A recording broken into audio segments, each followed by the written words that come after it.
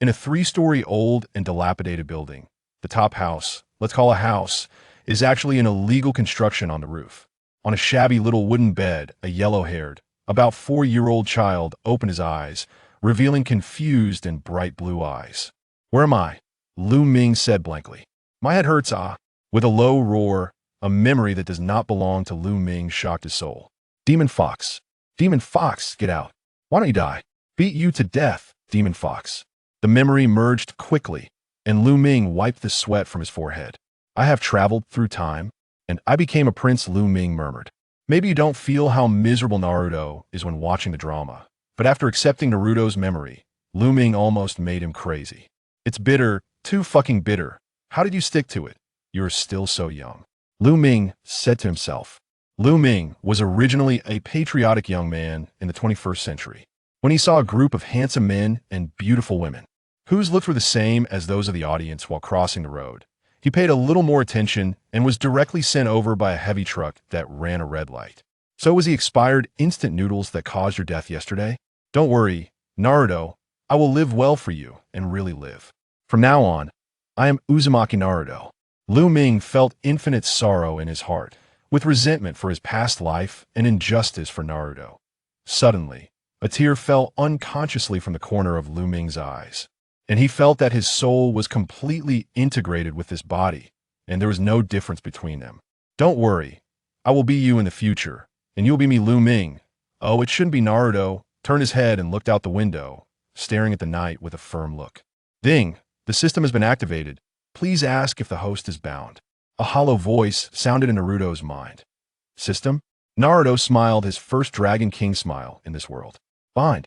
Bind successfully. The novice gift pack has been issued to the host. Please collect it in the system space." A transparent panel appeared in front of Naruto, and the information on the panel was very simple. Host, Naruto age, 4 bloodline, Whirlpool Chakra. 2 cards here. It is directly in a unit of adult Kakashi. Please don't criticize level. None. Skill, Yang Ninetail sealed state overall evaluation. A civilian who is a little better than a civilian. System, what functions do you have? Naruto was not in a hurry to collect the novice gift pack in the system space. As a traverser, the novice gift pack usually has good things. Now that he is being monitored, he may show something strange, so he should be careful. Ding. Host, this system is a sign-in system. As long as the host reaches the plot point and signs in, he can obtain any ninjutsu bloodline in the Naruto world. And there's also a small chance of obtaining items from another world. It is detected that the host has just arrived in the Naruto world, and a sign-in reward is given. "Do you want to sign in?" "Sign in." Naruto responded in his heart. Ding. Sign-in is successful. Congratulations to the host for obtaining the advanced chakra extraction technique, which has been automatically used by the host and upgraded to the great success. Cool. Naruto was ecstatic in his heart. He knew that there were many kinds of extraction techniques in the Naruto world. Otherwise, there would be no level difference between civilians and families. Naruto fell asleep in bed after a while. As for the novice gift package, Naruto planned to open it in the early morning. This was also a decision made after careful consideration. In the early morning, people's consciousness is the worst, especially after a certain umbu or a certain route stayed up late. The next morning, Naruto estimated that the surveillance personnel would change shifts in a while, so he quickly got up and sorted out his personal hygiene. "Open the novice gift package," Naruto muttered in his heart. Ding! The novice gift package has been opened. Congratulations to the host for obtaining the Thousand Hands bloodline, the primary sage body, and the incomplete version of the 72 transformations of the earthly fiends. Naruto took a breath of cold air.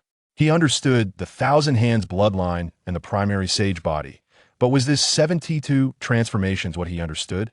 System, explain the 72 transformations. Host, the 72 transformations issued by this system are the exclusive skills of a monkey in the journey to the West world. But they're only transformation methods without magical methods, and after system transformation, they are suitable for use in this world, the system explained. What I got. Naruto touched the beard on his face, and he was very satisfied in his heart. Isn't it better to have this 72 transformations than Shadow Clone? Naruto walked into the toilet very naturally, but in fact, his body was churning. The Thousand Hands bloodline and the primary sage body were madly transforming his body, not to mention how sour it was. Naruto's room is about 50 to 100 meters around. There are 5 people wearing masks surrounding Naruto's room. Bingy, I'm so bored. I'm so sleepy after monitoring all night. One of the umbus said, yeah, I'll go home and have a good sleep after my shift change, and then go there to love my little baby, The obscene expression of the man, named Bingy, was beyond words. About 5 minutes later, 5 people dressed the same approached them. Here, this is the surveillance record of the night. It's calm. Bingy took out a small book and handed it to the shift changer, then waved to the others and disappeared into the darkness. Huh, is this the primary immortal body? Naruto watched the wound on his hand that was cut with a knife just now recover at a speed visible to the naked eye, and with the increase of the Thousand Hands bloodline. Now the chakra in his body is as much as 10 cards, and Naruto can feel the thin natural energy around him slowly flowing to himself to strengthen his physique. And he doesn't have to worry about the risk of petrification. Although there is almost no increase in chakra, Naruto believes that if he obtains an intermediate or even higher level sage body later, the chakra in his body will be transformed into natural energy. System, open the panel host. Naruto age, 4 bloodline. Uzumaki, Senju physical fitness. Primary sage body chakra, 12 cards level, Genin skills. Yang Ninetail, sealed state, incomplete version of the 72 changes of the earthly evil advanced chakra extraction technique overall evaluation. A cow and horse fighting on the front line. Naruto looked at the last evaluation speechlessly, shouting in his heart, I'm not a cow and horse. I guess I'm hungry. Let's go get something to eat. Naruto touched his stomach, put on the shitty yellow clothes that never changed for thousands of years, and went out. What bad luck, Fox Demon. Get out of here. When Naruto passed by the door of a fruit shop, the owner of the fruit shop drove Naruto away with disgust, as if he saw something. What are you looking at? Get out of here. The fat owner pushed Naruto forward with both hands. The people in this world have such twisted thoughts. Whether it's a fox demon or not, it is really disgusting that they can do such a thing to a 4-year-old child. Naruto turned his head and scratched his hair with an unnoticeable smile on his lips. He exhaled as if frustrated, turned and walked towards the woods, and a golden hair quietly floated slowly towards the fruit shop behind him. Naruto followed his memory and came to a small river, muttering in his heart, it's still the same as other time travelers. I can't escape the ending of going down to the river to catch fish.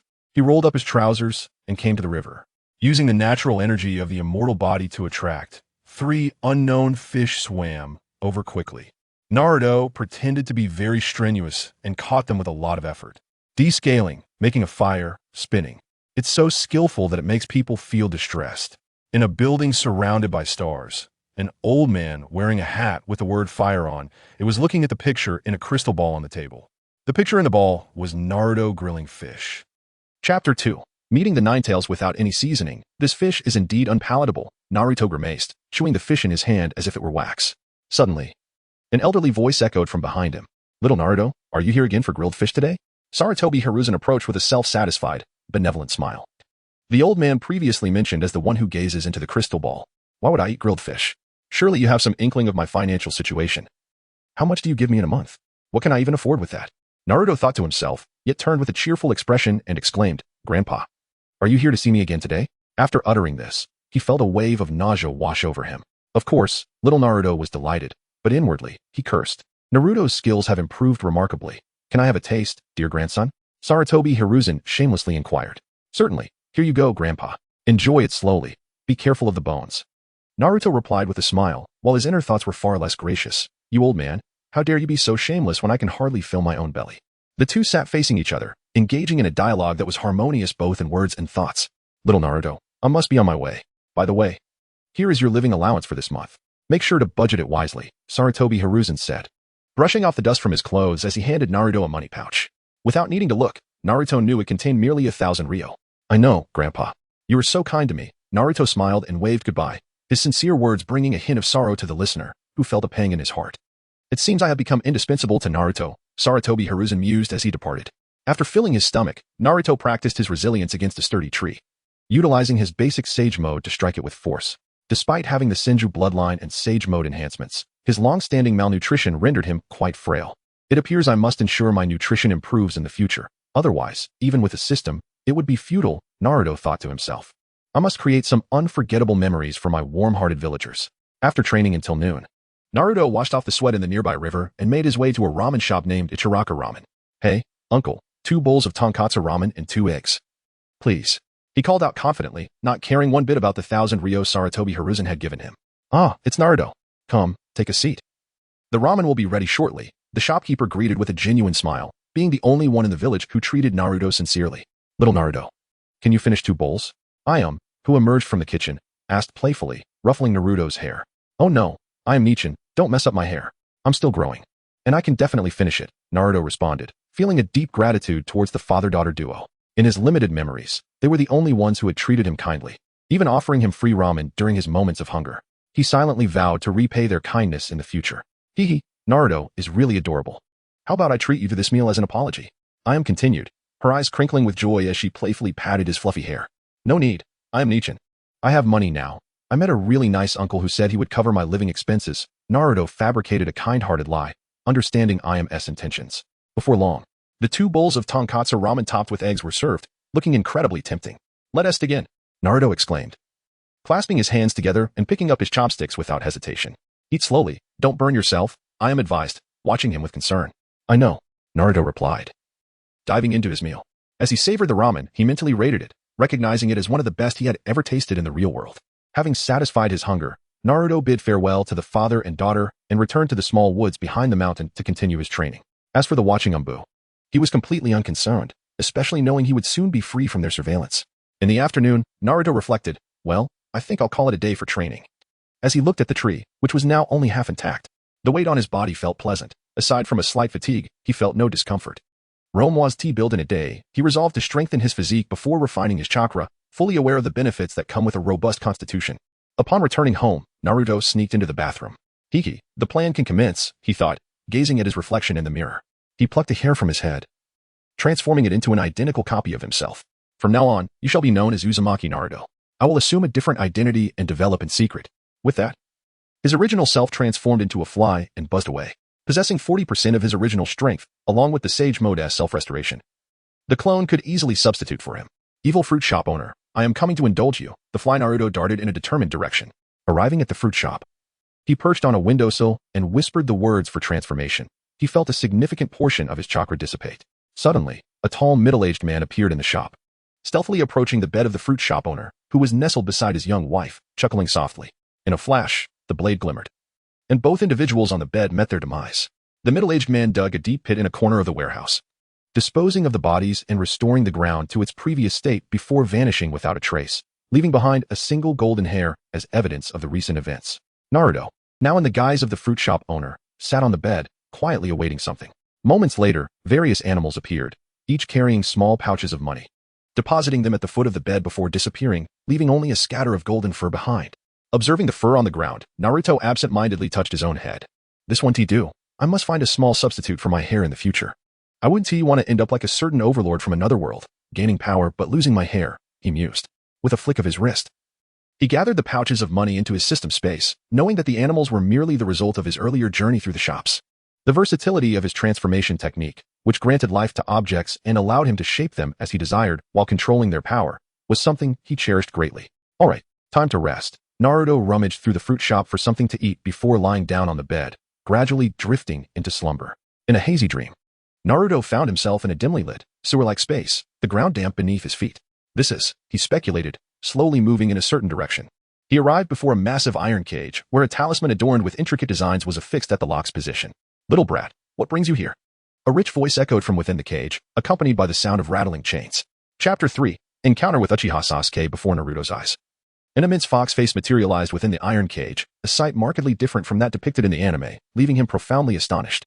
It was previously stated that achieving sentience post-establishment was no mere expression, yet witnessing such a colossal entity before him rendered it all the more real. After the initial shock, Naruto regained his composure and cautiously approached the Ninetales. Little brat, are you not afraid I might end your existence? The Ninetales slammed its paw against the iron bars, producing a thunderous sound. Kai-bai. Naruto stood 2 meters away from the cage, calmly uttering the name. Simultaneously, a notification echoed in his mind. Ding. Detected a plot checkpoint. Has the host signed in? Sign in. Naruto raised an eyebrow, surprised to discover that the seal of the nine tails within him was, in fact, a narrative point. Sign-in successful. Congratulations, host has achieved minor proficiency in taijutsu. Naruto felt as though he had ascended to a new realm of physical prowess. The energy coursing within him, causing an involuntary grin to spread across his face. Impudent brat, what did you just say? How do you know that name? The nine tails was taken aback, confusion mingling with astonishment. Had the seal not been in place, it would have lunged at Naruto in an attempt to seize him and unleash chaos. I not only recognize you as Kaibai, but I am also aware of the names of the other eight-tailed beasts, Naruto replied with a smile that sat down on the ground. What exactly do you know? The nine tails paced furiously within the cage, its eyes fixed intently on Naruto, as if trying to discern some hidden truth. Well, Kaibai, don't be so irritable. To be honest, I am somewhat of a fan of yours, Naruto recalled nostalgically, reminiscing about his past as a fan of Hokage.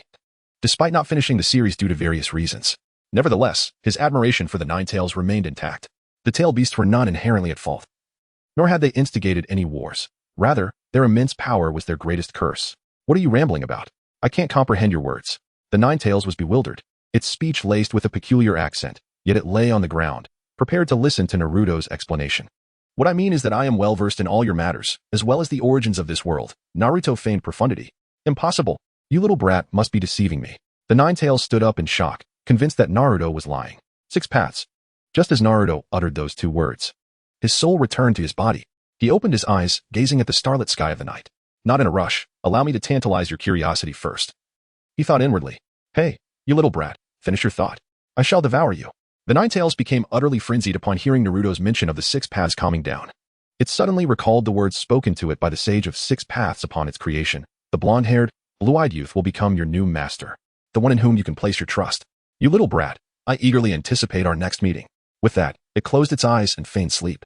The following morning, sunlight streamed through the window, illuminating the chaotic fruit shop counter. Outside, a cacophony of voices erupted like a whirlwind, abruptly rousing Naruto from his slumber. Groggily, he opened his eyes to the shouts outside. Damn thief. My entire livelihood is gone. My lace. My socks. I will seek justice from the Hokage. Naruto instantly became alert, his face adorned with a dark expression. Internally, he lamented, having only stolen money. How had he become labeled a thief of undergarments? Was this not an unjust burden to bear? Before long, a chorus of curses accompanied by footsteps reached the fruit shop's entrance. Naruto recognized it as his shadow clone arriving. He swiftly adjusted his expression, feigning the demeanor of a fruit shop owner, calling out a couple of times before casting a seemingly sympathetic glance at the clone outside, warmly inviting it to enter and make a purchase. The clone entered the shop, ostentatiously selecting fruits, while Naruto's true self observed the Umbu and Root members from the side, noting their lack of suspicion towards the scene unfolding before them. As the clone prepared to leave, a gentle smile graced Naruto's face. He discreetly produced several banknotes from his pocket and slipped them to the clone. This moment was witnessed by the Umbu and Root members, who perceived no anomaly, instead believing that the fruit shop owner had experienced a moral awakening, unwilling to see Naruto live as a beggar, akin to the benevolent owner of Ichiraka Ramen. The Umbu promptly reported the fruit shop owner's situation to Sarutobi Hiruzen. Sitting in the Hokage's office, Sarutobi nodded slightly as he listened to the report, remarking that the owner seemed kind-hearted. As for Naruto, he had grown up without guidance, and a bit of mischief was to be expected. Nevertheless, the blood of Minato Namikaze flowed through him, and Sarutobi believed there was goodness in his essence. At that moment, Naruto's clone, clutching the banknotes, strolled confidently down the street. Suddenly, he noticed a group of children bullying a frail boy. Recalling his own childhood experiences of being bullied, a surge of indignation welled up within him. He dashed over and swiftly chased the tormentors away. The weak child gazed gratefully at Naruto's clone. Thank you for saving me. What is your name? I am Uzumaki Naruto. If anyone dares to bully you again, just invoke my name, the clone declared proudly. Meanwhile, in the distance, Umbu operatives recorded this scene, reporting back to Sarutobi Hiruzen. Sarutobi, reviewing the report, allowed a faint smile to creep across his lips, recognizing the child's sense of justice. However, all of this was part of Naruto's grand design. This staged rescue of the child was a calculated move to lull the higher-ups into complacency. He was acutely aware of the Umbu's surveillance, so he deliberately showcased his virtuous side, leading Sarutobi to perceive him merely as a mischievous child with a good heart. Upon returning home, Naruto's true self reunited with his clone. Everything is proceeding smoothly. The higher-ups should have relaxed their vigilance towards us, he stated. The clone nodded in agreement. Now we can commence with the next phase of our plan. The clone continued with daily tasks, while another clone managed the fruit shop. Meanwhile, Naruto transformed into an insect and flew toward the Uchiha compound. Like a delicate bird, Naruto silently concealed himself among the dense foliage, his presence perfectly masked. As if he were one with the great tree, his gaze remained fixed on the two individuals below, one of whom was the target of his current endeavor. Beneath the tree, Uchiha Sasuke clutched his brother Itachi's sleeve tightly, pouting with dissatisfaction. "Nisan, you never have time to spend with me." Sasuke's voice betrayed a hint of grievance and longing. Itachi looked down at his younger brother, a flicker of helplessness and guilt crossing his features. He sighed gently, offering reassurance. "Sasuke, big brother has many responsibilities in the Umbu and cannot be with you all the time. I am truly sorry." As he spoke, Itachi extended his finger and softly tapped Sasuke's forehead, as if to soothe his emotions. Just then, Itachi felt an almost imperceptible sensation of being watched. His brow furrowed slightly as he employed chakra to sense the surrounding activity, yet strangely, he detected nothing amiss. Chapter 4. Planting the seed in Itachi's heart. As Sasuke and Itachi engaged in their training, both were deeply focused on their endeavors. However, at the moment Sasuke threw a punch, Itachi abruptly halted his movements. Noticing this, Sasuke looked at Itachi with confusion and asked, "Nisan, what is wrong?" His voice betrayed a hint of concern. Itachi slowly turned his head to meet Sasuke's gaze, pausing for a moment before softly replying, "Oh, it's nothing, Sasuke. I have some matters to attend to today and can no longer continue our training." His tone was calm, yet Sasuke could sense a trace of helplessness underlying his words. A flicker of disappointment crossed Sasuke's eyes as he muttered, "It's always like this. I hate my brother." Though he understood that Itachi might have important responsibilities, the discontent in his heart compelled him to voice his grievances. Itachi observed Sasuke's aggrieved expression, feeling a pang of guilt. He reached out, gently tapping Sasuke's forehead with 2 fingers, and said tenderly, "I'm sorry, Sasuke. Once I finish my tasks, I will find time to continue our training." With that, his figure gradually faded from Sasuke's discontented gaze, ultimately dissolving into a wisp of smoke, vanishing without a trace. Sasuke stood rooted to the spot, watching the direction in which Itachi had departed, his feelings of grievance intensifying. His eyes reddened, tears welling up as he trudged homeward, simultaneously lamenting Itachi and Appo's departure and bearing the weight of his heavy footsteps. Meanwhile, Naruto, transformed into an insect, zipped backward like a bolt of lightning. It darted through the air, swiftly navigating the dense woods and underbrush, eventually arriving at a relatively secluded clearing.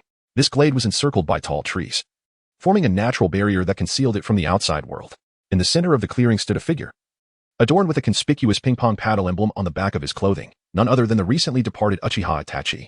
Naruto cautiously alighted on a branch of a tree directly in front of Itachi, quietly observing him.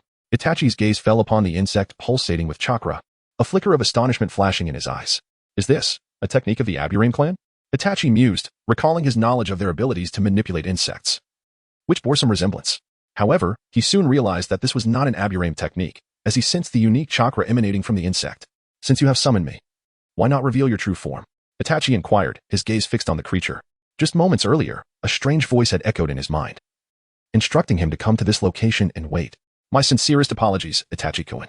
I am unable to present myself to you in my true form at this moment, as I am still unfamiliar with your current condition and cannot ascertain whether you have been thoroughly brainwashed." The insect transformed from Naruto spoke in a low, slightly hoarse voice, as if suppressing some emotion. Upon hearing the term brainwashed, Itachi's expression darkened instantly, his eyes glinting with confusion and anger as he retorted sharply, "Brainwashed? What do you mean by that? Are you mocking me?" Before he could finish his sentence, Itachi surged forward like a bolt of lightning, swiftly hurling 2 shuriken that crossed in midair, restricting Naruto's every possible escape route. The sequence of his actions was as rapid as a gust of wind, showcasing Itachi's formidable prowess. His speed was astounding, and the angles of his attacks were so unconventional that they left no room for defense. Truly, the Uchiha clan, with its mastery of the Manjiki Sharingan, had reached the echelon of shadow-level strength. Faced with Itachi's relentless onslaught, the insect-transformed Naruto did not dare to falter. It nimbly retreated, moving with such swiftness it seemed to teleport. Without hesitation, it employed a unique technique, melding seamlessly with the tree behind it, disappearing without a trace. "Do not be hasty, Itachi-kun. I possess a means to resolve the issues between the Uchiha clan and the village." Naruto's voice emerged from the tree, tinged with a hint of urgency. Were he in his human form, he would likely be drenched in sweat by now. "It would be prudent for you to elucidate your intentions. Otherwise, you shall not leave here today," Itachi warned, his eyes now transformed into the Manjiki, fixated intently on Naruto as he emerged from the tree.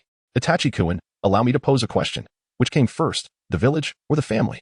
Naruto asked, his gaze betraying a hint of trepidation, silently hoping that Itachi would not suddenly unleash Amaterasu, for he was currently appearing before Itachi in his true form. If Itachi were to act, he would be in dire trouble. Upon hearing Naruto's query, Itachi lowered his head briefly in contemplation before responding, "Certainly, the village came first. The village provides us with protection, allowing us to settle and thrive in this land." Naruto quickly shook his head in refutation, declaring, "Incorrect. Utterly mistaken. The family is the eternal bastion of human civilization. It serves not only as a biological unit of existence, but also as the spiritual womb that constructs our ethical world. The village is merely a temporary construct in the historical development process, an extension of the familial community in time and space. Only by recognizing this fundamental relationship can we prevent the alienation of individuals into mere cold components of the village machinery, thereby safeguarding the precious warmth inherent in our humanity. After a brief pause, as if giving Itachi time to digest his words, Naruto posed a second question. Now, let me ask you this. When you mentioned taking root, you implied that the home is in Konoha. But where, pray tell, is the root of Konoha? With that, Itachi's mind erupted like a bomb, reverberating with thoughts. He pondered deeply, where indeed lay the root of Konoha. Was it Danzo? Yet, compared to Danzo, he would rather place his trust in Hiruzen Sarutobi. Gradually, Itachi retracted his imposing aura, the brilliance of his Mangekyou Sharingan dimming to tranquility. He bowed his head silently, a profound sense of desolation swelling within him. Seizing the opportunity, Naruto continued, "Let me enlighten you. The roots of Konoha are, in fact, the people, the various clans. They intertwine like countless roots, collectively forming present-day Konoha. It is due to the trust and support of the populace and the clans that Konoha has thrived and taken root. And what of Shursui? Have you forgotten how he met his end?" Naruto concluded with a bombshell. Chapter 5. Encounter with the wide-eyed cute girl. Did you know? Itachi's face instantly turned pale, disbelief etched across his features as he gazed at the person before him, his body involuntarily retreating 2 steps. Memories of his last encounter with Shursui flashed through Itachi's mind. At that time, Shursui was gravely injured yet still entrusted his Mangekyou Sharingan to Itachi, urging him to resolve the conflict between the Uchiha and the village. However, Itachi remained oblivious to the true cause of Shursui's demise. Haraha! The insect transformed by Naruto suddenly erupted into a cacophony of laughter, replete with mockery and disdain. Shursui was truly Navi. The insect's words pierced Itachi's heart like a dagger. His eyes widened as he scrutinized the speaker, seemingly searching for a shred of truth amid the derision. "You must know the power of Shursui's Mangekyou, right?" The insect continued. "Do you think the higher-ups in Konoha would allow him to walk away alive if they were aware of his abilities?" Itachi's heart sank. He was well aware of the formidable prowess of Shursui's Sharingan. The ability to manipulate others' thoughts was undoubtedly a perilous existence. If the Konoha elite had learned of this, they surely would not have spared Shursui. This cannot be true. Itachi struggled with the thought. What is impossible about it? Naruto scoffed, his expression dripping with disdain. Shursui was overly trusting of the Konoha leadership. He foolishly revealed the capabilities of his eyes to Hiruzen Sarutobi and promised that if the rift between the village and the Uchiha was not resolved, he would use Kotoame Tsukumi to control the Uchiha leaders to ease tensions. How utterly foolish. Naruto paused, seemingly lamenting Shursui's fate, then inhaled deeply before continuing. In the end, that old coot Hiruzen leaked this information to Danzo, that insidious and cunning figure. Danzo summoned Shursui under the pretense of the Hokage's orders and seized Shursui's right eye at the opportune moment. As Naruto grew increasingly animated, his voice rose an octave. Originally, Danzo stood no chance against Shursui, who had even bested him once. But do you know how he survived? Ha ha ha, it was because of the Uchiha clan's Sharingan. His bandaged arm is filled with your clan's Sharingan. He relied on activating Izanagi beforehand to ambush Shursui. Naruto unleashed a torrent of pent-up anger and grievances, his words detonating like heavy bombs in the air, leaving all in astonishment. "I can assist the Uchiha. You can discuss this with your clan leader. This is a shadow clone of mine. Once you come to a decision, relay it to him." Upon finishing, a black crow materialized beside him, flapping its wings and soaring directly in front of Itachi. Startled by the unexpected apparition, Itachi quickly regained his composure. He stared intently at the crow, a peculiar sensation washing over him. The crow's appearance was no mere coincidence. It bore some significant meaning. A mysterious smile graced Naruto's lips as he cast a deep glance at Itachi before turning away, leaving the crow and a bewildered Itachi behind. Itachi stood motionless, his gaze fixated on the crow perched upon his shoulder. The words Naruto had spoken echoed in his mind, alongside the crow's sudden emergence. He began to ponder whether Naruto's proposition could indeed aid the Uchiha clan in overcoming their plight. Itachi was acutely aware that few in the village knew about his crow clone, yet Naruto had summoned one with such precision and commanded it to follow him, deepening Itachi's conviction in Naruto's words. "Thank you for everything you have shared," Itachi murmured, bowing deeply in gratitude toward the direction Naruto had departed. Without hesitation, he turned and dashed toward his clan's location like an arrow released from a bowstring. His heart brimmed with urgency and anticipation. He was eager to relay the day's revelations to his family, especially his father, Uchiha Fugaku. Itachi believed this news to be crucial for the Uchiha clan. Perhaps Naruto would be the key to altering their destiny. Upon returning to the fruit shop, Naruto instructed the clone of the shopkeeper to continue with their tasks, while he swiftly retreated to his room, plopping down onto the bed, legs crossed, and commenced his training in chakra extraction. Naruto closed his eyes, regulated his breath, and concentrated on the flow of chakra within him. His body trembled slightly, as though an invisible force surged through him. As time passed, Naruto sensed an unending stream of chakra being extracted. Sweat beads began to form on his forehead, yet he persevered, focusing even more intently on controlling the flow of chakra. Possessing the basic sage body, Naruto's capacity for chakra absorption and refinement far surpassed that of an ordinary individual. Consequently, his training progressed rapidly, with noticeable increases in chakra levels. After a brief period, Naruto felt a significant surge in his chakra reserves. He opened his eyes, gazing at his palm, internally estimating that, if he continued at this pace, he could augment his chakra by half a card within a single day. Just as Naruto reveled in his training, the shopkeeper's clone appeared at the door, addressing him. Naruto, I just heard some children causing a commotion in the alley. It seems they are picking on someone. Would you like to check it out? Upon hearing this, Naruto sprang to his feet and followed the clone to the alley's corner. Indeed, he heard the taunts of children within. Wide-eyed monster. Let's beat this wide-eyed monster. Naruto's heart tightened, and he quickened his pace as he entered. A group of children surrounded a short-haired girl, whose porcelain-like complexion, delicate features, and particularly striking white pupils left a lasting impression. Without a doubt, Naruto recognized this girl as Hinata Hyuga from the original storyline. At that moment, Hinata curled up in the corner, her body trembling slightly, tears streaming down her face, clearly having suffered greatly at the hands of these children. Ding. Sign-in point detected. Would the host like to sign in? The system's voice prompted Naruto to raise an eyebrow. As he signed in, Naruto summoned another clone to rush toward his location. Sign-in successful. Congratulations, the host has acquired wind release. Great breakthrough. The host has successfully learned it to mastery. The system's voice resonated in his mind. At that moment, the clone Naruto arrived, while the original retreated into the shadows of the fruit shop. Stop. A thunderous roar reverberated through the alley. The crowd turned toward the sound, witnessing a figure racing toward them like a gale. Naruto's clone. His speed was astonishing. With a blink, he reached Hinata's side. With a swift motion of his arm, he pushed away the children encircling Hinata and stood resolutely before her, like an impregnable mountain. Oh, the fox is here. A wide-eyed monster and a fox, ha ha ha ha. The children, far from intimidated, erupted into laughter, hurling stones mercilessly at Naruto's clone. Undeterred by the barrage of stones, Naruto's clone feigned an inability to dodge, allowing a rock to strike his forehead. In an instant, blood gushed forth, streaming down his face and staining his clothes. Nevertheless, the clone paid no heed to the injury. His body as unyielding as steel, steadfastly shielding Hinata from harm. At that moment, a shadow, like a specter, appeared at the mouth of the alley. Upon closer inspection, it revealed itself to be a member of the Umbu. Observing the scene, he swiftly employed a transformation technique, metamorphosing into an ordinary villager. You mischievous children. Creating such a ruckus here, what disgrace. Hurry and return home. The Umbu member reprimanded sternly. The children, intimidated by his imposing presence, scattered like startled birds, fleeing the scene. Once the children had retreated, the Umbu member exhaled a sigh of relief. He glanced at the shadow clone of Naruto, who was still protecting Hinata, a glimmer of approval flickering in his eyes. Subsequently, he turned and vanished into the depths of the alley. Chapter 6. The 12 Young Heroes of Konoha. Are you alright? The shadow clone of Naruto turned, a look of genuine concern etched upon his face as he inquired softly. Hinata Hyuga slowly rose to her feet, her body trembling slightly, clearly still shaken from her recent experience. Her voice was a whisper, somewhat hoarse. I'm fine, thank you.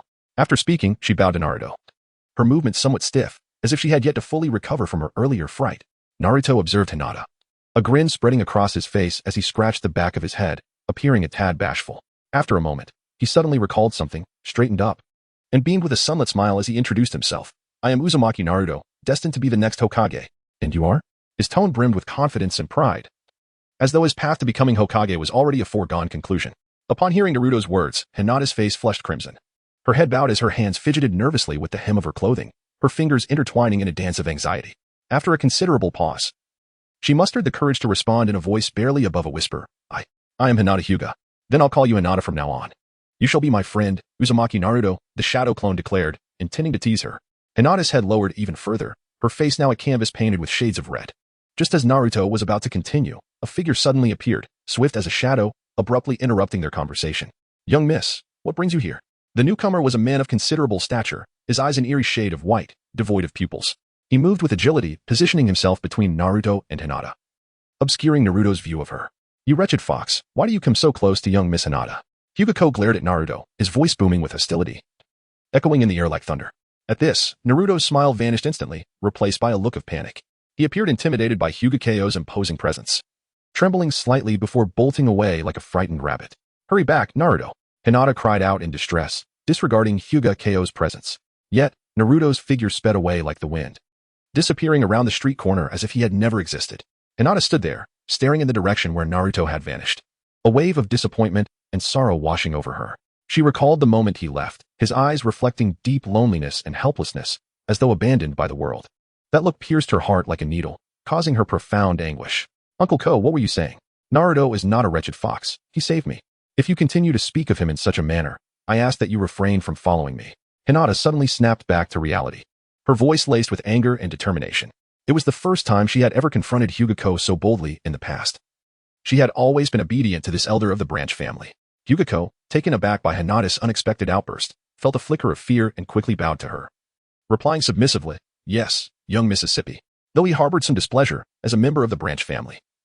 He understood his position and knew he could not defy the orders of the main family. "Young miss, it is getting late. We should return home promptly, lest the clan leader begins to worry about you," Hyuga urged, his expression anxious. Hinata, at his words, slowly lifted her gaze, her beautiful eyes locking onto Hyuga as she whispered, "I'm sorry, Naruto." Her voice was so soft it seemed only she could hear it. Hyuga, witnessing her sorrowful expression, sighed in resignation and turned to head back towards the Hyuga estate, with Hinata trailing behind him like a contrite child. Meanwhile, Naruto's shadow clone strode down the street, completely ignoring the shouts and accusations hurled at him by passers-by, his head bowed as he moved forward, seemingly detached from the world around him. Yet beneath his tranquil exterior, he was transmitting the events that had just transpired to his original self at the fruit shop in a unique manner. Inside the fruit shop, the original Naruto abruptly halted his training, stroking his chin thoughtfully as he murmured, "Hinata is indeed quite charming, but there is no room for a woman in my heart. After all, a heart devoid of women naturally wields the blade with precision. So, Hinata, you'll just have to be my little sister." System, access the panel. Host, Naruto age, 4 bloodline, Uzumaki, Senju physique, beginner sage body chakra, 12. 2 cards rank, Genin skills, Yang 9 tails, sealed state, incomplete earth transformation, advanced chakra extraction technique, basic taijutsu comprehensive evaluation, a tireless worker on the front lines. After extensive training, Naruto discovered that his chakra extraction speed remained markedly sluggish, having only achieved 0. 2 cards in half a day.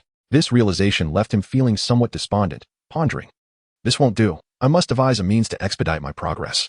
In an instant, Naruto recalled the system. He realized that with such a powerful tool at his disposal, there was no need for arduous training. He began to contemplate how to leverage the system to acquire more chakra. Reflecting on the previous 2 tasks completed at key plot points, he recognized that it was not solely the major events within the storyline that could trigger sign-ins. This revelation meant that any person or event connected to the Naruto of the narrative could potentially serve as a catalyst for sign-in opportunities. After careful consideration, Naruto concluded that his analysis was astute. He began to ponder where he might venture next to seek fortune, hoping to uncover clues related to the plot that could activate new sign-in story points. The 12 young heroes of Konoha, he exclaimed to himself, a spark of excitement igniting within him. Given the current circumstances, they are undoubtedly the most likely candidates to trigger the system's sign-in. Resolute, he declared, "All right, it's settled." His hands rubbed together in anticipation, as if the dawn of success was already on the horizon. Without delay, Naruto swiftly contacted his shadow clone, instructing him to return home at once. The clone, receiving the command, hastened homeward without hesitation. Meanwhile, the original Naruto performed a transformation jutsu, instantly morphing into a diminutive mosquito. The tiny creature flitted its wings and sped toward home. In no time, the mosquito version of Naruto arrived at the doorstep, landing lightly on the windowsill before stealthily entering the room. Upon entering, he spotted the waiting shadow clone, and they exchanged a knowing smile before heading to the restroom together. The shadow clone exhaled a sigh of relief and vanished without a trace, while the original Naruto restored his true form, striding confidently out of the restroom. Chapter 7. Every day with Tintin. Tintin languidly leaned against the cash register of the weapon shop, her lively bun hairstyle resembling 2 playful birds in flight. A delicate, fair-skinned hand gently supported her chin, and her pensive expression was both whimsical and earnest. Her face resembled exquisite porcelain, with bright, large eyes that darted around in curiosity, as though searching for some delightful amusement. At that moment, a youthful voice emerged from beneath the counter, shattering the tranquility of the shop. "Hello, beautiful sister. I want to buy a shuriken." Although the voice was soft, it brimmed with determination and anticipation. Naruto shyly peered out, his prolonged malnutrition rendering him much shorter than his peers, and his irregular diet had hindered his physical development. A glimmer of longing shone in his eyes, tinged with a hint of resignation. "Hey, little brother, why do you want to buy a shuriken when you're so small?" Tintin inquired, her body leaning slightly forward as she curiously regarded Naruto. Her gaze was filled with affection for the child, laced with a touch of playful teasing. Observing his frail figure softened her heart, prompting her to show more concern for this unfortunate little fellow. She gently patted Naruto on the head and asked tenderly, "Why do you want to buy a shuriken? Is it for self-defense?" At this moment, Naruto's face lit up with surprise, thinking, "Indeed, the system has activated." Ding. Detected a plot sign in point. Would you like to sign in? Naruto mused internally. Ding. Congratulations, the host has gained weapon mastery. Oh, what a wonderful gift. Naruto felt a smile spread across his face, almost drooling with delight. Instantly, a flood of information surged into his mind, a subtle feeling of the Kanai's center of gravity. The calculation formula for the explosive tag's view speed. The throwing arc of the crescent blade, it was as if muscle memories forged through countless battles had awakened within him. Naruto instinctively grabbed 5 trial shurikens from the counter, his slender fingers trembling as they brushed against the blade, resonating with a metallic hum. Little brother? Tintin's call pulled him back to reality. When he looked up, he met her sparkling, almond-shaped eyes. The young kunoichi wore a light blue tang suit, and the ribbons cascading from her twin bun swayed gently with her movements. The scroll pouch at her waist gleamed with a polished sheen, an evident mark of her long association with ninja tools. I am not a little brother. My name is Naruto Uzumaki, and I will become the Hokage, he declared proudly, puffing out his chest. I am not a little brother. Naruto straightened his back, his figure reflecting golden light under the sun. My name is Naruto Uzumaki, destined to be the Hokage. The moment those grand words escaped his lips, he keenly noticed a slight contraction in her pupils. Indeed, this young lady from a prestigious lineage was aware of the secrets of the Nine-Tails Jinchuriki. Tintin lightly tapped the glass display case with her alabaster finger, her gaze sweeping over Naruto's faded orange jacket. 5 specially made wind-style shurikens cost 10,000 ryo.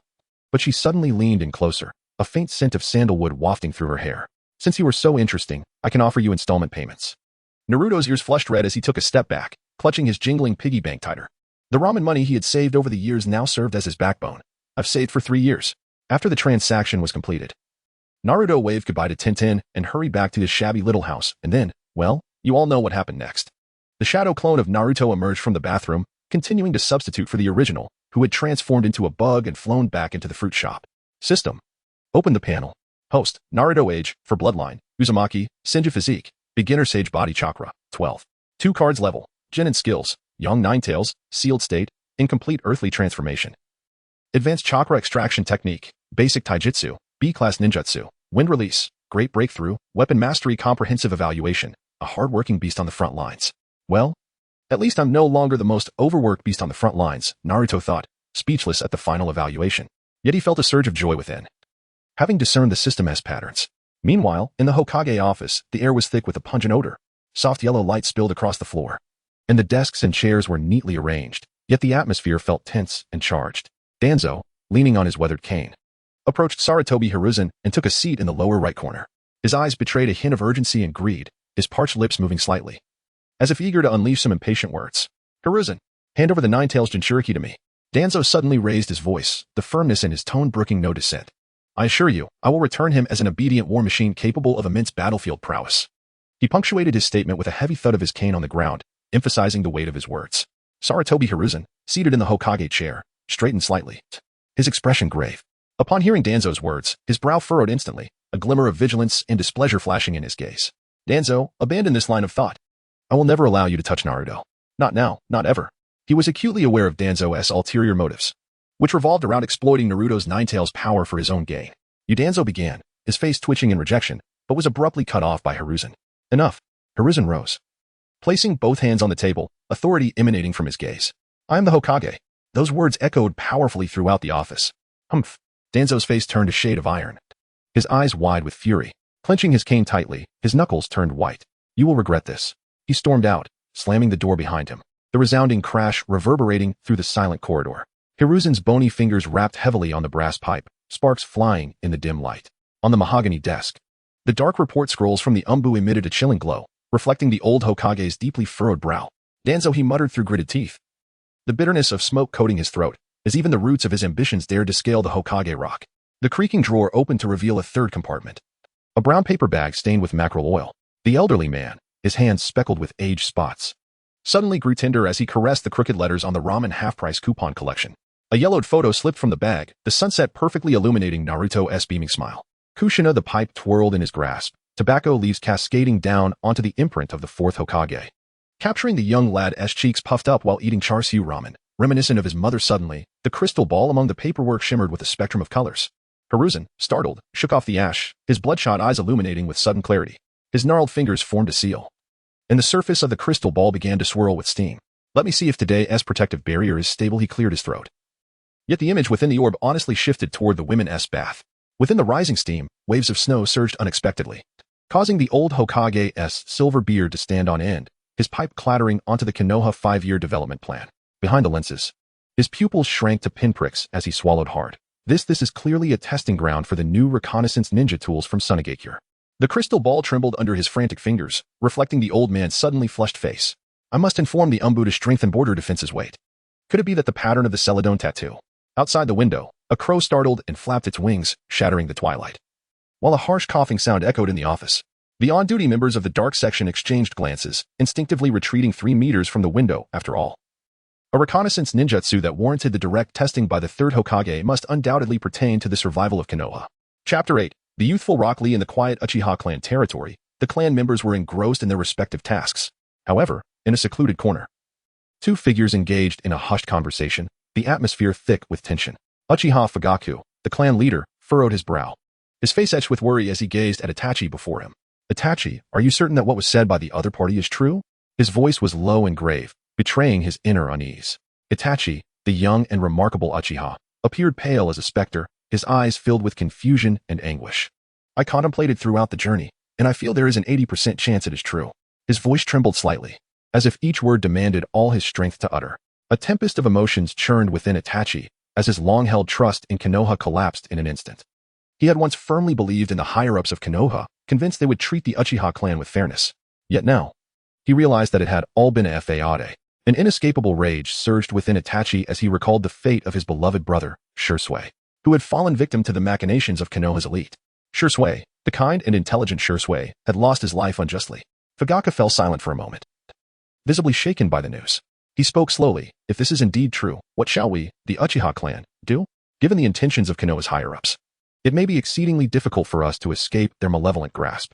Itachi took a deep breath, striving to regain his composure. Father, we cannot simply sit idly by. We must protect the Uchiha clan at all costs. His gaze grew resolute. Despite the turmoil within, he understood that he must shoulder this responsibility. Itachi, I entrust this matter to you, Fugaku said earnestly. You must covertly engage with that mysterious individual to ascertain whether he possesses a genuine solution to the discord between the Uchiha and the village. Remember, before the eyes of Konoha's elite, you must maintain your usual demeanor and arouse no suspicion. Fugaku's eyes bore into Itachi's, aware that this was a perilous gamble. Yet, for the future of the Uchiha clan, he had no other choice. Itachi nodded, signaling his understanding of his father's intentions. He turned towards the Konoha office building, moving with a steady and light step. As a member of the Umbu, he was well acquainted with Konoha's dynamics and knew how to execute his mission without detection. As he traversed the path, a myriad of speculations regarding the mysterious individual flashed through Itachi's mind. Who was this enigmatic figure? Why would he offer assistance to the Uchiha? What were his true motives? Despite Itachi's exceptional intellect, the identity of this stranger eluded his understanding. Nevertheless, Itachi did not allow these questions to deter him for long. He was acutely aware that his foremost duty was to fulfill his father's request. The other inquiries could wait. Thus, he quickened his pace, swiftly vanishing into the streets of Konoha. The following morning, sunlight poured through the windows of a fruit shop, illuminating Naruto's breakfast. He devoured his meal swiftly, letting out a satisfied burp before employing the transformation jutsu to morph into a diminutive insect. This tiny creature fluttered into the air, soaring over streets and houses, ultimately returning to his dilapidated abode. Upon entering, he exchanged a knowing glance with the shadow clone of Naruto that had been waiting, and together they silently stepped into the restroom. As soon as they entered, the shadow clone dissipated like mist, while Naruto emerged from the room with a smile. Meanwhile, at the Konoha training ground, a boy clad in tight green pants was diligently performing push-ups. His hair was as dark as ink, styled in a bowl cut that gave him a somewhat comical appearance. Despite his hands trembling from exertion, he gritted his teeth and refused to yield. 786, 787, 788. He muttered, each push-up a Herculean effort, yet his eyes remained steadfast, radiating an indomitable spirit. Wow, you're amazing, Naruto exclaimed, rushing over to Lee, his eyes sparkling with admiration and envy. Hey, I'm Uzumaki Naruto, and I'm thrilled to meet you. I wonder if I could have the honor of becoming your friend? As he spoke, Naruto flashed his signature brilliant smile, winking to showcase his innate flair for performance. Lee, hearing Naruto's words, slowly raised his head to gaze at the boy in somewhat tattered clothing before him. He executed a stylish spin, then sprang to his feet, dramatically tossing his hair back to reveal a dazzling smile. Haha, I am Rock Lee. I am delighted to be your friend, Naruto. You truly have discerning taste. Naruto stared at Lee, who seemed to exude an aura of brilliance, momentarily captivated. However, he quickly regained his composure and reciprocated Lee's enthusiasm with a thumbs up. Just then, a clear chime resonated in Naruto's mind, followed by the system's voice. Sign-in point detected. Would the host like to sign in? Without hesitation, Naruto replied, sign in. Congratulations. Host has obtained the 8 gates technique, which has been automatically cultivated to the 8th gate. The system announced again. Naruto felt a surge of elation. He had not anticipated such fortuitous luck, acquiring such a formidable skill as the 8 gates. This technique was renowned in the world of shinobi, and once all 8 gates were opened, one's power would surge tremendously, achieving a state of invincibility beneath the sage level and a one-for-one exchange above it. He recalled the character guy from the narrative, who had nearly concluded the battle against Madara with a single kick. The sheer force was cataclysmic. Were it not for the constraints of the plot, Guy would have undoubtedly ended the conflict long ago. Though Naruto was just a mere 4 years old, he brimmed with confidence. He believed that as time passed, through relentless growth and training, the 8 gates would undoubtedly serve as a formidable trump card. Can I train with you today? Naruto asked, his eyes gleaming with anticipation. Despite finding Lee's unique attire somewhat odd, his admiration for Rock Lee was heartfelt. Naruto was well aware of Lee's journey. He was an ordinary civilian, devoid of innate talent for ninjutsu, yet through unwavering effort and a steadfast pursuit of taijutsu, he had emerged among the elite of Konoha, securing a place among the 12 guardians of Konoha. This tenacious spirit inspired profound respect within Naruto. Moreover, Naruto particularly appreciated Lee's optimistic approach to life as portrayed in the narrative. He was always brimming with enthusiasm and vitality, facing challenges with positivity, a mindset that deeply resonated with Naruto. Upon hearing Naruto's request, Lee was initially taken aback, then overwhelmed with emotion to the point of tears. "Wow, I am so touched," he exclaimed, kneeling on the ground, his body writhing with excitement. "Today, I shall run 500 laps around Konoha after finishing my push-ups." Naruto watched Lee's exaggerated reaction, a twitch forming at the corner of his eye. He suddenly felt he might have made an ill-advised decision and inwardly regretted his choice to train with Rock Lee. Chapter 9. The support of the Nine Tails. After an exhausting training session, Naruto, drenched in sweat, trudged towards his dilapidated hut. Just as he reached out to push open the precarious door, 2 figures adorned with cat masks materialized before him, blocking his path like phantoms. A sense of alarm gripped Naruto. He sensed their formidable chakra and realized they were at least Chunin level. In his current state, he understood that without resorting to his trump card, he stood little chance against them. "Uzumaki Naruto, the Hokage summons you," one of the masked figures intoned emotionlessly, their voice echoing with an eerie resonance that sent chills down his spine. This was certainly not the Umbu. A thought of dread surged within him. Could it be that something had been uncovered? Or was there another reason? A myriad of speculations flooded his mind. As Naruto pondered his escape, 5 more individuals with animal masks suddenly appeared, interposing themselves between him and the 2 root members. "Apologies, but we have not received any orders from the Hokage. You cannot take him," one of them, who had previously monitored Naruto, asserted firmly. "Stand down." The command rang out, as the 2 root members regarded the 5 Umbu with palpable disdain. Although the Umbu were merely Chunin, they were entrusted with a significant duty to protect Naruto. Undeterred by the provocation, the monitoring Umbu shouted, "Umbu B, protect Naruto. Umbu C, quickly inform the Hokage. Umbu D, Umbu E, follow me." Before his words could dissipate into the air, Umbu B swiftly launched a shuriken, striking first in the ensuing confrontation. "How foolish," one of the root members sneered, advancing without hesitation. Simultaneously, the other moved with ghostly agility, darting directly towards Naruto. Earth style, Earth Dragon Bullet. Umbu B bellowed, hands forming seals, summoning a colossal earth dragon that roared forth towards the root members. Water style, Water Wave Cutter. Umbu C followed suit, unleashing a torrent of surging water that complemented the earth dragon, creating a powerful shockwave. Earth style, Rock Avalanche. Umbu D joined the fray, slamming his hands onto the ground, causing an onslaught of stones to rain down upon the root members. Yet, the root member demonstrated remarkable prowess and agility, evading Umbu B and his comrades' attacks in swift succession. Shadow Clone Technique. As Umbu B and the others stood aghast, the root member shouted, unleashing a swarm of black insects from his body. "What? This is bad," he asked from the Oil Girl clan. Umbu B gasped, his expression shifting to disbelief. At that moment, another root member appeared before Naruto like a specter. Without hesitation, Umbu D launched an assault, forming seals with haste and proclaiming, "Fire style, Fireball Barrage."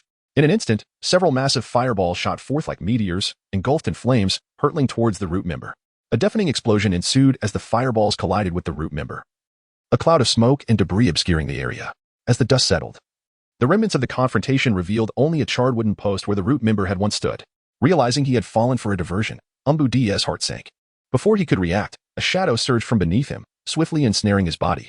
"Shadow imitation technique," he screamed in horror, unprepared for the revelation that the assailant was a member of the Nara clan. "You'll regret this. The Hokage will not let you go unpunished." Umbu D seethed, struggling against the binding shadows, yet all efforts proved futile. "Enough chatter." Shadow Strangle Technique. Nara Saltwater stated coldly, his expression devoid of emotion.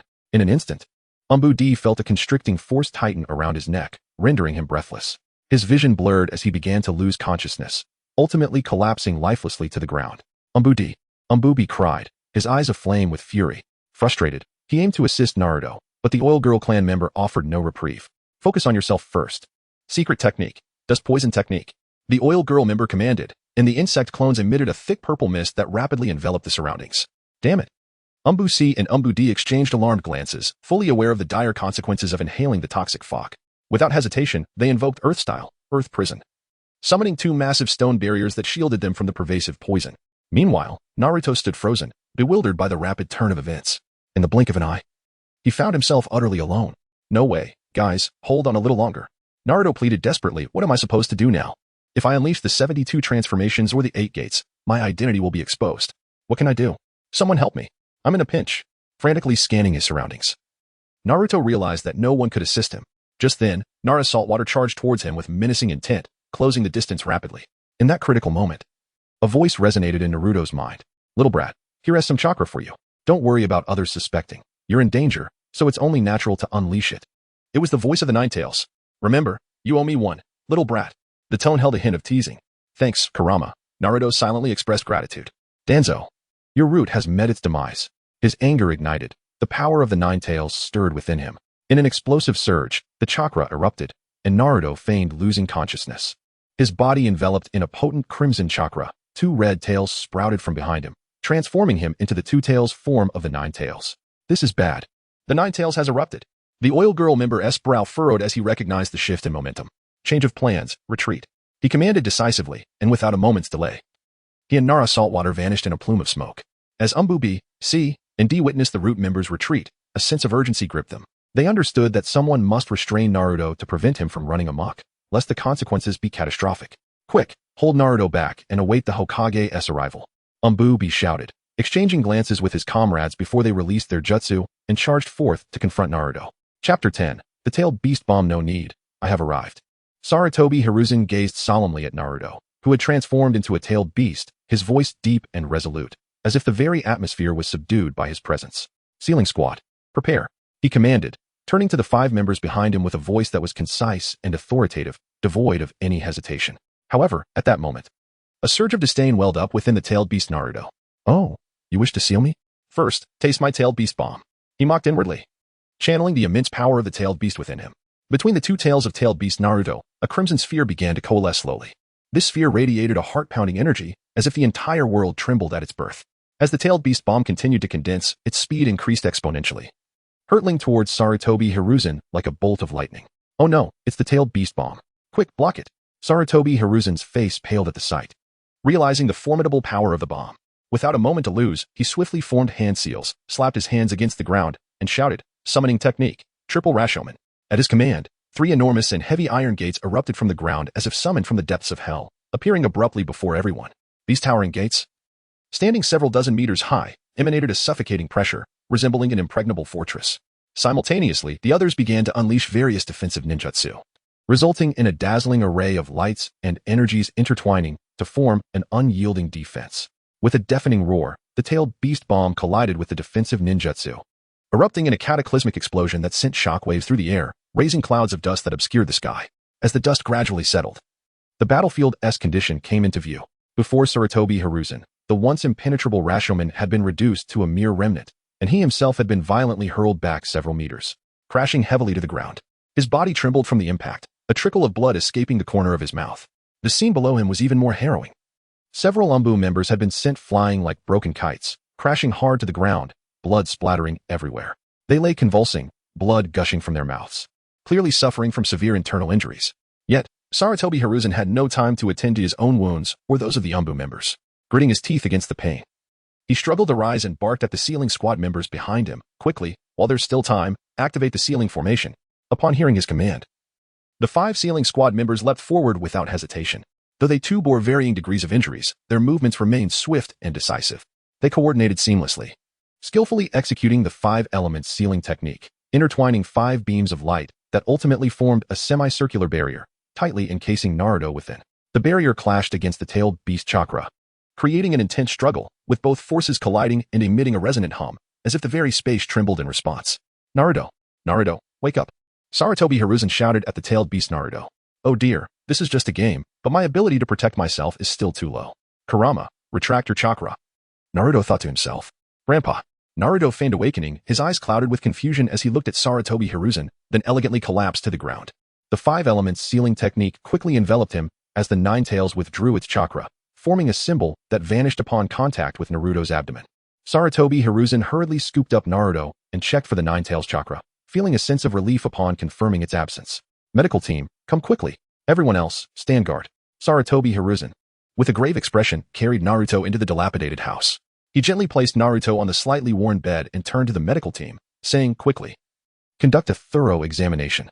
The medical team sprang into action, deftly producing various medical instruments to meticulously assess Naruto's condition. As seconds turned into minutes, a tense atmosphere enveloped the room. Finally, one medical staff member stood and reported to Sarutobi Hiruzen, Lord Third, Naruto is not in serious danger. He is merely unconscious from overexertion. Hearing this, Sarutobi Hiruzen felt a slight easing of his worry, though his brow remained furrowed. He waved his hand, signaling the medical personnel to rest, and shouted out the door, Bingy.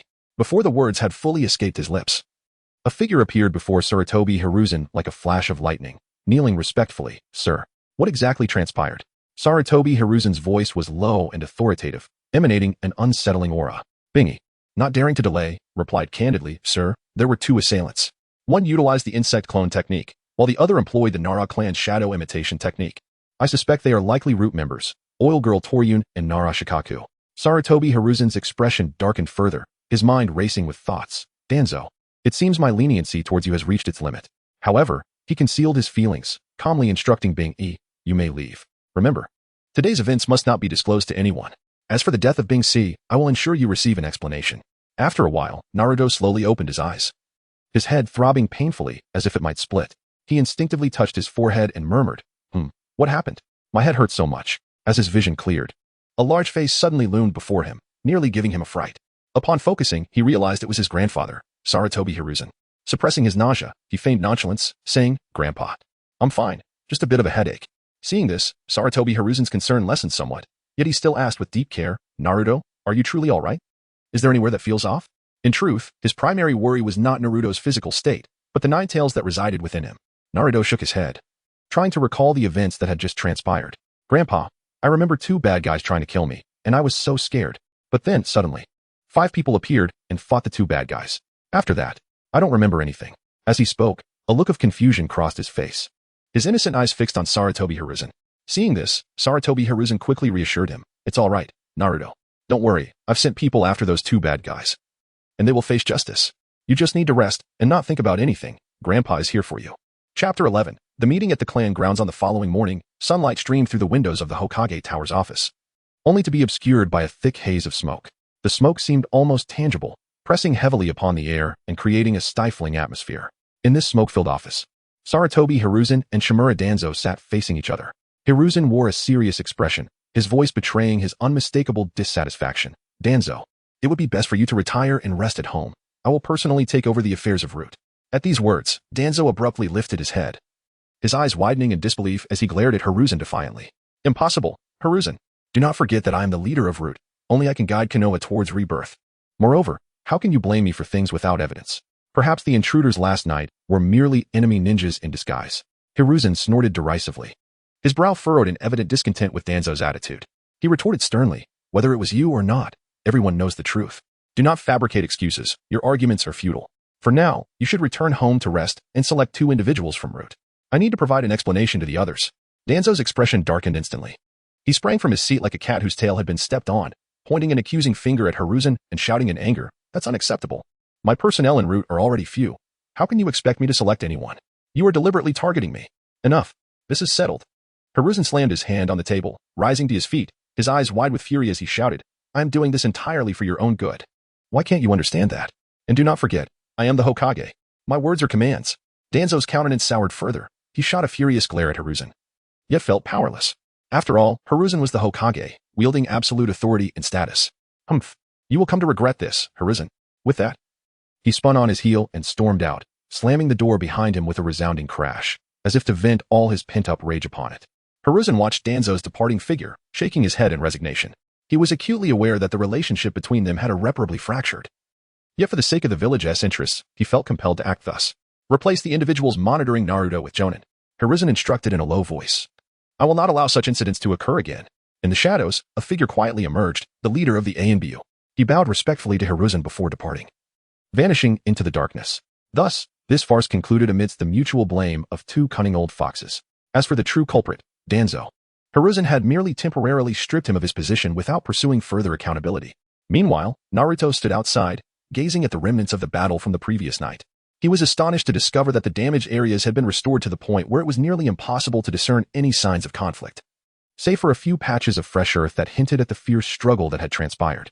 Just as Naruto was about to seek out the remaining members of Team 12, a long-unseen shadow clone suddenly conveyed a message to him. This clone informed him that Uchiha Itachi wished to meet, and the location was at the Uchiha clan grounds. Has he finally come to a realization? Naruto murmured to himself as he touched his nose. He then turned and entered the restroom to freshen up. After completing his grooming, he left the shadow clone behind and used the transformation technique to become a bee, buzzing toward the Uchiha clan grounds. As he flew, Naruto pondered silently. In 2 months, I should be heading to the Jonin Academy, and it will be less than 3 months since the Uchiha clan was annihilated. Upon reaching the vicinity of the Uchiha clan grounds, Naruto spotted Itachi concealed atop a large tree, conversing with a crow. Suddenly, the crow transformed into a leaf, drifting down gently. Simultaneously, a bee approached and alighted steadily on Itachi's shoulder. Let us go, Itachi. Naruto's true voice emanated from the bee as he addressed Itachi. How should I address you? Itachi inquired, his tone imbued with respect as he slightly bowed, his gaze fixed upon Naruto, seemingly awaiting a fitting title. Let us enter. It is not convenient to speak here, Naruto replied, a hint of impatience in his voice as he waved the bee's arm dismissively, signaling Itachi to enter the room. Seeing this, Itachi refrained from further words and stepped into the room of the Uchiha clan leader. Inside, Uchiha Fugaku and Itachi both stared in astonishment at the bee perched across from them. May I ask if you could revert to your true form? Uchiha Fugaku finally spoke, his voice tinged with curiosity regarding this transformation technique. It was truly extraordinary. He had never encountered such a skill before. If not for the chakra emanating from Naruto, he would have never guessed that it was a person. Naruto smiled faintly, seemingly having anticipated Fugaku's surprise. He surveyed the surroundings before focusing on Fugaku and asked, have the clan members been dispersed? Fugaku nodded quickly, responding earnestly, rest assured, no fourth party shall learn of what transpires here. Hey, Uncle Fugaku, how have you been lately? Naruto said with a mischievous grin, as if he had expected Fugaku's astonishment. Fugaku and Itachi exchanged glances, their faces reflecting disbelief. They could hardly fathom that this mysterious figure was none other than Naruto Uzumaki, the host of the Nine Tails. You are Naruto Uzumaki? Fugaku's voice trembled as his eyes widened, attempting to peer through Naruto's exterior to uncover his true thoughts. Naruto nodded, his smile shining brighter. Indeed, I am Naruto Uzumaki. Fugaku took a deep breath, striving to regain his composure. He fixed his gaze upon Naruto and slowly inquired, are you aware of your heritage? Naruto's lips curled upward, revealing a confident smile. Of course. You may find it hard to believe, but I recently discovered that I can glimpse fragments of the future, and through these visions, I came to understand my lineage. He paused for a moment before continuing, my ability should allow me to see further than your eyes, Uncle Fugaku. Fully aware that he could not disclose the truth of being a time traveler, Naruto cleverly fabricated a tale of his newfound foresight. He believed that even without considering the ties between Uchiha Makoto and his mother, Fugaku would still be inclined to believe him. After all, Fugaku's eyes could foresee the future, a fact known only to Naruto himself. Fugaku's pupils constricted momentarily, but he soon regained his composure, a hint of apology gracing his features as he spoke softly. Naruto, both Makoto and I have always wanted to assist you, but, however, before he could finish, Naruto unceremoniously interrupted him. Waving his hand dismissively, he replied, Well, I already know. In the eyes of the higher-ups in Konoha, you are viewed as the malevolent Uchiha clan. How could they ever allow you to approach me? The Nine-Tails host? With that, Naruto's lips curled into a wry smile, as though he had long grown accustomed to such circumstances, harboring little complaint or discontent. Then, shifting the conversation, Naruto suggested, let us first discuss the matters concerning your clan and the village. Chapter 12 Family Conversations. Naruto, do you truly have the confidence to resolve the issues surrounding the Uchiha clan? Fujitaka's voice betrayed a hint of anxiety as he fixed his gaze intently upon Naruto, seemingly seeking reassurance from his expression. Naruto, sensing Fujitaka's scrutiny, offered a slight smile and responded with unwavering confidence. Of course, Uncle Fujitaka. However, before we proceed, I would like to pose a question to you. Have you considered disbanding the security force and returning authority to the third Hokage? Fujitaka appeared taken aback by Naruto's words, hesitating momentarily, clearly caught off guard by the inquiry. Power is alluring to anyone, especially for a prominent clan like the Uchiha. Relinquishing it is no simple matter. Yet, as Fujitaka pondered, Itachi Uchiha interjected, Naruto, please speak your mind. I trust you. Itachi's voice was calm and resolute, his gaze equally fixed on Naruto, revealing his faith in him. Naruto glanced at Itachi, nodded, and took a deep breath, carefully organizing his thoughts before speaking slowly. Very well, I shall be direct. I believe the discord between the Uchiha clan and Konoha is largely due to the existence of the security force, while ostensibly established to protect the village. Its presence has fostered a rift between the Uchiha and the other villagers. Furthermore, the excessive power wielded by the security force can easily incite dissatisfaction and envy among other clans. The Uchiha have always held themselves in high esteem, often looking down on the common folk, an attitude that has been exploited by the village elite. They are acutely aware of this trait and have deftly passed this troublesome burden on to you. This strategy not only exacerbates the conflict between your clan and the villagers, but also serves as a means for them to control you. However, I understand you. Your pride is, to a great extent, a reflection of your nature. Yet, this cannot justify being manipulated. To alter your current predicament, certain measures must be taken. Firstly, you might contemplate disbanding the security force, gradually diminishing its presence in the eyes of the public. By doing so, those with ulterior motives may shift their focus to the next security force, allowing your clan to temporarily evade scrutiny. Simultaneously, you could undertake various assignments under the name of the Uchiha clan, whether they be tasks issued by the village or other endeavors that foster goodwill. Do not limit yourselves to specific types of tasks. Through active participation in diverse assignments, you can showcase the strength and value of the Uchiha clan, gradually altering the villagers' perception of you. Lastly, as the leader of the Uchiha, you must adopt a firm stance. For the tasks assigned to your clansmen, you must insist on their strict completion without any leniency. Only in this manner can you demonstrate your resolve and capabilities, thereby regaining the respect and trust of the villagers. Naruto spoke with eloquence, and as Fujitaka and Itachi listened, their eyes sparkled with realization, as if they had discovered a new world. They gazed incredulously at the 4-year-old before them, silently marveling at his extraordinary wisdom and insight. As Naruto elaborated on his thoughts and plans with clarity and conviction, Fujitaka and Itachi found themselves viewing him in a new light. They had expected a child of his age to be naive and ignorant. Yet Naruto exhibited an intelligence and understanding far beyond his years. This is what you must prioritize. As for the personal grievances with Danzo and the higher-ups, we can approach it this way. Naruto continued to articulate his strategy in detail, capturing the rapt attention of Fujitaka and Itachi, who nodded in agreement at intervals. Thus, the three, Naruto, Fujitaka, and Itachi, engaged in discussion in the Uchiha Fujitaka's chamber from the early morning until noon, uninterrupted for the entirety of the morning. Fujitaka and Itachi were utterly captivated by Naruto's talent and strategy, their admiration evident. Naruto, you truly live up to being the son of the fourth Hokage. Your courage and wisdom have immensely aided us. Fujitaka exclaimed, a glimmer of nostalgia for Minato flashing in his eyes. It was apparent that the fourth Hokage had also aimed to ease the tensions between the village and the Uchiha clan. But alas, Fujitaka's words conveyed a sense of regret and helplessness regarding Minato, while Itachi silently contemplated at his side. Uncle Fujitaka, it must be time for lunch. I am quite hungry. Naruto's vibrant voice, like a refreshing breeze, drew Fujitaka back from his reverie. Fujitaka smiled at Naruto with a hint of affection and nodded. Very well. Let us commence our meal. As his words faded, Mikoto entered, carrying trays of delectable dishes that tantalized the senses. Her gentle smile illuminated the room, and upon seeing Naruto, her eyes glistened with unshed tears. Naruto, you look so thin. Have you not been eating properly? She exclaimed. Quickly rushing to his side and enveloping him in a caring embrace, her words flowing with concern. Feeling slightly embarrassed, Naruto scratched his head and chuckled. Hee, Aunt Mikoto. I'm perfectly fine. I've just been training a lot lately, which is why I've lost a bit of weight. Mikoto released Naruto, scrutinizing him closely, her maternal instincts intensifying. She gently stroked his hair and said tenderly, you must eat more.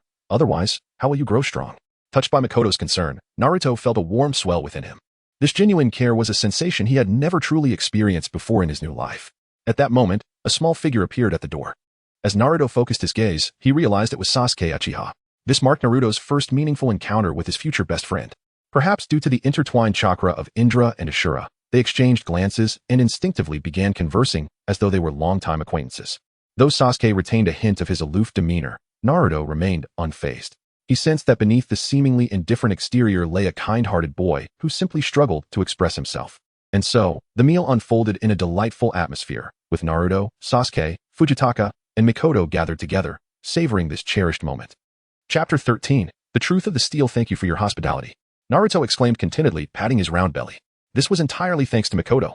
From the moment they began dining, she had been incessantly serving him food, seemingly afraid that he would not be satiated. By the end of the meal, Naruto felt as though he might burst. Even Sasuke began to question who truly was Mikoto's biological son.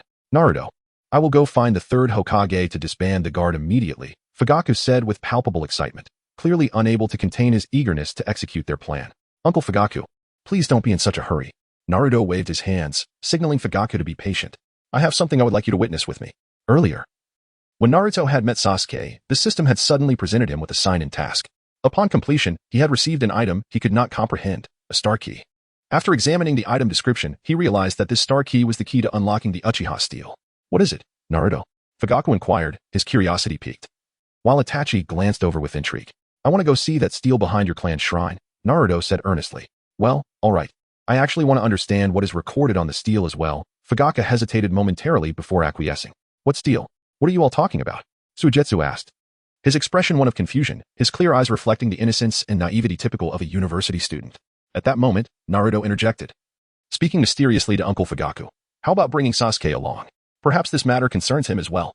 As soon as Naruto finished speaking, Uncle Fugaku seemed to hesitate but eventually nodded in agreement with Naruto's suggestion.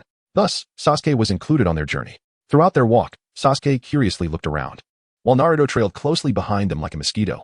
Upon entering the shrine, Naruto quickly dispelled his transformation technique, returning to his original appearance. Sasuke looked at Naruto in surprise, evidently taken aback by his sudden presence. He seemed inclined to ask questions, yet felt a bit shy, his indecision eliciting a quiet laugh. However, Naruto had no intention of explaining everything to Sasuke, for at that moment, the system's prompt echoed in his mind. Ding. A hidden plot sign-in point has been detected. Would the host like to sign in? Upon hearing this, Naruto's heart surged with joy, and without hesitation, he responded, sign in. After all, this was his first encounter with a hidden plot scenario, and he was eager for the rewards. Congratulations, host. You have acquired the Uchiha bloodline and the three-tomo Sharingan. The system's voice announced once more. What? Naruto nearly shouted in exhilaration, scarcely able to believe his ears. Possessing the Uchiha bloodline and the three-tomo Sharingan meant he would wield greater power and abilities. Who else? Naruto silently cheered, feeling invincible at that moment. Narwhat. The steel is just below the shrine. Follow me, Fugaku said softly. He approached the wall and expertly activated a hidden mechanism. With a click, the once flat wall began to move slowly, revealing a dark underground passage. Seeing this, the group hastened to follow Fugaku into the mysterious tunnel. The passage was dimly lit, with only a few flickering candles illuminating the path ahead. Cautiously, they made their way through the passage until they finally reached the end. There, a massive steel stood in the center, exuding an ancient and enigmatic aura. This is it, Fugaku said gravely, standing before the steel. I once activated the Manjiki Sharingan to observe it, and I saw some strange writings. Did the writings suggest that your Uchiha clan would bring about destruction and then create a world of infinite Tsukuyomi? Naruto interjected, his tone tinged with mockery. Fugaku paused for a moment, then nodded, seemingly unfazed by Naruto's remarks. Those writings are false. They were deliberately shown to you. The true secret is only now about to be revealed. As Naruto spoke, he stepped closer to the steel. Upon reaching it, he carefully examined the lines and patterns inscribed upon its surface. Suddenly, his gaze was drawn to a five-pointed star-shaped depression on the steel. A smile of confidence crept across Naruto's face as he seemingly carelessly reached into his pocket, retrieving the star key that glimmered with starlight from the system's space. He gently placed the star key into the indentation of the steel, and with a click, it fit perfectly, as if they were destined to be one. In an instant, a dazzling light curtain appeared before them, gradually becoming clearer, revealing a young boy clad in a dark, wide-sleeved robe. His attire was simple and ancient, cinched at the waist with a belt, and complemented by long trousers that gave him a neat appearance. The boy's black hair was tousled and slightly curled, with strands on either side reaching his ears, while the tips at the back naturally flicked upward, exuding vitality and wildness. However, what was most striking were his eyes. They were the legendary sage eyes. Hello, descendants. The boy's voice was gentle yet deep, as if transcending the barriers of time. I am your ancestor Indra. You may not be familiar with me, but my brother Ashura and I are the sons of the Sage of Six Paths, otherwise known as Kagaya Tsutsuki. At this point, Ashura paused, seemingly reminiscing about past events, a trace of sadness flickering across his face. The chakra curtain suspended in the chamber flickered, casting a glow on Indra's translucent spirit.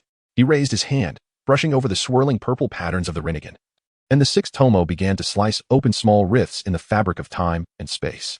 Both Ashura and I were wrong back then, the spirit sighed, causing ripples to emanate from him. I sought to wield the Susanoo to burn everything to ashes, while he cradled the wood-release crystal, claiming to sow seeds of goodwill. Suddenly, ancient murals emerged on the stone wall, depicting Ashura's chakra manifesting as the thousand-armed cannon, colliding with the complete form of Susanoo enveloped in Amaterasu's black flames. Indra's fingertips dug deep into his palm. We both believed ourselves to be saviors. Yet the two forces of six paths shattered the infinite Tsukuyomi space until Kagaya Tsutsuki shattered time itself.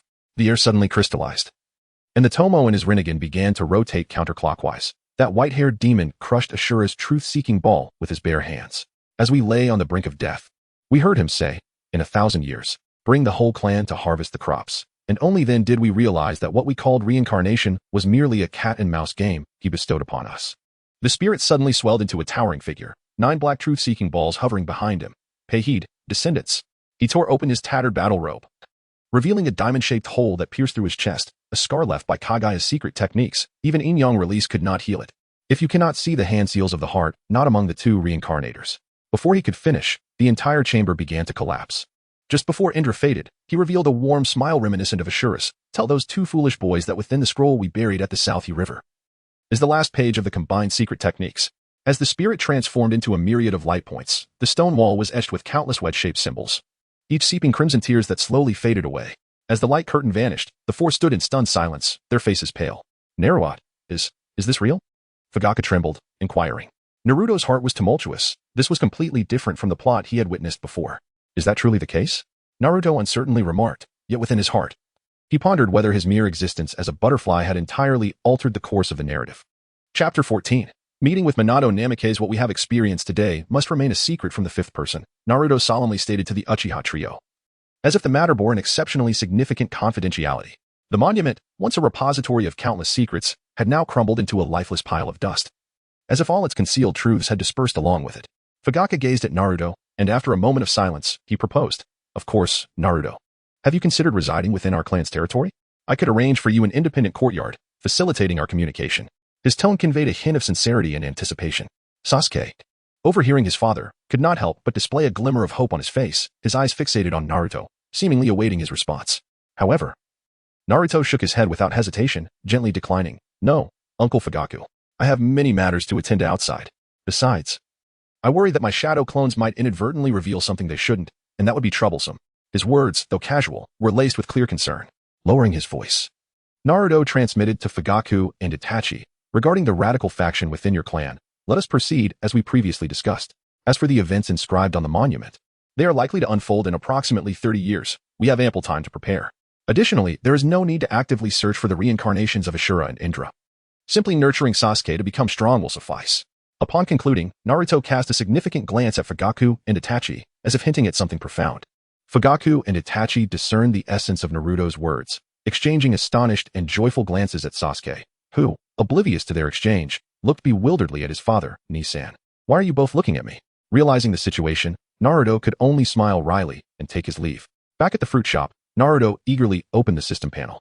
Host, Naruto age, 4 bloodline, Uzumaki, Senju, Uchiha physique, beginner sage body chakra, 22. 2 cards level, Chunin skills, Yang 9 tails, sealed state, fragmented earthly transformation of 72 changes. Advanced chakra extraction technique, minor mastery in taijutsu, B-class ninjutsu wind release, great breakthrough, weapon mastery, 8 gates, 3 Tomo Sharingan comprehensive evaluation, a somewhat empowered centurion. Well, I actually possess Chunin level strength. Naruto marveled, stroking his chin. However, with a chakra reserve of 22 cards and a 3 Tomo Sharingan, shouldn't that place me at the Jonin level? Is it merely due to my lack of combat experience? As he pondered, he found himself deep in thought. Suddenly, a question struck him. I now possess the bloodline of the Senju clan, but why have I not awakened with release? This query left him perplexed. In desperation, Naruto placed his hopes upon the system, yet aside from the daily notifications, it remained mute, offering no answers to his inquiries. Just as Naruto felt a wave of frustration, a revelation dawned upon him. Oh, how foolish of me. I have within me a remarkable entity known as the Yellow Flash. Recalling the moment Minato Namikaze appeared in the narrative, Naruto's confidence soared. He believed that with Minato's guidance, his strength could advance dramatically. Seated cross-legged on his soft bed, Naruto closed his eyes, focusing on his breath and inner peace, allowing his mind to gradually empty. As his consciousness sank deeper, he felt himself entering a profound and tranquil realm. Before long, he arrived at a familiar place, the ceiling space. This was where he coexisted with the Nine Tails. Surrounded by a faint crimson glow, the atmosphere somewhat oppressive. Little brat, you finally made it. A deep, slightly mocking voice echoed in the space. It was the Nine Tails. Its enormous form coiled in a corner, its crimson eyes fixated on Naruto, a lazy grin revealing its iconic large fangs. Oh, I must truly thank you, Kurama. Naruto opened his eyes, gazing at the Nine Tails with sincere gratitude. Humph. Spare me the pleasantries. Why are you suddenly so polite? The Nine Tails retorted, though its tail swayed slightly, indicating a hint of pleasure at Naruto's appreciation. By the way, Kurama, I have something important to share with you. Naruto inhaled deeply, meeting the Ninetales' gaze. I plan to unseal you. The Ninetales paused, then erupted into laughter. Ha ha ha. Little brat, have you lost your mind? Aren't you afraid I'll simply leave once unsealed? Its laughter resonated through the space, laced with a tinge of mockery. Nevertheless, Naruto remained undeterred by the Ninetales' mirth, his gaze resolute. I trust you won't, Kurama. Besides, I am the reincarnation of Ashura. You must have suspected as much. The Ninetales' laughter abruptly ceased as it scrutinized Naruto, falling silent for a moment. Eventually, it haughtily turned its head away, a dismissive humph, escaping its lips, tacitly acknowledging Naruto's assertion. Like a feather, Naruto floated gracefully closer to the ceiling site, his steps hesitant, revealing an internal struggle. Despite claiming indifference, the Ninetales' occasional glances betrayed Naruto's true feelings. He was far from as calm as he appeared. Just as Naruto began to tear the seal halfway, a sudden, powerful hand grasped his small one, yanking him back with lightning speed. Naruto looked up in astonishment, his gaze meeting the warm, gentle smile of Minato Namikaze. That smile radiated like the gentle sun of spring, enveloping him in comfort and reassurance. Yet, perhaps due to the fusion with his original spirit, Naruto felt a sudden lump in his throat, his eyes moistening as tears threatened to spill over. Oh, father. Naruto struggled to contain his tears, calling out stubbornly. Minato gazed tenderly at Naruto, his eyes reflecting profound remorse as he softly spoke. I'm sorry, Naruto. I failed in my duties as a father. I truly apologize. As he spoke, he reached out, gently stroking Naruto's head, as if to soothe the pain within his heart. Ha ha ha. You owe Naruto a great deal. If it weren't for me, your son would have starved long ago. The Ninetales interjected, mercilessly mocking Minato. Its boisterous laughter echoing through the air, deriding Minato's perceived inadequacy. Upon hearing this, Minato's heart tightened, his eyes instinctively narrowing. Starved? He repeated incredulously, struggling to believe that Naruto, as the child of a Hokage, could ever suffer such a fate. While the life of a Hokage was not lavish, it certainly would not allow their child to endure hunger and cold. Minato's heart ached as he beheld the undernourished Naruto, his frail body and pale complexion wrenching at Minato's heartstrings. Naruto, is what the Ninetales said true? Minato inquired softly, concern and guilt evident in his voice. Naruto lifted his gaze, meeting his father's worried eyes, and nodded. Father, just punch the Ninetales, and you will understand everything. After speaking, he turned to the Ninetales, seemingly seeking its approval. The Ninetales, somewhat reluctantly, muttered, fine, fine, who would have thought that I would also be considered your guardian? With that, it extended its fluffy paw, preparing for a fist bump. Minato Namikaze took a deep breath and slowly reached out, gently tapping its paw. In that instant, a formidable surge of power rushed into Minato's mind, and the experiences of Naruto unfolded vividly before him. Those days of solitude, the moments of neglect and bullying. The night spent in hunger, all the images flashed before Minato's eyes like a relentless film, and his heart sank into a chilling abyss, engulfed in anguish. As the scenes continued to play out, Minato's body began to tremble, and his chakra-formed body almost shattered under the weight of the memories. Fortunately, the Ninetales promptly sensed his condition and swiftly replenished his chakra, preventing Minato from dissipating. Chapter 15. Learning Sealing Techniques. Bluffing. Shuemin stood motionless, as if ensnared by a binding spell, his gaze reflecting profound bitterness and helplessness. I have devoted my life to safeguarding the village, yet I could not protect my own child, he murmured, his voice subdued and mournful, as if stifled by an invisible force. At that moment, Naruto approached. Witnessing the anguish etched on his father's face, a pang of sorrow welled up within him. Nevertheless, he mustered his resolve and spoke. Dad, let's not dwell in melancholy. The true instigators of this are the higher-ups of Konoha. We cannot allow them to succeed. I have forged a friendship with Kurama, and it is willing to assist us. Therefore, I wish for you to release its seal. Hearing Naruto's words, Wufing Shuemin slowly regained his composure, staring at his son with a flicker of surprise and hesitation. However, upon meeting Naruto's determined gaze, his doubts dissipated instantly. Very well, Naruto. Your mother and I shall wholeheartedly support you. Wufing Shuemin inhaled deeply before declaring. I will summon your mother's chakra clone right away. With that, he formed hand seals and chanted incantations. Moments later, a radiant light emanated from his body, followed by the appearance of a beautiful figure with crimson hair beside him. Shuemin? Is that my Naruto? The voice of Uzumaki Kushina conveyed astonishment and uncertainty. Upon closer inspection, she realized that the young boy before her was indeed her longed-for son, Naruto. Without hesitation, Uzumaki Kushina dashed forward and enveloped Naruto in a tight embrace, her warmth and maternal love enveloping him, as if to melt away all his suffering. Come, let me see. Why are you so thin? I'm so sorry, my child. Tears welled in her eyes as she gently caressed Naruto's frail form. Naruto stood silently, his eyes reddened, tears brimming. He fought to suppress his emotions, whispering softly, Mom. Kushina's heart ached as she gazed at him, noticing the pallor of his complexion, a clear sign of malnutrition. Yes, Naruto, I am here. Has someone been bullying you? Tell me, and I will avenge you. Kushina's voice carried a hint of anger, unable to tolerate any harm done to her child. Naruto shook his head, not wanting to worry his mother, though his inner grievances caused his lips to tremble slightly. Seeing this, Kushina's fury intensified. She abruptly turned to Wufeng Shuimin, glaring at him with fierce inquiry. Wufeng Shuimin, what is going on here? Wufeng Shuimin looked at Kushina with helplessness, inhaling deeply as he slowly explained everything. After hearing his explanation, Kushina's expression darkened, her fists clenched tightly, radiating an overwhelming aura of fury. Damn Konoha, damn the higher-ups. I shall demand an explanation. Kushina roared, turning to charge out in search of the third Hokage. Within the ceiling space adorned with golden chakra, Naruto clutched Kushina's sleeve tightly. His mother's vibrant red hair flowed as if caught in an unseen wind, her overwhelming chakra lifting debris from the ground. Mom, now is not the time for revenge. The young boy tilted his face upward, his cerulean eyes reflecting the translucent forms of his parents. I just want to see Kurama freed. The tremor in his voice betrayed his emotions. Kushina's crimson pupils momentarily froze, the tempest of her fury ebbing. Kurama?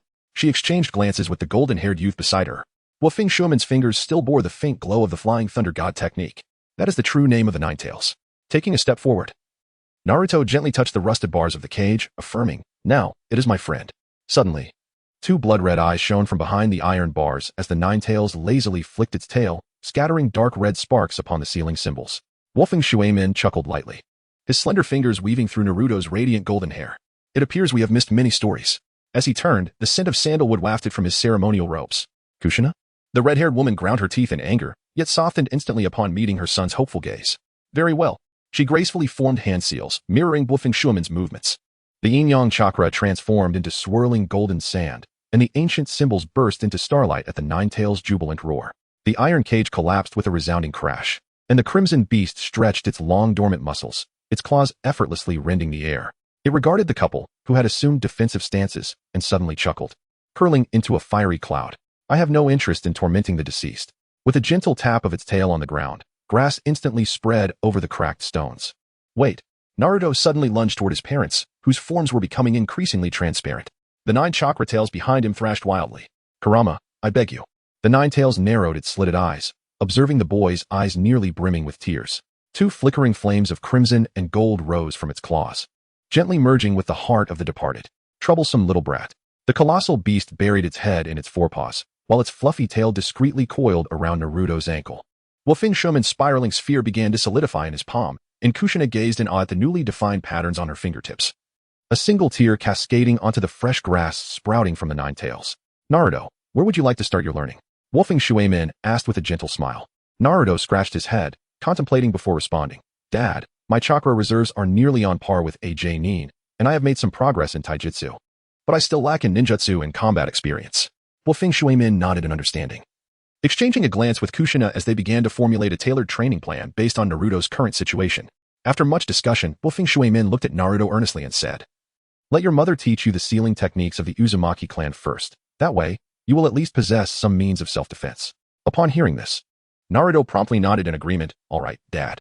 Then, Uzumaki Kushina stepped forward, her voice gentle. Let me first teach you the adamant sealing technique, Naruto.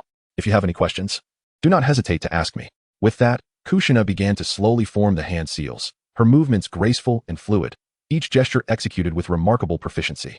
As she continued, she explained the meaning and purpose of each seal, striving to ensure Naruto could swiftly grasp and master the sealing technique.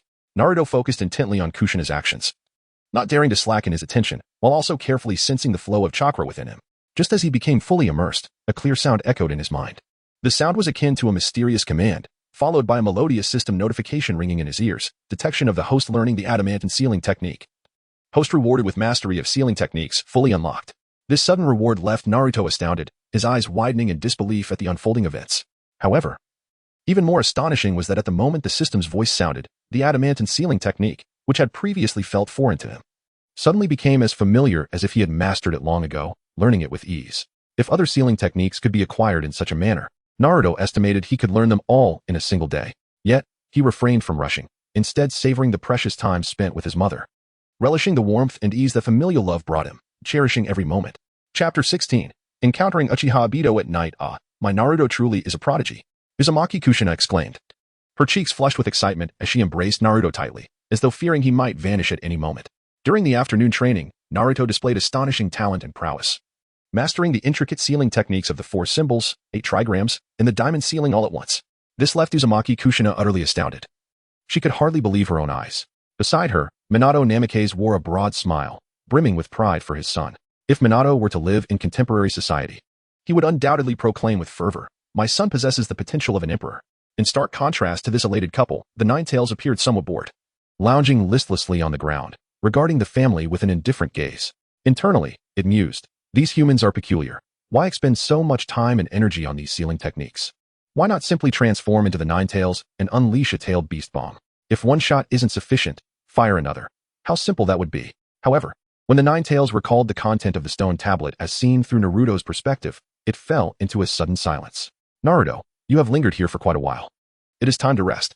Although you exist in this realm of consciousness, prolonged duration here can still wear on your spirit," Minato said with a gentle expression. Kushina, standing by Minato's side, quickly nodded in agreement. "Yes, Naruto, take care of your health and do not overexert yourself." Upon hearing his parents' words, Naruto beamed with a broad smile and replied, "All right, Mom and Dad, I understand. I'll take a break now. See you tomorrow. By the way, could you occasionally relay news from the outside world to my parents, Ninetales?" With that, Naruto waved his hand, his figure gradually becoming blurred before ultimately vanishing within the ceiling space. System, open the panel. Host, Naruto age, for bloodline, Uzumaki, Senju, Uchiha physique, beginner sage body chakra, 22. 2 cards level, CH Nin, Kage level, skills, Young Ninetales, incomplete earthly fiend transformation, advanced chakra extraction technique, minor taijutsu mastery, B rank ninjutsu, wind release, great breakthrough, weapon mastery, 8 gates, 3 Tomo Sharingan, mastery of sealing techniques, no further descriptions to avoid claims of redundancy, comprehensive evaluation, a clandestine mastermind capable of orchestrating events in the shinobi world. Naruto gazed in silence at the evaluation, internally critiquing the system. Yet, as he focused on the Kage level designation, a wave of surprise and curiosity surged within him. He had initially believed his strength to be merely at the CH Nin level, but it now seemed that the Ninetales mode granted him powers beyond imagination. He struggled to suppress the impulse to immediately attempt the Ninetales mode. After all, in this unfamiliar place, he needed to exercise caution. He casually selected some food at the fruit store, hurriedly satisfying his hunger before preparing to rest briefly. Just as he settled down, a raven suddenly flew into the shop. This raven appeared rather extraordinary, its feathers glossy black and its eyes sharp and spirited. Soon enough, a deep and familiar voice resonated in Naruto's ear. "Naruto, I have encountered someone who claims to be Uchiha Madara." Upon hearing that name, Naruto's body jolted with a start. He immediately recognized the gravity of the situation. Uchiha Obito. That wide-eyed wolf, what did his emergence signify? Without a moment to ponder, Naruto swiftly transformed into a petite bee, lightly landing on the raven's back. The raven, seemingly unfazed by Naruto's unexpected presence, spread its wings and soared into the sky, carrying Naruto away as they vanished from the fruit store's window. Uchiha Itachi. This world is an illusion. Everything you perceive is merely a fade. Obito's voice was deep and magnetic, imbued with boundless strength and determination. He gazed intently at Itachi, his eyes revealing a profound yearning, as if hoping that Itachi would comprehend his ideology and join him in the quest to create a beautiful and peaceful world. "You are exceptionally talented, Itachi. Your strength and wisdom command my admiration. If we could collaborate, I believe we could certainly transform this world into a better place." Obito's words were filled with passion and sincerity, stirring a profound emotional response. According to Obito's investigation, Itachi was not well received within his clan. The reason was simple. Itachi aligned himself with the Hokage faction, while the Uchiha clan's relationship with the Hokage had always been fraught with tension. He was acutely aware that his family's stance towards Itachi was disapproving, with some clan members even harboring animosity towards him. "You dare to hide your true self and expect me to follow you?" Itachi's voice was cold and sharp, betraying his distrust of Obito. Perhaps in the past, he might have considered it, but the current him was resolutely against it. He fixed a steely gaze upon Obito, his hands instinctively clenching, as if bracing for a potential attack. In truth, the two had already exchanged blows once, yet neither had managed to gain an upper hand. Itachi was secretly astonished. He had never anticipated encountering another Uchiha clan member with a Mangeki Sharingan outside the village. Such strength was undeniably formidable. "Ah, is this not our so-called virtuous Uchiha Obito?" Just as the two exchanged barbs, Naruto suddenly appeared as if conjured from thin air. He had transformed into a small, delicate bee, landing lightly on Itachi's shoulder before unabashedly launching into a verbal tirade against Obito. "What is the matter? Are you now too timid to reveal your true identity? Perhaps you are too hideous to avoid frightening others?" Naruto's sharp sarcasm caught Obito off guard. It is important to note that Obito was among the individuals Naruto detested most. In Naruto's eyes, Obito was the epitome of a villain, his descent into darkness entirely unwarranted and inexplicable. Faced with Naruto's derision, Obito's pupils constricted sharply, clearly incensed. He glared at Naruto, his voice rising in fury. "Who are you to speak such nonsense here? I am Uchiha Madara, not the Obito you refer to." Yet, Obito's fury did little to intimidate Naruto. He remained perched confidently on Itachi's shoulder, defiantly observing Obito, seemingly satisfied with his reaction. Huh. Shall I go and seize Kakashi's Sharingan then? A mischievous grin spread across Naruto's face as he casually suggested this, as if it were the most ordinary of propositions. However, this statement struck Obito like a bolt from the blue, leaving him wide-eyed and incredulous. You dare. After a lengthy pause, Obito finally regained his composure and shouted in exasperation. His voice trembled slightly with anger. Who are you? How do you know so much? Seeing Obito's reaction, Naruto's grin grew even wider. He deliberately raised an eyebrow in provocation, saying, getting anxious, are we? Take a guess at my identity. If you guess correctly, there might be a reward. Moreover, I know far more than just your name, Obito. There is so much more I am aware of. Chapter 17, the surprise brought by the great antagonist Ding. A plot checkpoint has been detected. Would the host like to sign in? Suddenly, a crisp notification echoed in Naruto's mind, as if it were a call from another realm. His heart tightened. He recognized the voice of the system, which had long been his greatest secret and ally. Naruto steadied himself and replied without hesitation, sign in. As his words fell, he felt a slight tremor in his body, as if a surge of power was coursing through him. Congratulations, host. You have acquired the three-eyed 8-9 profound art. The system's voice rang out again, this time infused with excitement, having automatically adapted the technique to the energy of this world, granting the host entry-level mastery. Naruto widened his eyes, scarcely able to believe his ears. The 8-9 profound art? That was a legendary supreme technique. Moreover, it was the exclusive art of Yongjin, endowed with the miraculous ability of 3 eyes. However, the system's words were not yet finished. Detected that the host's technique in this world is advanced chakra refinement. It has automatically transformed into 8-9 profound art. Naruto's heart swelled with joy. His chakra refinement technique was already formidable, and now, with the enhancement of the 8-9 profound art, his strength would undoubtedly soar to new heights.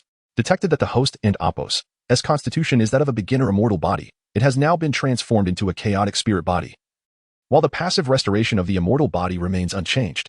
At this revelation, Naruto was utterly astounded. A chaotic spirit body? This was a constitution of even higher caliber than the immortal body.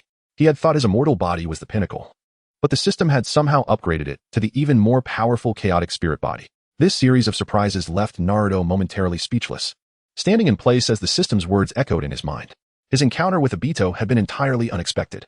He had never anticipated that this behind-the-scenes mastermind would bestow upon him such invaluable cultivation techniques. Ding.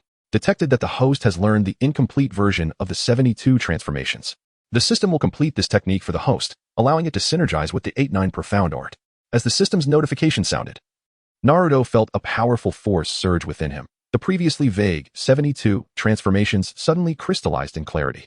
He reveled in this newfound power, as if the entire world lay within his grasp. Yet, when his gaze fell upon Uchiha Obito, his expression shifted dramatically. The hostility he once harbored was now replaced by a glimmer of anticipation and delight. This is not a villain at all. This is my lucky star. Oh system, are there any more surprises? I can handle it. Naruto thought gleefully, his face betraying a shameless grin as he called out to the system.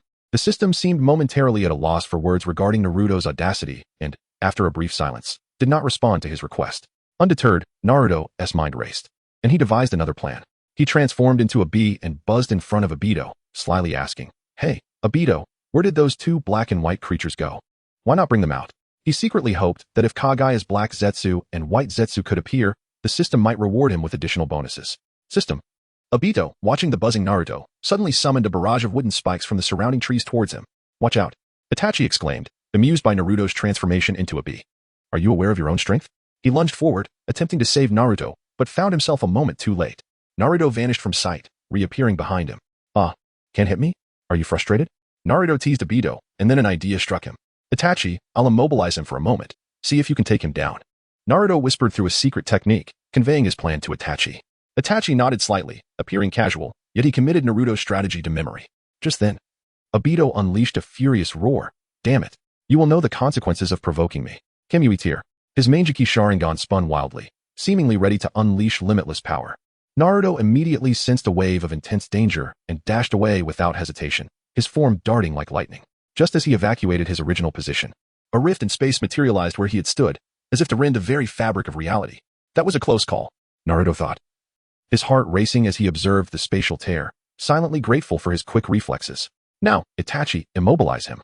Naruto inhaled deeply, channeling his chakra and thrusting his finger forward. Suddenly, he felt as if a significant amount of chakra had been siphoned from him, dropping a full 10 points. In that instant, a nearly invisible, transparent light struck Obito like a bolt of lightning.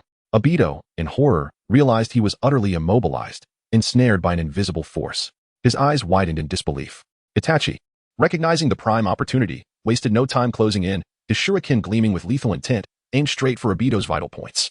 However, at that critical juncture, a creature resembling an aloe vera plant erupted from Obito's body, blocking Itachi's deadly strike. Itachi was taken aback. He had not anticipated such a defensive measure from Obito. Nevertheless, he did not hesitate. Activating his Manjiki Sharingan, he unleashed a torrent of black flames that struck Obito's arm with pinpoint accuracy. Obito yelped in pain as his arm ignited in fierce black flames. Thanks to Black Zetsu's intervention, he regained control of his body and retreated with a scream. "Oh, my dear Black Zetsu, you finally decided to show yourself." Naruto, still transformed into a bee, regarded the ominous creature with a serious expression, his eyes betraying a hint of wariness and animosity. Black Zetsu seemed unfazed by Naruto's awareness of his presence, a sinister smile curling at the corners of his mouth. "You truly possess remarkable insight to have discovered my existence." With that, Black Zetsu raised his hand, and a surge of dark energy erupted forth, swiftly severing Obito's arm, which was still ensnared by Amaterasu. Obito screamed in agony as his arm fell away, while Black Zetsu, in an extraordinarily bizarre form, enveloped Obito tightly. In the blink of an eye, Black Zetsu and Obito melded into the ground, vanishing without a trace as if they had never existed. Naruto, startled, swiftly employed the faint spiritual sense granted by his newly acquired 8-9 profound art, scanning the surroundings like a radar. To his astonishment, he realized he could not detect Black Zetsu's presence at all, as if he had completely merged with the earth. "How is this possible?" Naruto murmured, utterly astonished by Black Zetsu's power. "A being whose presence eludes even my spiritual sense? This old trickster is far more formidable than the narrative suggests." Chapter 18. Cultivating poison. After parting ways with Itachi, Naruto returned to the fruit shop, eagerly opening his character panel. Host, Naruto. Age, 4. Physique, chaotic spirit. Body level, Chi training, level 12, shadow grade. Mental method, 8-9 mystical arts. Divine powers, 72 transformation skills, Yang 9 tails. Minor accomplishment in body technique, B grade ninjutsu. Wind release, great breakthrough, weapon mastery, 8 gates, 3 Tomo Sharingan, mastery in sealing techniques. Comprehensive evaluation, you are a clandestine cultivator, secretly practicing the path of immortality. Naruto's eyes widened in astonishment as he gazed at the panel before him, struggling to believe the astonishing transformations he witnessed. The once familiar interface had undergone a complete metamorphosis, brimming with fresh information and data. His gaze swiftly landed upon the level category, where the previous designation of Chunin had astonishingly transformed into Chi training level 12. This sudden change left Naruto momentarily flabbergasted. Yet he quickly regained his composure and began to ponder its implications. Chi training, Naruto murmured. Could this stage correspond to Jinin and Chunin? He mused, if so, then the foundation establishment stage must equate to Jonin, right? This hypothesis seemed quite plausible, considering the parallels between the realms of cultivation and the hierarchy of ninjas. However, Naruto chose not to dwell excessively on this matter. Instead, he resolved to concentrate on enhancing his strength and would explore the mysteries once he truly broke through to the foundation establishment stage. At that moment, Naruto noticed that the bloodline section on the panel had mysteriously vanished. He felt a twinge of surprise and silently wondered, what is happening? Where is my bloodline? Yet, after a brief moment of contemplation, enlightenment dawned upon him. Indeed, I have embarked on the path of cultivation. Those so-called bloodlines that do not stem from ancient gods and demons hold no significance for me anymore. The system would naturally disregard these mundane bloodlines. With this realization, Naruto felt a sense of relief, affirming that his choice was indeed correct. But the path of cultivation was fraught with uncertainty and challenges. He firmly believed that through diligent practice, he could achieve greater heights. Seating himself cross-legged on the ground, Naruto closed his eyes, adjusted his breathing, and entered a state of meditation.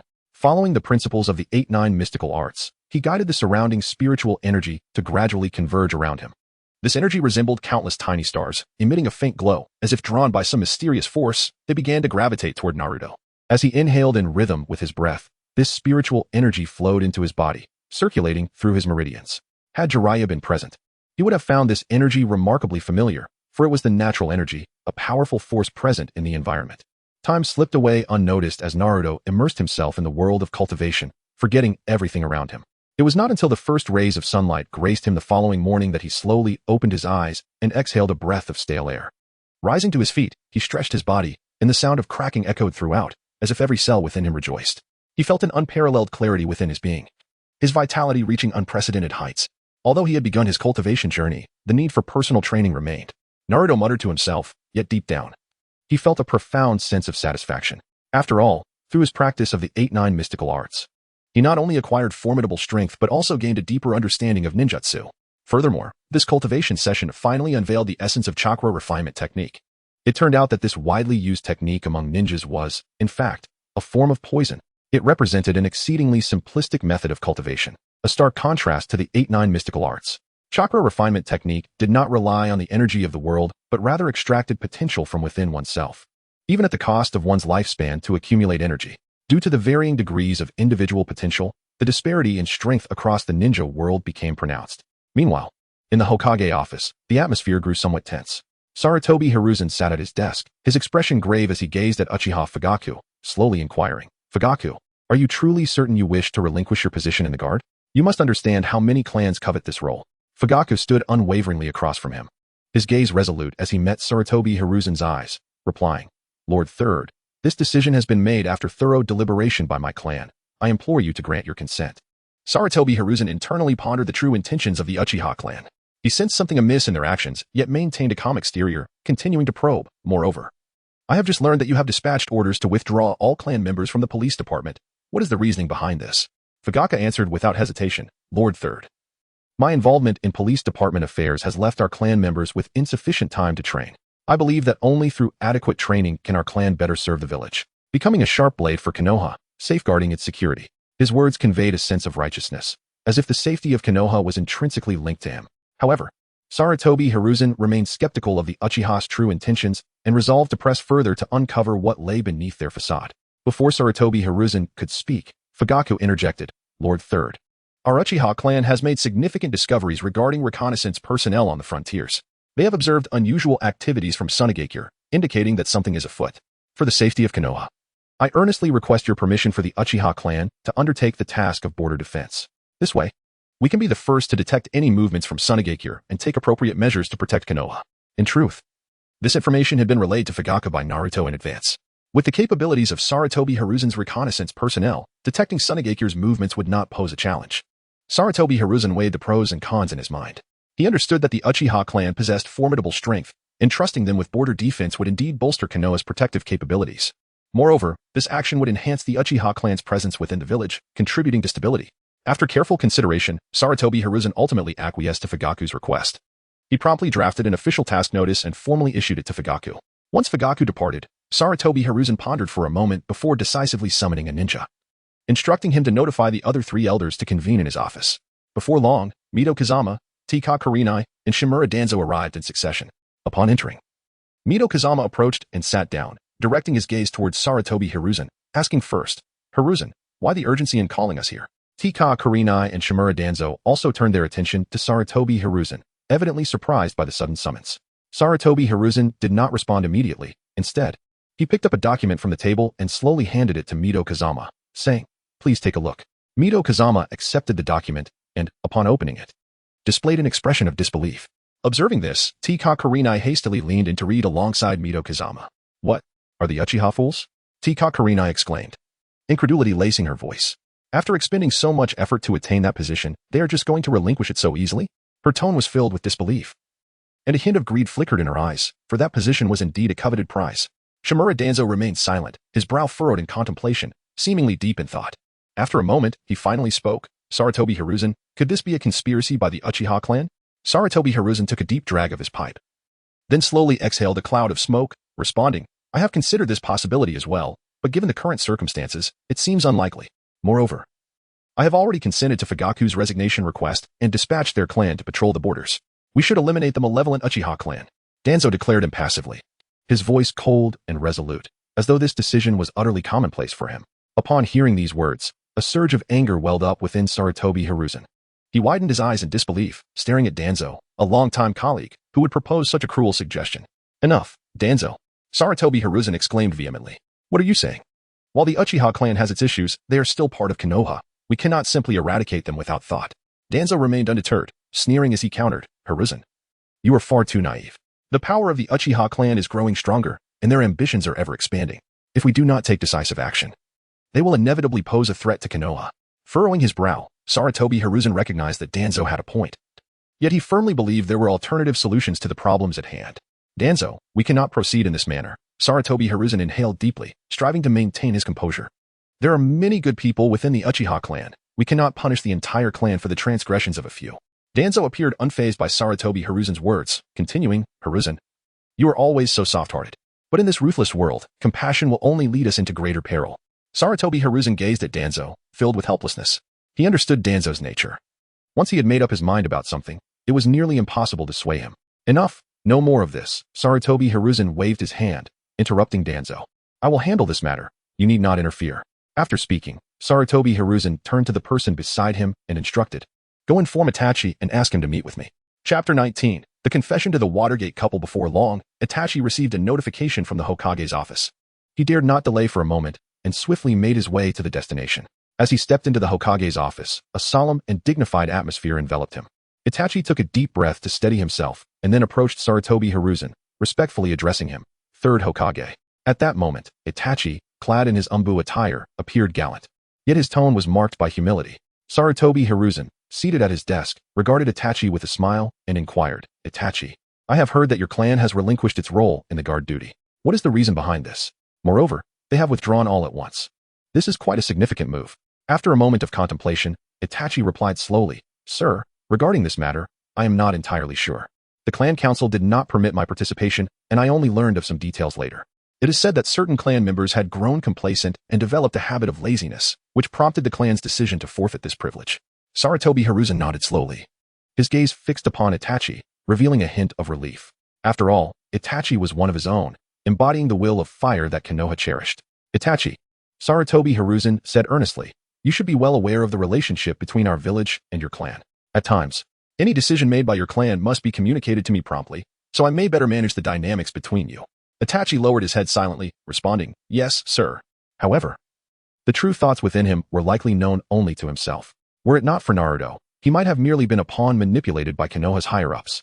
In a fruit shop on the streets of Konoha, Naruto lay on his bed, his consciousness sinking swiftly into a ceiling space. Dad, Mom. Naruto greeted cheerfully while also wishing Kurama a good morning. Kurama shot him a sideways glance, turning its head with a haughty demeanor. Yet the slight upward curve of its mouth betrayed its true feelings. Hey, Naruto, why do I feel like you've grown taller and gained weight? Minato looked at his son with a puzzled expression, internally astonished that such a change could occur in just a day, or rather, a single night. Kushina, on the other hand, paid it no mind, laughing heartily as she said, Humph, what do you know? My son is still young. Now that he has taken over that fruit shop with his own skills, enjoying good food and drink, it's only natural for him to change daily. With that, Kushina picked up Naruto, examining him as if she could never get enough. Seeing this, Minato felt awkward and scratched his head, somewhat conceding to Kushina's perspective. As for Naruto, he had no intention of hiding anything from his parents. He promptly recounted his experience of practicing a cultivation technique, cleverly omitting the existence of the system, merely stating that an elderly man with white hair had imparted it to him in a dream. Moreover, he excitedly shared that he had attempted to cultivate it and astonishingly succeeded, gaining the 3-tomo Sharingan in the process. Both parents were left speechless, especially Minato, whose mind seemed to be swirling with countless question marks. Practicing cultivation? You actually possess the Sharingan? Minato was internally astonished but maintained an outwardly casual demeanor, glancing at Kushina. However, the moment he turned to her, he found her gazing at him with a knowing smile, as if she had seen through his thoughts. A sense of alarm gripped Minato. He realized that Kushina had noticed his unusual reaction, just as he was about to explain. He suddenly felt a sharp pain in his ear. Kushina had mercilessly pinched it, initiating a loving reprimand. Ouch, my dear wife, I was wrong. I truly want to do it again. Minato winced in pain, pleading for mercy while reminding Kushina that Naruto was present and to spare him some dignity. Upon hearing Minato mention Naruto, Kushina paused momentarily, but quickly resumed her actions, continuing to twist Minato's ear while muttering, Let us see if you dare to doubt me again. Minato helplessly begged for mercy, inwardly lamenting his predicament. Nevertheless, Kushina was reasonable, sensing his discomfort. She eventually relented and released her grip. Mom, Dad, here's the thing. I've discovered that this technique has allowed me to break through the bloodline limits. Do you know what this means? It means that if I can learn those ninjutsu, I won't need to rely on bloodline power to perform them. Naruto exclaimed excitedly. And before he could finish speaking, he sat cross-legged, ready to demonstrate to his parents. With closed eyes, Naruto began to regulate his breathing and guide the flow of true energy within him. As he moved, the surrounding air seemed to quiver slightly, as if an invisible force was being drawn towards him. Kurama, too, was captivated by Naruto's actions, its large eyes fixated on him, displaying curiosity. At that moment, Minato suddenly exclaimed, Is this the practice of sage arts? And you're absorbing natural chakra. He recognized this instantly because he himself possessed the sage mode of Mount Myaboku, making him familiar with the absorption and application of natural energy. However, Minato's brow soon furrowed again, mumbling in confusion. But why is Naruto's cultivation system different from mine? Dad, this is the human path of cultivation. Completely different from the methods of the three great sage lands. Naruto ceased his practice, turning to Minato with a serious expression and explaining, and now, I no longer have chakra in me, only the true energy transformed from natural energy remains. As he spoke, Naruto extended his palm, and a white mist-like true energy began to rise gently from his palm. This energy appeared light and gentle yet contained immense power. Both Minato and Kurama were left in awe, their eyes widening in astonishment as they gazed at the true energy in Naruto's hand, as if witnessing something extraordinary.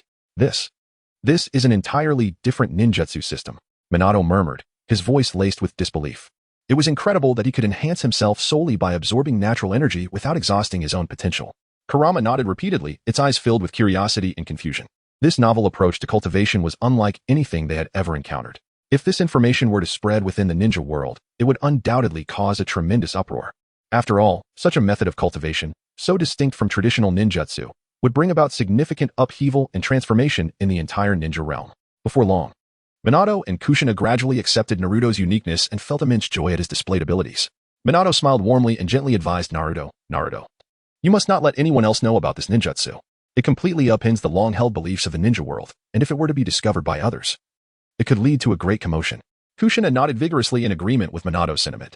Her eyes sparkled with excitement as she encouraged, Naruto, you are truly remarkable. Your talent and creativity leave us in awe. However, precisely because this ninjutsu is so special, we must be cautious and not expose it to others lightly. Chapter 20. The Prophecy of the Great Toad Sage. After Naruto requested Minato to teach him the Flying Thunder God technique and the Rasengan, he emerged from the ceiling space, leaving behind two astonished individuals and the Nine Tails, for Naruto had learned at an astonishing pace. Unbeknownst to them, with the assistance of a system, as soon as it detected Naruto learning any ninjutsu, it would automatically aid him in mastering it to perfection. System. Open the panel. Host, Naruto age, for physique, chaotic spirit body level, chi training level 12, shadow level, mental method, 8-9 mystical arts divine abilities, 72 transformation skills. Yang Ninetails minor accomplishment in Taijutsu B-class ninjutsu, wind release, great breakthrough weapon mastery 8 gates 3 Tomo Sharingan sealing technique mastery Rasengan flying thunder god comprehensive evaluation. You are a clandestine cultivator, secretly pursuing immortality. Gazing at the extravagant personal panel before him, Naruto pondered the true extent of his current strength. He felt that, with his present capabilities, he was likely not inferior to those elite jonin. After all, he possessed a technique akin to a cheat code, the Flying Thunder God. Naruto promptly informed his shadow clone to stay at home and await his return. He then utilized the 72 transformations to stealthily return to the slightly dilapidated small house, moving like a specter. Upon reuniting with his clone, they exchanged knowing smiles, as if sharing a silent understanding, before stepping into the restroom together. As he walked through the bustling streets, Naruto remained oblivious to the cacophony of insults hurled at him. His pace appeared leisurely, however, he subtly gestured with his hand, unleashing streams of subtle true energy that shot forth like meteors, precisely attaching themselves to the foolish individuals who dared to speak ill of him. This was merely a trivial spell from the 72 transformations, yet the effects were quite remarkable. Those touched by the true energy would feel utterly drained for the remainder of the day, as if their vitality had been siphoned away, leaving them devoid of spirit. Before long, Naruto arrived at the small river he frequently visited. With practiced ease, he picked up a fishing rod longer than himself and began to fish with a sense of tranquility. Just as he focused intently on the rod, a familiar voice called out from behind him, "Little Naruto, are you fishing again?" Upon hearing the voice, Naruto quickly set down his rod, turned around, and his face broke into a joyful smile. "Grandpa Third, you've come." There stood Hiruzen Sarutobi, puffing on his pipe as he slowly approached Naruto and plopped himself down on the grass. "Yes, I came to see our little Naruto," he said with a smile. Naruto, brimming with excitement, asked, "Grandpa Third, is there something you need from me?" Hiruzen stroked his beard and replied with a grin, "Naruto, I have good news to share. Tomorrow, the Ninja Academy will commence, and I plan to send you there to learn." "Really? Grandpa Third?" Naruto feigned an expression of astonishment, his eyes widening as if he could scarcely believe the news. "Of course it's true. Why would Grandpa lie to you?" Hiruzen chuckled at Naruto's reaction. "Well, that is wonderful. I've always wanted to attend ninja school," Naruto exclaimed, dancing with joy. "Thank you, Grandpa Third." Hiruzen smiled and gently ruffled Naruto's hair, imparting a serious tone. "Naruto, once you're at school, you must study diligently and not cause trouble." "Yes, I understand, Grandpa Third. I will work hard and won't disappoint you." Naruto nodded vigorously, his face alight with anticipation and excitement. As Hiruzen returned to his office, barely settling into his chair, an irate figure burst through the door. This person wore an expression of fury and leaned heavily on a cane, as if prepared to confront someone. "Hiruzen Sarutobi, you need to explain yourself," the intruder barked, Do you realize what you are doing? The Nine-Tails Jinchuriki is of utmost importance. And you intend to send him to the Ninja Academy? Are you playing with fire? Upon recognizing the visitor as Danzo, Hiruzen furrowed his brow. Feeling a surge of displeasure but maintaining his composure, Danzo, I have my reasons for this decision. Though Naruto is the Nine-Tails Jinchuriki, he is first and foremost a child, deserving of a normal education and a proper environment to grow. Normal education? Danzo scoffed. He is the Nine-Tails Jinchuriki, burdened with immense power and responsibility. How can he attend school like an ordinary child? If he loses control of the Nine-Tails, the consequences would be catastrophic. I trust that Naruto can manage his power. Hiruzen replied. Moreover, being in school will allow him to make friends and learn various ninjutsu and knowledge, which is beneficial for his growth. You are taking a risk. Danzo shouted, striking the ground with his cane in frustration. If the Nine-Tails goes out of control, the entire Hidden Leaf village could be destroyed. Enough, Danzo. Hiruzen finally snapped, slamming his hand on the desk and rising to his feet. Do not come here and create chaos. I am the Hokage, and I have the authority to decide how to treat the Nine-Tails Jinchuriki.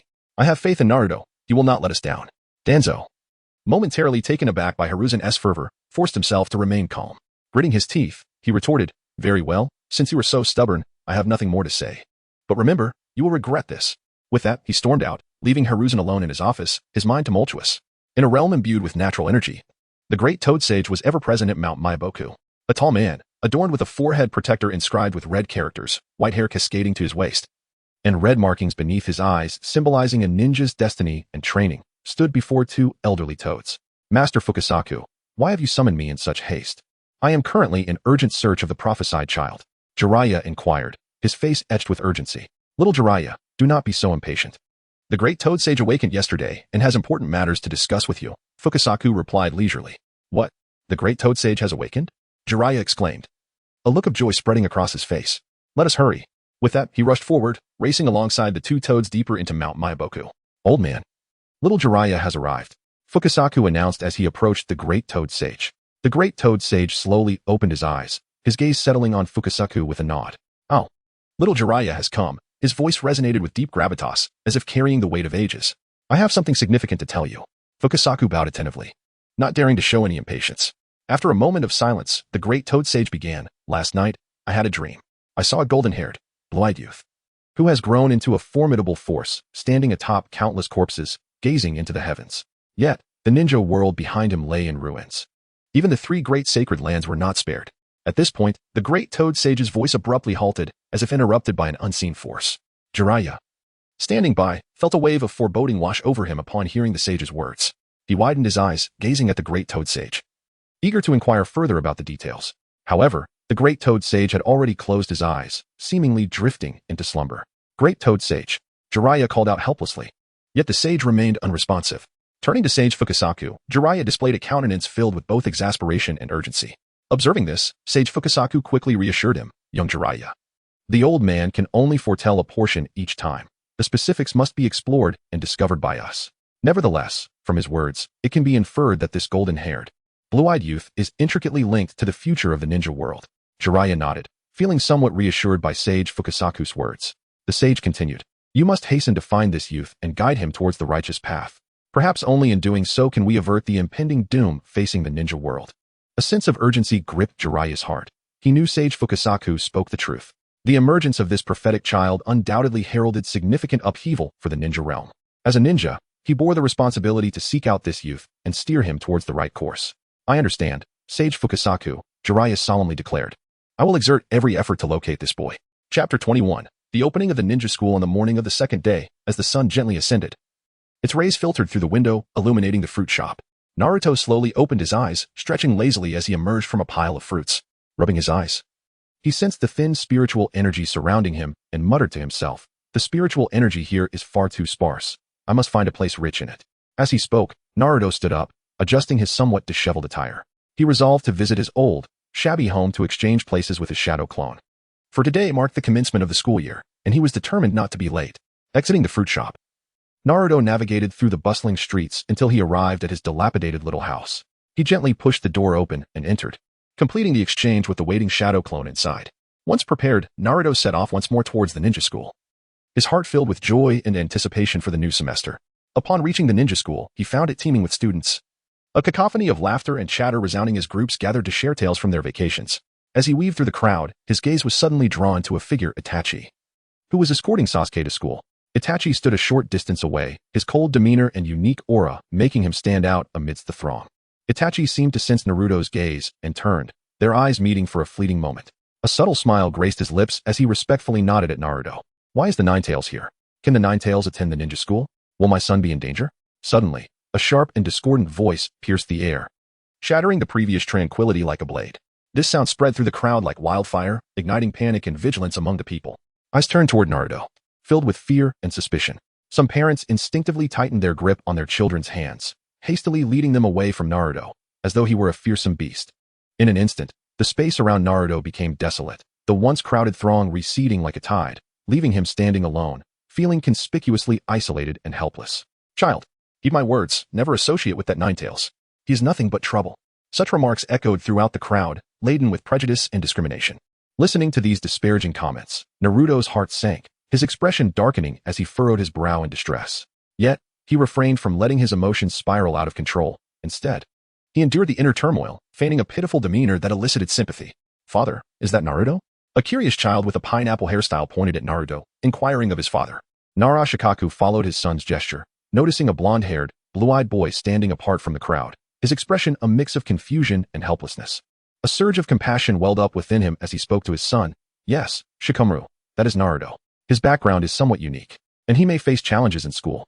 As his classmate, you should take care of him. Shikamaru, reluctantly murmuring, replied, he looks like such a hassle. But I suppose I can give it a try. As he spoke, he absent-mindedly scratched the back of his head, his demeanor exuding a desire to shirk responsibility, which brought a smile to those nearby. However, the reactions among the other prominent clans were varied.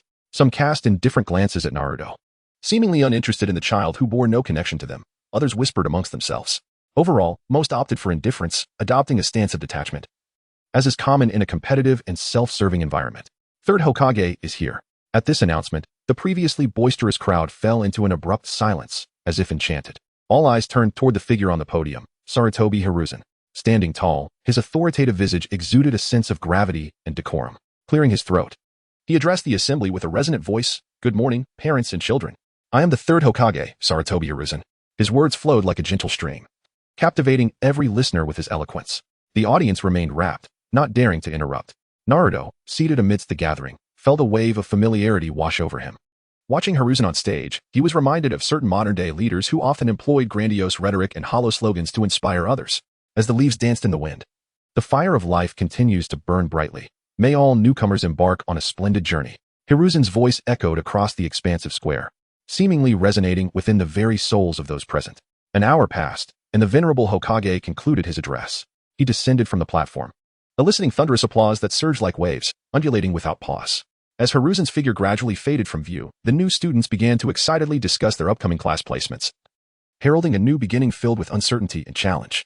Naruto stood among the crowd, his heart remarkably tranquil. He understood that regardless of which class he was assigned to, he would endeavor to adapt and grow. After all, he was no ordinary Naruto. He possessed memories and experiences from a past life. When the class assignments were announced, Naruto discovered he had indeed been placed in the same class as in the previous narrative. A faint smile graced his lips as he thought, just as I suspected. Upon entering the classroom, Naruto immediately sensed an unusual atmosphere. Most of the common students regarded him with disdain, as though he were an unwelcome presence. Nevertheless, Naruto paid little heed to their glares, striding directly toward Sasuke and taking a seat beside him. How dare he sit next to Sasuke? The girls in the class erupted in outrage, particularly Sakura, who glared at Naruto with clenched teeth, her forehead creased in anger. Sensing the weight of their stares, Naruto slowly turned his head, silently recalling the names of each individual as he scanned the room. Sakura, CHG, Shikamaru, Ino, Shino, Hiba, Hinata. And in the first year, Tintin, Lee Niji. All of Team 12 is here. A sense of glee bubbled within Naruto, just as the system's voice resonated in his mind. Sign-in point detected. Will the host sign in? Without hesitation, Naruto replied, sign in. Congratulations, host. You have acquired the technique of external avatar, which has been adapted to suit this realm. The system's notification filled Naruto with exhilaration, and he could hardly wait to test this new skill. Chapter 22. The Art of External Clones. Naruto, why on earth are you still coming to school when you're already so formidable? Sasuke regarded Naruto with an expression of skepticism, his voice lowered to a murmur. Naruto's lips curled slightly upward, revealing a hint of disdain as he shot Sasuke an exaggerated eye roll, as if to convey, how could someone like you possibly grasp my intentions? Naturally, Naruto would never divulge the true reason for his school attendance. It was for the sake of the system's rewards. This secret was one he intended to guard fiercely. From now on, I'll only be coming to school as a clone. You must keep this under wraps. Naruto suddenly declared to Sasuke with a serious demeanor, surprising Sasuke with his earnestness. Sasuke pursed his lips, internally musing, this guy is truly enigmatic. However, since he has gone to such lengths to say this, I'll help him keep this secret. At that moment, the classroom door creaked open, and Irika-sensei stepped inside. Hello, everyone. My name is Irika Yumino, and from today onwards, I will be your homeroom teacher. I look forward to working with you all. Irika greeted the students with a warm smile and a gentle voice. After a brief self-introduction, Irika continued, next, I would like each of you to stand and introduce yourselves, starting from the front row. I'm Kiba Inuzuka, and my dream is to become a great ninja. With Kiba's confident and resonant voice, the class began to buzz with energy. Kiba's enthusiasm seemed to illuminate his vision of a glorious future as a ninja. Following him, students took turns rising to share their dreams and unique traits. Sakura Haruno, the charming girl, wore a radiant smile that invoked memories of her growth and resilience. Shikamaru Nara lounged lazily in his seat, exuding a carefree attitude. Yet his intellect was widely recognized. Choji Akimichi, the lovable foodie, unabashedly declared his aspiration to eat endless chips, prompting laughter from the entire class. Meanwhile, Shino Aburame, the usually taciturn boy, sat quietly, just as Naruto remembered, seemingly saying nothing. Hinata Hyuga remained shy, her cheeks flushed like ripened apples, her voice barely audible as she whispered her dream. In stark contrast, Ino Yamanaka stood with exuberance, energetically introducing herself without a hint of restraint. All of this seamlessly merged with Naruto's memories. Gazing at these familiar faces evoked a warmth within him. The day's class at the ninja school concluded with the newcomer self-introductions, and Naruto cheered as he made his way home, humming a tune while envisioning life as a great ninja. Suddenly, he spotted a familiar figure, Itachi. Itachi stood nearby, waiting for Sasuke after school, and Naruto's heart leaped with joy. He extracted a marble from his pocket and flicked it with his finger, sending it soaring towards Itachi like a bolt of lightning. Itachi's keen senses detected the gleam of the marble approaching him. Just as he prepared to dodge, his gaze fell upon Naruto in the distance. In that fleeting moment of eye contact, Itachi seemed to understand something. He chose not to evade and instead reached out, deftly catching the marble. The marble trembled slightly in his hand, as if still carrying Naruto's warmth. Itachi quietly tucked the marble into his pocket, resuming his wait for Sasuke, whilst the others, including Sasuke, remained oblivious to the exchange. Naruto gently pushed open the somewhat worn door and entered his modest room. The furnishings were simple, a single bed, a desk, and a chair, with no superfluous items in sight. He plopped down beside the bed, inhaling deeply, and turned his gaze towards the introduction of the external clone technique. This document delineated the principles and functionalities of the technique in detail. As he read, his eyes widened with astonishment at the phrase, a clone imbued with chakra, created from one's own spirit, which possesses self-awareness and can exist indefinitely, autonomously training. His mouth fell open in disbelief, utterly taken aback. Is this the combined reward of the remaining 12 elite? Naruto murmured in disbelief. Overwhelmed by the extraordinary implications, a surge of uncontrollable excitement coursed through him. He had been troubled over how to find a suitable place for seclusion. But the system had graciously bestowed upon him such a formidable ability. With the external clone, he could leave the village while allowing his clone to remain undetected. Initially, Naruto had contemplated the distance limitations of the transformation technique, but now, all of that was effortlessly resolved. The more he pondered, the more he felt this power was tailor-made for him, his eyes sparkling with visions of becoming an unparalleled warrior. Time flew by, and Naruto encountered a significant dilemma. What exactly constituted a chakra carrier? He found himself lost in thought, various potential answers racing through his mind. Suddenly, a thought struck him. He considered a highly suitable candidate for a clone, White Zetsu. This revelation filled Naruto with exuberance. It felt as though he had uncovered the crux of the matter. Without hesitation, Naruto decided to take action. He left one clone behind to continue contemplating the chakra carrier issue while he utilized the Flying Thunder God technique, instantly appearing beside Itachi Uchiha. At that moment, Itachi was in his father's room, discussing important matters. The unexpected appearance of Naruto took him by surprise. He had never anticipated Naruto would manifest in such a manner. Itachi recalled the marble Naruto had given him that morning, hastily removing it from his pocket to scrutinize its intricate patterns. Indeed, these patterns bore a connection to the Flying Thunder God technique. Naruto, have you mastered the Flying Thunder God? Itachi asked, his expression one of astonishment, struggling to grasp the reality before him. Of course, Uncle Fugaku. You and the radical faction of your clan have gone to the borders of the Fire Country, right? Naruto replied, nodding while inquiring about the radical faction's activities. Within the Uchiha clan's secret chamber, the sound of water dripping from a copper kettle echoed faintly. The candlelight flickered in the draft from the shoji door, casting shadows of Fugaku's chiseled profile onto the low table strewn with scrolls. He lowered his gaze, rubbing the rim of his teacup, the dark red stains on his moon-white sleeves starkly visible. They had originally planned to instigate a coup under the pretense of the bloodline limit. In a gravelly voice, laced with a raspy timbre, the clan leader raised his hand to massage his throbbing temples. 2 nights ago, I personally severed Elder Heiji's head at the clan meeting in Minami Hekawa. He gazed at the shadow of the family crest on the folding screen, musing that now the youth of the Uchiha were united as one. Sitting cross-legged on a bamboo mat, Naruto absent-mindedly tapped his fingers against the tatami seams. Moonlight streamed through the intricately carved window, flowing through his golden hair, while his youthful visage bore an unusual gravity for his age. Did you compel Itachi to use the Kotoame Tsukumi? No, it was the Manjiki Sharingan. Fugaku suddenly tightened his grip on the teacup, the glaze emitting a faint groan against his palm. His left eye glimmered with an eerie red light. As the Manjiki pattern slowly intertwined, that old man, to the very end, glared at me as if questioning why I betrayed the honor of the Uchiha. A faint scent of blood lingered in the air, and Naruto noticed that the kunai behind the screen remained unsheathed. He leaned forward, the tip of his kusanagi sword swaying gently with the motion. It was time to withdraw Itachi from the Umbu. The third Hokage had summoned him thrice recently. The youth lowered his voice. You should be more aware than I am, being the genius double agent. Suddenly, the copper kettle emitted a soft chime as the midnight dew fell into the celadon cup. Fugaku's fingertips trembled, and the tea swirled, creating ripples that mirrored the camellias drifting outside, the tribute offered by the clan members to the new clan leader that morning. By the way, Itachi, I have a task I need your assistance with. Naruto shifted the conversation, addressing Itachi. I would like you to use your genjutsu to control a person. His name is White Zetsu.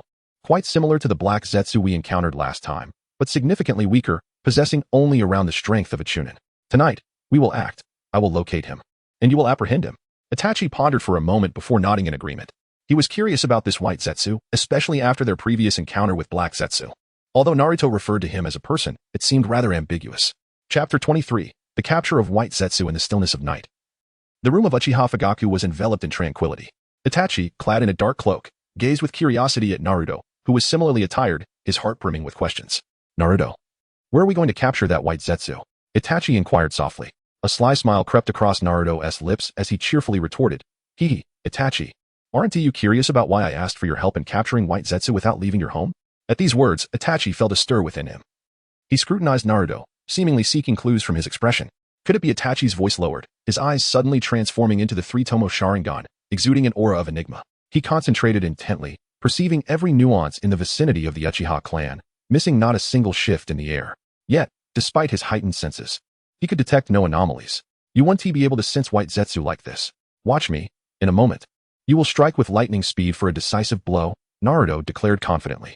As soon as he finished speaking, he closed his eyes, plunging into a meditative state, forging a close connection with Kurama. Kurama, please keep an eye on any malevolent forces lurking beneath us, Naruto silently implored. Kurama's deep, resonant voice echoed in Naruto's mind, 200 meters straight ahead, beneath the large tree, at the 6 o'clock position, 150 meters down, and 2 meters down at the 3 o'clock position. Receiving Kurama's guidance, Naruto wasted no time. He promptly relayed this information to Itachi through a special method. Upon receiving Naruto's message, Itachi was taken aback. He had never anticipated that so many White Zetsu would lie hidden around his family. Without hesitation, he unleashed his ninjutsu, transforming into a flurry of crows that scattered at lightning speed towards Kurama's indicated locations. Before long, a subtle rustling sound was heard, and Itachi's figure reappeared before Naruto, this time holding 2 white, humanoid creatures. Clearly, they were White Zetsu. One got away. While these creatures are not particularly strong, their speed in fleeing is astonishing, Itachi remarked, his expression grave as he scrutinized the White Zetsu, searching for any clues. Inwardly, Itachi pondered the implications of these elusive White Zetsu, questioning what it meant for his family to be under their watchful gaze. He turned to Naruto, a glimmer of hope in his eyes, as if yearning for a rational explanation. Naruto gazed at the White Zetsu in Itachi's grasp, a heavy weight lifting from his chest. For him, these creatures represented the crux of his ability to leave the village unscathed. He took a deep breath and said, let us return first and deliberate further. Meanwhile, in the room, Fugaku stared in shock and fury at the 2 white beings on the ground. His mind raced with myriad questions. What are these creatures? Why have they appeared in Uchiha territory? Seeing Fugaku's distress, Naruto quickly explained. These are special humanoid beings belonging to an organization known as Akatsuki. Fugaku's eyes widened in disbelief. Akatsuki? Why would they monitor our Uchiha clan? Naruto paused for a moment, then slowly replied, according to my foresight, in roughly a month, the Uchiha clan will face a calamity that threatens our very existence. Hearing this, Fugaku's face drained of color. He could hardly fathom such a fate befalling his family. Naruto continued, The last time Uchiha Obito came to see Itachi was because they had learned of this impending doom. The higher-ups in Konoha have struck a deal with Akatsuki regarding your clan's Sharingan. Fugaku's fists clenched tightly, his voice trembling with rage. They would sacrifice our entire Uchiha clan for the Sharingan. However, given the current circumstances, the likelihood of your clan's annihilation has significantly diminished.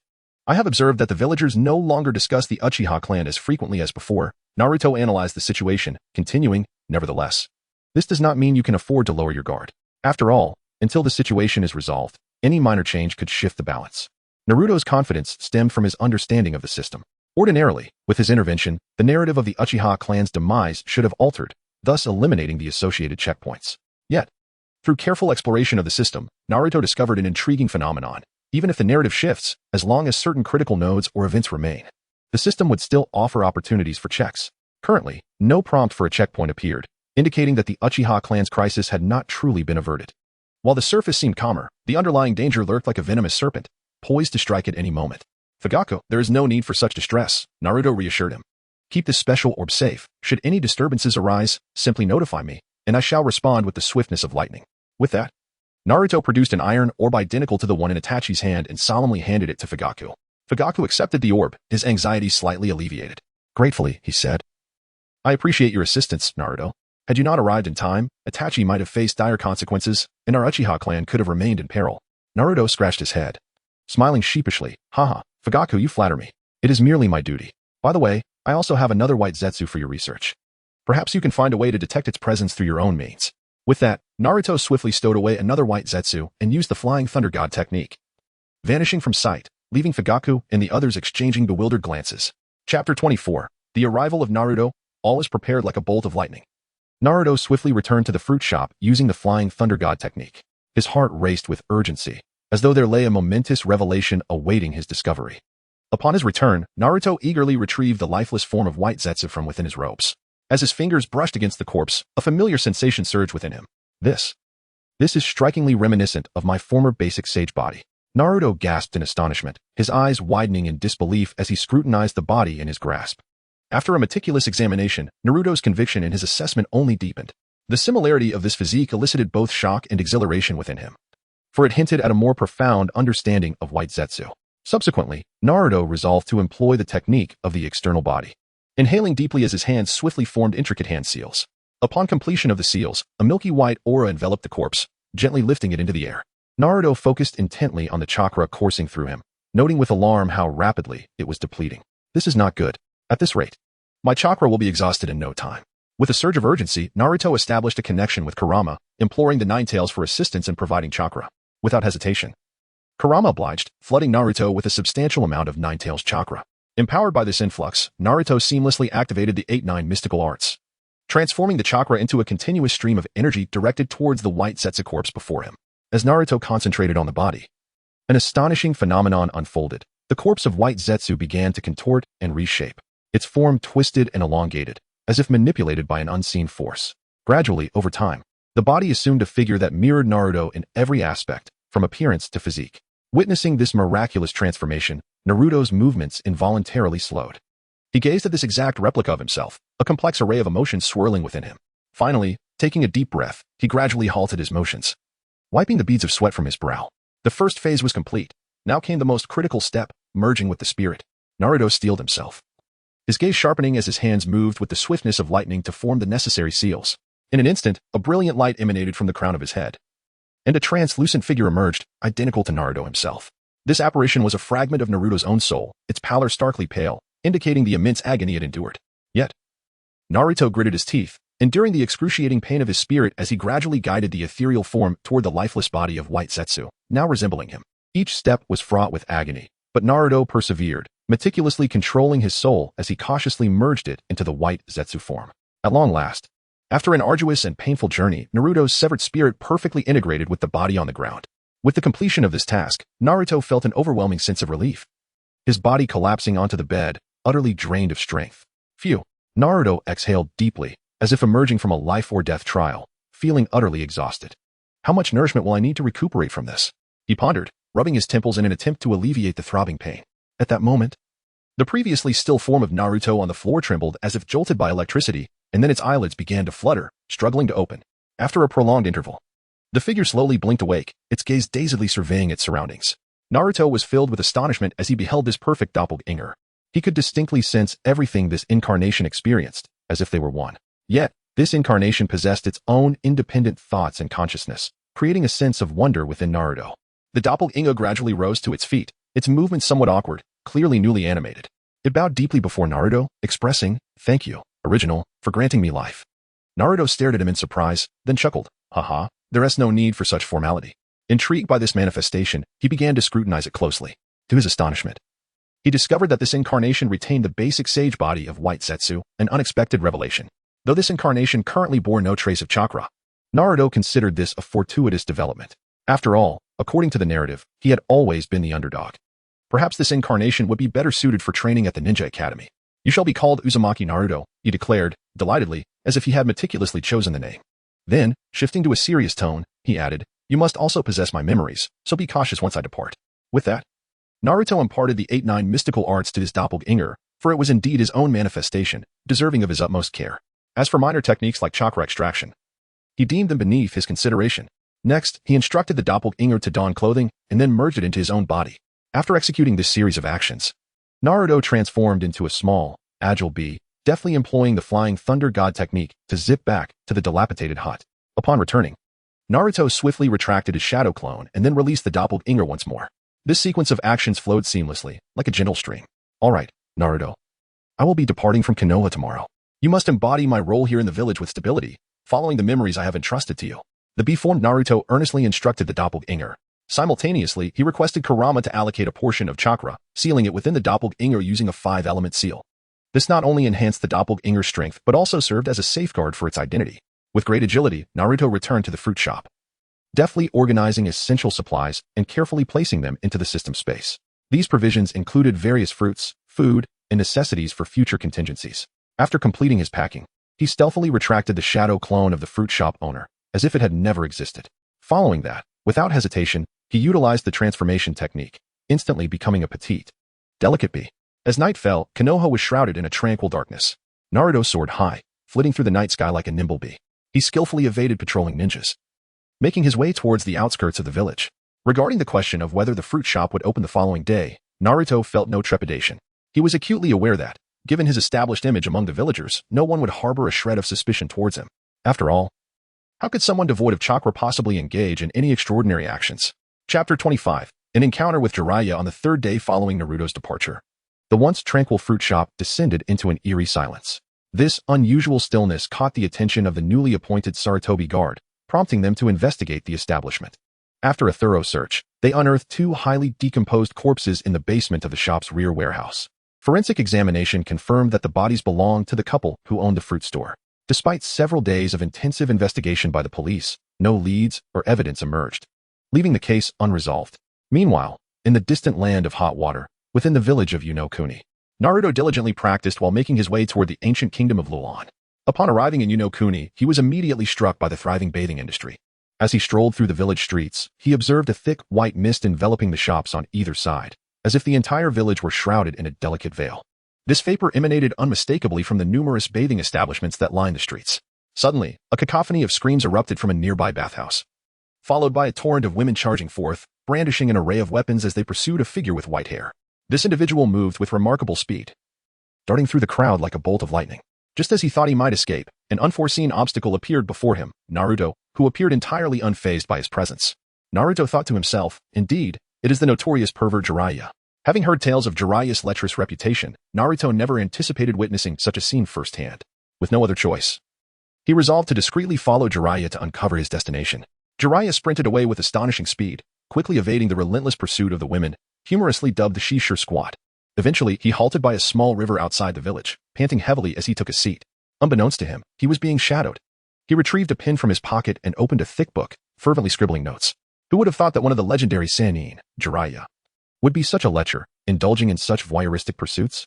Just then, Naruto revealed himself, standing a short distance away, a teasing smile adorning his face. Startled by the unexpected voice, Jiraiya looked up to see a stranger standing nearby. Because Naruto had altered his appearance, Jiraiya failed to recognize him. "Who are you?"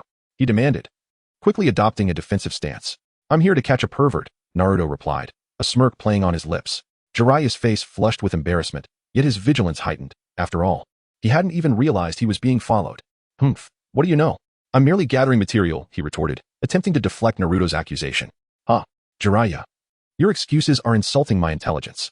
It's outright peeping, and you are just trying to justify it. Truly, you're trying to play the victim while being the perpetrator. Naruto scoffed. His disdain for Jiraiya evident in his expression. Upon hearing Naruto's words, Jiraiya's demeanor shifted dramatically, his eyes widened with fury. You little brat. You clearly lack respect for your elders. Perhaps I should teach you a lesson on behalf of your parents. With that, he swiftly formed hand seals, preparing to unleash a jutsu. Ninja art, wild lion's mane. Jiraiya shouted, his hair suddenly transforming as if enchanted, growing wildly and lunging at Naruto like a pack of ferocious lions. However, Naruto remained unfazed by the sudden attack, deftly sidestepping the oncoming hair assault. A glimmer of excitement flickered in his eyes, clearly relishing the impending confrontation. Wind release, great breakthrough. He inhaled deeply before unleashing a powerful gust of wind, manifesting a colossal tornado that roared toward Jiraiya's mane. Yet, despite its formidable force, the tornado struggled against Jiraiya's wild hair, which easily tore through it, dissipating the storm. Little brat, this is the consequence of provoking me. Jiraiya laughed triumphantly, his voice laced with mockery. Well then, prepare for a surprise. Naruto's sinister chuckle alerted Jiraiya to an impending mischief. With a swift motion, Naruto unleashed dozens of iron orbs, which promptly transformed into replicas of himself amidst a cloud of smoke. Brothers, attack, he commanded, as the surrounding Naruto clones brandished an assortment of weapons, some activating their Sharingan, while others formed Rasengan in their hands. What in the world are these clones?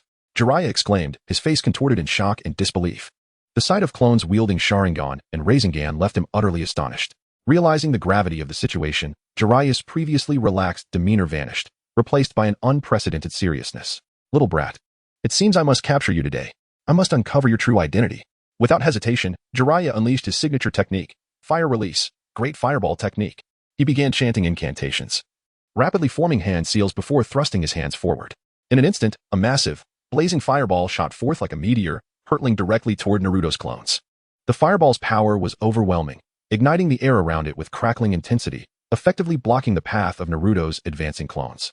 A smirk crept onto Jiraiya's face as he anticipated a decisive victory. However, just as he prepared to press his advantage, he swiftly produced a scroll and clapped his hands together.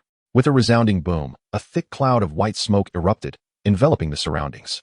As the smoke gradually cleared, a gigantic toad, clutching a pipe in its mouth, emerged before them. This enormous creature was none other than Jiraiya's summoning beast, Gamabunta. Jiraiya, are these the foes for today? Gamabunta surveyed the multitude of Naruto clones surrounding him, muttering in bemusement. No, they're merely the child's clones, Jiraiya clarified from atop the toad's head. While I cannot fathom why these clones possess the same sensory abilities as the real Naruto, I can assure you that the true adversary remains elsewhere. Chapter 26. The unexpected sign and reward. With remarkable swiftness, Gamabunta drew his long blade from behind, its gleaming edge flashing with an aura of formidable might. Fearlessly, he met the assault of Naruto's shadow clones, each strike infused with tremendous power. The sound of crisp collisions resonated, as the clones were swiftly severed, exploding into clouds of crimson mist. These clones, akin to punctured balloons, transformed into scattered marbles, littering the ground. Simultaneously, Jiraiya unleashed his ninjutsu, a barrage of powerful techniques raining down upon Naruto's clones. Under the relentless onslaught from Gamabunta, coupled with Jiraiya's explosive jutsu, the clones soon fell, rendered devoid of combat capability. Kid, you'd better surrender, lest you suffer some pain, Jiraiya proclaimed with an air of smugness, his confidence and victory palpable. However, Naruto was undeterred by Jiraiya's taunts. Instead, he burst into hearty laughter. Ha ha, big pervert, we shall meet again by fate. With that, he directed his hand towards a 3-meter-high hill in the distance. And everyone's astonishment, the hill began to levitate as if drawn by an unseen force. In the next moment, Naruto hurled the hill like a cannonball towards Gamabunta and Jiraiya, while simultaneously employing the Flying Thunder God technique to instantaneously return to the hidden hot water village. Jiraiya's expression shifted as he hurriedly turned to face the descending hill, rapidly forming a colossal orb in his grasp. Utilizing Gamabunta's form, he propelled himself upward, akin to a projectile, charging towards the hill. Damn it, he shouted, smashing the orb into the hill. A thunderous explosion followed as the hill erupted, clouds of dust billowing forth. As the dust settled, Jiraiya stood there, somewhat disheveled, scanning the area only to find that Naruto had vanished without a trace. Kid, don't let me run into you again, Jiraiya bellowed in frustration, clearly incensed by Naruto's successful escape. This mountain-moving technique took quite a toll, in terms of chakra. It has nearly drained me dry, Naruto muttered to himself as he leisurely strolled through the streets of the hidden hot water village, replaying the thrilling battle in his mind. He meticulously analyzed his performance, contemplating areas where he could improve. Meanwhile, far away in Konoha village, Naruto's avatar, having just finished school, eagerly made his way to Ichiraku Ramen. As usual, he greeted the shopkeeper with enthusiasm. "Uncle, 1 bowl of tonkatsu ramen, please." The shopkeeper, squinting with a smile, responded, "Haha. Yes, little Naruto. Just got out of school, huh?" At that moment, a sudden voice interrupted their exchange. "Boss, I'll have a tonkatsu ramen as well." Naruto turned to see a young man with white hair and a mask covering one eye standing beside him. Naruto couldn't help but smirk, thinking, this must be the Kakashi from my memories, looking rather dapper. If only he would remove that mask. Kakashi seemed to notice Naruto's gaze and greeted him. "Hello there, young one." His voice was deep and soothing, exuding a mature and composed demeanor. He scrutinized Naruto, noting his slender frame and worn attire. A flicker of guilt crossing his eyes. "Hello, white-haired uncle." Naruto unexpectedly replied, leaving Kakashi astounded. At the same time, the voice of the system echoed in Naruto's mind. "Detection complete. The host's avatar has arrived at the sign-in location. Would the host like to sign in?" Without hesitation, Naruto replied, "Sign in." However, when the system delivered its subsequent announcement, he was left in disbelief. "Congratulations, host. You have received the complete photo collection of Always Sora." Naruto's eyes widened in shock. Incredulity etched across his face, with several black lines appearing on his forehead. "System, get out here. I promise I won't kill you," he shouted angrily, while internally speculating who his avatar had encountered to warrant such a reward. As Naruto conversed with Kakashi, they finished their ramen, and he bid Kakashi farewell before returning to school. Upon entering the classroom, he found Sasuke eagerly pulling him aside to a corner, a conspiratorial glint in his eyes. "Naruto, I want to get stronger. Can you talk to your real self? Especially, can your shadow clone train me?" Sasuke implored, almost like a desperate wife. "Well, Sasuke, I'm Naruto. A manifestation of my true self, not just a shadow clone. I've told you many times," Naruto corrected him. "I can relay your request to my true self. But whether he agrees is beyond my knowledge," he added, reluctantly conceding to Sasuke's insistence. In the Hokage's office, Kakashi stood before Sarutobi Hiruzen, who smiled warmly at him. "Kakashi, I trust you met Naruto. I plan to have you mentor him after his graduation." Kakashi remained stoic, his expression indifferent, as he slowly replied, "Sir, I wish to remain in the Yambu." Hiruzen sighed, understanding Kakashi's sentiments, but hoping he would take this step to confront life anew. "Kakashi, I know your situation. You must learn to move forward. This opportunity is not just for Naruto, but for you as well. Furthermore, Naruto is the child of Minato. You should be aware of that." Upon hearing Minato's name, Kakashi's body tensed slightly, memories of moments shared with Minato flooding his mind like scenes from a film, weighing heavily on his heart. After a moment of silence, Kakashi's gaze shifted from Hiruzen to some distant point, lost in thought. After a lengthy pause, he finally lifted his head, looked at Hiruzen, and nodded in agreement. Chapter 27. The Ancient Kingdom of Lulan. At the border of the ancient kingdom of Lulan, Naruto, weary from his long journey, finally arrived at his destination. Despite his exhaustion, a glimmer of surprise flickered in his eyes as he sensed the increasingly rich natural energy ahead. "Ah, I finally made it." He sighed, his anticipation ignited. He paused, gazing forward as if he could see the hidden dragon veins beneath the land. It seemed his gamble had paid off. This dragon vein was indeed a spiritual vein. Naruto murmured to himself, a look of satisfaction gracing his face. Rapidly, memories of his past life flooded his mind, providing him with a clearer understanding of the situation here. According to his recollections, the ancient kingdom of Lulan was currently occupied by a rogue ninja from Sunagakure named Baizu, who had firmly established control over it. Furthermore, Baizu had renamed himself in Lushan, transforming into a high-ranking official of Lulan with immense power. Contemplating this, Naruto couldn't help but furrow his brow, lamenting inwardly. This could be quite troublesome. Confronting a monster with boundless chakra would be no simple task. Naruto carefully controlled his chakra, gradually rendering his body transparent until he completely vanished into the air. He transformed into a light, silent mosquito, completely concealing his presence. His objective was the city of Lulan, an ancient ruin encircled by desert. The wind-eroded rock formations and sand dunes around it created a desolate yet mysterious tableau. However, the ruins were not devoid of life. Due to the uncontrolled dragon vein energy, certain areas were enveloped in energy whirlpools formed by the distortion of space and time, making the place rife with unknown dangers. At the city's center stood a towering spiral tower, piercing the clouds like a bridge to the heavens. This edifice, known as the Tower of Lost, had been constructed by Lushan utilizing the power of the dragon vein. It served not only as the control hub for the puppet army but also as an energy node for time-space traversal, harboring endless secrets and power. As Naruto, now a mosquito, circled above, he gazed down upon the ancient city. The puppet workshops lining the streets were bustling with artisans at work. Meanwhile, the Tower of Lost, with its massive structure, emanated a pulse of energy that was both awe-inspiring and foreboding. Naruto couldn't help but muse that although the city was under control, it still conveyed a sense of stepping into an era of technology. The intricate puppet workshops and the Grand Tower of Lost showcased the remarkable achievements of the ancient Lulan people in technology and architecture. At last, Naruto entered a peculiar palace. He concentrated, keenly sensing his surroundings, when suddenly, he detected an exceptionally strong chakra emanating from a nearby room. The intensity of this chakra was so overwhelming that it was nearly impossible for him to ignore. Curiosity piqued, he cautiously approached the room. As he hovered by the door, he caught a glimpse of a slender man with a gloomy demeanor seated in the center of the room. Mysterious devices appeared to be installed on the ground, continuously channeling natural energy into the man's body. As the natural energy flowed into him, the man underwent astonishing transformations. At one moment, he morphed into a dark purple metallic creature, enveloped in a hard shell and radiating a terrifying aura. At another, he reverted to his human form. As if all of it had been an illusion, Naruto's eyes widened in disbelief as he absorbed this scene. Feeling in Lushan's powerful presence, he couldn't help but reflect. This is undoubtedly peak shadow-level power. Yet, recalling the storyline from his past life, he was struck with incredulity. In that narrative, Naruto had effortlessly defeated Lushan, which seemed utterly implausible.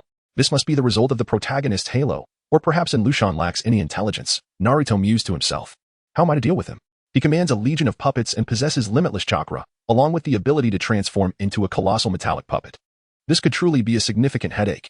Standing at the door, Naruto furrowed his brow, deep in thought about how to proceed.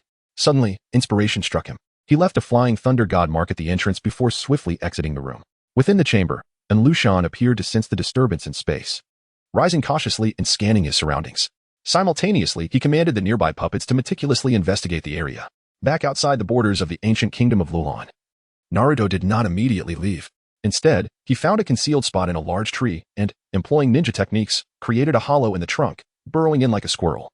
Given my current strength, confronting Lushan head-on is definitely not an option. Even if I transform into my Ninetales form, I may not be able to defeat him. His regenerative abilities are utterly monstrous. He's like an unkillable cockroach. Naruto reflected while nestled in his tree hollow. As he pondered, memories of Naruto's battles with Lushan from his past life resurfaced. Suddenly, a thought illuminated his mind. Control. Yes, control. He exclaimed with excitement, smacking his forehead in frustration. How did I not think of this sooner? If I can control Lushan, wouldn't all problems resolve effortlessly? With this realization, a significant weight lifted from Naruto's heart. He had devised a method to deal with Lushan that wouldn't require excessive exertion. In a room belonging to Itachi of the Uchiha clan, night descended, enveloping the space in tranquility. After a long day of labor, Itachi, weary, prepared to rest. As he slowly removed his outer garment and was about to lie down, a figure suddenly appeared beside him like a wraith. Itachi's instincts kicked in, and he demanded in a low voice, "Who is it?" Without hesitation, he swiftly launched a shuriken, which flew like lightning toward the figure. "It's me," came a familiar voice, but it was too late. The figure awkwardly sidestepped, yet still, the shuriken grazed his arm, leaving a deep wound. As Itachi focused, his heart tightened upon realizing the intruder was Naruto. He quickly approached, concern etched on his face. "Naruto, how did you end up here?" I didn't mean to. I'm sorry," Naruto replied, glancing at the wound on his arm. Though slightly exasperated, he waved his hand and smiled. "Hey, it's nothing. I have the recovery ability of Sage Mode. This minor injury will heal in no time." Looking down at his arm, he noted with astonishment that the wound was already scabbing over. Seeing this, Itachi felt somewhat reassured, yet still harbored a sense of guilt. He gazed at Naruto and muttered, "I truly apologize. I was too on edge just now." Chapter 28. The Assassination of Danzo. It is time for us to expedite our plans, Itachi. I have resolved to eliminate Danzo tonight. This will effectively eradicate the issues plaguing your Uchiha clan at their roots, Naruto declared with an air of gravity. Upon hearing this, Itachi's heart tightened. He gazed intently at Naruto, as if searching for clues in his expression. "Naruto, has something happened? Why the sudden urgency?" Itachi's voice bore a hint of concern. Naruto shook his head, clarifying, "It's nothing of great significance. I have recently discovered an exceptional training ground, ideally suited for my cultivation. However, I fear that my training might delay my return, which is why I wish to resolve the matter with Danzo swiftly. Moreover, after dealing with him, I will need you to accompany me to that place." Itachi nodded in understanding. "For the past few days, my crow clones have been monitoring Danzo's every move. Currently, he has returned to the Shimura clan's territory, accompanied by two formidable opponents, Nara Shikaku and Oil Girl Torian. They are not to be trifled with, and dealing with them will undoubtedly require considerable effort." "I can handle that," Naruto replied confidently. "Do you remember our encounter with Uchiha Obito? I successfully employed a paralyzing technique against him then. I believe I can similarly restrain Danzo this time, with the paralysis lasting approximately 5 seconds. Within that window, you must swiftly sever his head and right arm." "Understood. I will give it my all," Itachi responded without hesitation. "Then let us commence our operation. However, before we proceed, I require your cooperation. Do not resist. I will cast an illusion to facilitate our approach to Danzo. You need only suppress your chakra, ensuring he remains unaware of our presence," Naruto explained. With that, Naruto extended his finger and lightly touched Itachi. In an instant, a radiant glow enveloped them, and astonishingly, Itachi transformed into a diminutive mosquito. Naruto, too, took on the same form. Itachi was momentarily astonished by his transformation, apart from a slight discomfort in flight. He found the experience remarkably intriguing, acutely aware of the surrounding environment, even feeling the gentle caress of the breeze. The two mosquitoes darted swiftly towards the Shimura clan's territory. Their singular objective, Danzo. In what appeared to be a tranquil night at the Shimura residence, an exhilarating assassination was unfolding. Unbeknownst to anyone, two mosquitoes leisurely entered through a skylight and zipped into Danzo's chamber. Despite the vigilant guard of Narashikaku and Oil Girl Torian outside, these tiny creatures seemed endowed with an uncanny ability to go undetected. One of the mosquitoes, Naruto, communicated telepathically with the other, Itachi. Itachi, 5 seconds, he conveyed in a low, steady tone. Mosquito Itachi nodded slightly, indicating his comprehension. Just then, Danzo, lying in bed, was suddenly seized by an inexplicable sense of dread, his heart racing. Instinctively, he attempted to move, only to find himself paralyzed, his body and chakra entirely beyond his control, as though ensnared by an overwhelming force. In the midst of Danzo's astonishment, two flashes of cold light streaked through the night, swift and lethal as lightning. Two sharp blades swiftly sliced through Danzo's throat and heart, offering him no chance to react. Thus, Danzo's life was extinguished in an instant. As Naruto sensed that Narashikaku and Oil Girl Torian had detected the chakra fluctuations within the room and were about to burst in, he unhesitatingly stowed away Danzo's head and arm into his system space. Grasping Itachi's form, he activated the Flying Thunder God technique, and with an ethereal ripple, they vanished without a trace. Meanwhile, Uchiha Fugaka sat at a shadowy desk, engrossed in reviewing documents, the room enveloped in an eerie silence. Save for the soft scratch of his pen against paper. Suddenly, he felt two figures dart past him, startling him into readiness. However, just as he prepared to rise, a familiar chakra signature reached his senses, causing him to halt in his tracks. "What are you two up to?" Fugaka questioned, bewildered, as he beheld Itachi and Naruto, both smeared with blood, as if they had just emerged from a fierce battle. Itachi's gaze fell upon Naruto, seemingly awaiting an explanation. Without hesitation, Naruto waved his hand, causing a dark shadow to materialize on the floor, Danzo's severed head and a bandaged arm. "You killed Danzo?" Fugaku exclaimed, his eyes wide with disbelief. He had never imagined these two youths capable of such audacious acts. Are the younger generations truly this reckless? He murmured, incredulity flooding his mind. After a moment's pause, Fugaku regained his composure, inhaling deeply to steady himself. "Has anyone discovered this incident?" he inquired. Naruto replied confidently, "They may have sensed something, but they could never trace it back to us." He was certain of his transformation and teleportation techniques, convinced they left no trace. With that, he picked up a shuriken, and under the curious gazes of Itachi and Fugaku, he cautiously sliced open the bandages binding Danzo's head and arm. To their astonishment, Danzo's left eye was revealed to be a Sharingan, a kaleidoscope of patterns, while his arm was adorned with an array of Sharingan, each more potent than the last. Counting them, they discovered a total of 16 Sharingan, including the left eye's kaleidoscope. Fugaku and Itachi's fury ignited upon witnessing this. Their eyes widened, fixated on Danzo as if they wished to consume him whole. Especially Fugaku, whose body trembled with rage. Unable to fathom the sight before him, these eyes belonged to his deceased kin. Fugaku could sense the faint aura emanating from those eyes, echoing the unyielding resentment and sorrow of his clan members in their final moments. He recognized many of them, once elite members of the Uchiha clan. They had been brutally stripped of their lives and eyes by Danzo. The higher-ups in Konoha. Fugaku gritted through clenched teeth, his voice low and brimming with hatred. He was acutely aware that Danzo alone could not have amassed so many Sharingan. Others within Konoha's ranks were undoubtedly complicit. As the clan leader, Fugaku was astute, fully cognizant of the darkness and brutality inherent in power struggles. At that moment, Naruto was intently listening to the voice emanating from the system within his mind. A wave of elation washing over him. Detection confirms the host has successfully altered the fate of the Uchiha clan. The storyline checkpoint has been updated. Would the host like to sign in? Without a moment's hesitation, Naruto replied, "Sign in." As his words echoed, the system's notification chimed once more. "Congratulations, host. You have acquired the tailed beast Ushioni from a parallel universe, and a master-servant contract has been automatically established. The Ushioni currently resides within your ceiling space." While Naruto basked in his joyous triumph, a curious event unfolded within the ceiling space. Kushina and Minato were immersed in their sweet world, exchanging tender affections. A picture of love and devotion. Meanwhile, the Ninetales appeared somewhat bored, idly counting its own fingers, seemingly indifferent to the affectionate display of the couple. However, just as the Ninetales reached the count of 100, a dazzling light suddenly flashed before them, and to their astonishment, the Eight Tails, GY materialized right in front of Kushina, Minato, and the Ninetales. GY? The Ninetales regarded the sudden appearance of the beast with skepticism, pondering silently. For it could distinctly sense that the GY of this world was not present here. Thus, where exactly had this GY emerged from? Chapter 29. The return to Lul on the system panel opened, revealing various details. Host, Naruto. Age, 4. Physique, Chaotic Spirit Body. Level, Chi Training Level 12, Shadow Level. Heart Method, 8-9 Profound Art, Divine Ability, 72 Transformations, External Avatar, Naruto. Skills, Yang Nine Tails, Minor Accomplishments in Taijutsu, B-Class Ninjutsu Wind Release, Great Breakthrough, Weapon Proficiency. 8 Gates of Bypass, 3 Tomo Sharingan, Mastery of Sealing Techniques, Spiraling Sphere, Flying Thunder God. Overall evaluation, you are a discreet cultivator secretly practicing immortality. Naruto's eyes widened as he scrutinized the system panel, which displayed a myriad of information and options. Taking a deep breath, he commanded Fugaku and Itachi. Please handle these Sharingan and prepare a room for me. The two exchanged knowing glances, nodded in understanding, and swiftly set about their tasks. Naruto then turned and entered the prepared room, eager to immerse himself in a world that felt entirely his own. Upon entering, he found himself in a mysterious ceiling space. Almost immediately, he sensed 3 intense gazes upon him. As he focused, he recognized Kushina, Minato, and Kurama watching him intently. Naruto, Kurama remarked. This beast is not from this ninja world. Kushina, intrigued, inquired, her eyes shimmering with curiosity. Hesitating briefly, Naruto nodded and replied, yes. I just eliminated that old man Danzo with Itachi. At that moment, a mysterious old man appeared, visible only to me. He claimed I had altered the fate of the Uchiha clan and rewarded me with this 8 tails. I do not know its origins, but I have signed a contract with it, granting me absolute control. Naruto's words were a mixture of truth and deception. He did not reveal everything, yet he did not entirely lie.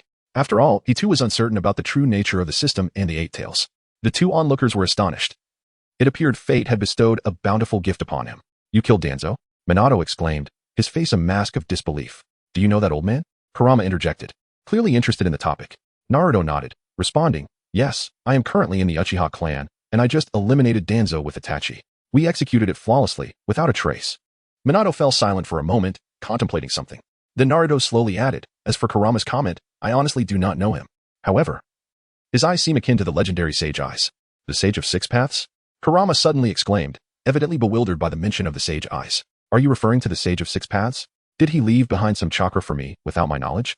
If I ever meet him, I will certainly confront him. Kurama mused, growing increasingly incensed. Kurama, if we combine your chakra with that of the beast, could I not reach the pinnacle of shadow level instantly? Naruto asked, his eyes sparkling with anticipation.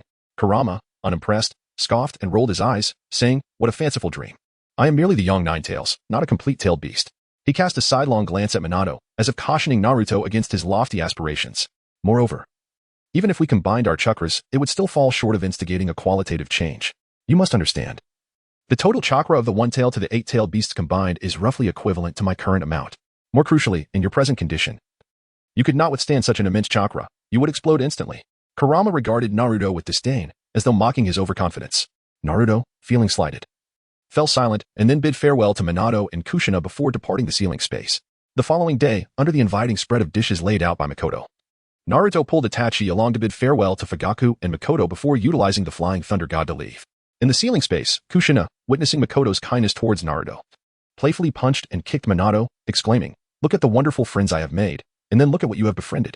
Unbeknownst to them, Naruto, harnessing the chakra of the 8 tails, tirelessly utilized the Flying Thunder God until they reached the borders of the ancient Lulon Kingdom by midday. All the while, Naruto excitedly relayed the current situation of Lulon to Itachi, his words flowing like an unceasing torrent. Itachi listened quietly, occasionally posing questions that prompted Naruto to elaborate. However, when Naruto mentioned the monstrous adversaries they would soon face, Itachi's brow furrowed slightly, and his expression grew serious. Naruto, are you certain this monster can be controlled? Itachi's voice was low and grave, his Manjiki Sharingan fixed intently on the immense natural energy ahead. Naruto, seemingly oblivious to Itachi's concerns, slapped his forehead in realization. Oh right, I forgot to mention, we aren't using Jinjutsu to control it. We are employing Shursui's Kotoamatsukami. Itachi's expression relaxed a fraction, though doubt lingered. Kotoamatsukami?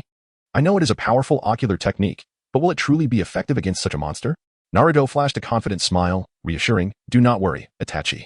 Kotoamatsukami is Shursui's ultimate technique. It will work without fail. Next, Naruto meticulously outlined their plan to Itachi. As they discussed, Itachi contemplated the details, occasionally suggesting improvements. After finalizing their strategy, Naruto transformed, disguising both himself and Itachi as ordinary merchants. He then instructed Itachi to summon a raven adorned with Shursui's eyes. Following his command, the raven materialized before them, its eyes glimmering with an enigmatic light.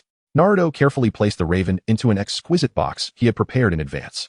To ensure absolute security, he sealed the box with a formidable sealing technique, ensuring that no one could sense its contents, even if they approached.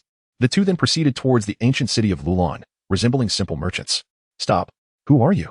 Suddenly, a metallic puppet emerged from the sand, mechanically blocking their path. Greetings. I am a passing merchant wishing to trade within your ancient kingdom. As a token of goodwill, I have brought a sample to present to your Lulan queen. Naruto performed earnestly, akin to a dedicated vendor, displaying the box to the puppet. Please wait. I need to report this. The mechanical puppet paused, presumably transmitting the information. Chapter 30. The Wrath of the Divine Deity, Lord Lushan has granted you permission to enter, but you must undergo an inspection. Shortly after, a voice, mechanical and lifeless, echoed in the air. Naruto smirked slightly, revealing a relaxed smile, and responded without hesitation. Of course. He appeared unfazed, as if such an inspection was merely a trivial matter for him. The automaton slowly approached Naruto, shifting its gaze toward Itachi, scanning him as well. Itachi stood expressionless, quietly allowing the automaton to conduct its examination. Upon completion, the automaton's gaze fell upon the box in Naruto's hand, coldly stating, "The contents of the box must also be inspected." Naruto's heart tightened momentarily, but he quickly regained his composure, unhesitatingly offering the box. In that instant, he discreetly cast an illusion, concealing the true items within. Simultaneously, he signaled to Itachi to remain calm. Itachi understood, nodding slightly in acknowledgement. The automaton took the box and opened the lid. However, to its eyes, the box merely contained a beautiful piece of art, revealing no anomalies. Thus, it closed the box without hesitation, returning it to Naruto and stepping aside to grant them entry. Before long, Naruto and his companions successfully entered the palace. As they stepped inside, their gaze was drawn to the Queen of Lulan, Sarah, seated above them. Sarah possessed a striking mane of red hair, radiant like flames. In her face bore the innocence and navet of a university student, making her identity immediately apparent. Ah. So that explains why the narrative refers to the Queen of Lulan as a descendant of the Uzumaki clan, Naruto pondered to himself. At that moment, Sarah spoke. You two have come to Lulan, I presume, to sell something? Present it for my inspection. Having lived her entire life in the secluded city of Lulan, her understanding of the outside world was severely limited, gleaned only from the occasional merchants or passers-by. Consequently, she was filled with intense curiosity and fascination for external matters. Hastily, Naruto replied, Your Majesty, this is what I wish to sell. With great care, he revealed the box. And Lushan, standing to Sarah's right, had been closely observing Naruto and Itachi. Upon realizing they were not ninjas, his vigilance slightly eased. However, when his gaze fell upon the box in Naruto's hand, his wariness was reignited. Wait, just as an official was about to take the box, and Lushan suddenly shouted, successfully halting him. All eyes turned to Lushan, who regarded the box with a grave expression before turning to Sarah, saying, Your Majesty, this box appears suspicious. It seems to bear a seal. Sarah furrowed her brow, scrutinizing the box. Indeed, upon its surface, one could faintly discern strange runes and patterns, as if sealed by a formidable force. At this moment, Naruto stepped forward, his voice calm and confident. Your Majesty, I discovered this box by chance in the ruins of the Land of Snails. I found it exquisite and thought it suitable for housing the artwork I prepared specifically for you, so I brought it back. As for the seal, I am unaware of its origins, but I assure you, I harbor no ill intentions. His explanation plunged those present into contemplation. Sarah gazed at Naruto, seemingly assessing the truthfulness of his words. Your Majesty, allow me to investigate, and Lushan confidently proposed, his tone exuding a sense of inflated self-assurance. Taking the box from Naruto, and Lushan's movements appeared casual, as if he did not regard the box with any significance. However, the moment his hand touched it, his expression sharpened, as though he could see through the box to its contents. He cast a quick glance at Naruto and Itachi before swiftly closing his eyes, employing his perception to probe the items within the box. Yet, after a brief moment, a look of confusion crossed his face, evidently encountering an unexpected situation. Unable to discern the box's contents, and Lushan's brow furrowed slightly as his hand slowly began to open the box. Meanwhile, Itachi, standing nearby, instinctively tensed his fingers, sensing the anomaly and preparing to act if necessary. Just as the box was on the verge of fully opening, a sharp crow's caw suddenly emanated from within, piercing the air like a bolt of lightning, catching everyone off guard. Upon hearing the caw, and Lushan stiffened, as if immobilized by an unseen force. A flash of crimson flickered in his eyes, akin to a burning flame, gradually receding. A second later, and Lushan regained his composure, swiftly shutting the box and respectfully approaching Sarah, presenting the box without a trace of hesitation. What was that sound? Sarah inquired. Her curiosity piqued as she turned to Lushan, her eyes shimmering with confusion. And Lushan promptly bowed, responding, Your Majesty. That was the sound emitted when I deciphered the seal on the box. His voice was somewhat subdued. Sarah's curiosity intensified, unable to contain herself. She eagerly extended her hand and gently opened the box. As it slowly revealed its contents, a soft and brilliant light burst forth, illuminating the surrounding space. When Sarah focused her gaze, she beheld a beautiful luminous pearl nestled within, radiating an enchanting glow, reminiscent of the brightest star in the night sky. The pearl's surface was as smooth as a mirror, devoid of any blemishes, and its interior seemed to harbor endless mysteries. Captivated by its beauty, Sarah instinctively reached out to touch it. Meanwhile, Naruto's heart soared with joy. His elation did not stem from the success of the illusion in deceiving Sarah, but rather from the fact that at the moment Lushan opened the box, the Izanagi within the crow's eye had activated. Izanagi, a remarkably potent ninjutsu, could unconsciously control the thoughts and actions of others. Now, Lushan had fallen under its influence, becoming Naruto's puppet. Ding. Detected host altering Lushan's fate. The plot checkpoint has changed. Will the host sign in? A sudden system notification echoed in Naruto's mind. Without hesitation, Naruto replied, sign in. Congratulations. Host has attained a cultivation level of foundation establishment. Shall this be granted now? The system's voice resounded again. Naruto felt a surge of delight, however. He refrained from immediately claiming the reward, pondering for a moment before responding, no. He silently considered that while the elevation to foundation establishment was of immense significance, he did not wish to draw attention at that moment. After all, he had more pressing matters to attend to. Nevertheless, the joy swelling within him was undeniable. He had effortlessly broken through to a level he had struggled to attain for half a month, signifying not only a qualitative enhancement of his strength but also his entrance into an entirely new realm. Indeed, the seamless execution of this plan was entirely due to Naruto and Appo's astute exploitation of Lushan and Appo's suspicious nature. At this moment, Lushan had yet to fully dominate Sarah. His heart inevitably tinged with unease. Upon hearing Naruto mention that the box was discovered in the land of snails, his suspicion deepened. It is well known that the sealing techniques from the land of snails are renowned throughout the ninja world. Should the contents of this box possess the power to break his control over the Lulan puppet, he would face a significant loss.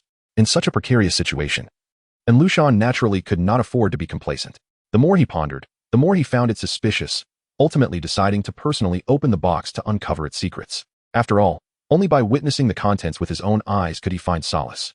As for Naruto, he was indeed taking a gamble, wagering that Lushan, consumed by paranoia, would open the box himself. Ultimately, his gamble proved to be astute. Chapter 31, The Bloody Leaf Village. At this moment, the entire Konoha village was enveloped in a state of heightened alert. The Umbu, Root Ninjas, and the Saratobi guard members conducted inquiries and searches door to door, as if confronted with a matter of utmost significance. In the Hokage's office, the senior leaders of Konoha and the clan heads from various villages gathered.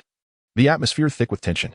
Yamashiro's clan leader, Saratobi Hizashi, cast a sharp and fierce gaze upon Yamashiro Kaichi, pressing him for information about any suspicious individuals discovered among the crowds surrounding the Shimura clan's territory.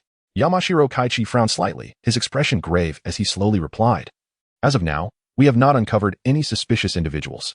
However, based on the fluctuations observed at the scene, it is highly likely that the perpetrator possesses space-time ninjutsu, and their strength is at least at the level of a Kage. Damn it, who could be so vicious as to leave no complete body of Lord Danzo behind? Conduct a thorough investigation. The entire village must be scrutinized. With this roar, Konoha was plunged into an atmosphere of palpable tension. To uncover the murderer of Danzo, Konoha embarked on an unprecedented bloody cleansing operation. The village resembled an enraged lion, searching relentlessly as if digging 3 feet into the ground. Every corner, every house was meticulously examined, leaving no stone unturned. During this bloody purge, numerous hidden spies within Konoha were apprehended. They had believed their identities would remain concealed indefinitely. Yet under such stringent scrutiny, they ultimately could not escape. This operation lasted a full 7 days, during which Konoha was rife with slaughter and bloodshed. In the end, all spies were eradicated, and this event would later be referred to as the Bloody 7 Days. Amidst this turmoil, Uchiha Fugaku, aware of the truth, exhibited an exceptionally proactive demeanor. He not only led the Uchiha clan in cooperating fully with the search, but also displayed remarkable leadership skills and decisive judgment. This left Saratobi Hizashi with a newfound understanding of the Uchiha clan, significantly altering his perception of them. Meanwhile, on the side of Naruto, in a secret chamber of the ancient kingdom of Lulan, the atmosphere was exceedingly tense, and Lushan knelt on the ground, trembling slightly, his head bowed. Unable to meet the gaze of Queen Sarah standing before him, Naruto stood nearby, his eyes calm and sharp, detailing to Queen Sarah how Lushan had arrived there and the cruel manner in which he had murdered Sarah's mother. Queen Sarah's countenance darkened increasingly, her eyes brimming with anger and sorrow.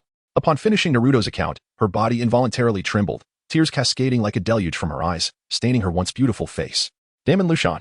Queen Sarah gritted her teeth, her voice filled with an uncontrollable hatred. I have treated you well in Lulan. Yet you have the audacity to heartlessly slay my mother and so many of our people.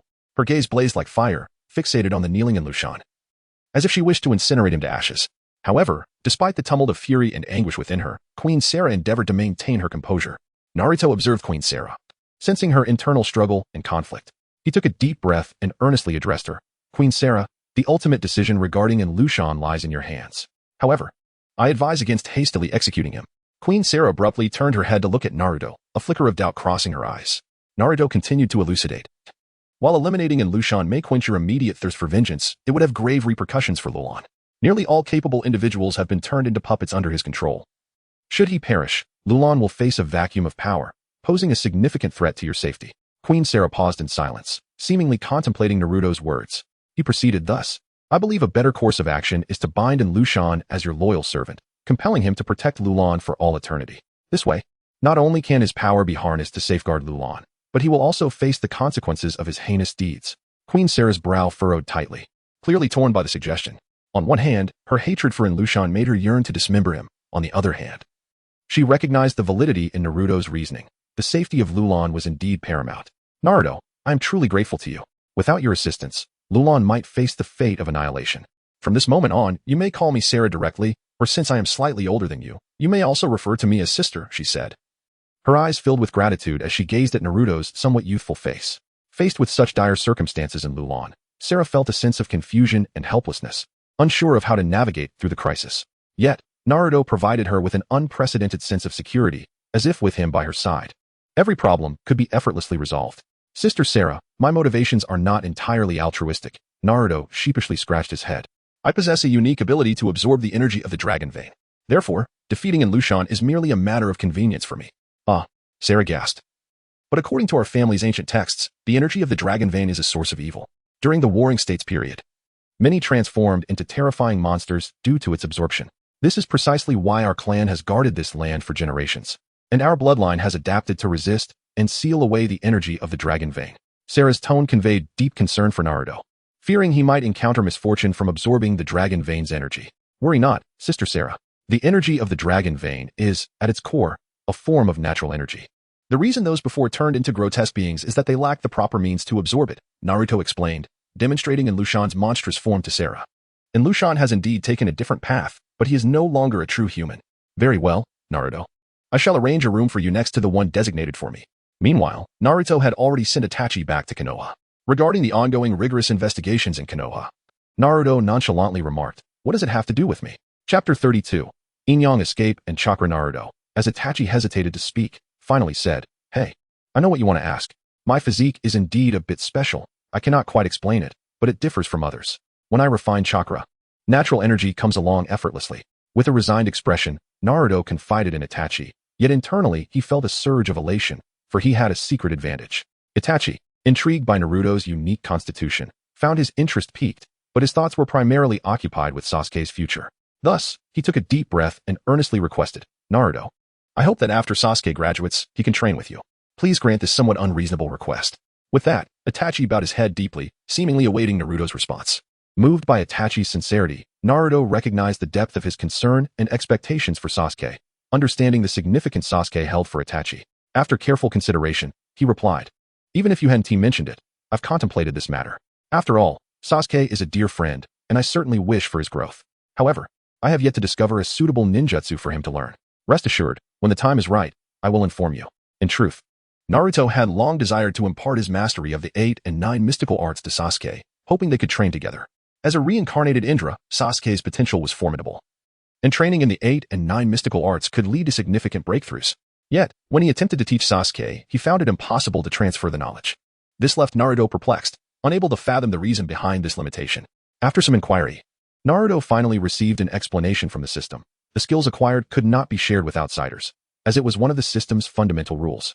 Although disappointed by this revelation, Naruto accepted it as an undeniable fact. Upon returning from escorting Itachi, Naruto entered the room that Sarah had prepared for him. The system issued a reward, and a vast surge of energy subtly manifested. Gradually, Naruto realized he could perceive the state of his own body, particularly the location of his dantian, where a stream began to form, flowing in accordance with the 8 and 9 mystical arts. He then directed his attention to the character panel. System, open the panel. Host, Naruto age, for physique, chaotic spirit body level, early foundation establishment, shadow level, mental art, 8 and 9 mystical arts divine powers, 72 transformations external avatar, Naruto skills. Yang Ninetales minor accomplishment in body techniques B-class ninjutsu, Wind Release, Great Breakthrough Weapon Mastery 8 Gates 3 Tomo Sharingan Mastery of Sealing Techniques Rasengan Flying Thunder God Comprehensive Evaluation. You are a clandestine cultivator, secretly pursuing the path of immortality. Standing still, Naruto felt the foundational energy flowing through his meridians like a gentle stream. He could distinctly sense that this newly acquired power not only fortified his physique, but also enhanced his already resilient constitution. He mused that should a lower-ranked ninja hurl shuriken at him now, they would likely fail to inflict any substantial harm upon his remarkably strengthened body. This thought kindled a newfound confidence within him. At that moment, the image of three eyes surfaced in his mind, along with the terrifying capabilities of achieving physical sanctity and eternal spirit. This prompted Naruto to reassess his understanding of his own enhancement. Although he acknowledged the considerable distance between his current strength and that of the three-eyed entities, he was resolute that with continual training and self-improvement, he could one day reach their heights. While engrossed in these reflections, Naruto suddenly felt a powerful force stirring within him, as if awakened by his recent enhancement. This force, emerging from the depths of his being, astonished him as he discovered it belonged to Ashura. Moreover, as his own strength grew, this Ashura power began to merge with him, its yin-yang escape chakra nourishing his body like a gentle spring rain. Konoha Ninja Academy. All right, class. Today we will learn the fundamental technique of the three-body technique, Irika announced with a warm smile, his voice resonating through the classroom. Below the podium, a group of students sat attentively, their eyes fixed on Irika-sensei. Okay. The civilian students echoed in unison, their voices harmonious and vibrant. However, for those hailing from prominent clans, this so-called basic technique was merely a repetition of what they had already mastered within their families. Their attendance at the academy was primarily to secure their place among the ranks of ninjas and to acquire formal ninja status. Irika, seemingly oblivious to the thoughts of these students, continued enthusiastically, "Now, I will demonstrate the three ninjutsu techniques for everyone. Pay close attention." As he elaborated on the transformation technique, body substitution technique, and shadow clone technique, he performed each action, allowing the students to grasp the concepts visually. The civilian students watched with rapt attention. "How boring. Naruto, let us sneak out and train this afternoon," Sasuke whispered to Naruto, feeling restless. Since learning that Naruto was an individual in his own right, Sasuke had developed a profound admiration for him. "Let us invite Ino, Shikamaru, and Choji along," Naruto suggested, referring to his closest companions at the academy. "All right, I'm in. We'll use shadow clones to sneak out of the school," Sasuke agreed, having felt an intensified focus from Fugaku on his training since the incident with the stone tablet. Now, having awakened one Tomo, Sasuke had mastered a variety of ninjutsu, which only served to inflate his pride further. "Sasuke, Naruto, you two, step outside and stand there," Irika called out, glaring at the two whispering students, his expression disapproving. He glanced at the others who were diligently listening and thought to himself how well-behaved they were. Haha. Two stragglers are going out. Some classmates laughed, since Naruto was fulfilling the role of the underachiever as instructed. It was commonplace for him to appear inattentive in class and struggle with ninjutsu. Sasuke, influenced by Naruto's demeanor, had also begun to slack off in school, leaving Naruto exasperated. "What do you know? I'm merely pretending to be a fool to catch the tiger," Sasuke retorted, standing outside with Naruto, secretly contemplating his thoughts. In truth, Sasuke had inquired why Naruto, possessing strength, chose to feign ignorance as an underachiever. Naruto had shared with him the essence of survival, which had opened a new realm of understanding for Sasuke. Chapter 33, The Establishment of Class 7. Time flies, and seasons change, in the blink of an eye. Winter has given way to spring, and Naruto has spent a full 2 years in the world of Hokage. On this day, the sun shines brightly, and a gentle breeze caresses the air. Irika stands at the podium, gazing down at the students who have unknowingly matured over the years, a wave of sentiment washing over him. "All right, class, today is a significant day," Irika's voice resonates throughout the classroom. "Now, please proceed to the training ground for your graduation test. Those who pass will be bestowed the title of Genin." Upon hearing this announcement, the students exhibit a range of reactions. Some are brimming with excitement, eager to take on the challenge. Others appear somewhat anxious, their expressions solemn, while a few maintain an air of indifference, seemingly confident about the test. Soon, a group of students arrives at the training ground, their faces reflecting various emotions. Naruto stands among them, no longer the character who could not even pass the most basic Genin assessment as in the original narrative, nor the one who succumbed to Mizuki's temptation to steal the Forbidden Scroll. Indeed, the current Naruto is quite different. His essence is sealed with the fourth Hokage, who possesses the privilege to access the Forbidden Scroll. With such a treasure at his disposal, why would he need to resort to theft? Those who pass will be met by your future instructor this afternoon. For those who do not be disheartened. You shall surely succeed next year." Irika says with a warm smile, his tone gentle as he looks at the students who have not passed, his eyes radiating encouragement. As Irika finishes speaking, a collective sigh fills the classroom. Some students bow their heads in disappointment, while others console one another, attempting to alleviate the tension in the air. At that moment, Sasuke suddenly stands up, arms crossed, and with a haughty demeanor addresses the 12 strong. excluding the senior Lee, Tintin, and Niji. This afternoon, we shall part ways, and our encounters will become fewer. Let us gather at the barbecue place. It's on me, Uchiha Sasuke. His proclamation stirs a commotion, with classmates whispering to one another. Some looking at Sasuke in astonishment. A vein of annoyance appears on Naruto's forehead as he turns his face aside, feeling exasperated by Sasuke's behavior, silently grumbling. This weirdo is getting stranger by the day. However, Sasuke remains unperturbed by Naruto's reaction, continuing with enthusiasm. Hinata, Ino, Sakura, Shikamaru, Kiba, Choji, you all sit tight. I'll go place the order. He calls out the names of his classmates in succession before turning towards the barbecue restaurant. As Sasuke strides past Shino, he completely disregards Shino's presence, walking straight by. Shino feels as if he has suffered a significant blow, staring in shock at Sasuke's retreating figure. Unable to believe he was so easily overlooked. Naruto, witnessing this scene from the side, pauses for a moment, suddenly recalling that this individual is indeed Shino. Shino, don't take it to heart. Sasuke is just careless, Naruto calls out to him, though his mind is occupied with other thoughts, contemplating Shino's formidable abilities. Let us toast to our graduation and wish for a bright future. Everyone raises their drinks, exchanging blessings as they conclude their 2-year school journey. Even Hinata, influenced by Naruto's transformation, has become more cheerful, engaging in lively conversation with the group. In the afternoon, sunlight spills through the classroom windows as Irika stands at the podium, his voice clear and resonant. Now we shall proceed with the class assignments. Your homeroom teacher will be arriving shortly. The students sit quietly in their seats, eagerly anticipating the results of their class placements. Irika reads out names and classes, pausing slightly when he reaches Class 7. Class 7. Uzumaki Naruto, Haruno Sakura, Uchiha Sasuke. Upon hearing his name, Naruto feels a surge of excitement. Although he is merely a vessel for Naruto's essence, he can sense the joy within. This class composition mirrors the familiar narrative he knows. Afterward, Irika continues to announce the remaining class lists. Class 8 consists of Inuzuka Kiba and Yamanaka Ino, while Class 10 includes Nara Shikamaru, Akimichi Choji, and Yamanaka Ino. Following the class assignments, a murmur of chatter fills the classroom. Naruto observes his classmates, reflecting inwardly. Once Kakashi arrives, the true story shall commence. After 2 years of training, Naruto has experienced significant growth in his abilities, having successfully reached the 8th layer of chi refinement. This achievement signifies that he has attained the level of a chunin without relying on the chakra of the Nine Tails. Coupled with his innate sage body, he is likely a match for any ordinary chunin. However, Naruto understands the importance of remaining vigilant. This world is rife with unknowns and challenges. Nevertheless, he possesses contingencies left by his true self, instilling him with a sense of confidence to indulge in his early endeavors. As time progresses, the homeroom teachers of other classes arrive, leading their respective students away. The classroom gradually empties, leaving only Naruto, Sasuke, and Sakura from Class 7, who exchange bewildered glances, uncertain of what to do next. Where is Kakashi-sensei? Has he overslept? Naruto muses inwardly. Just then, a man wearing a mask saunters into the classroom, his steps languid, as if he is indifferent to the passage of time. Kakashi truly has a penchant for procrastination, Naruto thinks, harboring a sense of dissatisfaction towards their tardy instructor. However, as Kakashi stands at the podium, his gaze sharp as that of an eagle, it swiftly scans over Naruto, Sasuke, and Sakura. Apologies for my tardiness. Kakashi's voice is calm and gentle. I got a bit lost on the way to youth. He offers a faint smile, seemingly unconcerned about his lateness. Kakashi then formally introduces himself. I am your homeroom teacher for Class 7, Kakashi. Eh? A tone of confusion escapes Naruto unexpectedly.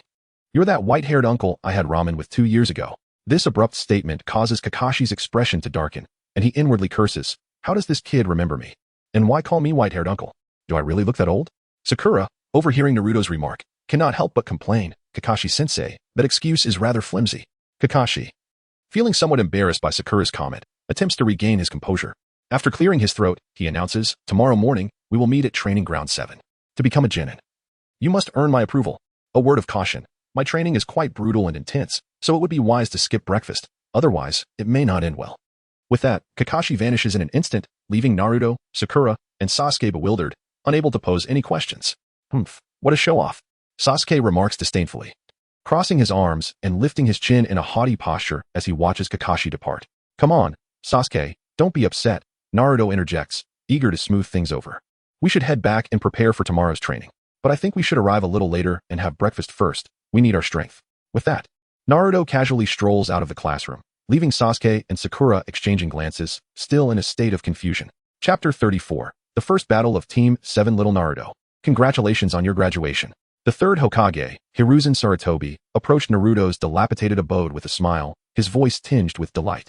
Upon hearing the voice, Naruto swiftly turned around, his face illuminating with a radiant smile as he responded, Grandpa Third. In truth, after 2 years of acquaintance, Naruto harbored complex feelings towards Hiruzen Sarutobi. In his heart, Sarutobi was neither wholly virtuous nor entirely villainous. He valued power highly, and due to some unscrupulous methods employed by Danzo, he had at times been swept along, participating in less than noble deeds.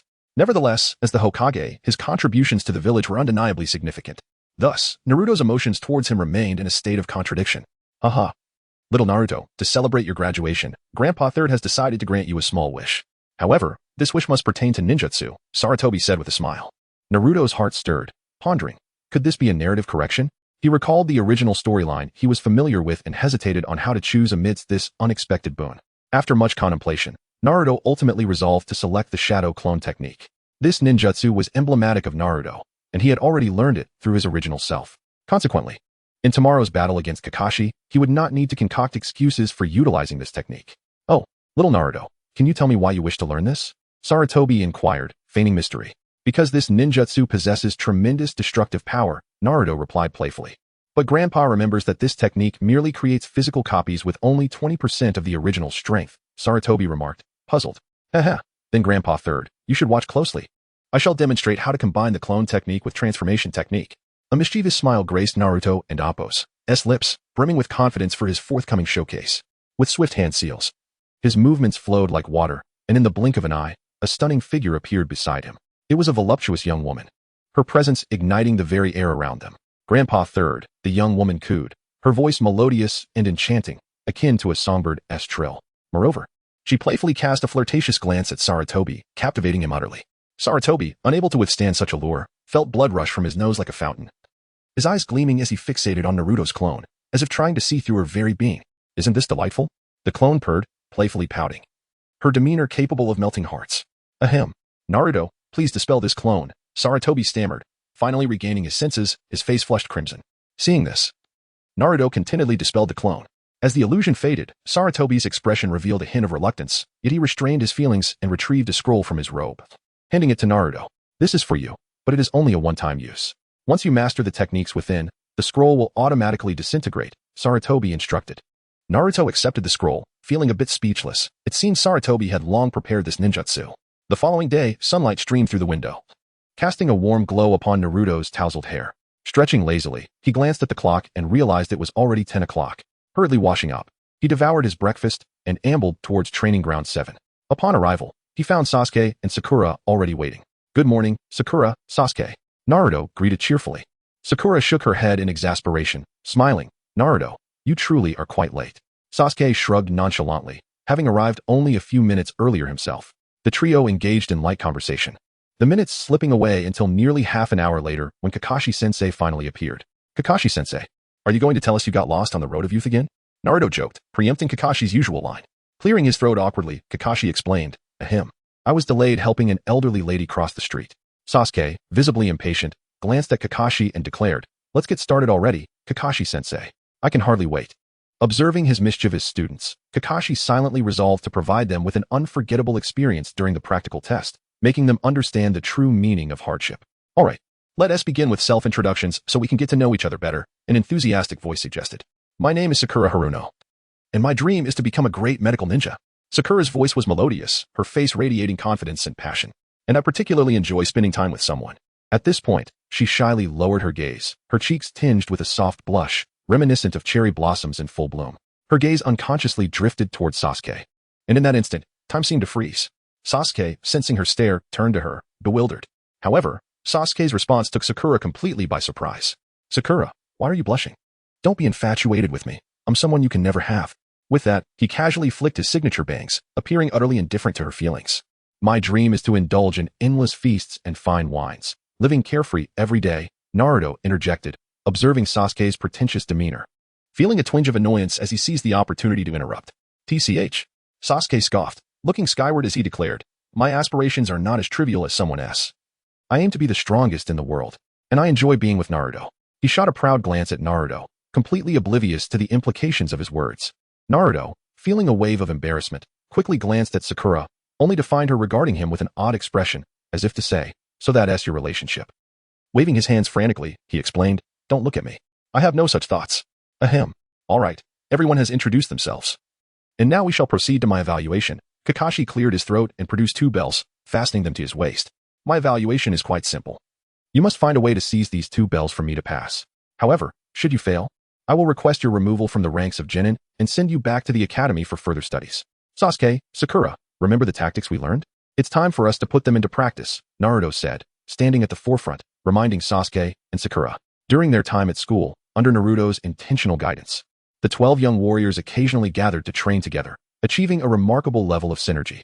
Sakura brandished a shuriken, while Sasuke activated his double Tomo Sharingan. And Naruto conjured 30 shadow clones. With a mighty shout, Naruto ordered the 30 clones to charge at Kakashi. Kakashi, unfazed by the impending assault, deftly evaded while deploying ninjutsu to obliterate the shadow clones into clouds of smoke. Sakura and Sasuke formed hand seals and called out to Sakura. Understanding the cue, Sakura seized Sasuke and hurled him into the air above Kakashi. Fire style, grand fireball technique. Kakashi observed their coordination with approval, choosing not to evade, and was momentarily transformed into a wooden stump upon impact. Watch out behind you. Naruto shouted a warning to Sasuke, simultaneously launching 2 shurikens connected by his chakra. Upon sensing the imminent threat from behind, Kakashi skillfully retreated to avoid the rapidly approaching shurikens. However, he was taken aback when the shurikens unexpectedly curved back towards him. Reacting swiftly, Kakashi performed the earth style, earth flow wall, raising a wall of earth to deflect the shurikens. In an instant, he vanished, as Naruto had appeared beside him without his notice. You two work well together. I must take this seriously now, Kakashi declared as he unleashed earth style, earth dragon bomb, sending a barrage of muddy projectiles raining down. The remaining shadow clones surged forward to intercept the attack, dissipating into clouds of smoke. Seizing the moment when Kakashi had just completed his technique, Sasuke executed fire style, phoenix fire technique, launching a fire phoenix engulfed in crimson flames towards Kakashi. Kakashi nimbly evaded with a body flicker technique. Not good, Sasuke exclaimed, sensing a figure looming behind him. Suddenly, he was engulfed by the earth, leaving only his head exposed. Chapter 35, Kakashi's acknowledgement with a satisfied smile gracing his face. Kakashi reveled in the success of his recent endeavor. At that moment, Naruto exchanged a knowing glance with Sakura, conveying a multitude of unspoken words. Comprehending his intent, Sakura dashed towards Sasuke without hesitation. Simultaneously, Naruto swiftly executed the shadow clone technique, summoning a multitude of identical clones that formed an impenetrable barrier, blocking Kakashi's path like a well-drilled battalion. Kakashi-sensei, let me show you something entertaining, Naruto exclaimed with uncontainable excitement, as he and his clones began forming hand seals in rapid succession. Hey, sensei, behold my technique, he declared with a grin. This is my original ninjutsu, the Thousand Harem Jutsu. Before his words had fully settled, a thick cloud of smoke enveloped the arena, shrouding Kakashi and everything around him. As the smoke gradually dissipated, Kakashi found himself astonished by the sight before him. A bevy of alluring beauties clad in revealing attire, each one exuding an irresistible charm that left him momentarily entranced. Well, Kakashi's eyes widened in disbelief as a torrent of blood gushed forth. Utterly taken aback by this unexpected spectacle, the women, with their flirtatious pouts, gentle smiles, and enticing movements, captivated his senses completely, throwing his composure into disarray. At that moment, Naruto shouted, "Now's our chance." Taking advantage of the distraction, Sasuke and Sakura blushed as they swiftly approached Kakashi, unhesitatingly snatching the 2 bells from him. Haha, we did it. Naruto cheered in triumph, while Sasuke and Sakura exchanged satisfied glances, relishing in the success of their plan. However, Kakashi lay helplessly on the ground, feeling as though his very essence had been drained, whispering despondently, "I'm tired. Let it end. Don't celebrate too soon. Only 2 of you have claimed the bells. The 3rd will face punishment and will not be allowed lunch." Kakashi, regaining his composure, fixed a piercing gaze on Naruto, as if attempting to see through him. Yet internally, he was concocting an alternate scheme. Ha, I must find a way to obtain that technique. Kakashi mused silently. Naruto, unfortunately, you did not seize a bell, so you shall be tied to a post. Sasuke and Sakura, you may go eat. Oh, and let me remind you, do not let me catch you secretly providing Naruto with food, or you will fail the assessment. Kakashi's lips curled into a sly grin, and with a flourish, he utilized the body flicker technique, vanishing from sight like a phantom. Why is Kakashi-sensei like this? Sakura grumbled, visibly displeased. What's there to fear? We're in this together. If necessary, we can all return to study again, Sasuke replied calmly, seemingly unfazed by Kakashi's punishment. With that, he turned to procure 3 lunch boxes, thoughtfully dispatching a clone to feed Naruto, who was bound to the post. Looks like you all took my words lightly. Kakashi's teasing voice echoed as he materialized before the trio, who had been indulging in their meal. The unexpected appearance startled them, leaving them momentarily speechless, food forgotten in their mouths. In the midst of this brief silence, Sasuke suddenly stood, his expression resolute as he proclaimed, "This decision was solely mine, and it has nothing to do with them. His voice resonated with unwavering determination. Seeing this, Kakashi's lips quirked into a barely perceptible smile. Though he quickly reverted to his serious demeanor, coldly stating, "So, you dare defy your teacher's orders?" In that case, he deliberately elongated his words, as if pondering the appropriate punishment for these disobedient youths. As Sasuke and the others awaited Kakashi's verdict with bated breath, he unexpectedly shifted his tone, saying, "Congratulations. You have successfully passed my assessment." This declaration struck the group like a bolt of lightning, leaving them in utter disbelief. Particularly, Sasuke's eyes widened in astonishment, unable to fathom such a turn of events. Kakashi-sensei, what did you just say?" Sakura inquired, her expression one of confusion, as though she could not grasp the implications of Kakashi's words. With a gentle smile, Kakashi elaborated, "You have passed my assessment due to your unwavering cooperation and mutual support throughout this endeavor." Sakura's eyes brightened with understanding, while Sasuke leapt for joy, exclaiming, "That's fantastic. We've passed the assessment." Although Naruto did not exhibit the same exuberance, a satisfied smile tugged at the corners of his mouth, clearly pleased with the outcome. Kakashi regarded his spirited students with a swell of pride. "To be frank, you have exceeded my expectations. I initially believed you required more time to develop. Yet your performance has truly impressed me. I hope you continue to strive for improvement." Hearing Kakashi's praise, the trio felt a mix of bashfulness and pride as they responded in unison, "Yes, Kakashi-sensei." Kakashi nodded with approval and announced, "You may rest this afternoon. Tomorrow we commence with missions. Everyone is to gather here at 8 a.m. Understood?" "Understood." The trio replied eagerly in unison. Kakashi departed, leaving behind 3 jubilant figures. They exchanged glances, each reflecting anticipation and confidence for the future. In the Hokage's office, Sarutobi Hiruzen remarked, "Kakashi, I'm aware of the assessment you conducted for Naruto and the others. What are your thoughts?" "They performed admirably. Their bonds are profound." However, Kakashi hesitated, struggling to articulate his thoughts. "What is it?" Hiruzen inquired, puzzled. "It's just that Naruto is a rascal. He resorted to that ninjutsu to gain an advantage," Kakashi admitted. Recalling the moment he was surrounded by a throng of stunning women, feeling a twinge of excitement accompanied by impulsiveness. Ha ha ha, a bit mischievous indeed." Hiruzen chuckled awkwardly, having also observed the spectacle through his telescope technique, realizing he was not much better off than Kakashi in that moment. Chapter 36. Naruto's return to the ancient kingdom of Lulan. Naruto exhaled deeply, gradually pausing his training. System, open the panel. Host, Naruto age, 6 constitution, chaotic spirit body level, late foundation establishment mental art, 8-9 mystical arts supernatural powers, 72 transformations external avatar, Naruto skills, Yang 9 tails, mastery of taijutsu. B-class ninjutsu wind release, great breakthrough, weapon proficiency, 8 gates of bypass, kaleidoscope Sharingan, mastery of sealing techniques, Rasengan, flying thunder god, 8 tails, shadow clone technique, 3000 harem technique, body flicker technique, mastery of wind release, mastery of fire release, mastery of earth release. Overall evaluation, you have already become a figure standing at the forefront of this realm. It is time to return. Naruto slowly stood up, his bones and muscles cracking as if narrating the hardships of his training over this period. Sensing the transformation within his body, he understood that he had reached a bottleneck and required time to break through. Under the cover of night, Naruto unhesitatingly performed the flying thunder god technique, instantly returning to the familiar old dilapidated house in Konoha. "Main body, you are back." Seeing his sudden appearance, the Naruto lying on the bed exclaimed with delight.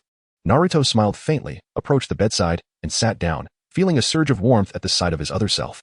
"Thank you for your hard work over the past 2 years, he said softly. "Will you choose to merge with me, or continue your training in Lulan?" The Naruto lying in bed pondered for a moment before replying, "Let's merge. After all, we are one entity.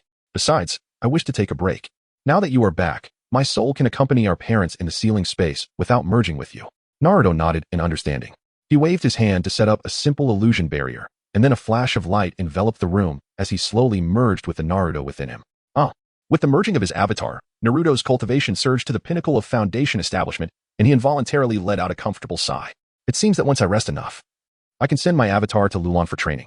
By the time my avatar reaches foundation establishment, I might just attain golden core stage," Naruto mused. That night, unlike his usual routine of falling into slumber, Naruto chose to visit Fugaku's residence. Upon entering Fugaku's room, he found Fugaku and Itachi seated at the table, seemingly discussing something of great importance.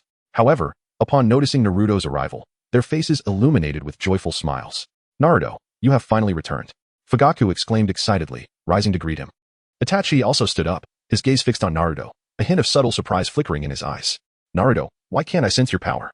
Fugaku inquired curiously. "You feel just like an ordinary person, yet there emanates a warmth that draws others near."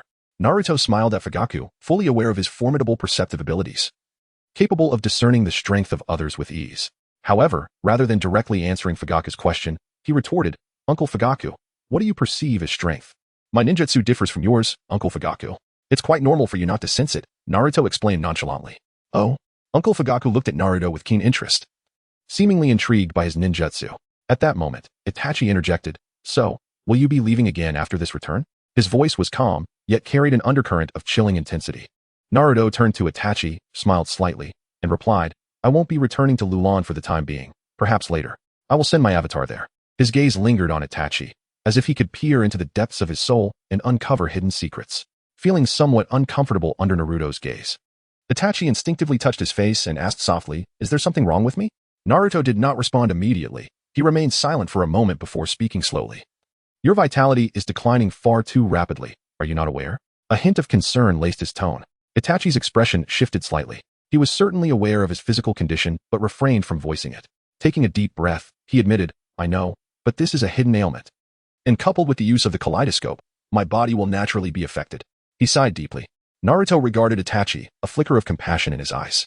He recognized the sacrifices Itachi had made for the village and their family. Thus, he resolved to assist Itachi in restoring his health. Do not resist, Naruto said as he placed his hand upon Itachi's shoulder. His palm radiated gentle warmth, and a powerful stream of vital energy surged forth from within him, akin to a small serpent coursing through Itachi's body. Itachi felt a tingling sensation as if countless ants were nibbling at his meridians. Yet, rather than pain, it brought an extraordinary sense of comfort. As the energy flowed, Itachi could distinctly perceive the dark injuries within him being gradually mended. His spirit and vitality improved significantly, and the fatigue that had weighed him down dissipated. Thank you, Naruto, Itachi expressed gratefully. Naruto chuckled lightly and replied, no need for thanks. Just take care of your body in the future. You're still young. Your health shouldn't be faltering like this, especially not for a ninja. Though his words carried a hint of teasing, they were imbued with genuine concern for Itachi. Uncle Fugaku, Itachi. The winds of the ninja world must begin to stir from Konoha. Naruto inhaled deeply and spoke, his voice soft yet brimming with determination and confidence. His gaze fixed on Fugaku and Itachi as he continued, your Uchiha clan has had its destiny altered because of me. And I understand this has not been easy for you. However, the situation we face is exceedingly grave. The threat of Kagaya Tsutsuki draws ever closer. I fear she may arrive sooner than anticipated. If we do not take action and remain passive, the ninja world will plunge into even greater peril. Pausing for a moment to let his words resonate in the air, Naruto continued, hence, we can no longer hesitate. We must hasten the unification of the ninja world. Only then can we collectively stand against Kagaya Tsutsuki and protect all that we hold dear. Fugaku and Itachi exchanged glances, both sensing Naruto's resolve and urgency. Fugaku nodded, saying, Naruto, rest assured and pursue your goals. The Uchiha clan shall follow steadfastly in your footsteps and support your decisions. Regardless of the challenges we may encounter, we will stand by your side. Itachi echoed, Naruto, you are someone we trust, and we believe you will lead us to victory. Naruto looked appreciatively at Fugaku and Itachi, fully aware of the significance of their support. He inhaled deeply and proclaimed, very well, let us strive together for the peace and unity of the ninja world. For our future, I will assist Sasuke in unlocking the kaleidoscope, Naruto declared, his eyes transforming into the kaleidoscope Sharingan. Naruto, what happened to your eyes? Fugaku and Itachi gazed in astonishment at Naruto's eyes, which were adorned with 6 tomo encircling a triangular shape. You should already know that I am the reincarnation of Ashura. This kaleidoscope is the manifestation of my yin-yang release chakra, Naruto explained. Then, Naruto, what abilities do your eyes possess? Fugaku inquired. It's a secret. One day you will find out, Naruto replied playfully. As he recalled the day he first awakened his eyes, he eagerly examined the powers of his kaleidoscope, discovering abilities that left him astounded and filled with newfound confidence for the future. Dear esteemed readers, I sincerely welcome any valuable suggestions you may have. I do not possess great literary prowess, and I kindly ask that you offer your critiques with patience. Chapter 37, The Great Cat Mission. Good morning, Sakura, Sasuke. Naruto arrived at the training ground the next day, his eyes still heavy with sleep. He yawned widely, his step sluggish, seemingly unaware that he was late. You're not in the slightest bit anxious, are you? At that moment, Sasuke suddenly stared at Naruto as if he had just realized something. After a moment of scrutiny, he exclaimed, wait, is that really you, Naruto? Naruto was momentarily taken aback by Sasuke's unexpected question. He blinked in confusion and replied, huh? Of course, I'm Naruto. Why do you ask so suddenly, Sasuke? Sasuke furrowed his brow, appearing to ponder deeply.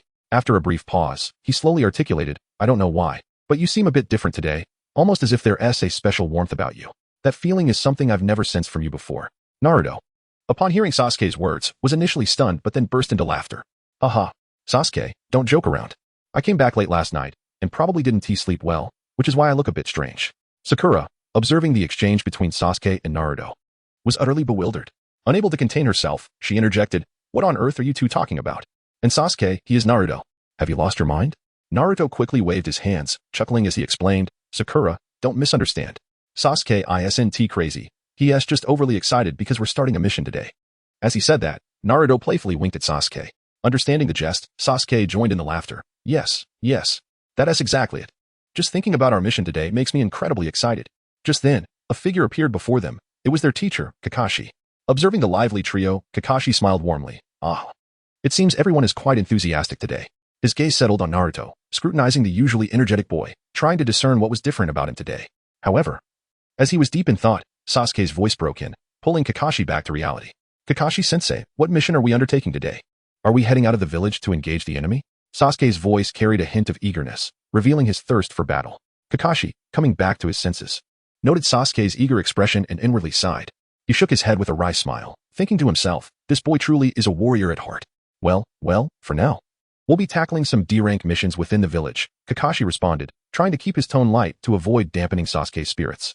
Upon hearing this, disappointment washed over Sasuke's face, and he muttered, "Ah, come on, D-rank missions are so boring." Sakura chimed in, echoing his sentiment. "Exactly, Kakashi-sensei.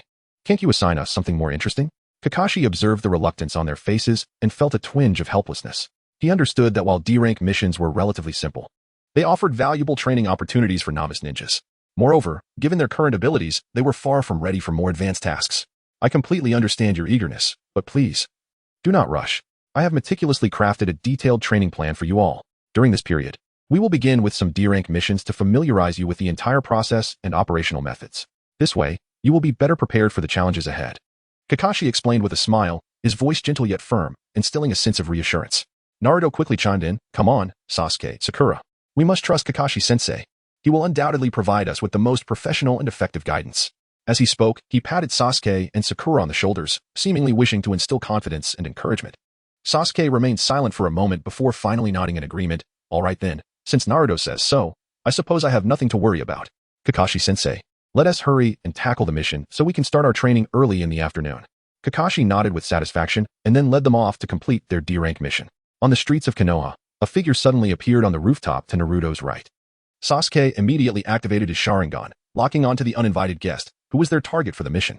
At the same time, Sakura noticed the enemy's movements and without hesitation sprinted toward Naruto, shouting, "Naruto, the enemy is fleeing your way. Quickly stop him." Reacting to Sakura's call, Naruto swiftly turned, preparing to confront the oncoming adversary. In a flash, Sakura dashed forward, reaching out to capture the enemy effortlessly. "I got him," Sakura exclaimed excitedly. However, the small cat caught in her embrace trembled in fear, mewing pitifully as if expressing its terror and dissatisfaction. If the little cat could speak, it would likely articulate a string of expletives to convey its current state of mind. "Well done, Sakura," Sasuke said seriously. "We've successfully completed this mission." Just then, Kakashi sauntered over, observing the scene with a mix of helplessness and bemusement. "I must say, although I know D-rank missions can be rather dull, there is no need to make it seem like you're in an epic battle. This performance is a bit over the top," Kakashi remarked, taking the cat from Sakura's arms and handing it over to the mission requester. "And you all managed to hold back your laughter? I'm truly impressed." Kakashi shook his head, astonished by the trio's antics. "Kakashi-sensei, don't you think that was cool?" Sasuke lifted his chin proudly, seemingly pleased with his earlier performance. "Well, as long as you're happy," Kakashi replied, a hint of embarrassment tugging at his lips as he quickly turned to lead the trio to complete the remaining 2 tasks for the day. Naruto chuckled at Kakashi's slightly flustered retreat, while Sasuke trailed closely behind him, eagerly asking, "Naruto, would you like to come over for dinner tonight? I have so much I want to ask you." Naruto readily agreed, "Sure. Let us invite Sakura along too. I have something to give you that will blow your mind." Upon hearing Naruto's words, Sasuke's eyes lit up, excitement etched across his face as he nodded vigorously, eager to discover what surprise Naruto had in store for him. Chapter 38, Kakashi's Astonishment. Subsequently, Kakashi, along with Naruto and his companions, tirelessly completed a weeding task and a water-fetching task. At last, after fulfilling all their duties, the trio successfully reconvened at a street corner. "Well, today's tasks have been accomplished," Kakashi remarked, visibly relieved. "Remember to gather at Training Ground 7 this afternoon. I shall tailor a training regimen specifically suited to each of your unique traits and abilities." Having conveyed these instructions, Kakashi initially intended to turn homeward to indulge in his favorite book, Ika Ika Paradise. However, the antics of these 3 youngsters had left him somewhat speechless, extinguishing his desire to delve into the book. At that moment, Kakashi yearned for a tranquil spot, free from disturbances, to allow his thoughts to settle. "Hey, Kakashi-sensei, Since we performed so splendidly on our first mission, aren't you going to treat us to a celebratory feast? Naruto exclaimed with a mischievous grin, his eyes glimmering with anticipation. Kakashi, somewhat exasperated, tightened the grip on his wallet, forcing a smile that resembled more of a grimace, before slowly nodding in agreement. Yay. Wonderful. Let us head to that barbecue restaurant we frequented before. It's been 2 days since I savored delicious grilled meat, Sasuke declared excitedly, beaming with joy. Kakashi, upon hearing Sasuke's words, felt a pang of dissatisfaction. He glared at Sasuke with a deadpan expression, inwardly grumbling. Do you hear yourself? You privileged brat, this is utterly excessive. Before long, the quartet arrived at the barbecue restaurant. Upon entering, they spotted Hinata, Kiba, and Shino from Team 8 also present. Hinata, Kiba, hello. Naruto greeted them enthusiastically. Naruto, you all came too. Come sit with us, let us eat together. Kiba warmly invited them. However, at that moment, Shino appeared somewhat dejected. He silently touched his nose, pondering. Am I truly so inconspicuous? They didn't even notice my presence. After enjoying a hearty meal, Naruto, Sasuke, and Sakura bid farewell to their companions from Team 8 and followed Kakashi-sensei to Training Ground 7. Upon reaching their destination, Kakashi retrieved 3 chakra test papers from his pocket and handed them to the trio, explaining, these are chakra test papers. Simply infuse your chakra into the paper, and you shall discover your chakra nature. Naruto, Sasuke, and Sakura promptly accepted the test papers and, adhering to Kakashi's guidance, infused their chakra into them. Sakura's paper was the first to react, displaying creases on its surface, with a small section becoming damp. Kakashi observed Sakura's paper and nodded, saying, Sakura, based on the reaction of your paper, you possess both earth and water chakra. Next, Sasuke infused his chakra into the paper. Instantly, a wisp of green smoke erupted from it, and one corner of the paper became charred, with a distinct cut appearing. Kakashi analyzed Sasuke's paper, stating, Sasuke, your chakra nature is likely fire and wind, along with a trace amount of lightning chakra. Finally, it was Naruto's turn to test his chakra. Taking a deep breath, he slowly infused his chakra into the paper. To everyone's astonishment, however, the test paper showed no signs of change, remaining perfectly intact. Hey, Naruto, did you forget to infuse your chakra? Kakashi asked, his expression one of skepticism, his keen eyes scrutinizing Naruto as if seeking clues in his demeanor. Naruto's lips curled into a confident smile as he replied, Haha, Kakashi-sensei, I did infuse it. He mused internally, aware that the chakra within him had undergone a qualitative transformation, now manifesting his true energy. This energy, while distinct from ordinary chakra, possessed greater power and broader applicability. Kakashi-sensei, should I address you as senpai or something else? At that moment, Naruto's lips parted slightly, and a faint voice resonated like a flash of lightning in Kakashi's mind. Kakashi's pupils dilated, his face expressing disbelief. He stared wide-eyed at Naruto, as if beholding a complete stranger. I will explain later, but I hope you can keep this a secret for now. I do not wish to expose it. Naruto's voice continued to echo in Kakashi's mind, laced with a hint of request and trust. Kakashi inhaled deeply, striving to calm his emotions. He steadied himself, reverting to his usual serious demeanor, though when he glanced at Naruto, his eyes reflected a tinge of guilt. Ahem. I shall need to investigate Naruto's chakra further. Kakashi coughed lightly, concealing his astonishment, before casually stating. Nevertheless, his gaze remained fixed on Naruto, as if attempting to penetrate his exterior and discern his true intentions. Very well. Let us begin with chakra control, Kakashi-sensei said with a smile, leading Naruto, Sasuke, and Sakura to a few large trees. Now, I will demonstrate for you. Your task this afternoon is to walk steadily up to the treetop and then safely descend, just as I will show you, Kakashi explained patiently. With that, Kakashi approached one of the trees, his movements appearing exceptionally light, as if he were merging with the surrounding environment. Upon reaching the trunk, he astonishingly positioned himself upright against it, forming a perfect 90-degree angle. Sasuke and Sakura gaped in astonishment at Kakashi. They had never imagined someone could accomplish such a feat with such ease. Kakashi, seemingly unfazed by their reactions, maintained his vertical stance and began to ascend the trunk as if walking on level ground. Each step he took was remarkably steady, as though this were merely an effortless task. Eventually, Kakashi successfully reached the treetop and then, with the same slow and steady manner, descended. The entire process resembling a flawless performance. Wow, Sakura exclaimed. The key lies in covering your feet with chakra and adhering to the tree trunk. But the quantity of chakra requires your own control, Kakashi elucidated. Chapter 39, A Heart-to-Heart with Kakashi Sasuke. This is not right. Kakashi admonished as he observed the stubborn boy before him, whose disheveled appearance spoke of countless falls. You need to reduce the amount of chakra you're using and stabilize your output. It cannot fluctuate as it does now. Kakashi's gaze fell upon Sasuke's feet, which were continuously emitting chakra. However, the energy surged uncontrollably, sometimes erupting forcefully, and at other times, abruptly ceasing. This erratic pattern not only made it difficult for Sasuke to maintain his balance, but also resulted in frequent tumbles from the tree. In contrast, Sakura demonstrated far superior control. Although her speed was slower, she managed to ascend the tree gradually, only occasionally falling due to minor lapses in precision. Meanwhile, Naruto appeared exceptionally focused. With his eyes tightly shut, he concentrated on feeling the flow of his internal energy, carefully guiding it to his feet.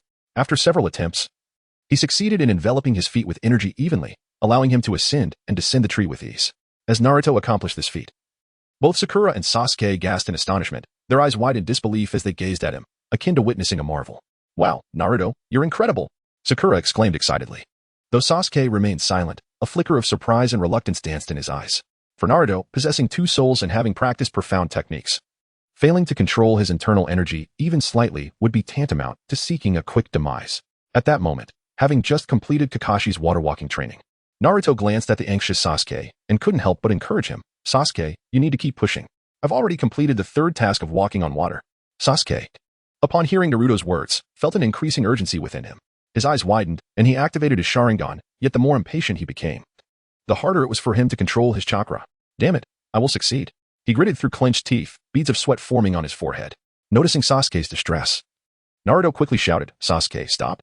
You mustn't let your mindset become frantic." Yet, Sasuke found it impossible to calm down. His heart felt ablaze. A fire that refused to be extinguished. "But I can't settle down at all," Sasuke lamented helplessly. Naruto sighed, contemplating Sasuke's predicament. He gestured for Sasuke to come closer, placing his right hand gently on Sasuke's forehead. A wave of energy, akin to a gentle stream, began to flow from Naruto into Sasuke, soothing his agitated spirit. Sasuke felt a refreshing sensation coursing through him, cleansing and invigorating every part it touched. His tumultuous thoughts began to unravel, gaining clarity as if an invisible hand were gently untangling the knots. To his astonishment, he realized his cognitive abilities had significantly enhanced. Where he previously encountered gaps or biases in his reasoning, he now felt capable of a more comprehensive and profound analysis of issues. "Naruto, how on earth did you achieve this?" Sasuke exclaimed, incredulity etched upon his features, tinged with excitement. Naruto smiled faintly, waving his hand dismissively. "All right, don't ask so many questions. Focus on your training for now, and I'll tell you when the time is right." Though Sasuke still had many questions swirling in his mind, he acquiesced to Naruto's suggestion and turned back to his training. Kakashi observed quietly from the sidelines, his attention fixed on Naruto, deep in thought. Today, Naruto exuded an aura distinctly different from the previous day. At the moment Naruto released his energy, Kakashi sensed an overwhelming threat, a stark contrast to the helpless novice he had encountered during the assessment. "Kakashi-sensei, let us have a conversation," Naruto suddenly proposed, his tone casual. As if he had no intention of evading Kakashi's scrutiny, he motioned for Kakashi to sit beside him on the grass. After a moment's hesitation, Kakashi slowly approached Naruto and sat down cautiously. "Kakashi-sensei, I hope you won't resist. I promise I won't harm you," Naruto said softly, his voice resonating directly within Kakashi's mind. Before Kakashi could ponder the implications of Naruto's words, Naruto waved his hands, enveloping them in an extraordinary glow. A massive illusionary formation materialized around them, completely encasing them. From the outside, it appeared as a transparent bubble, within which Kakashi and Naruto seemed to engage in lighthearted conversation, punctuated by laughter. Kakashi stared in astonishment, utterly unprepared for Naruto's capabilities. Yet, before he could fully comprehend the situation, Naruto gently placed a hand on his shoulder. In that instant, Kakashi felt a subtle force, like a gentle stream, seeping into his being. Though faint, this energy possessed an irresistible allure, causing Kakashi's very soul to quiver. Despite the peculiar nature of this force, Kakashi sensed no immediate threat. Instead, it exuded a gentle warmth, akin to a spring breeze. Consequently, he decided to set aside his doubts and allow Naruto to continue wielding his power. Just as Kakashi began to relax, the scenery around them shifted abruptly, plunging them into an entirely unfamiliar realm. This space was enveloped in darkness, illuminated only by the faint glow emanating from the ground beneath their feet, barely revealing their surroundings. "Ah, my eldest son has arrived. Oh, and Kakashi is here too." Kyukana, engaged in cheerful conversation with Naruto, looked up and her face lit up with joy, greeting him warmly. However, when her gaze fell upon Kakashi, her smile faltered momentarily. "Mom, how many times must I say it? Don't call me your eldest son. Naruto and I are one." Naruto protested playfully, winking mischievously at Kyukana. "Teacher, mistress," Kakashi exclaimed, astonished at the sight of Kyukana and Naruto, particularly when he noticed another incarnation of Naruto standing beside him, leaving him utterly speechless. "Humph." Kyukana turned her head away, clearly harboring some lingering resentment towards Kakashi. "Haha. Kakashi has grown," Minato interjected, chuckling to diffuse the tension. "This is a chakra clone that your teacher and I left within Naruto." Upon hearing Minato's explanation, Kakashi finally grasped the situation. He glanced down at the ground, a hint of remorse in his voice as he said, "Sensei, I am truly sorry. Initially, I intended to look after Naruto, but due to the third Hokage's concealment, I was entirely unaware of Naruto's true identity. It was only later that I came to understand everything. Kakashi and Appo's voice trailed off, reflecting on his past negligence and misunderstandings regarding Naruto. A wave of guilt surging within him. "Greetings, Kakashi-sensei," Naruto said, standing beside JN, a smile adorning his face as he explained. Time flowed gradually within the sealed space, and the group remained in silent companionship. Over this period, JN's emotions began to settle, and her animosity towards Kakashi slowly dissipated. At last, they returned to the realm of reality, arriving at the 7th training ground. "So, Naruto, what are your intentions now? How may I assist you?" Kakashi gazed at Naruto. A myriad of complex emotions reflected in his eyes. With a blade of unknown grass clasped between his teeth, Naruto reclined leisurely on the grass, gazing up at the sky, and answered nonchalantly, "Well, Kakashi-sensei, all I need from you is to help me conceal my true power. I certainly do not wish to reveal it prematurely." Kakashi fell silent for a moment before inquiring further, "Naruto, do you harbor resentment towards Konoha? Or perhaps towards the higher-ups?" After a brief contemplation, Naruto replied casually, "How should I put it? When I was still weak, I did indeed feel a great deal of hatred towards them. However, at this point, it can hardly be called hatred. Nonetheless, they must face the consequences of their actions, nothing less than what they deserve." His tone was light, as though recounting a tale completely detached from his own life. Sighing helplessly, Kakashi reclined slowly, mirroring Naruto's posture. At that moment, Naruto suddenly spoke up, "Kakashi-sensei, you must protect your left eye at all costs. Perhaps you could even entrust it to me for safekeeping." Kakashi's heart tightened at Naruto's words, and he sat up abruptly. A look of bewilderment etched across his face as he asked, "Naruto, do you know something?" Naruto smiled slightly at this and replied leisurely, "Of course, Kakashi-sensei. I am well aware of the secret of your left eye. I know it is a Sharingan, a gift from your dear friend. But have you ever considered that the eye your friend bestowed upon you was merely a double Tomo Sharingan at the time? And now?" Chapter 40. The launch of the tailed beast capture plan. "I cannot fathom what is happening. My left eye has transformed into the Sharingan with 3 Tomo," Kakashi remarked. Bewilderment etched across his face as he touched his eye patch. Upon hearing Kakashi's words, Naruto hurriedly clarified, "No, you do not possess the 3 Tomo Sharingan. It has evolved into the Mangekyou Sharingan. However, due to your physical constitution and insufficient chakra, you are unable to unlock the full potential of the Mangekyou." Kakashi was taken aback by this revelation, his eyes widening as he scrutinized Naruto's expression, desperately seeking any hint of jest. Yet, Naruto's grave demeanor confirmed the veracity of his words.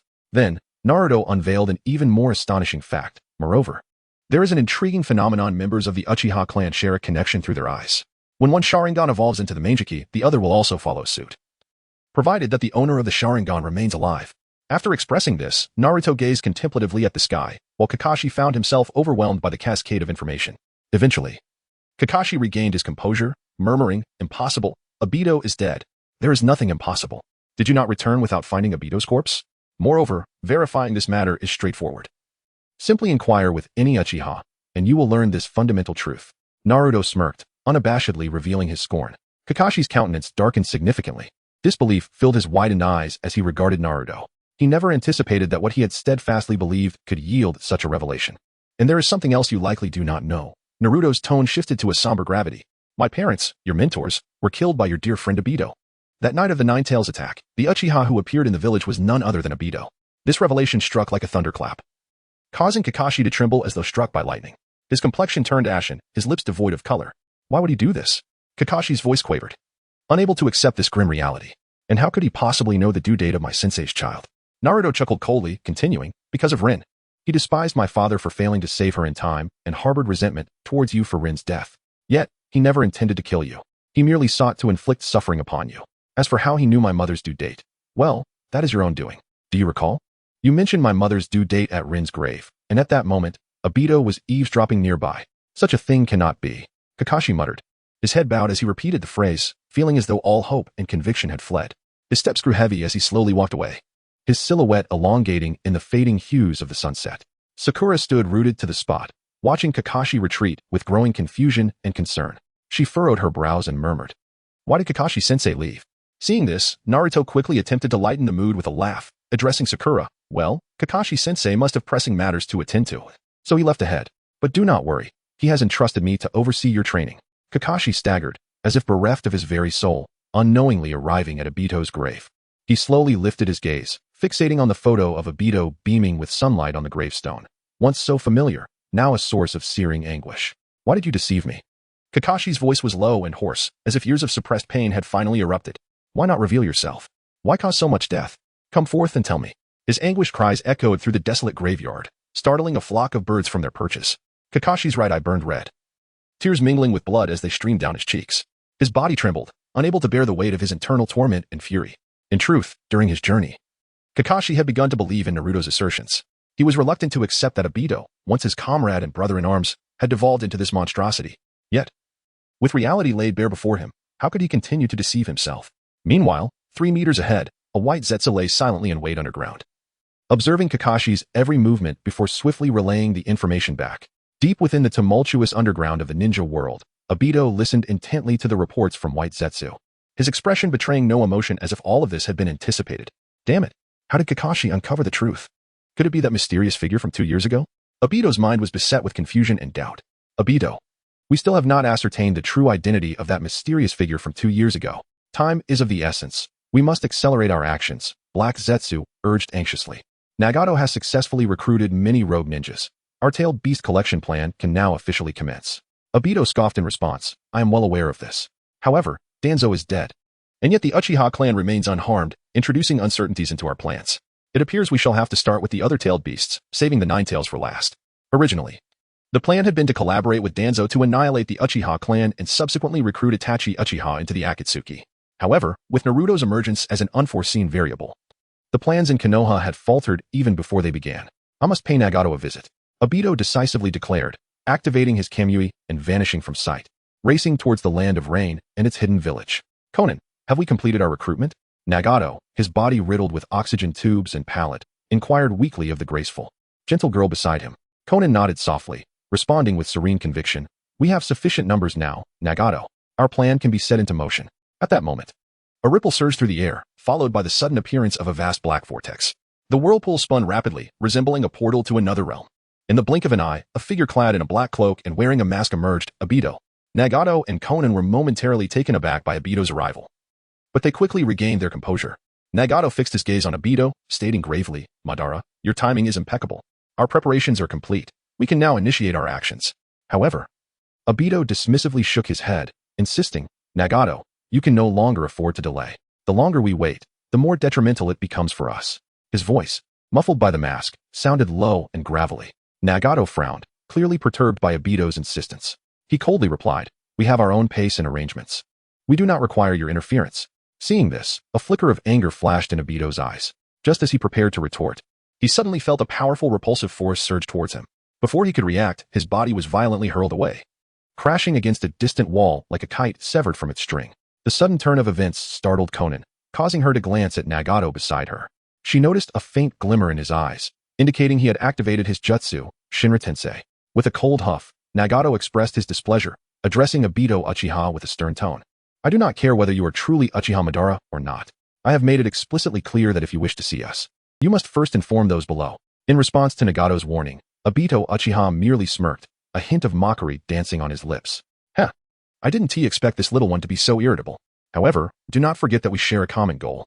I have merely come to convey a message. With that, he gracefully flipped himself upright, brushing off the dust from his attire, seemingly unfazed by Nagato's admonition. Konan furrowed her brows at this display, stepping forward alongside Nagato to confront Obito.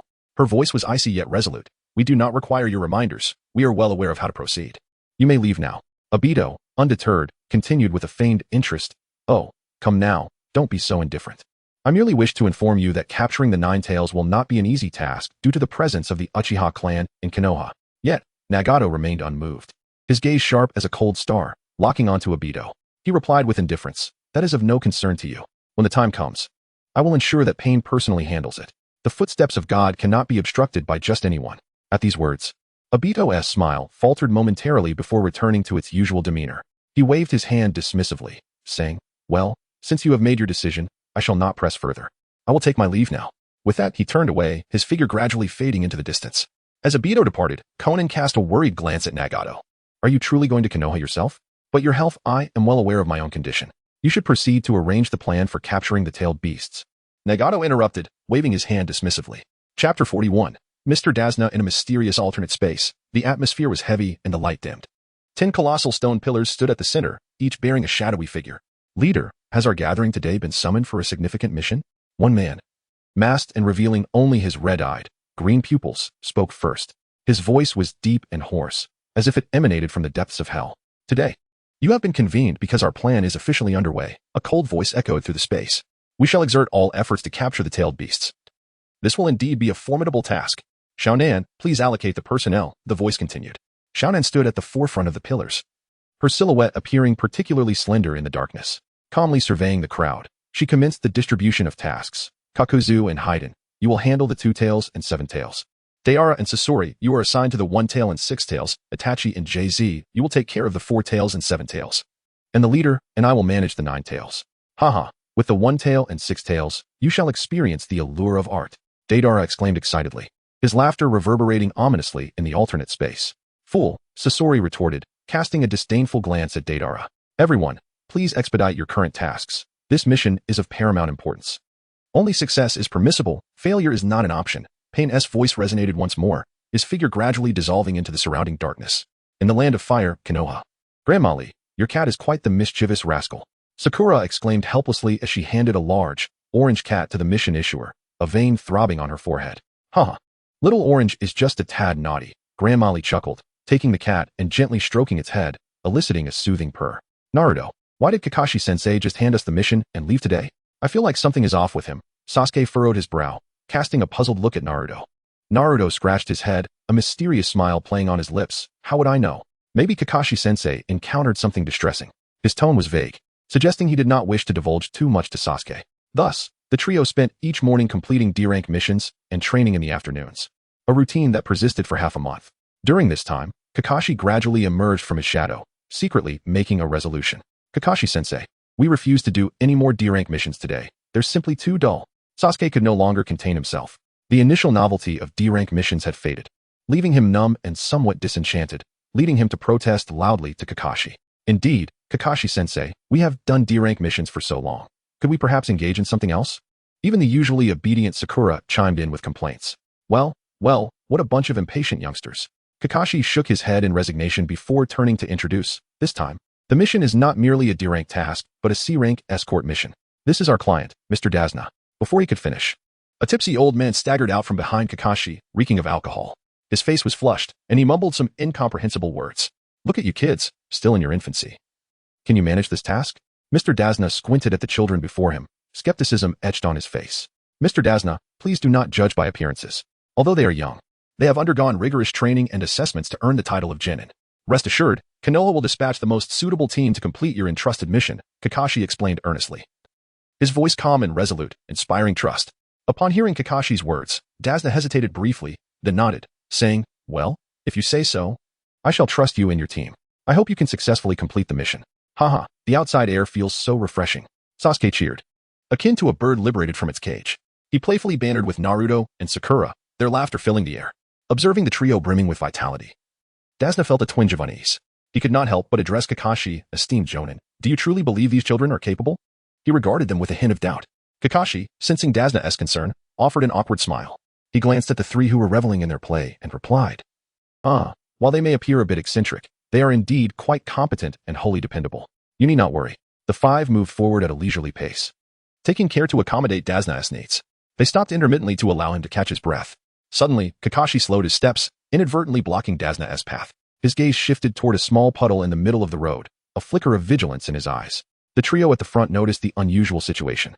On a sunny day, how could a puddle suddenly appear? Sasuke and Sakura exchanged glances, both sensing confusion and wariness.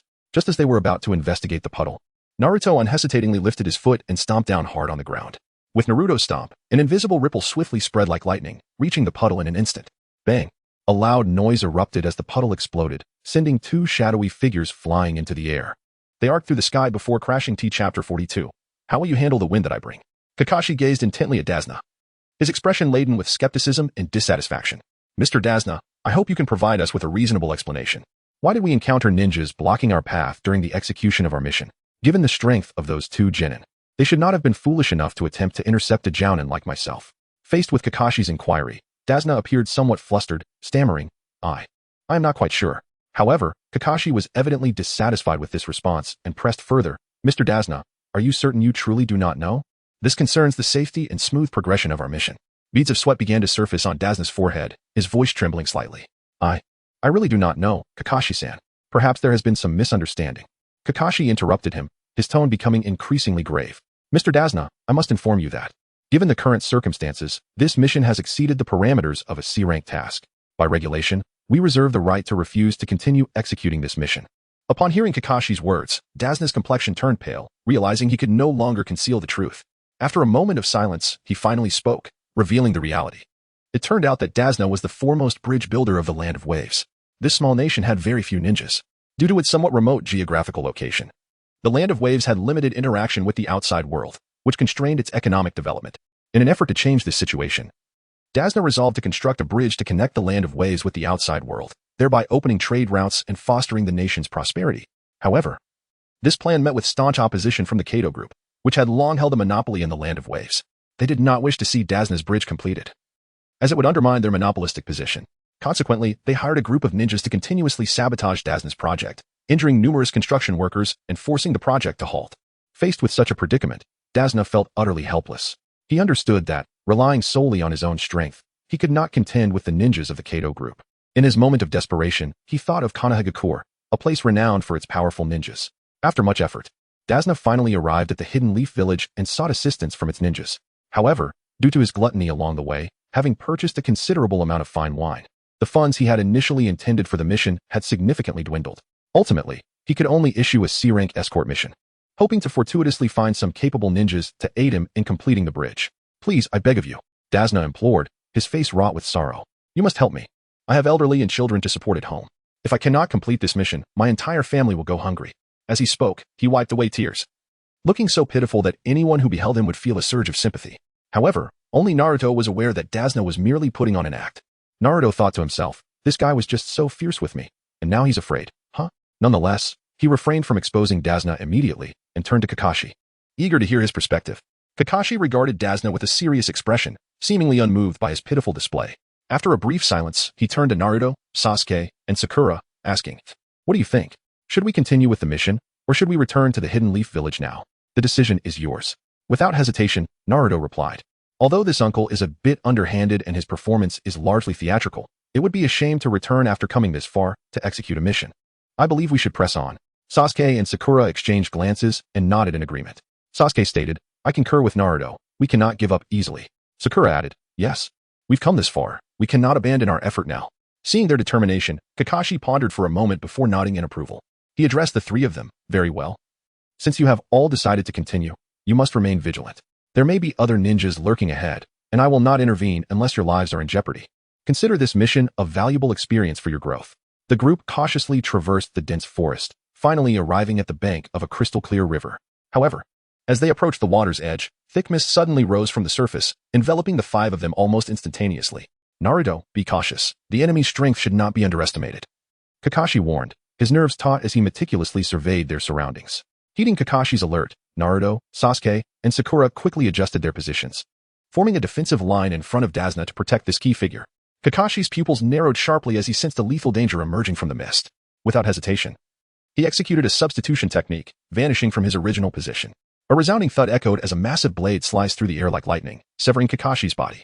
The momentum of the blade remained unabated, propelling it forward to become embedded deep within a nearby tree. Kakashi's form appeared to be cleaved in two, as though bereft of life, plummeting to the ground. Yet, astonishingly, those two segments transformed into wooden logs, revealing that this was merely Kakashi's substitute. Zabuza Momochi, the demon of the mist? Kakashi's figure materialized like a specter before Naruto, Sasuke, and Sakura. His gaze was grave, fixated on the indistinct figure ahead, which seemed to harbor infinite peril.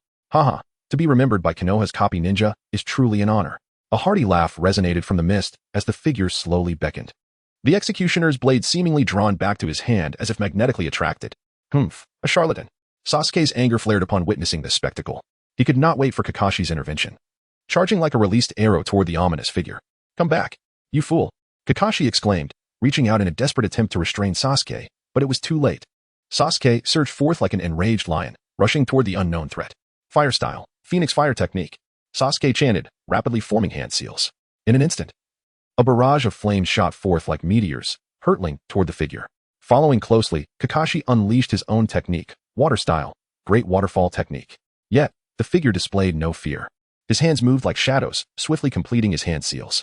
As he finished, a colossal wave erupted, roaring forth like an enraged dragon, crashing toward Kakashi with tremendous force. The clash of fire and water generated a deafening roar, splattering water everywhere, enveloping the entire space in a thick mist. Sasuke, you squander your opportunity. Naruto's voice echoed through the mist, dripping with sarcasm and a hint of frustration. Sasuke, with an air of haughty defiance, let out a cold snort and retorted, how could I possibly strike him when he possesses both enhanced combat capabilities and such swift movement within this mist? However, unbeknownst to him, Sasuke had already grown remarkably powerful. His true strength had ascended to the level of a Nin, starkly contrasting with the Sasuke from the original narrative, who had trembled in fear before the imposing aura of Zabuza Momochi. The progress he had made was nothing short of astonishing. At that moment, a crisp chime echoed, followed by a mechanical voice resonating in Naruto's mind. Detection of plot checkpoint. Does the host wish to sign in? Intrigued, Naruto responded without hesitation, sign in. Congratulations, host. You have acquired the tailed beast, the three tails Isabu, and a master-servant contract has been established, stored within your ceiling space, the system announced once more.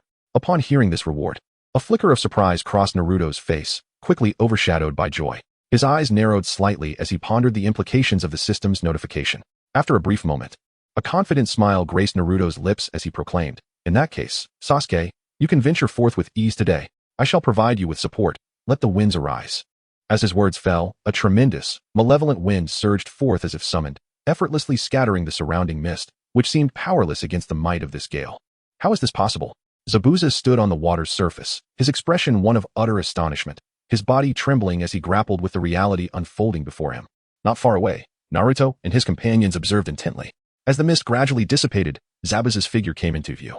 Impressive, Sasuke exclaimed, unable to stifle his admiration as he fixed his gaze upon Zabuza, a glimmer of excitement flashing in his eyes. Naruto, I'm going in.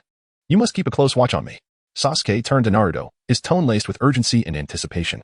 Without a moment's hesitation, he charged forward with blinding speed, cutting through the water like a bolt of lightning. Meanwhile, Naruto remained rooted in place, his eyes firmly trained on Sasuke's retreating figure, silently cheering him on. Chapter 43. The shocking reversal of fate, the detestable little brat. Do not underestimate me. Zabuza's eyes widened in fury as he wielded his decapitating blade, creating a fierce gust of wind that howled ominously. The blade danced in his hands as if imbued with life, soaring through the air with a ferocious grace. Each swing was laden with an inexorable intent to kill, as if it sought to rend his adversary into fragments. Not far away, Kakashi watched Zabuza's ferocious onslaught, a bead of sweat forming on his brow for Sasuke's safety. He turned to Naruto beside him, concern lacing his voice. Naruto, is it truly wise to let Sasuke fight alone? Naruto offered a reassuring smile, patting Kakashi's shoulder. Have faith, Kakashi-sensei. Progress stems from pressure. Today, Sasuke's growth depends solely on him. Injuries are an inevitable part of maturity. Kakashi nodded, acknowledging the truth in Naruto's words. Though his worry for Sasuke lingered, he recognized that only through authentic combat could Sasuke truly strengthen himself. Suddenly, Naruto recalled something and glanced at Kakashi. Kakashi-sensei, don't just focus on Sasuke. I'm formidable too. Kakashi chuckled, a glimmer of astonishment in his eyes. He was aware that while Naruto could be mischievous, his strength was often beyond reckoning. Naruto, just be cautious. I wouldn't want my endorsed hero to perish. Sakura jested, her tone light, yet laced with concern. Sakura's words struck like thunder, leaving Naruto aghast, his jaw nearly dropping in disbelief. What had he done to deserve this? How had Sakura transformed in such an outrageous manner? As Naruto pondered, a decisive sound echoed. Sasuke's shuriken clashed violently with Zabuza's blade, producing a sharp ringing. Unexpectedly, Sasuke was sent hurtling backward like a kite severed from its string, crashing into the river with a tremendous splash. Sasuke. Sakura's complexion drained of color as she screamed, fear and worry saturating her voice. The disparity in their powers was staggering. Struggling in the water, Sasuke cursed internally, unable to fathom the vast gulf between him and Zabuza. Yet, Zabuza showed no mercy. He swiftly formed seals and intoned water release, water prison technique. An overwhelming torrent rushed towards Sasuke, enveloping him in a massive water prison, rendering him suspended and immobile on the surface. Damn it. I can't move. Panic surged within Sasuke as he felt an invisible force constraining him, even the simplest breath becoming a laborious task. Haha, little brat, meet your demise. Zabuza cackled, wielding his blade like a specter, executing the water instantaneous body technique to appear before Sasuke. Sasuke's eyes widened in horror as the gleaming blade lunged toward him with blinding speed, death's cold breath swirling like a dark tempest. No. Naruto seemed oblivious to Kakashi and Sakura's urgent cries, his gaze fixated on Sasuke, as if trying to see through him. However, no one noticed the subtle transformation in Naruto's eyes, now replaced by a kaleidoscope of colors. Impossible. Sasuke roared, his Sharingan spinning rapidly, eventually settling into the three-tomo state. Yet, it was too late. Zabuza's blade cleaved through him and the water prison, blood splattering in a gruesome display. Zabuza's heart leaped with triumph, believing he had finally slain Sasuke. Yet, his elation was short-lived as a figure materialized beside him. Humph, as a mere pawn, your joy is premature. Naruto's voice dripped with scorn. Zabuza turned in shock. Witnessing Naruto at his side, his left eye's kaleidoscope spinning violently, emanating an unsettling glow. Reverse fate.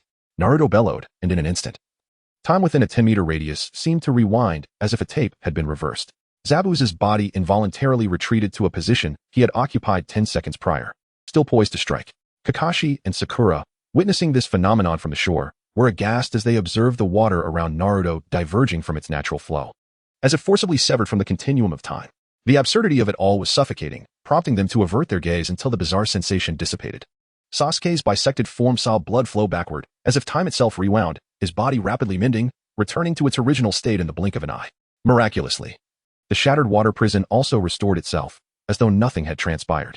Without hesitation, Naruto unleashed a punch of formidable power, shattering the water prison and swiftly pulling the bewildered Sasuke to safety. Was I not dead? Sasuke murmured, gazing at his unscathed body, still entrapped in the terror of death. Haha, as long as I am here, how could you possibly die? Naruto laughed heartily, his eyes returning to their usual state, brimming with warmth as he regarded Sasuke. Sasuke's eyes transformed into the three-tomo Sharingan, a testament to his newfound strength. Wait a moment, let me deal with this annoying pest first. Naruto turned his gaze towards Zabuza, disdain flickering in his eyes. Faced with Naruto's overwhelming power, Zabuza felt a flicker of fear. He had not anticipated such strength from Naruto, realizing his attacks were utterly ineffective. Nevertheless, he attempted to maintain composure, bellowing, "You wretched brat, what are you pretending?" Before his words could dissipate, Zabuza unleashed his ultimate technique, Water Release, Water Dragon Bullet Technique. A colossal water dragon roared skyward, claws bared as it lunged toward Naruto. In the face of such ferocity, Naruto merely scoffed. Humph, a trifling skill dares to challenge me. He nonchalantly extended a finger, murmuring, "Freeze." In an instant, the ferocious water dragon halted mid-attack, suspended as if time itself had crystallized. How is this possible? What kind of jutsu is this? Zabuza's eyes widened in disbelief, filled with incredulity and dread as he beheld the surreal scene before him. There is nothing impossible. A confident smile graced Naruto's lips. He swiftly formed a blue Rasengan in his hands and hurled it at the water dragon. A deafening explosion ensued, shattering the dragon and sending water spraying in all directions. Suddenly, brilliant golden light erupted, as if birthed from the void. The radiant beams intertwined, forming robust golden chains. These chains, seemingly imbued with life, soared through the air at astonishing speed, ensnaring Zabuza like a lightning strike. In the blink of an eye, Zabuza found himself ensnared within golden iron chains, his body tightly bound, rendering even a single finger immobile. Yet, at the very moment the chains made contact with his skin, they vanished as though they were mere phantoms. Upon closer inspection, however, faint golden traces could still be discerned upon his exposed flesh, suggesting that the chains remained entwined around him, albeit momentarily concealed. Overwhelmed by this bizarre spectacle, Zabuza, his face etched with terror, cried out in desperation, "Save me." His voice resonated with despair and dread, as if he were utterly powerless against this sudden predicament. Chapter 44. The release of Zabuza and Haku. As the ethereal voice resonated, the surrounding air seemed to crystallize. Naruto, Sasuke, be cautious. On the shore, Kakashi, without hesitation, activated his body flicker technique, darting towards Naruto like a bolt of lightning. Yet, Naruto remained remarkably composed, his keen eyes calmly surveying the situation around him. Ice mirrors, composed of glistening icicles, erupted from the ground, swiftly encasing both him and Sasuke. "Zabuza, how are you?" At that moment, a petite figure donning a flower-patterned mask appeared beside Zabuza, her voice laced with concern. "Hurry and take me away." Zabuza's tone was fraught with urgency. "You are no match for him. I am completely immobilized and unable to utilize my chakra. Don't even think about escaping," Kakashi shouted, as a brilliant flash of lightning sparked from his hand, rapidly forming a charged lightning sphere. Raikiri. Without a moment's hesitation, Kakashi hurled the lightning sphere forward, which surged toward Haku with the force of a tempest. However, Haku's reflexes were astonishingly swift. Noticing Kakashi's Raikiri approach, a smirk crept onto his lips as he coldly retorted, "Ice release, 1,000 killing water shuriken." In an instant, a flurry of ice needles erupted before him, hurtling toward Kakashi like a torrential storm, their speed rendering evasion nearly impossible. Realizing the dire situation, Kakashi inwardly cursed and reluctantly retracted his Raikiri, swiftly sidestepping the onslaught of ice needles. In that fleeting moment, Zabuza and Haku vanished like phantoms into the distance, disappearing from sight in the blink of an eye. "Damn it!" Kakashi exclaimed in frustration, his gaze fixated on the direction where Zabuza and Haku had vanished, seemingly intent on pursuing them further. At that moment, Naruto called out to Kakashi, "There's no need to chase them, Kakashi-sensei. Naruto's aura surged dramatically, a powerful force emanating from him and shattering the surrounding ice walls into countless shards. Kakashi turned to Naruto, perplexed. But Naruto, are we just going to let them escape? Naruto shook his head, responding, Kakashi-sensei, they still hold value for me, and ultimately, they are but tragic figures. Kakashi, contemplating Naruto's earlier display of power that could have easily shattered the ice mirrors, realized that Naruto had deliberately allowed Zabuza and Haku to flee. With this understanding, Kakashi's doubts began to dissipate, and he nodded in agreement. Very well, Naruto. Since you have your own plans, I shall trust your judgment. Naruto smiled confidently, declaring, Thank you for your understanding, Kakashi-sensei. I would never jest about such matters. Zabuza bears my flying thunder god mark. Locating them will be a mere formality. Standing still. Naruto's senses, akin to a radar, honed in on the swiftly receding mark, a knowing smile gracing his lips. Naruto, as long as you are aware of your actions, that is enough. Kakashi observed Naruto, a complex emotion flickering in his eyes. Though concerned for Naruto's choices, he also had faith in his judgment. Impressive, Naruto. Sasuke exclaimed, excitedly grasping Naruto's arm, his expression one of admiration. However, as he recalled the harrowing scene of near death, a look of trepidation crossed his face. I apologize, Sasuke. I intended for you to experience that brush with death, Naruto said apologetically. But, take a look at your eyes. Sasuke quickly glanced at his reflection on the water's surface. Astonished to find his once dual Tomo Sharingan had transformed into a triple Tomo. His mouth agape in disbelief, he stared at his own eyes. My eyes have become triple Tomo? He murmured, his mind swirling with shock and confusion. But how could you revive me? Sasuke asked urgently. Naruto smiled slightly, his eyes morphing into a kaleidoscope of patterns swirling mysteriously. This is the ability of my left eye, he explained softly. Sasuke's eyes widened as he gazed into Naruto's kaleidoscope, as if attempting to unravel the secrets within the enigmatic designs. But how can you? Sasuke began, only to be interrupted by a sudden realization that ignited joy on his face. You are the other person mentioned on the tablet. Naruto burst into hearty laughter. Haha, you finally figured it out. Kakashi stood, momentarily bewildered, filled with questions but refraining from voicing them. He silently observed the two, searching for clues within their dialogue and expressions. At that moment, Sakura's voice echoed from the shore, calling out, Naruto, Sasuke, Kakashi-sensei, come back. Upon hearing Sakura's call, a smile instantly brightened Sasuke's face. He replied cheerfully, Haha, we're coming. Sasuke's heart swelled with joy, not only because his Sharingan had evolved, but also because he had finally discovered the reincarnation of the legendary Ashura. As for his own identity as the reincarnation of Indra, Sasuke had long been aware of this, a truth imparted to him by his father. Chapter 45, Two Broken Hearts. Wow. Sasuke, I almost thought I would never see you again. Sakura exclaimed, leaping into Sasuke's embrace like a startled rabbit. Tears streaming down her cheeks like a torrent. She held on tightly, as if fearing he might vanish at any moment. Sasuke was evidently taken aback by Sakura's overwhelming emotion. His body stiffened momentarily before he regained his composure. He reached out and gently patted her back, conveying a sense of reassurance that he was indeed fine. After much effort, the trio finally arrived in the land of waves on the third day. They had traveled tirelessly, day and night, reaching their destination just in time. Upon arriving at the doorstep of Tezuna's home, they noticed a boy of about 6 or 7 anxiously waiting. His eyes sparkled with joy when he saw Tezuna, illuminating the moment as if the world had brightened. This is my grandson, Inari, Tezuna introduced with a smile that radiated affection. Inari stood nearby, casting a cold and disdainful glance at Naruto and the others before running off outside, seemingly disinterested in the strangers. Tezuna's face showed a hint of embarrassment as he quickly explained, please forgive him. My grandson harbors hostility towards those who come to save our village due to his father's circumstances. His words reflected a mix of helplessness and understanding regarding Inari's behavior. Kakashi nodded slightly, indicating he was not offended. It's all right, our mission is complete, and it's time for us to leave, he stated before turning to lead Naruto, Sasuke, and Sakura away. However, at that moment, Tezuna suddenly pleaded behind them, Ninja, I beg you to stay. His voice was filled with anxiety and earnestness. Kakashi paused, glancing back at Tezuna, hesitating for a moment before saying, rest assured, you can resume your bridge construction tomorrow. Although his tone was casual, it carried a comforting undertone. Relieved, Tezuna expressed his gratitude profusely. Thank you. Thank you. Naruto and the others continued on their way, departing from Tezuna's home. They walked along a narrow path for a while until they arrived at a picturesque valley. The valley was lush with greenery, filled with the sweet sounds of birds and the fragrance of flowers, as a clear stream flowed gently. Naruto suddenly halted, pointing to a small wooden cabin ahead. Look, that's where Zabuza is. This time, I will teach him a lesson. Sasuke thought to himself, feeling confident in his newfound strength, ready to show that scoundrel the consequences of his actions. Ever since awakening his Sharingan, his self-assurance had soared, and he eagerly anticipated the opportunity to demonstrate his prowess. Seeing Sasuke's enthusiasm, Naruto quickly reassured him, all right, Sasuke, don't rush. I'll have Haku train with you later. You can vent your frustrations. At this, Sasuke's eyes sparkled with excitement. Just then, Sakura exclaimed, "Wow, Sasuke-kun, you look even more handsome." She gazed at him dreamily, oblivious to Kakashi's twitching lips. During their half-month training in Konoha, both Sasuke and Sakura had significantly enhanced their abilities, with Sasuke growing more confident and powerful, while Sakura became increasingly infatuated with his charm. Yet, as the four continued their journey, they abruptly halted in unison, captivated by a stunning figure before them, as if a celestial being had descended. How beautiful! Sasuke's gaze was entirely entranced by the figure clad in white, rendering him momentarily oblivious to everything around him. Sakura, feeling a pang of jealousy, quickly covered Sasuke's eyes, scolding him. "Hey, Sasuke, how can you do this? You shouldn't be looking at other women." One couldn't help but think that if it weren't for his knowledge of the original storyline, Naruto would have believed her to be a stunning beauty. Upon noticing Naruto and the others, Haku's pupils dilated momentarily before returning to normal. "Where are you all headed?" A neutral voice emerged from Haku.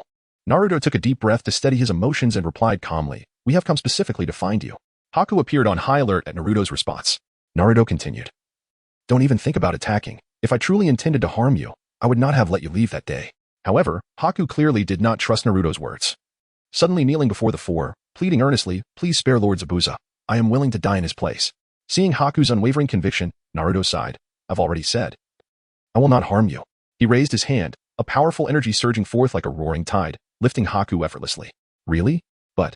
Haku's face displayed disbelief, clearly skeptical of Naruto's intentions. "Truly, but I have one condition," Naruto interrupted, his tone resolute. "What condition?" Haku inquired anxiously, a flicker of tension in his eyes. "First, I want to see Zabuza," Naruto replied with a mysterious smile, evading Haku's question.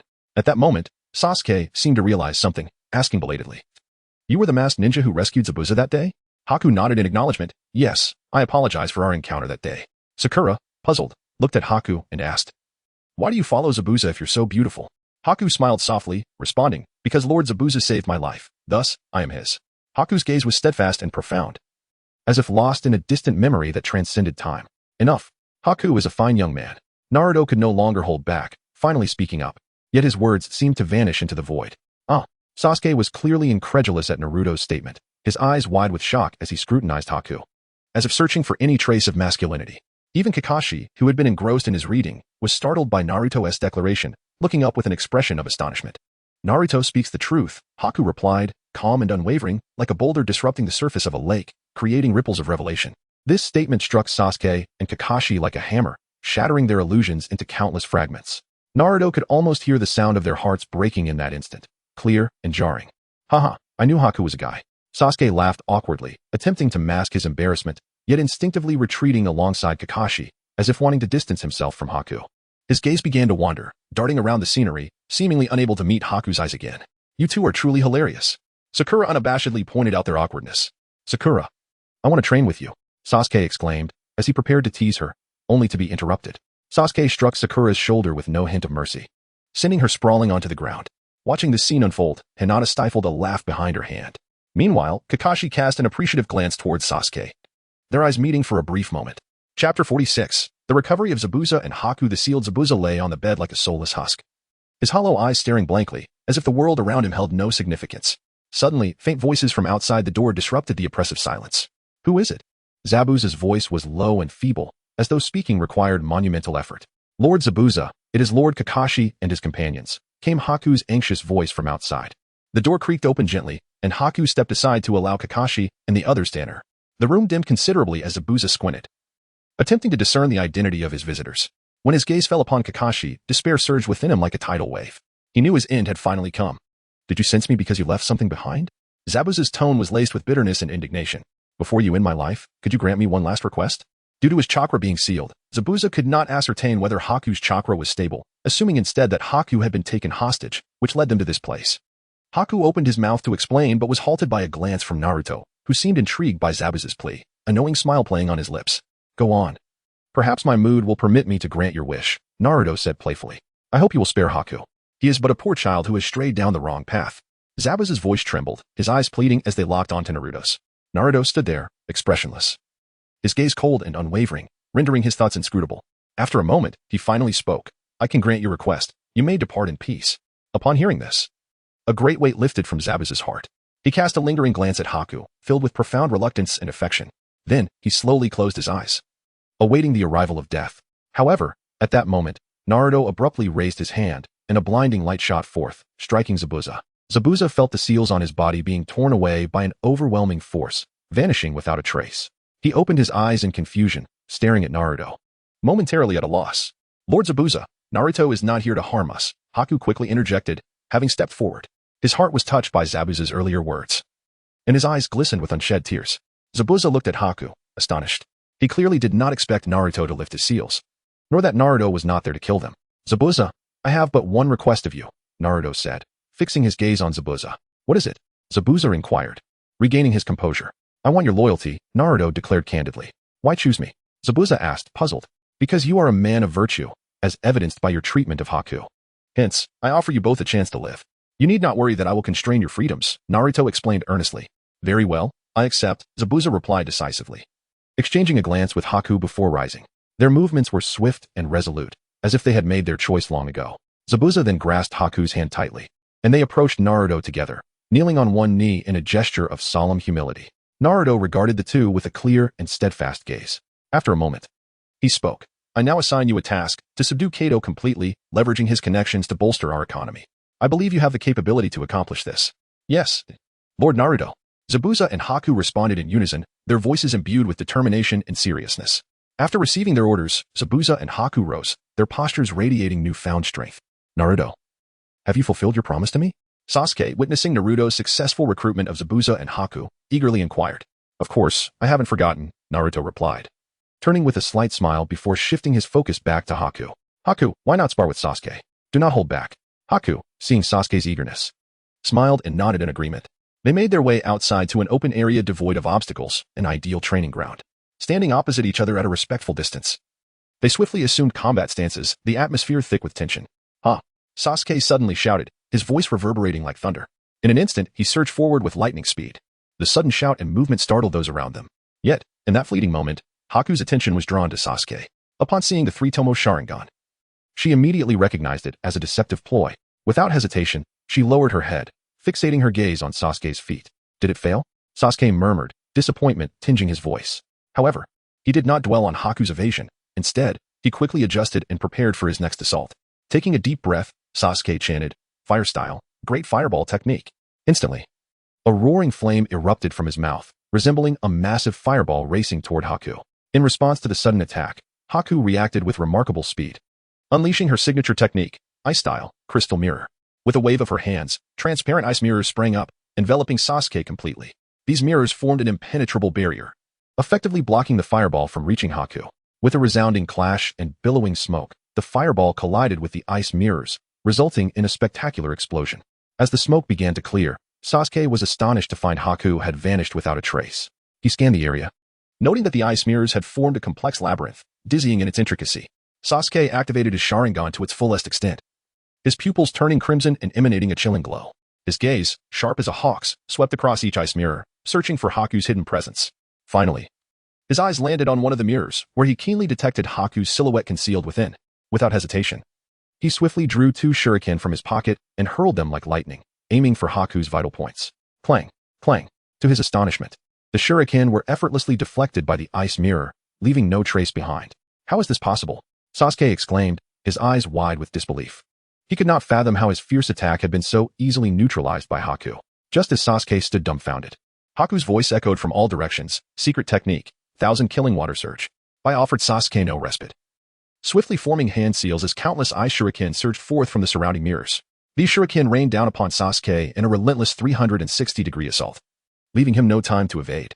In this dire moment, panic seized him, and a flurry of countermeasures raced through his mind. Ultimately, he acted decisively, employing the body replacement technique and the body flicker technique, his form darting away like a flash of lightning. Nevertheless, despite evading the majority of the shuriken, a few managed to pierce his body, particularly in his waist and arms, causing blood to spurt forth and stain his garments. Meanwhile, four observers stood at the sidelines, intently watching the clash between Bai and Sasuke. Bai's jutsu is indeed formidable, Naruto mused. Sasuke's strength seems slightly lacking. If he cannot dismantle this jutsu through sheer force or overpower Bai with absolute strength, he may very well face defeat. Haha, Bai possesses the ice-release Kekiai Genkai. Zabuza remarked with a smirk, this crystal mirror technique is indeed quite troublesome. By the way, Zabuza, your relationship with Bai seems rather unusual, Naruto inquired curiously, his eyes gleaming with intrigue. Haha, There's nothing unusual about it. Zabuza quickly waved his hand, smiling as he explained, we are merely ordinary comrades. Really? Naruto appeared skeptical, fixating on Zabuza, who suddenly flushed slightly, causing Naruto to realize the underlying truth. At that moment, Kakashi and Sakura, standing nearby, felt a chill wash over them. As if enveloped by an invisible force, they instinctively took a few steps back, distancing themselves from Zabuza. Noticing their actions, Naruto turned his gaze toward Kakashi and Sakura, his expression laden with significance. He then returned his attention to Zabuza, thoughtfully stating, if there truly are feelings involved, one should cherish them and not wait until it's too late to regret. Upon hearing Naruto's words, a flicker of emotion crossed Zabuza's previously stoic face. He lowered his head, seemingly in contemplation. After experiencing the trials of death, subtle transformations had occurred within him. After a moment, Zabuza lifted his head, his gaze resolute as he looked at Naruto, declaring, I understand, Lord Naruto. His voice resonated with an unprecedented determination. Naruto smiled and nodded, then turned to the fierce duel between Bai and Sasuke, calling out, Bai, Sasuke. You may cease your battle. Chapter 47, the Ch-Nin exam application. After Naruto and his companions departed, Zabuza and his partner Haku successfully met with Kato under the pretense of demanding payment for their services. Kato, the cunning and avaricious merchant, was not inclined to part with his riches easily. He secretly contemplated how to safeguard his wealth while extricating himself from the clutches of these troublesome individuals. Thus, Kato devised a scheme to enlist a band of wandering ninjas to confront Zabuza and Haku. Although the strength of these vagrants varied greatly, their numbers might pose some inconvenience to the duo. However, Kato was overly confident, believing that sufficient monetary compensation would attract powerful ninjas. He failed to realize that most of the wanderers he summoned were merely low-ranking shinobi, with only a scant few reaching the Ch-Nin level. To Zabuza and Haku, who had already attained the elite J-Nin status, these so-called formidable ninjas were nothing more than a pitiful rabble, incapable of posing any genuine threat. You cannot kill me. I can offer you vast riches. Kato's corpulent form trembled like a leaf, his face a mask of terror as he knelt upon the cold ground littered with corpses, desperately pleading with the figures before him. Rest assured, we have no intention of taking your life, Zabuza replied, his expression impassive, his voice devoid of warmth. As if it were a chilling breeze, he slowly retrieved a black pill from within his cloak, presenting it to Kato as if performing a sorceress feat. Kato's gaze was fixated on the ominous pill, his heart swelling with dread and despair. Instinctively, he yearned to resist, to refuse the vile offering. Yet he understood that the present circumstances were entirely beyond his control. Zabuza, once a pivotal figure in the hidden mist village, possessed the means to dominate others. Moreover, Kato, a mere man drained by indulgence, stood no chance against such a skilled adversary. From this day forth, you shall continue as the leader of your organization. Zabuza's tone remained icy. I merely require that you strengthen your group without endangering the innocent, and do not entertain thoughts of escape or summoning other ninjas. The pill you just ingested is a chakra bomb of my design. A slight tug from me, and you shall find yourself in a dire predicament. Before he could finish, Zabuza raised his hand, unleashing a torrent of chakra that struck a nearby vase with the precision of lightning. The vase exploded with a resounding crash, shards scattering in all directions. Rest assured, I understand. I understand. Kato's face was a portrait of terror, his body shaking as if ensnared by an overwhelming fear. He repeatedly bashed his forehead against the hard ground, emitting dull thuds, each impact reddening his skin. Yet, he seemed oblivious to the pain, bowing incessantly and muttering pleas for mercy. However, Zabuza remained unmoved by Kato's supplications. His gaze shifted past Kato to Haku, who stood silently beside him, her white mask glimmering faintly in the sunlight, obscuring her true expression. Zabuza's eyes were filled with a profound emotion as he regarded Haku, a tenderness and affection emanating from him. Haku, let us retreat to the village where we can lead a life devoid of strife and worry. Haku's ears twitched slightly, betraying her surprise. She lifted her gaze to meet Zabuza's, and in that fleeting moment, her ears flushed a deep crimson, akin to ripened apples. This was a clear manifestation of her inner emotions, hinting that her face beneath the mask was likely flushed with embarrassment. After a brief hesitation, Haku gently nodded, replying, yes, I will follow your lead. Her voice, though soft, bore a note of determination. Seeing Haku's acquiescence, a faint smile graced Zabuza's face. He tenderly caressed her hair before turning back to Kato. Very well, Kato, your fate is sealed. With that, he cast one last glance at Kato and, hand in hand with Haku, strode purposefully toward the village. Aha, let us depart. Zabuza's laughter echoed through the air, brimming with hope and anticipation for the future.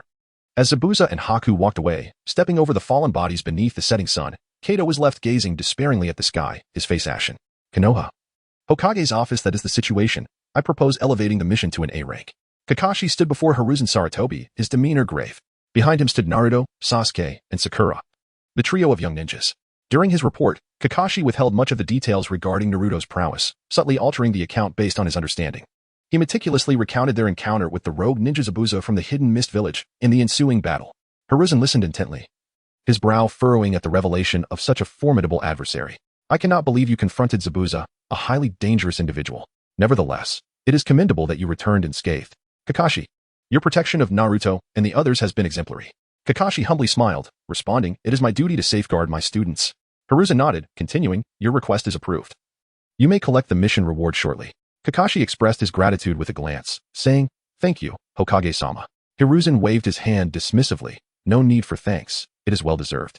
Despite the unexpected circumstances, the outcome was favorable. However, this incident has highlighted some issues. The mission review process is overseen by Konoha's higher-ups, and such a significant oversight nearly cost Naruto and Sasuke their lives. This is a failure on our part. Kakashi interjected, Hokage-sama, this is not your fault. No one could have predicted such events. Hiruzen sighed. Though that may be true, we must learn from this. Fortunately, I had the foresight to entrust the mission to you. Kakashi, an elite Genin. Otherwise, the consequences would have been dire. By the way, Kakashi, do not undertake any missions for the time being. In half a month, we will host a grand Genin exam. Ninjas from various villages will converge here, creating a bustling scene. With so many individuals gathered, conflicts are bound to arise. Therefore, in addition to training Naruto and his companions, I need you to remain vigilant for any potential crises. Hiruzen instructed Kakashi with a serious expression. Kakashi nodded earnestly, replying, understood. Third Hokage, may I inquire whether Naruto and the others qualify to participate in the upcoming Genin exam? Hiruzen offered a slight smile. Of course, Kakashi. Are you intending to recommend them for application? Kakashi affirmed, indeed, Hokage-sama. I have great confidence in Naruto and the others. I believe they will excel in the exam. Upon witnessing the scene, Sarutobi Hiruzen readily approved Kakashi's recommendation and handed 3 examination application forms to Naruto, Sasuke, and Sakura. Since your teacher holds such trust and esteem for you, you must not disappoint Kakashi's earnest intentions. Sarutobi Hiruzen solemnly advised them. The trio exchanged glances and chorused, thank you. Third Hokage, thank you, Kakashi-sensei. We will certainly strive to do our best. Very well, children, you may return home now. I eagerly anticipate witnessing your remarkable performances in the Chunin exams. Sarutobi Hiruzen smiled and waved them off. Goodbye, Third Hokage. The 3 young ninjas bid farewell to Sarutobi Hiruzen. Their spirits buoyant. They eagerly clustered around Kakashi, chattering excitedly about indulging in a sumptuous barbecue. Kakashi-sensei, let us go eat barbecue. Sasuke exclaimed, his eyes shimmering with anticipation. Yes. I am absolutely starving. Sakura chimed in. Barbecue does sound delightful, Naruto remarked, though his calm demeanor could not conceal his longing for delectable food. However, just as they awaited Kakashi's affirmative response with eager hearts, an unexpected turn of events transpired. Kakashi abruptly executed the body flicker technique and vanished from sight. Where did Kakashi-sensei go? Sasuke exclaimed in astonishment, his mouth agape. This was rather sudden, wasn't it? Sakura echoed, equally bewildered. Naruto gazed speechlessly in the direction Kakashi had disappeared, internally muttering, this guy is truly inscrutable. Indeed, Kakashi had departed, leaving the 3 young ninjas in a state of perplexity. Upon returning home, Kakashi swiftly retrieved a copy of Aika Paradise from his bookshelf and immersed himself in its pages, utterly captivated. The prospect of barbecue that the trio had eagerly proposed seemed to have completely slipped his mind. After all, his last barbecue outing had cost him dearly, the entirety of his earnings from 2 A-rank missions. The mere thought of it made Kakashi wince. Therefore, regardless of who extended the invitation, he resolutely decided not to attend again. I am not like Sasuke, the affluent young master. Spending such a fortune on a single barbecue is simply not an option for me, Kakashi thought to himself. Chapter 48, The Evolutionary Conditions of the Sharingan System. Open the panel. Host, Naruto age, 6 physique, chaos spirit body level, late foundation stage, peak foundation, mental method, 8-9 mystical arts divine abilities, 72 transformations external avatar, Naruto skills, Yang Nine Tails. Mastery in Taijutsu, B rank ninjutsu wind release. Great breakthrough, weapon mastery, 8 gates of death, Manjiki Sharingan, mastery in sealing techniques, spiraling sphere, flying thunder god, 8 tails. Shadow clone technique, 3000 harem technique, body flicker technique, mastery in wind release, fire release, earth release. 3 tails overall evaluation, you have already become a prominent figure standing at the forefront of this realm. Upon returning to the somewhat dilapidated cabin, Naruto, as usual, lazily lounged on the slightly worn but extraordinarily soft bed. His gaze fell upon the resplendent attribute panel before him. A wave of indescribable sentiment surged within him. It had been nearly 3 years since he arrived in this world. Time passed so swiftly, almost catching him off guard. The nights in Konoha were perpetually tranquil, devoid of the city's clamor and industrial pollution, rendering the night sky exceptionally beautiful. Stars twinkled like dazzling jewels embedded in a black tapestry, intoxicating all who beheld it. Lying quietly on the rooftop, Naruto gazed up at the vast expanse of stars, his thoughts drifting far away. He reminisced about the myriad moments in this world, the laughter, tears, setbacks, and growth, all shimmering with unique brilliance, reminiscent of the stars in the night sky. Around him, the Umbu who had been tasked with monitoring him had discreetly withdrawn after the division. After all, Hiruzen Sarutobi held immense trust in Kakashi, believing he could care for Naruto adequately. As Naruto immersed himself in his thoughts, a deep and familiar voice suddenly broke the silence. Naruto. Startled, Naruto turned to see Itachi's figure appearing beside him like a specter. Hello? Naruto greeted with a beaming smile, his voice brimming with his characteristic warmth and cheerfulness. Itachi regarded him with gratitude, saying, Naruto, I cannot thank you enough for enabling Sasuke to awaken his three tomo. Without you, according to our Uchiha clan's conditions for Sharingan evolution, it would have been exceedingly difficult for Sasuke's eyes to evolve. Naruto waved his hand dismissively, laughing as he replied, Oh, there's no need to be so formal. In truth, your clan has long been mistaken in your approach. You always believe that awakening and evolution require intense emotional stimuli to achieve success, but that is not the case. Upon hearing Naruto's words, Itachi was taken aback and quickly inquired, Naruto, have you discovered something? Naruto nodded and continued, You know I currently possess the Mangekyou Sharingan, right?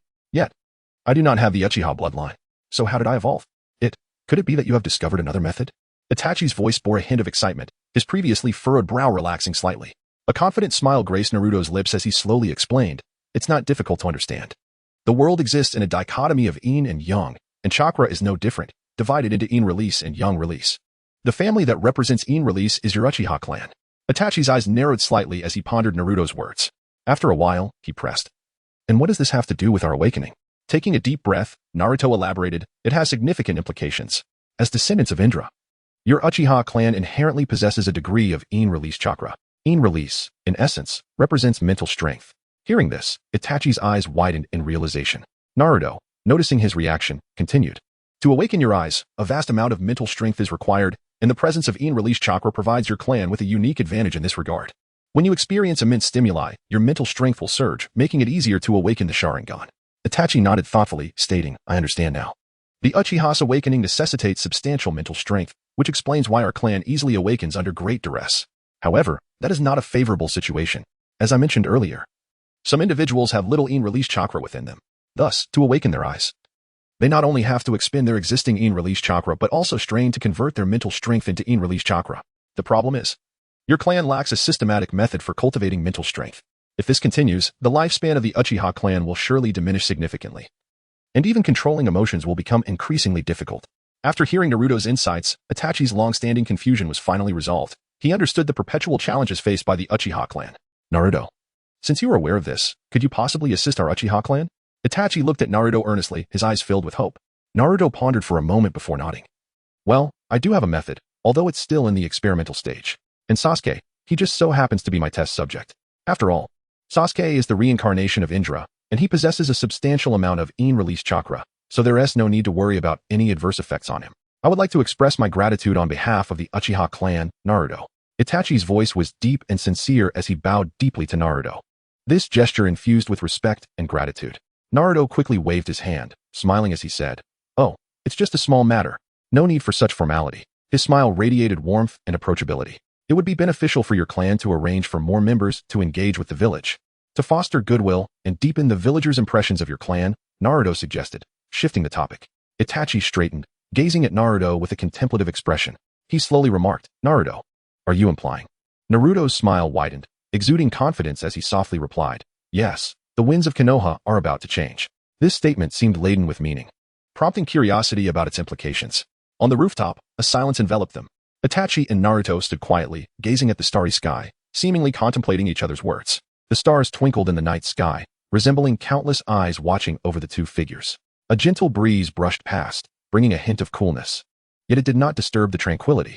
Itachi and Naruto remained there, their silhouettes appearing diminutive against the backdrop of the starry expanse. Yet they seemed to embody the future of Konoha Village. Chapter 49. Have you seen enough? Naruto, why have you brought me to the back mountain? Aren't we supposed to be at the training ground today? Early in the morning, Sasuke received a message from Naruto summoning him to the back mountain, leaving him quite perplexed. Stop wasting time, follow me. Naruto seemed somewhat impatient, abruptly interrupting Sasuke and turning to walk away. Seeing this, Sasuke, though reluctant, followed Naruto until they arrived at a small waterfall. Take off your shirt. Do you see that large rock beneath the waterfall? Sit steadily on it, Naruto instructed, pointing at the massive stone below the cascade. Why? Sasuke looked at Naruto with suspicion, unsure of his intentions.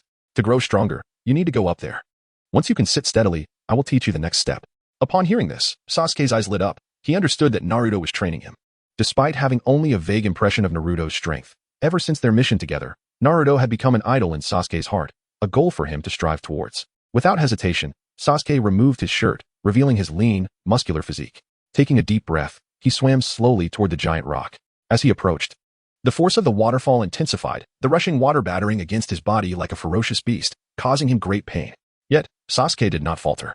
He gritted his teeth, enduring the onslaught of water as he painstakingly moved forward. Finally, as he neared the rock, a sudden surge of powerful water thrust him deep into the river. This unexpected turn of events caught Sasuke completely off guard. He had no time to react before being submerged. The water rushed into his mouth and nose, nearly choking him. He struggled desperately to surface, but found himself pinned down by the current, unable to move. In this life-threatening moment, Sasuke summoned every ounce of strength and finally managed to break the surface, gasping for air and coughing violently, the river water having nearly suffocated him. Come on, Sasuke. As long as you're alive, push yourself to complete this task. Of course, even if you die, it's not a big deal. Just think of it as a trip to the Pure Land before coming back. After all, my reversal ability can resurrect you every hour. So feel free to push your limits. Naruto stood on the shore, watching Sasuke struggle beneath the waterfall with a smirk. Then leisurely retrieved a lounge chair from his system space and reclined comfortably. Below the waterfall, the torrential current relentlessly battered Sasuke's body. He clenched his teeth, gripping the rock tightly, battling against the overwhelming force. Though each wave caused him excruciating pain, his resolve grew ever stronger. Don't underestimate me, Naruto. I will succeed. Sasuke vowed silently. He understood that only through such grueling training could he become stronger and achieve his goals. Time passed, and the morning slipped away in an instant. With Naruto's assistance in restoring his energy, Sasuke made significant progress. He could now remain on the rock for approximately 2 hours. Noodles are here, Itachi called loudly, carrying 2 fragrant lunchboxes as he hurried to the waterfall's edge. He gazed down and saw Sasuke sitting cross-legged on the rock, eyes closed, seemingly lost in his own world. Itachi smiled with a sense of pride. Sasuke, eat first before continuing, Naruto cheerfully beckoned, then began devouring his own lunch. Sasuke, who was already starving, became distracted by the mention of food and was immediately knocked into the water by the powerful current. Struggling, he swam towards the shore. Once on land, he disregarded his soaked body and eagerly grabbed the lunchbox, devouring it as if it were the most delicious meal in the world. Sasuke, remember to pay attention to the flow of chakra within your body. This step is crucial, Naruto said seriously after finishing his meal.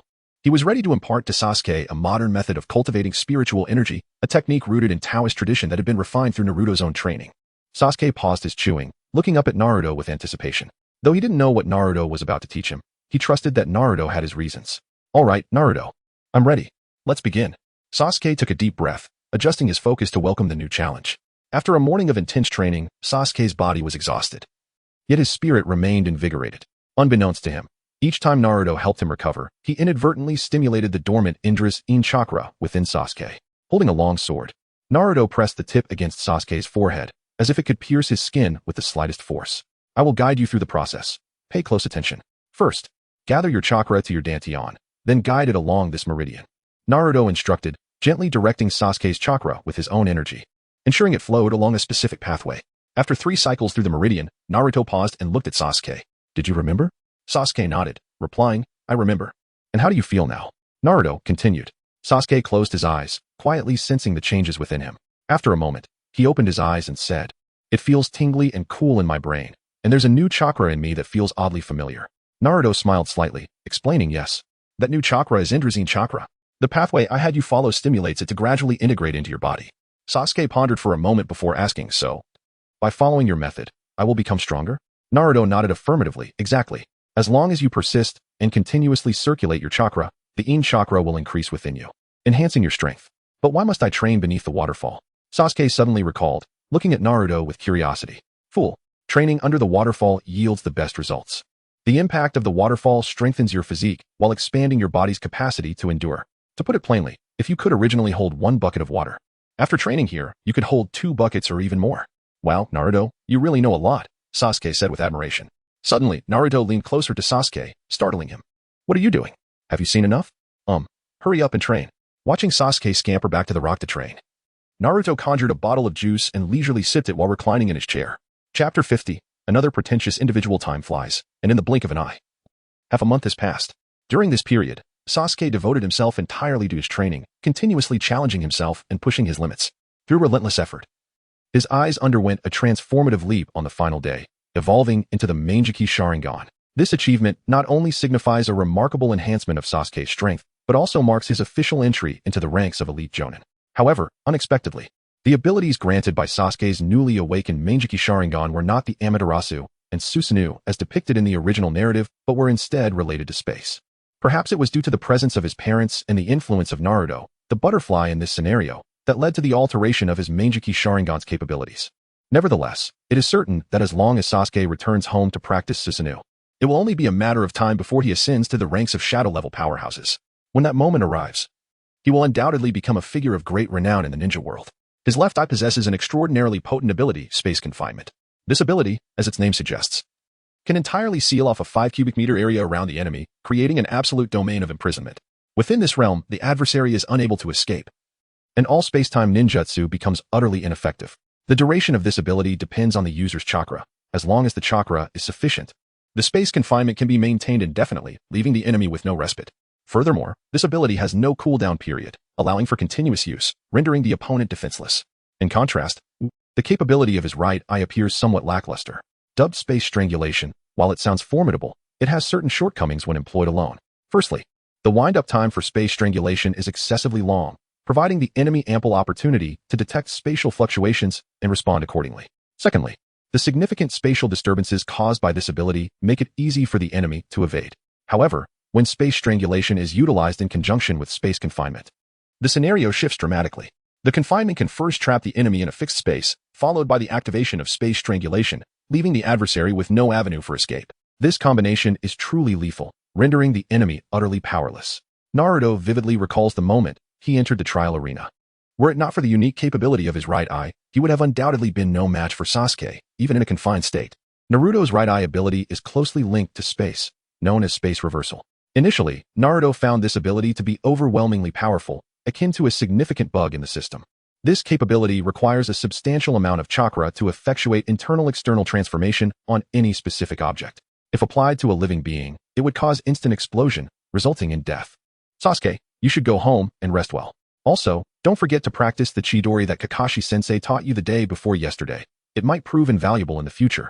Naruto advised Sasuke. The thought of the lightning dragon technique Sasuke displayed in the original plot filled Naruto with anticipation. Although he had been learning alongside Kakashi while Sasuke was instructed in Chidori, he believed that the thought and innovation involved were best suited for Sasuke to handle. Naruto, thank you so much. Sasuke's voice trembled slightly, his eyes glistening with unshed tears, clearly moved by Naruto's companionship over the past days. While Sasuke did not express his gratitude extensively, he understood that Naruto's actions were deeply etched in his mind. Naruto chuckled, patting Sasuke's shoulder in reassurance. Oh, come on. There's no need to be so formal. If you want to thank me, strive to become stronger. One day, when I can leisurely sip tea in the back while you handle all the enemies up front, that will be the greatest reward for me. Sasuke nodded earnestly, determination flashing in his eyes. I will make it happen. The two exchanged a smile before turning to head toward their respective homes. The following morning, sunlight bathed the streets of Konoha, illuminating every corner. The streets bustled with activity, throngs of people milling about, and delegations from various ninja villages were prominently visible. Clad in their respective villages' distinctive attire, they attracted considerable attention. As the leaders of their villages, the Kages were assigned to specific residential areas, heavily guarded by numerous sentinels in Konoha's Umbu, ensuring their safety. As Naruto strolled through the streets, relishing the morning tranquility, he suddenly heard a youthful voice behind him. Excuse me, are you Naruto-senpai? Curiosity piqued, Naruto turned to find a 3-year-old boy with a scarf standing behind him, his large eyes filled with wonder. Is that you, Konohamaru? Naruto mused internally, recognizing the child. The boy's face lit up with excitement upon seeing Naruto turn around. I'm Naruto, but why do you call me senpai? Senpai. I finally found you. My name is Sarutobi Konohamaru.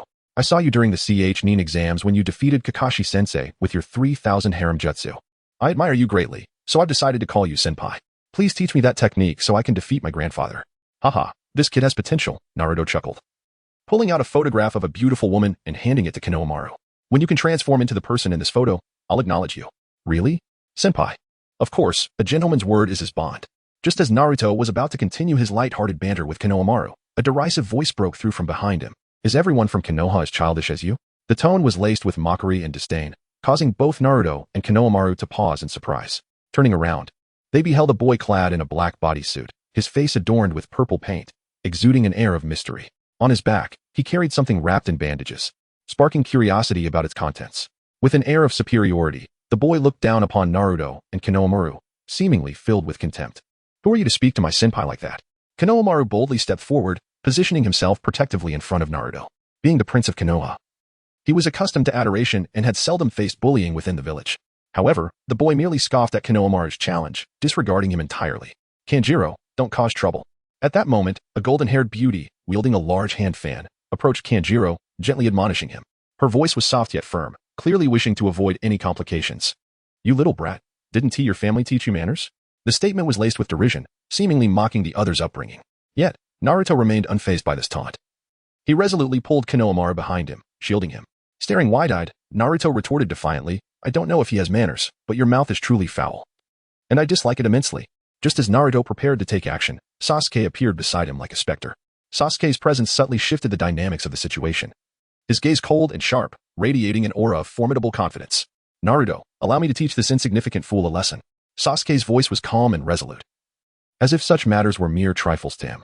Before his words had fully settled, Sasuke launched himself into the air, delivering a kick at lightning speed. This strike was infused with immense power, evoking a sense of dread for Kankuro. Clearly unprepared for Sasuke's swiftness, Kankuro's pupils dilated in shock. Nevertheless, he responded swiftly, crossing his arms in an attempt to block Sasuke's flying kick. A dull thud echoed as Sasuke's foot collided forcefully with Kankuro's arms. The tremendous force sent Kankuro sprawling, sliding along the street for a full 3 meters before he managed to regain his balance. Inwardly, Kankuro marveled at the speed, realizing that Sasuke's strength surpassed anything he could contend with. Following his successful strike, Sasuke showed no sign of pause. He casually brushed his bangs aside and tilted his head back at a 45-degree angle, exuding an air of disdain as if to say, is this all? What kind of strength dares to bark here? Furious, Kankuro clenched his fists, emanating a palpable hostility, seemingly intent on retaliating. However, just as he was about to make his move, a deep and authoritative voice interrupted. Stand down, Kankuro. You are no match for him. The crowd turned to see a youth with a dark circle under his eyes, marked by the character for love, approaching with measured strides. Each step exuded an indescribable aura of pressure, his gaze fixed intently on Sasuke and Naruto, as if seeking to pierce through them. Upon recognizing the boy, Kankuro's face paled, fear evident as he called out, Gaara. Gaara scoffed, coldly reprimanding, humph, worthless. His voice was frigid and merciless, sending chills down spines. He then directed his gaze towards Sasuke, a glimmer of interest sparkling in his eyes as he inquired, tell me your name. You possess the potential to be my adversary. Sasuke smirked, a hint of disdain curling at the corners of his lips. Rather than answer Gaara directly, he turned to Naruto and remarked, wow, Naruto, did you see that? He's quite impressive. Naruto, looking exasperated at Sasuke's bravado, thought to himself, when it comes to showboating, you're still the champion, Sasuke. Yet, he refused to let the atmosphere grow awkward, grinning as he suggested, all right, let's head out for a feast at a Chiraka ramen. With that, he grabbed Konohamaru, called out to Sasuke, and turned to leave. Gaara watched as these three disregarded him, rage surging within him like a volcano. His expression darkened, a powerful killing intent radiating from him. Suddenly, a formidable force erupted from the gourd on Gaara's back, the sand swirling forth like agile serpents, rapidly lunging toward Naruto, Sasuke, and Konohamaru. Unfazed by the sudden onslaught, Naruto scoffed, gathering his chakra into his palms as a terrifying energy shot forth like a bolt of lightning. The force was staggering. As it surged through the air, the yellow sand was scattered as if caught in a tempest, rendering it powerless to counter. In an instant, the energy struck Gaara with tremendous impact, sending him hurtling away like a kite severed from its string, crashing violently into a nearby tree. A resounding crash reverberated as the tree shook violently, countless leaves cascading to the ground. Gaara, Temari, and Kankuro gasped, their faces paling as they rushed to aid him. Gaara struggled to rise from the ground, blood trickling from the corner of his mouth, clearly injured. He stared in disbelief at the direction Naruto had taken, murmuring, how is this possible? Meanwhile, Naruto, seemingly unfazed, brushed off the dust from his clothes and casually turned away, strolling out of Gaara, Temari, and Kankuro's line of sight, leaving them in a state of shock. Chapter 51 The Unexpected Edition. In the Hokage office, Sarutobi Hiruzen sat at his desk, intently examining the roster of participants from various ninja villages presented by the Umbu. A slight furrow formed on his brow, indicating his dissatisfaction with the list. Is it only Sunagakure, Otogakure, Kusagakure, and Amigakure that are participating? He murmured to himself, reaching for his signature old pipe and taking a deep drag. The smoke curled around him, shrouding his visage in a veil of mystery. The smaller villages, such as Takigakure and Yugakure, barely registered on his radar. Swiftly dismissed from his thoughts, In his eyes, their strength was comparatively feeble, rendering them inconsequential to Konoha. Initially, Hiruzen had extended invitations to all 5 great shinobi villages, hoping for a collective participation in this significant event. However, the presence of only Sunagakure as a superficial ally left him feeling somewhat disheartened. It seems the other villages harbor considerable animosity towards Konoha, he reflected, a hint of resignation in his tone. He understood that despite Konoha's esteemed status within the shinobi world, the sentiments of other villages were not always amicable. Meanwhile, the atmosphere in Konoha's square was vibrant and spirited. Kakashi, my lifelong friend, today is a momentous occasion. Shall we engage in a splendid match? Might Guy exclaimed, enthusiastically clapping Kakashi on the shoulder, overflowing with excitement. Well, perhaps we should tone it down a bit, Kakashi replied. A look of exasperation on his face, his dull eyes reflecting a sense of profound fatigue and resignation towards Guy's exuberance. At that moment, Naruto suddenly erupted with elation, as if he had discovered a new world. Wow, beautiful lady, do you remember me? And little Lee, he exclaimed, his voice brimming with surprise and anticipation, as though he had reunited with long-lost kin. Tenten, hearing Naruto's call, instantly broke into a sweet smile and gently responded, Hello, Naruto. You've grown so much in the blink of an eye. Her voice was as soothing as a spring breeze, evoking a warm familiarity. Naruto seemed to be uplifted by Tenten's smile, laughing joyously as he continued, I'm participating in the Nin exams too. Wow, I can feel the fire in my veins reigniting. Teacher Guy, please allow me to do 5,000 squats. His words were infused with fervor and determination, as if he could hardly wait to showcase his prowess in the exams. Beside him, Lee felt the surge of Naruto's enthusiasm ignite his own passion. Naruto, your zeal is contagious. I'll join you, he exclaimed, promptly assuming a position to begin squats, eager to partake in the challenge. Observing the high spirits of Lee and Naruto, Guy felt a wave of emotion wash over him, remarking, Teacher Guy. However, before he could finish, Lee interrupted him. Guy, Lee shouted, equally exhilarated. And the two shared a moment of mutual understanding, embracing each other in a display of heartfelt camaraderie. Tears streamed down their faces like a flood, creating a scene that was both touching and somewhat comical. Tenten and Niji, wearing expressions of mild distaste, quickly distanced themselves from the two, as though they bore an unpleasant scent. Kakashi, Guy, you certainly arrived early. At that moment, the voices of Yuhi Kurenai and Asuma Sarutobi echoed from afar, as they approached with their respective teams. Naruto, Sasuke Sakura, Inuzuka Kiba, balancing a small dog on his head, waved enthusiastically, resembling an exuberant puppy. With the addition of Tenten and her friends, the entire group of the 12 young ninjas finally gathered together. In an instant, they resembled a flock of chattering birds, animatedly sharing amusing anecdotes from their teams. Naruto, how have you been lately? Hinata asked shyly, her cheeks flushed, as she stepped closer to him. Well, not too bad. Just a bit lonely without you, Hinata, Naruto replied, flashing his trademark grin, revealing his gleaming white teeth. I've missed you too, Naruto, Hinata said, her face growing even redder as she lowered her gaze, speaking softly. By the way, Hinata, didn't I tell you to eat your fill at every meal? Have you been following my advice? Naruto suddenly recalled, concern evident in his voice. I've been listening to you, Naruto, Hinata said, lifting her gaze to meet his, though her eyes flickered away shyly. Really? Then raise your head so I can see, Naruto insisted earnestly. After a moment of hesitation, Hinata slowly lifted her head.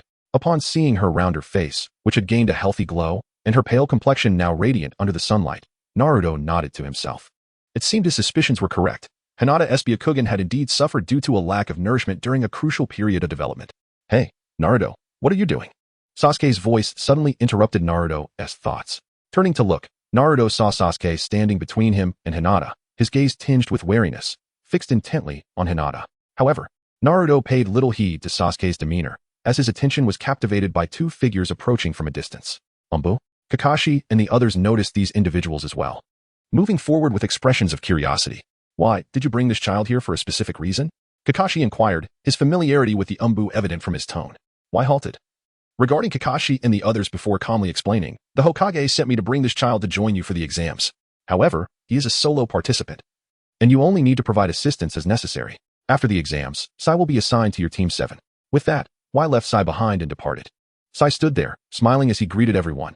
Hello, teachers and classmates, my name is Sai. I look forward to working with you all. His demeanor was exceedingly polite, making a pleasant impression. Kakashi nodded in acknowledgement, saying, Yes, Sai, you will join them in the examination shortly. He gestured toward Naruto, Sasuke, and Hinata. At that moment, Naruto's eyes twinkled with recognition as he finally remembered who Sai was. In the original narrative, after Sasuke's defection and with Danzo still alive, Sai had been assigned to Team 7 to monitor Naruto. Hello, I'm Haruno Sakura, and this is Sasuke and Naruto. Sakura introduced herself to Sai. As more participants gathered in the square, Naruto suddenly felt a malevolent gaze directed at him. Following the source of the stare, he found Gaara from Sunagakure. His eyes filled with murderous intent. Naruto, that obnoxious guy has set his sights on you, Sasuke noted, having observed the same scene. Forget about him, Naruto calmly replied, redirecting his gaze towards the Kages of the various villages on the podium. As his eyes met the fourth Kazekage of Sunagakure, he distinctly felt the weight of the Kazekage's gaze upon him, which, more accurately, was fixated on Sasuke. Indeed, Orochimaru was still fixated on Sasuke. Naruto chuckled inwardly, contemplating whether Orochimaru would succeed in his intentions upon encountering the current Sasuke, and he prepared to watch the unfolding drama with keen interest. Chapter 52. What is this thing? Ahem, esteemed elites from various ninja villages, greetings. Welcome to the Hidden Leaf Village. On the elevated platform, Sarutobi Hiruzen stood tall, his voice resonating powerfully, as if it could penetrate the very essence of the hidden leaf. His speech was imbued with fervor, instilling in every attendee a palpable sense of the significance and anticipation surrounding the Chunin exam. It is with immense honor that I declare the Chunin exam officially commenced. As Sarutobi's words echoed through the air, a thunderous applause erupted, a testament to both respect and a warm welcome for the impending examination. Following the conclusion of the speech, the respective team leaders from each village approached the forefront to brief their students on the particulars of the exam. Kakashi was no exception. He stood before Naruto, Sasuke, and the others, meticulously elucidating the rules and precautions of the examination. The 12 young ninjas, alongside Sai, moved seamlessly with the throng towards the venue of the first test.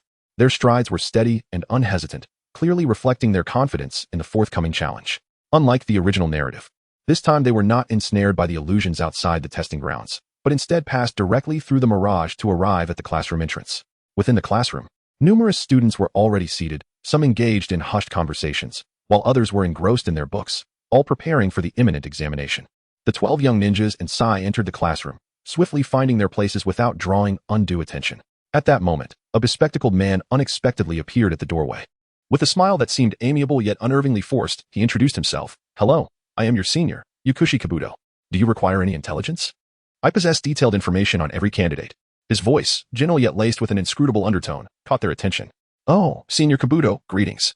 Naruto replied with a smile, politely acknowledging Yukushi, yet soon fell silent, seemingly at a loss for further conversation. Noticing Naruto's response, Kabuto's gaze flickered, subsequently shifting to Sasuke as he inquired, I know you. You are Uchiha Sasuke, correct? Upon hearing his name called, Sasuke's lips curled into a smug smile, and with a casual toss of his bangs, he feigned arrogance, exclaiming, haha. It appears my reputation precedes me. However, Kabuto was unimpressed by Sasuke's demeanor, turning his head away with a frown, inwardly questioning, what on earth is this? Did Lord Orochimaru truly not mistake him for someone else? At that moment, Sakura noticed Kabuto's expression and realized that Sasuke's attitude might have caused some discomfort. She quickly interjected. Senior Kabuto, Sasuke, and the others are just like that. Please don't take it to heart. We actually don't require any intelligence. But thank you for your kind offer. Sakura's words carried a hint of apology as she sought to alleviate the awkward atmosphere. Kabuto, upon hearing Sakura, allowed a faint smile to grace his lips, responding, hee, it's quite normal for young people to be a bit proud. With that, he refrained from further conversation and returned to his seat. Before long, the classroom filled with students, reaching capacity. With nothing better to do, Naruto began to count the number of attendees. After a meticulous count, he discovered there were precisely 151 individuals. Excluding Sai, they could be perfectly divided into 50 teams. Everyone, please settle down. The voice of Marino Ibiki resonated in the now quiet classroom as he stood at the podium, his expression serious as he surveyed the candidates. I am Marino Ibiki, and I will serve as the examiner for your first test. This examination will be a theoretical one, and the rules are straightforward. Absolutely no cheating. If any individual is caught cheating, their entire team will be disqualified. As his words sank in, a buzz of murmurs erupted in the classroom. Candidates exchanged glances, some displaying expressions of concern, while others appeared steadfast in their integrity. Ibiki offered little time for discussion, swiftly distributing the examination papers to each candidate. The rustling of the paper filled the air, foreshadowing the tension of the examination. When the final paper reached its recipient, the classroom fell into a profound silence, broken only by the sound of pencils gliding across paper as candidates earnestly tackled the questions. Yet, in this seemingly tranquil atmosphere, Ibiki's voice suddenly pierced through again. You are disqualified. His gaze landed squarely on one candidate, who visibly flinched, their complexion paling in an instant. What are you staring at? Ibiki barked mercilessly. Yes, you with the shifty eyes. I noticed you earlier. Now, leave the examination room immediately with your team. The candidate, panic-stricken, attempted to explain, but Ibiki dismissed him with a wave, signaling for him to exit. As time ticked away, the hour-long exam felt interminable for these candidates. Throughout this duration, individuals caught cheating were repeatedly expelled by Ibiki, some leaving dejectedly, while others seethed with indignation, yet none could alter their fate. Meanwhile, those who managed to evade detection remained unerringly silent, fearing that a single misstep could lead to their own disqualification. Naruto, Sasuke, and Sakura sat in a corner of the classroom, conspicuously distinct from the other candidates. Sakura diligently worked on her questions, her brow occasionally furrowing and then relaxing, clearly finding the problems challenging. In contrast, Sasuke and Naruto remained idle, having only inscribed their names on the paper, sitting quietly as if indifferent to the examination. Very well, time is nearly up. Moving on to the 10th question, you may contemplate whether to answer or not. However, be advised that those who choose to forego answering will result in their entire team's disqualification. Conversely, those who attempt to answer and err will lose their chance to participate in the Chunin exam permanently. Ibiki's serious tone echoed in the quiet classroom, instilling an invisible pressure upon each candidate. Some candidates turned pale, evidently shocked and displeased by this stipulation. What? This is utterly unreasonable. I will file a complaint against you. One candidate, overwhelmed by the pressure, erupted in anger. Yet, his protest went unanswered as Ibiki's expression remained impassive. You and your team are disqualified, he stated flatly. This declaration struck the candidate like a thunderbolt, leaving him momentarily stunned, eyes wide with disbelief, struggling to accept this harsh reality. Is there anyone else who wishes to withdraw? Remember, opting out now allows you to retake the exam next year. However, if you answer incorrectly, you will lose your chance permanently. Ibiki continued to exert pressure, his gaze sweeping across the classroom, observing each candidate's reaction. The atmosphere in the room grew tense, punctuated only by the sound of anxious breaths. Gradually, some candidates began to raise their hands, signaling their decision to forego answering and exit the examination room. As time progressed, an increasing number of candidates chose to withdraw, leading to a steady decline in the classroom's populace. As the classroom was left with only 79 individuals, no one else raised their hand to withdraw. Excellent. Congratulations on passing the first examination, Moriya, Ibiki proclaimed, his voice revealing a subtle hint of satisfaction. A candidate questioned. In truth, there was no 10th question. What ultimately assessed you was your own willpower and trust in your teammates, Moriya Ibiki elucidated. Suddenly, with a crash, a window shattered, and a strikingly graceful woman appeared beside Moriya Ibiki. AKA, you remain unchanged, Moriya Ibiki remarked helplessly upon the arrival of Mitarashi Anko. Oh, don't mind the details. Greetings, everyone. I am Mitarashi Anko, your examiner for the second round. You may also refer to me as the Grim Reaper. For the number of teams that survive under my scrutiny seldom exceeds half, Mitarashi Anko observed with satisfaction as she noted the candidates exchanging glances. Tomorrow at this time. Assemble at Testing Ground 44. Chapter 53. Sakura, embrace participation or not. The following day welcomed the candidates to the notorious testing site, Examination Hall number 44. Renowned for its perilous nature. Not only is it the site with the highest mortality rate, but it is also nestled within a forest teeming with serpents, insects, and rodents, earning it the ominous title of the Forest of Death. Therefore, if any of you wish to withdraw from the examination, the opportunity is still available. Waihai Kurenai, with a serene smile, surveyed the candidates before her, seemingly observing their reactions. To her surprise, not a single individual chose to withdraw. Satisfied, she nodded, her smile becoming more pronounced. Very well, since everyone here exhibits such bravery, allow me to announce the rules of the examination. You should all have received a scroll.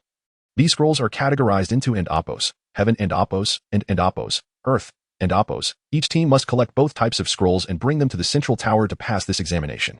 After a brief pause, she continued, additionally, there is an exceedingly important rule. During the examination, no one is permitted to open their scrolls independently. Anyone found violating this rule will be disqualified immediately. Now, please proceed to sign the death waiver in order, and you may then enter the Forest of Death, marking the official commencement of the examination. On a vast clearing, 26 groups of students stood nervously and orderly, signing their death waivers. Each individual bore a solemn expression, fully aware of the gravity of this document. At the rear of the line stood Sai, appearing rather solitary. Sakura noticed him, hesitated momentarily, and approached, saying, Sai, you have the Earth Scroll, and so do we. Would you like to join us? It's dangerous for you to be alone. Sai lifted his gaze, glanced at Sakura, and replied coolly, No, thank you. I prefer to rely on my own abilities.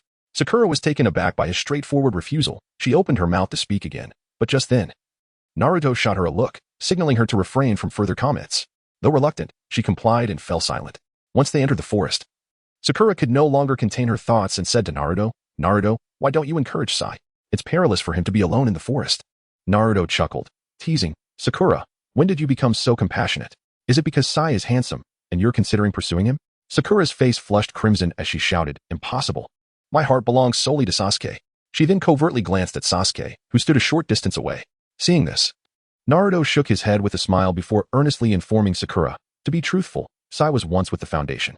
You may not know much about it, but Sasuke surely does. The Foundation comprises members from various clans and war orphans. Those orphans undergo brutal training from a young age, akin to cultivating venomous creatures. Several children are housed in a single room, and to survive, one must eliminate the others. These words struck Sakura like a heavy blow, her eyes widening in disbelief. How could this be? It's two. Her voice trembled as she struggled to fathom that beneath the facade of peace in Konoha lay such a cruel organization. Nothing is impossible, Sasuke remarked, shaking his long bangs with an indifferent expression, his tone laced with disdain. Don't underestimate Sai, despite his demeanor, in a real fight. Even a typical Nin would struggle against him. Sakura's astonishment deepened at Sasuke's words, and she turned her gaze towards the direction in which Sai had departed. The once quiet boy now appeared somewhat enigmatic in her eyes. Meanwhile, Naruto seemed unaffected by Sasuke's comments. He scratched his head, then suddenly turned to Sakura, grinning. Sakura, do you wish to feel involved? If you do, just give a shout. Sakura looked at Naruto, bewildered by his notion of involvement. It means, if you encounter an enemy. Do you want to engage? If we take action, you might not even get an assist, Sasuke stated bluntly, his expression apathetic, seemingly dismissive of the enemy. Sakura, far from angered, broke into a broad smile and replied to Naruto, then I think I will just play the bystander for now. Once you discover a way to make me stronger, I will protect you all. Sakura, you have quite the thick skin. Naruto laughed. Sakura, cheeks flushed with indignation, glared at Naruto and retorted, Naruto, be quiet. I learned this from you. Seeing her annoyance, Naruto quickly added, Sakura, don't be mad. I was just joking. Sakura huffed, turning away from him in annoyance. At that moment, Naruto turned to Sasuke and asked, since Sakura isn't going, how about you handle it, Sasuke? Sasuke nodded, a faint smile of confidence gracing his lips. He arrogantly cracked his knuckles and, with a swift body flicker technique, vanished from sight. Sakura, surprised by Sasuke's sudden disappearance, finally grasped what Naruto had meant earlier. A wave of unease washed over her. Just then, from not far ahead, the sounds of a fierce battle erupted. Amidst the clamor, one could faintly hear Sasuke's voice. I'm giving you a chance, and yet, you're so useless. I'm barely exerting myself, though laced with bravado. It was undeniable that Sasuke's strength had vastly improved, a stark contrast to his former self. In a mere 3 minutes, the cacophony of combat abruptly ceased. Had Sasuke not been showing off, the confrontation would likely have concluded much sooner. In the blink of an eye, Sasuke materialized before Sakura and another individual, holding a bloodied shuriken in his grasp. It was precisely the Heaven Scroll. With an impassive expression, Sasuke tossed the recently acquired scroll, which landed neatly at Sakura's feet. Sakura, elated, quickly picked it up, her face lighting up as she exclaimed, Sasuke, you're so cool. Let me check if you're injured. As she feigned an examination, she took the opportunity to touch him. However, Sasuke remained unfazed by her advances, pushing her away with indifference. Sakura, you should really tone down that infatuation. I will always be the unattainable one for you. With a disdainful air, he evaded Sakura's grasp. Naruto, look at him. Now that he is stronger, he is starting to reject me. You need to help me out here. My future happiness depends on you. Naruto, if you aid Sakura, I'll sever ties with you for 3 days. Chapter 54, the signing of the Dragon Cave contract. As the trio advanced through the Death Forest, they were unexpectedly halted by an individual bearing the emblem of the Grass Ninja Village. Concurrently, a voice echoed in Naruto's mind, announcing, ding. A plot sign-in point has been detected. Will the host sign in? Sign in, Naruto responded, his heart racing with anticipation. At last, he had acquired the complete set of would-release techniques, which had been cultivated to perfection. System, open the attributes panel. Host, Naruto age, 6 physique, chaotic spirit body level, late foundation establishment, peak foundation establishment, mental method, 8-9 mysteries divine ability, 72 transformations external avatar, Naruto skills. Young Nine Tails. Mastery of body techniques, B-class ninjutsu wind release, great breakthrough, weapon proficiency, 8 gates, kaleidoscope Sharingan, mastery of sealing techniques, Rasengan, flying thunder god, 8 tails, shadow clone technique, 3000 harem technique, 3 bodies technique, mastery of wind release, fire release, earth release, 3 tails, complete would release ninjutsu comprehensive evaluation, above the masses, beneath the super shadow. Naruto's gaze fell upon the final evaluation. Super shadow? Could it refer to figures of the caliber of Madara, Hashirama, and Nagato? He pondered silently. Who are you? This time, Sasuke did not approach with confusion, but rather with a vigilant inquiry. The menacing aura from the stranger bore down upon the trio, causing Sasuke and Naruto to feel a twinge of discomfort, while Sakura's face turned pale, rendered immobile by the oppressive presence. What a perfect physique! How utterly captivating! Sasuke-kun, would you consider becoming my vessel? The grass ninja licked his lips with a sinister gleam. Frankly, Naruto felt a wave of nausea at the sight. One of the legendary Sannin, Orochimaru, is indeed revolting, he remarked, his own aura suddenly surging forth. Oh, you know me? Orochimaru turned his gaze toward Naruto. revealing a look of intrigue. I must have underestimated you, Naruto-kun. I wonder if the old man is aware of your strength, perhaps he will come to regret it? As his identity was unveiled, Orochimaru shed his disguise, revealing his true form. Orochimaru? Sasuke questioned, glancing at Naruto in confusion. Yes, he is of the same generation as your father's master. Be cautious, this snake is quite treacherous. I will support you from the rear, Naruto advised, and Sasuke nodded. His eyes transforming into the three-tomo pattern, his combat spirit reaching its zenith. I hope you can provide me with a thrilling challenge, Orochimaru taunted, his gaze greedy as he observed Sasuke, shadow of the serpent. With a grotesque lick of his lips, Orochimaru unleashed white snakes from his sleeves, which lunged at Sasuke with gaping mouths. Humph. Fire release, Phoenix fire technique. The white snakes fell one by one. Shadow clone technique. Sasuke created 2 shadow clones, one preparing Chidori while the other unleashed fire techniques. Die. The 2 attacks struck Orochimaru directly. Wait, this isn't right. Are these clones? Sasuke furrowed his brow. Be careful from behind, Sakura. Sasuke cautioned. Too late. Serpent's wrath. Orochimaru exclaimed with delight, as a torrent of venomous snakes enveloped Sasuke, binding him tightly. Haha, Sasuke-kun. You are mine. Orochimaru elongated his neck, revealing sharp fangs as he sank them into Sasuke's neck. A peculiar pattern began to form upon Sasuke's skin. Something's off. This is too easy. Orochimaru suddenly sensed an anomaly. He glanced back, noting the anxious yet unhelpful demeanor of the other 2, particularly Naruto, whose powerful aura had dissipated. Orochimaru's pupils constricted. Damn it, it's an illusion. Is this? He recalled a moment of distraction when Naruto's aura had been unleashed. Congratulations, you guessed correctly. Now I bestow upon you death. Sasuke's voice echoed from all directions. Orochimaru felt his body being torn apart. Outside the illusion, Naruto and Sakura watched as Sasuke, wielding the kaleidoscope, pierced Orochimaru's body repeatedly with shurikens. Orochimaru was finally yanked from the illusion of death, and upon seeing Sasuke's kaleidoscope, everything became clear. Sasuke-kun. What a splendid tactic. Orochimaru suddenly opened his mouth wide. Sasuke, witnessing this bizarre scene, took a step back, only to witness another Orochimaru expelled from the creature's maw. Ugh, how utterly revolting. Sakura, hiding behind Naruto, turned away to vomit at the sight. Orochimaru paid no mind to the reactions of others, flinging out a scroll that unleashed a massive cloud of smoke. Orochimaru, is today's offering prepared? A coarse, gravelly voice resounded. 10,000 snakes. The 3 little brats before you are the sacrifices I have prepared. I have matters to attend to, so I shall take my leave. Sasuke, Naruto, we will meet again. Orochimaru fled, leaving the myriad snakes to fend for themselves. The multitude of snakes eyed the 3 children warily, particularly noting one with a kaleidoscope. Realizing they had been deceived by Orochimaru. Damn you, Orochimaru. I curse you. Sasuke shouted, launching Chidori from his right hand, striking the massive snakes fiercely. The snakes hissed in pain. Stop. I swear I was just passing through. One of the snakes pleaded as it witnessed Sasuke's speed and the kaleidoscope's power, fearing for its life. Let me have my fun first. Sasuke continued, relentlessly inflicting wounds upon the serpent. You little brat, I'll fight back. The snake threatened, opening its mouth to unleash a torrent of venom. Humph, such trivial tricks dare to challenge me? Sasuke's left eye spun rapidly, employing space binding. The snake found itself ensnared, unable to move an inch.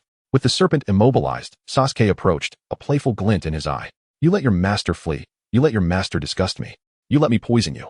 Please, spare me. This has nothing to do with me. I swear I will never work with Orochimaru again. Just let me go, and I will do anything. The snake pleaded, terrified as Sasuke thrust a blade into its side. I'll give you a taste of your own medicine, Sasuke declared, delivering another strike. Enough, Sasuke. Naruto intervened, halting his friend's assault. The snake immediately turned its grateful gaze toward Naruto. To gain our mercy, it is quite simple. Produce the summoning scroll, Naruto instructed the snake. All right, I can do that. The snake's eyes welled with tears of relief. You should have said so earlier. Instead of tormenting me. With a sigh, Naruto gestured for Sasuke to release the binding. The snake felt a sudden lightness and collapsed to the ground, resembling a puddle of slime. Hurry up, stop playing dead. Sasuke kicked the serpent. The snake's mouth opened, dropping a scroll onto the ground. Sasuke, you just need to sign it. Prick your finger and seal it with your blood. I will teach you the summoning technique shortly, Naruto instructed. Me? Sign it? Sasuke grimaced at the drool-covered scroll. Quit whining and just sign. Oh, Sasuke reluctantly opened the scroll and followed Naruto's instructions, biting his finger to mark it. Suddenly, he felt a faint connection to something. You may return now. Call upon me when necessary, Naruto said, giving the snake a light kick. Thank you. The snake transformed into a plume of smoke and vanished. Here, this is the summoning technique for the Dragon Cave. Familiarize yourself with it, and do not disdain it. There are many powerful beings within. Naruto handed Sasuke the scroll containing the technique he had obtained from Minato. Naruto, your kindness towards me is truly overwhelming. Sasuke exclaimed as he eagerly picked up the scroll to peruse its contents. Chapter 55, The recognition of kinship. Zai stood silently beside a colossal beast, its hideous visage tearing into a ninja from the grass village with ferocious intent. Not far from the creature, a red-haired girl sat on the ground in terror, her body trembling uncontrollably. Emotionless, Zai observed the scene, his voice icy and devoid of compassion. With the scroll in hand, you may now embrace death.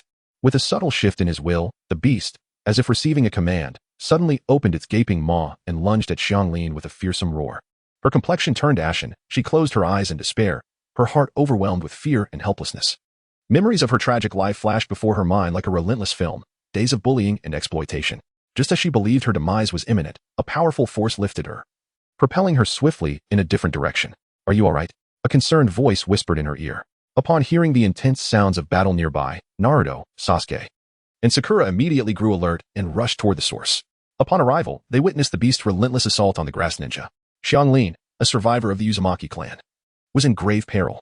As the creature prepared to deliver a fatal blow to Xianglin, Naruto did not hesitate to unleash his formidable chakra, enveloping her in an invisible force. He then yanked her away from the beast's attack range. The creature, enraged by its failure, let out a furious roar, charging at Naruto and his companions with fierce intent, as if to shred them all. Yet, Naruto remained undaunted by the beast's ferocity.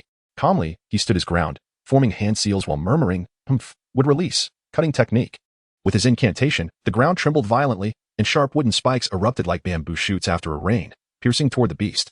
Caught off guard, the creature was riddled with wounds, transforming into a veritable sieve.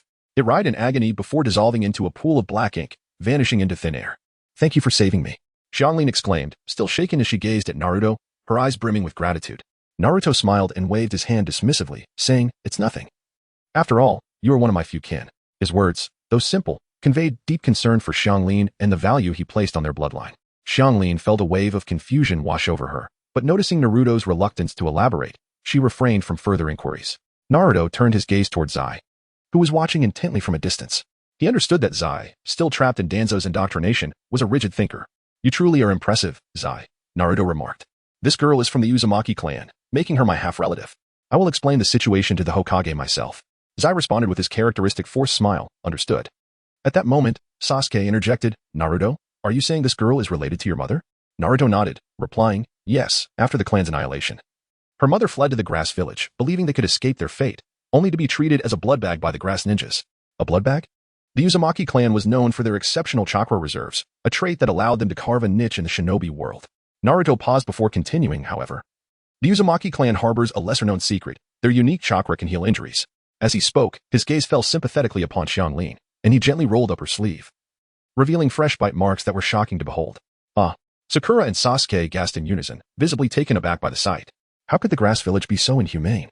Sakura exclaimed with indignation, her voice laced with fury. She stepped forward, gently grasping Xianglin's hand, reassuring her, "Don't be afraid. With us here, you will no longer be harmed." Though Xianglin was stunned by Naruto's revelations, a myriad of questions swirled in her mind. Yet, due to their prior enmity, she hesitated to voice her thoughts.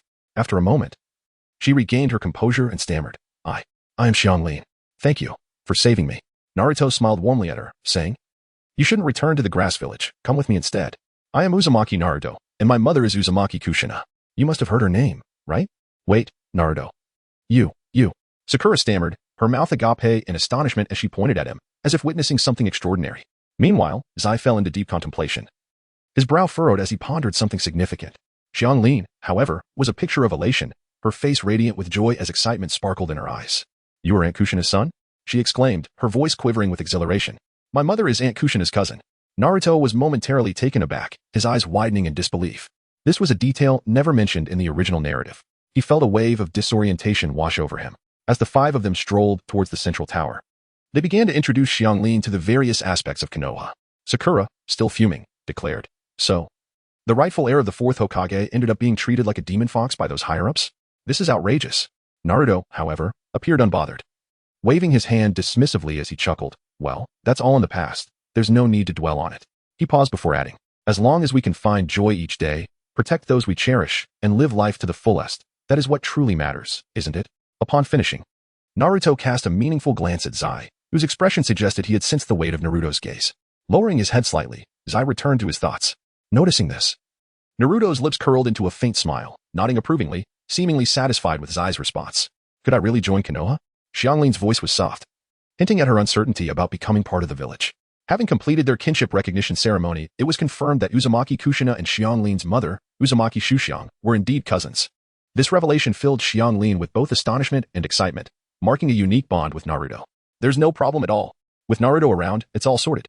Sasuke confidently flicked his long bangs, striking a handsome pose. Xianglin looked at Sasuke, feeling an unexpected sensation within her. She found his demeanor peculiar, as if his head occasionally twitched in an odd manner. Nevertheless, she respectfully replied, "All right, okay." However, Xianglin's gaze remained fixed on Sasuke, her eyes revealing a hint of pity. She secretly pondered. He must be suffering from the lingering effects of his illness, just as I am. We are both wretched souls.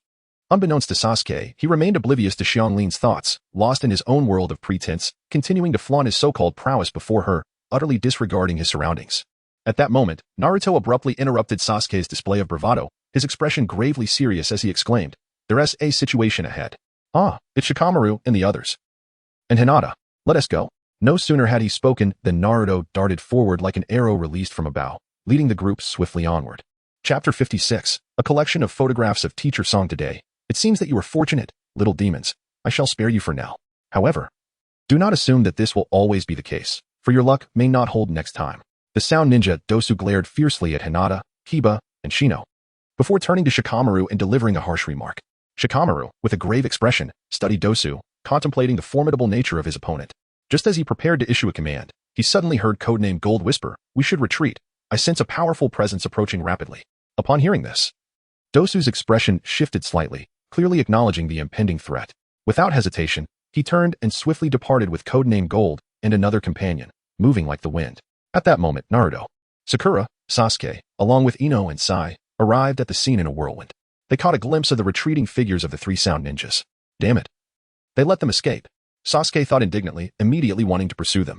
However, Naruto, quick on his feet, grabbed Sasuke and said in a low voice, "Don't be impulsive. We cannot kill those three, or it will lose its significance." Sasuke looked at Naruto with skepticism, unable to comprehend his reasoning. Hinata, Kiba, Shino. Upon seeing Naruto and his companions, Hinata, Kiba, and Shino beamed with joy, calling out their names in unison. "We heard the sounds of battle from afar and sensed your presence, so we rushed over," Naruto stated, his voice tinged with concern. "Is everyone unharmed?" He scanned the group, seemingly checking for any injuries. "No, thanks to Hinata and the others for arriving in time," Shikamaru replied, his gaze directed thoughtfully toward the direction the sound ninjas had fled. "Have you gathered all your scrolls?" Naruto continued, aware of the scroll's importance in this examination. "We haven't found ours yet. The forest is vast.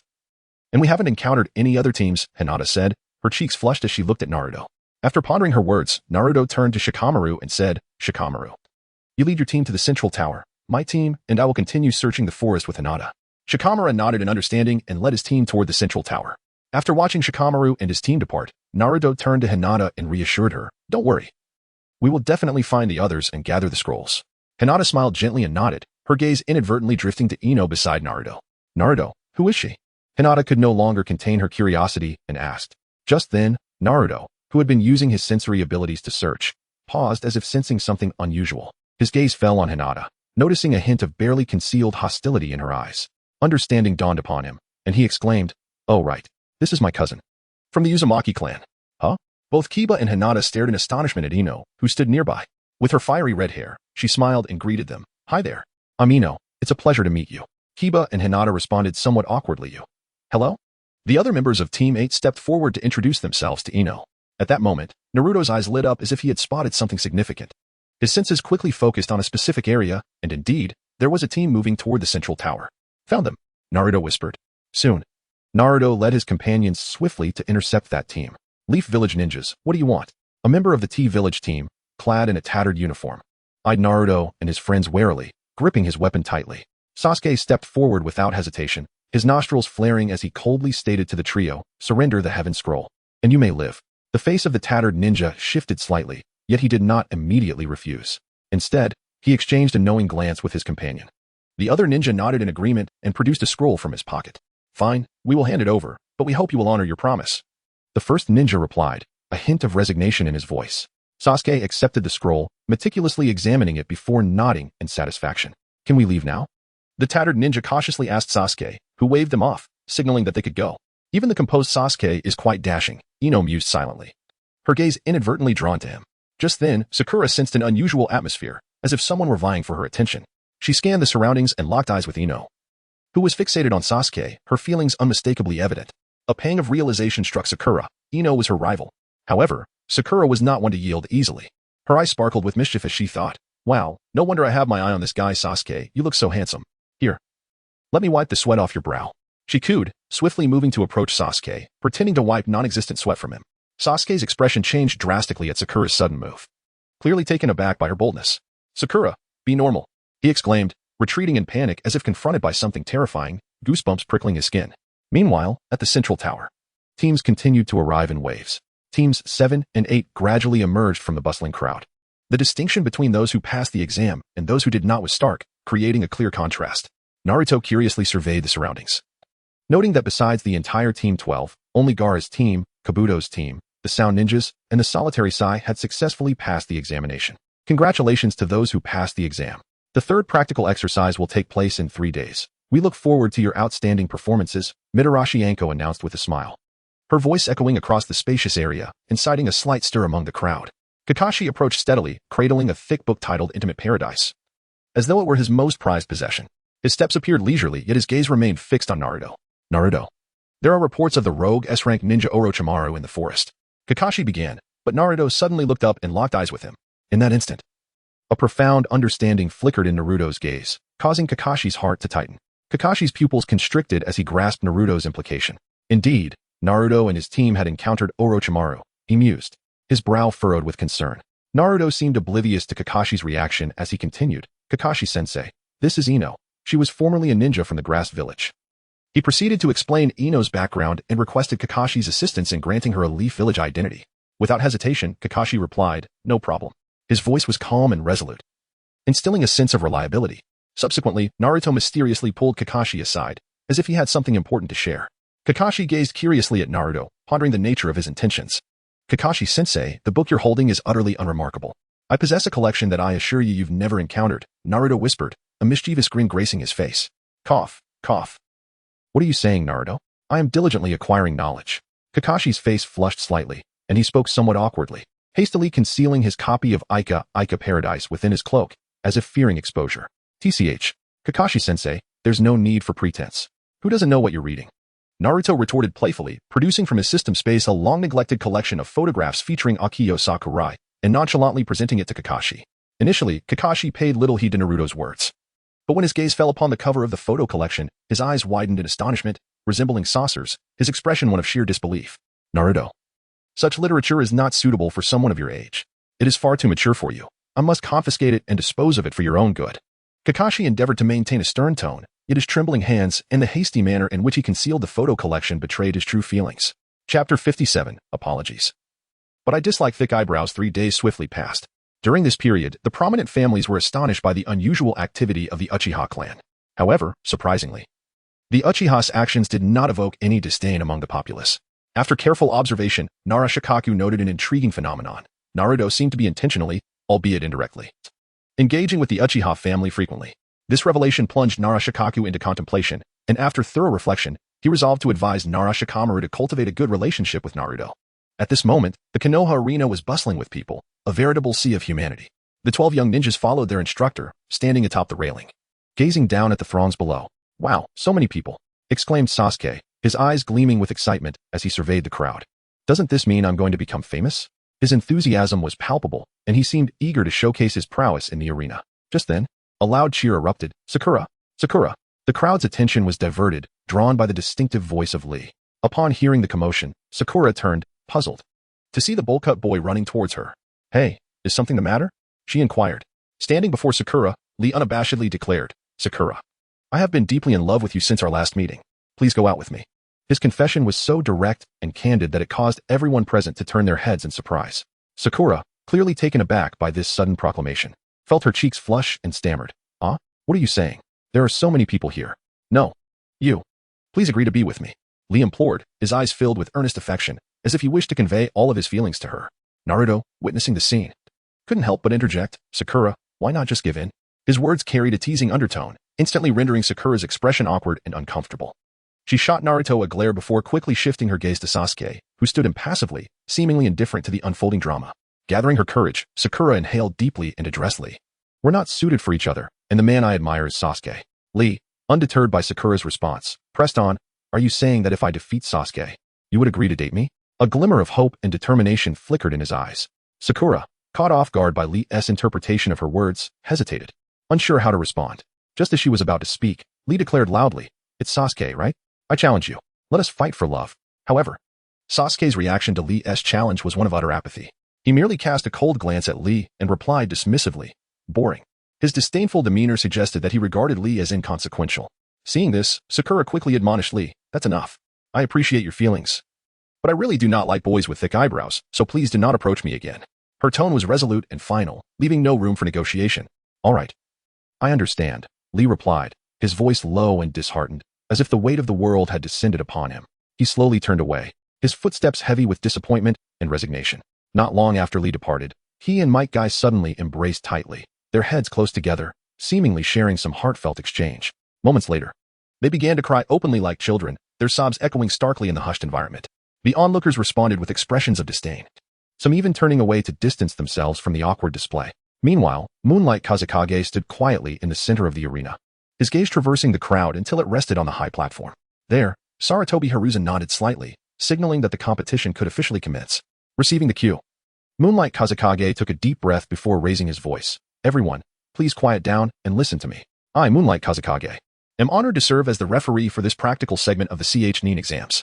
First, I will explain the rules of the competition. His voice resonated clearly and powerfully throughout the arena. The audience gradually focused their attention, falling silent to listen. Moonlight Kazekage continued. The competition consists of two phases, the preliminary rounds and the official matches. The opponents will be determined by a lottery system, with this box containing 22 numbered tags, ranging from 1 to 11. Participants who draw the same number will face each other, and the match concludes upon one party's death or surrender, with the victor advancing to the official rounds.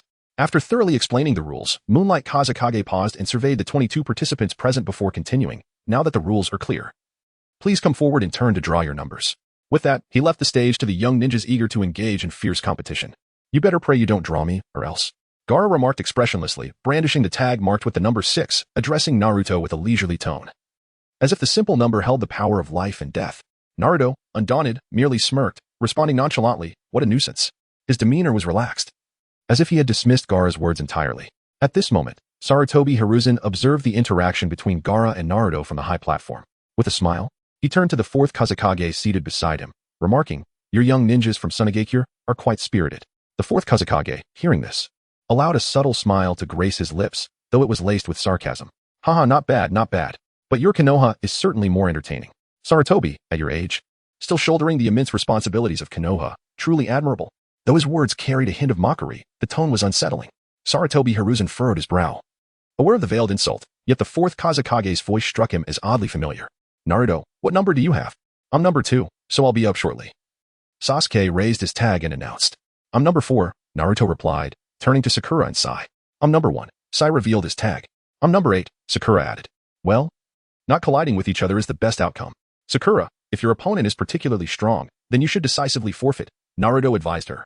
Although Sakura Haruno had significantly improved compared to her portrayal in the story, she was still merely at the CH9 level.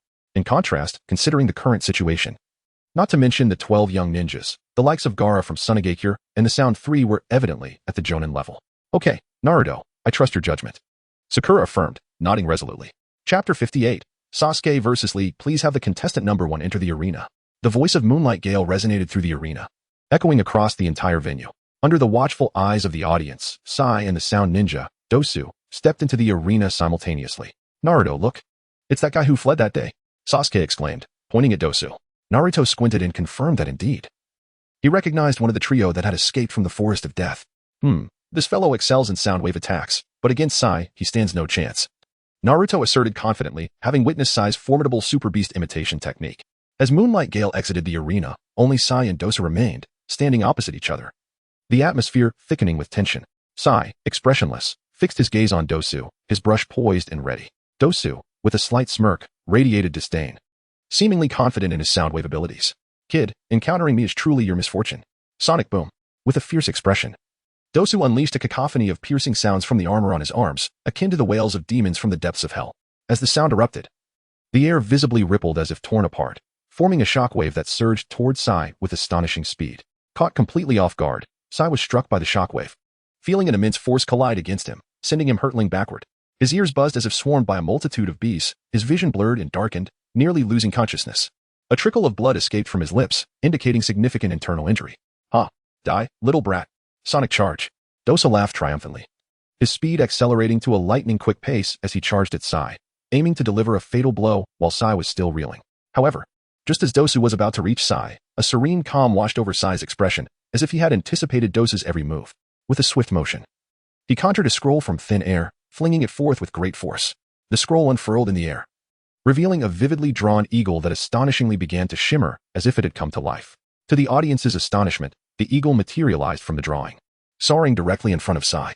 Without hesitation, Sai leapt onto the eagle's back, which seemed to intuitively respond to his movements, swiftly ascending into the air like a miniature helicopter. Dosu, taken aback by Sai's unexpected maneuver, halted his charge, watching helplessly as Sai and the eagle soared above him, rendering his attack futile. How the hell am I supposed to fight that? Dosa stood bewildered, gazing up at Sai, filled with disbelief.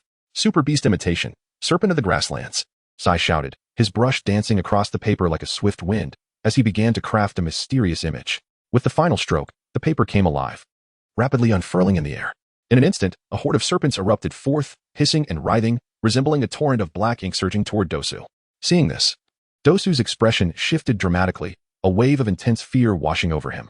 His eyes widened as he beheld the mass of venomous snakes, his scalp prickling and every hair standing on end. Yet, instead of succumbing to fear, Dosu quickly gathered himself, fists clenched, and struck the ground with all his might. Soundwave shock. With a roar, visible ripples emanated from him, dissipating the serpents in a cascade of black ink that fell like rain around him.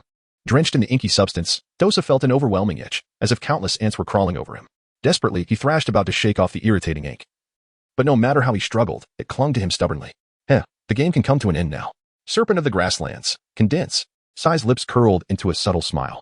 As his command echoed, the previously dissipated serpents began to coalesce once more, some even entwining around Dosu. In the blink of an eye, Dosu found himself ensnared, a massive bundle with only his head protruding, while his cries gradually faded into silence. Standing at the center of the arena, Sai gently waved his hand, and the eagle, having circled above, descended gracefully to the ground. As the eagle landed, the surrounding serpents transformed, dripping down like black ink and vanishing into the earth. Concurrently, Dosu's lifeless body became visible, entirely coated in a thick layer of black ink, his expression frozen in a grimace of agony. The horrifying scene elicited gasps from the ordinary spectators, though fatalities and competitions were not uncommon. The bizarre nature of Dosu's demise so early in the match was particularly unsettling. Moonlight Gale swiftly approached to assess Dosu's condition, but after checking, he shook his head in resignation, indicating that Dosu was beyond saving. He then signaled for the staff to remove Dosa's body from the arena. Turning to the audience, Moonlight Gale announced, in the first match, Sai emerges victorious. As the words echoed, scattered applause filled the arena. Although the outcome was unexpected, the audience acknowledged Sai's prowess. Now, let us welcome contestant number 2. Moonlight Gale continued.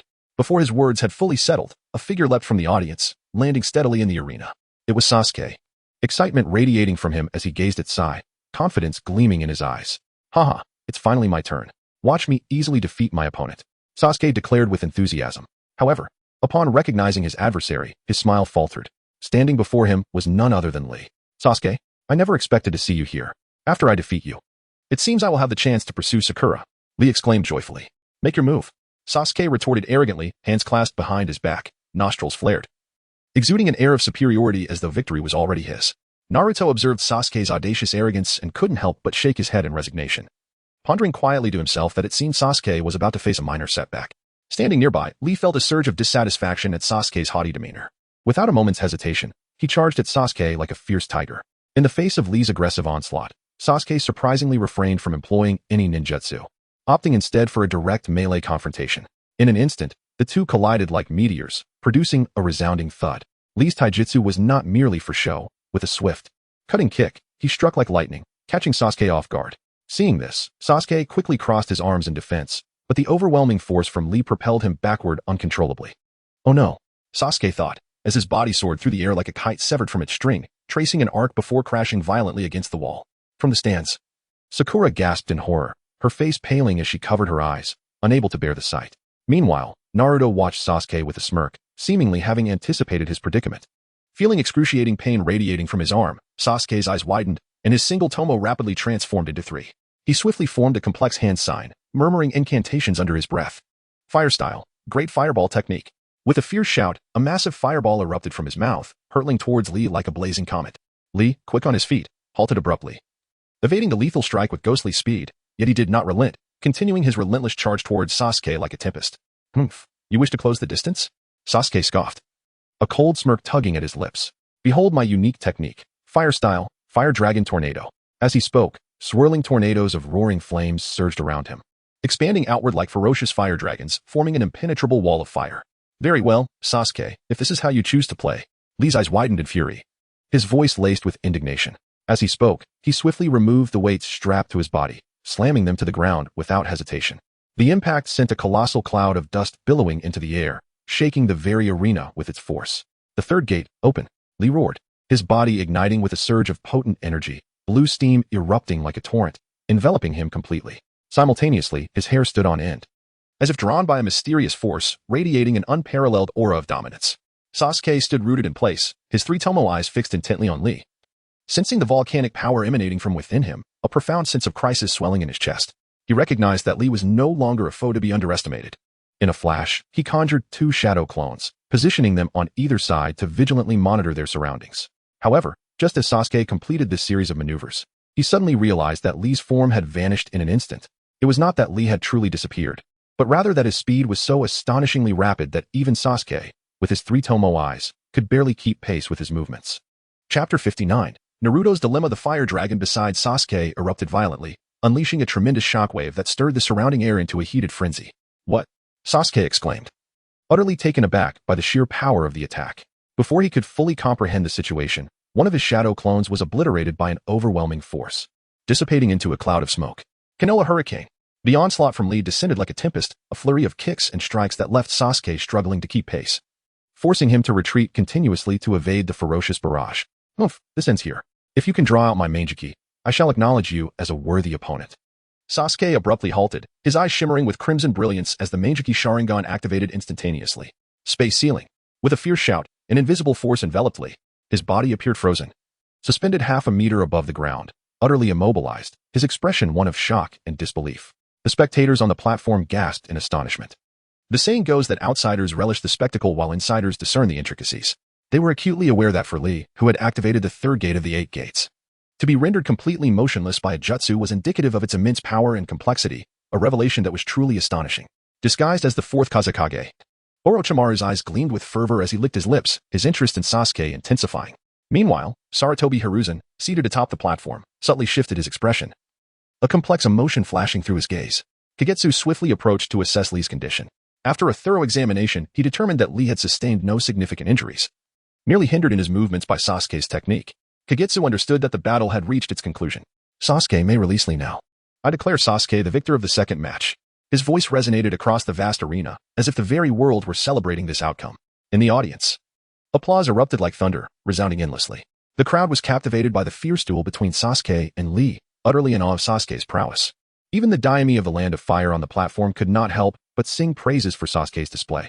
Konoha truly has a bright future ahead.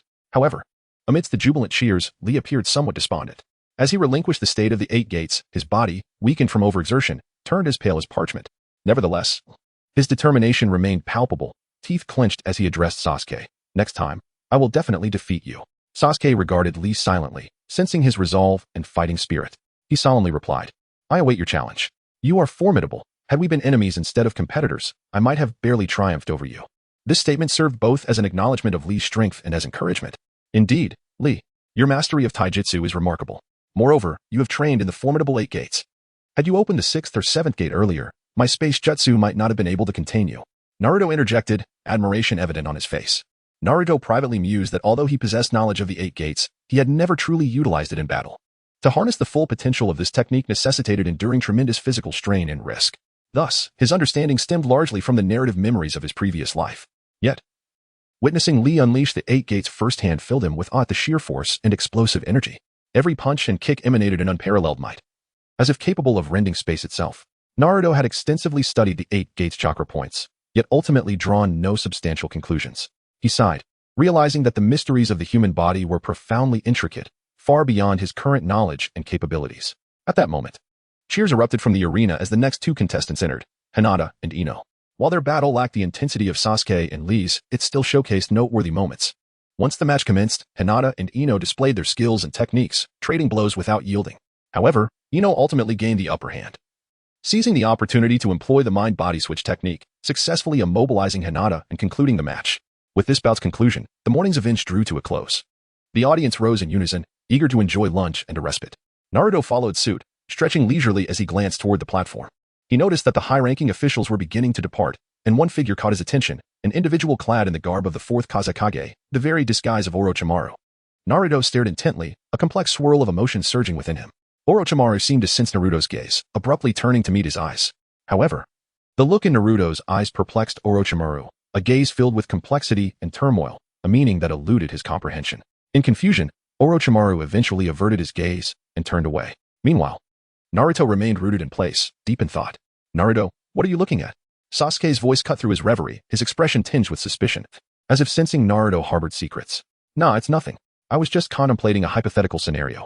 If a person, corrupted by power, faced a hostile battle and was given a chance for salvation at the last moment, would they choose to survive or embrace death, allowing their past to fade with them? Naruto voiced his inner turmoil. Kakashi, hearing this, fell into contemplation before responding slowly. If I were that person, I would choose death. For it is better to leave behind a legacy of a hero who died fighting for their village than to become a contemptible coward. Ah, I see, Naruto replied, his furrowed brow easing as he released his inner conflict. In the narrative of his past life, Orochimaru acted against Sarutobi while Danzo was still alive. Now, due to Naruto's intervention, Danzo had perished, and it was likely that Orochimaru would strike tonight. Thus, Naruto had been grappling with the decision of whether to save Sarutobi. Chapter 60, Prepare to Endure My Fury. The afternoon bout swiftly approached. Please welcome the participant who drew number 4. The resonant voice of Moonlight Gale echoed across the arena, signaling the official commencement of the afternoon's competition. Naruto stood in the expansive arena, his gaze firmly fixed on the entrance. When he beheld that the incoming opponent was Kabuto, a wave of astonishment surged within him. I recognize my own inadequacy. Thus I voluntarily concede. Kabuto's voice was calm and detached, as if such a decision were utterly commonplace for him. Before the match even began, it had already concluded. Kabuto, are you certain? Moonlight Gale's figure suddenly appeared in the arena, a hint of doubt lacing his tone.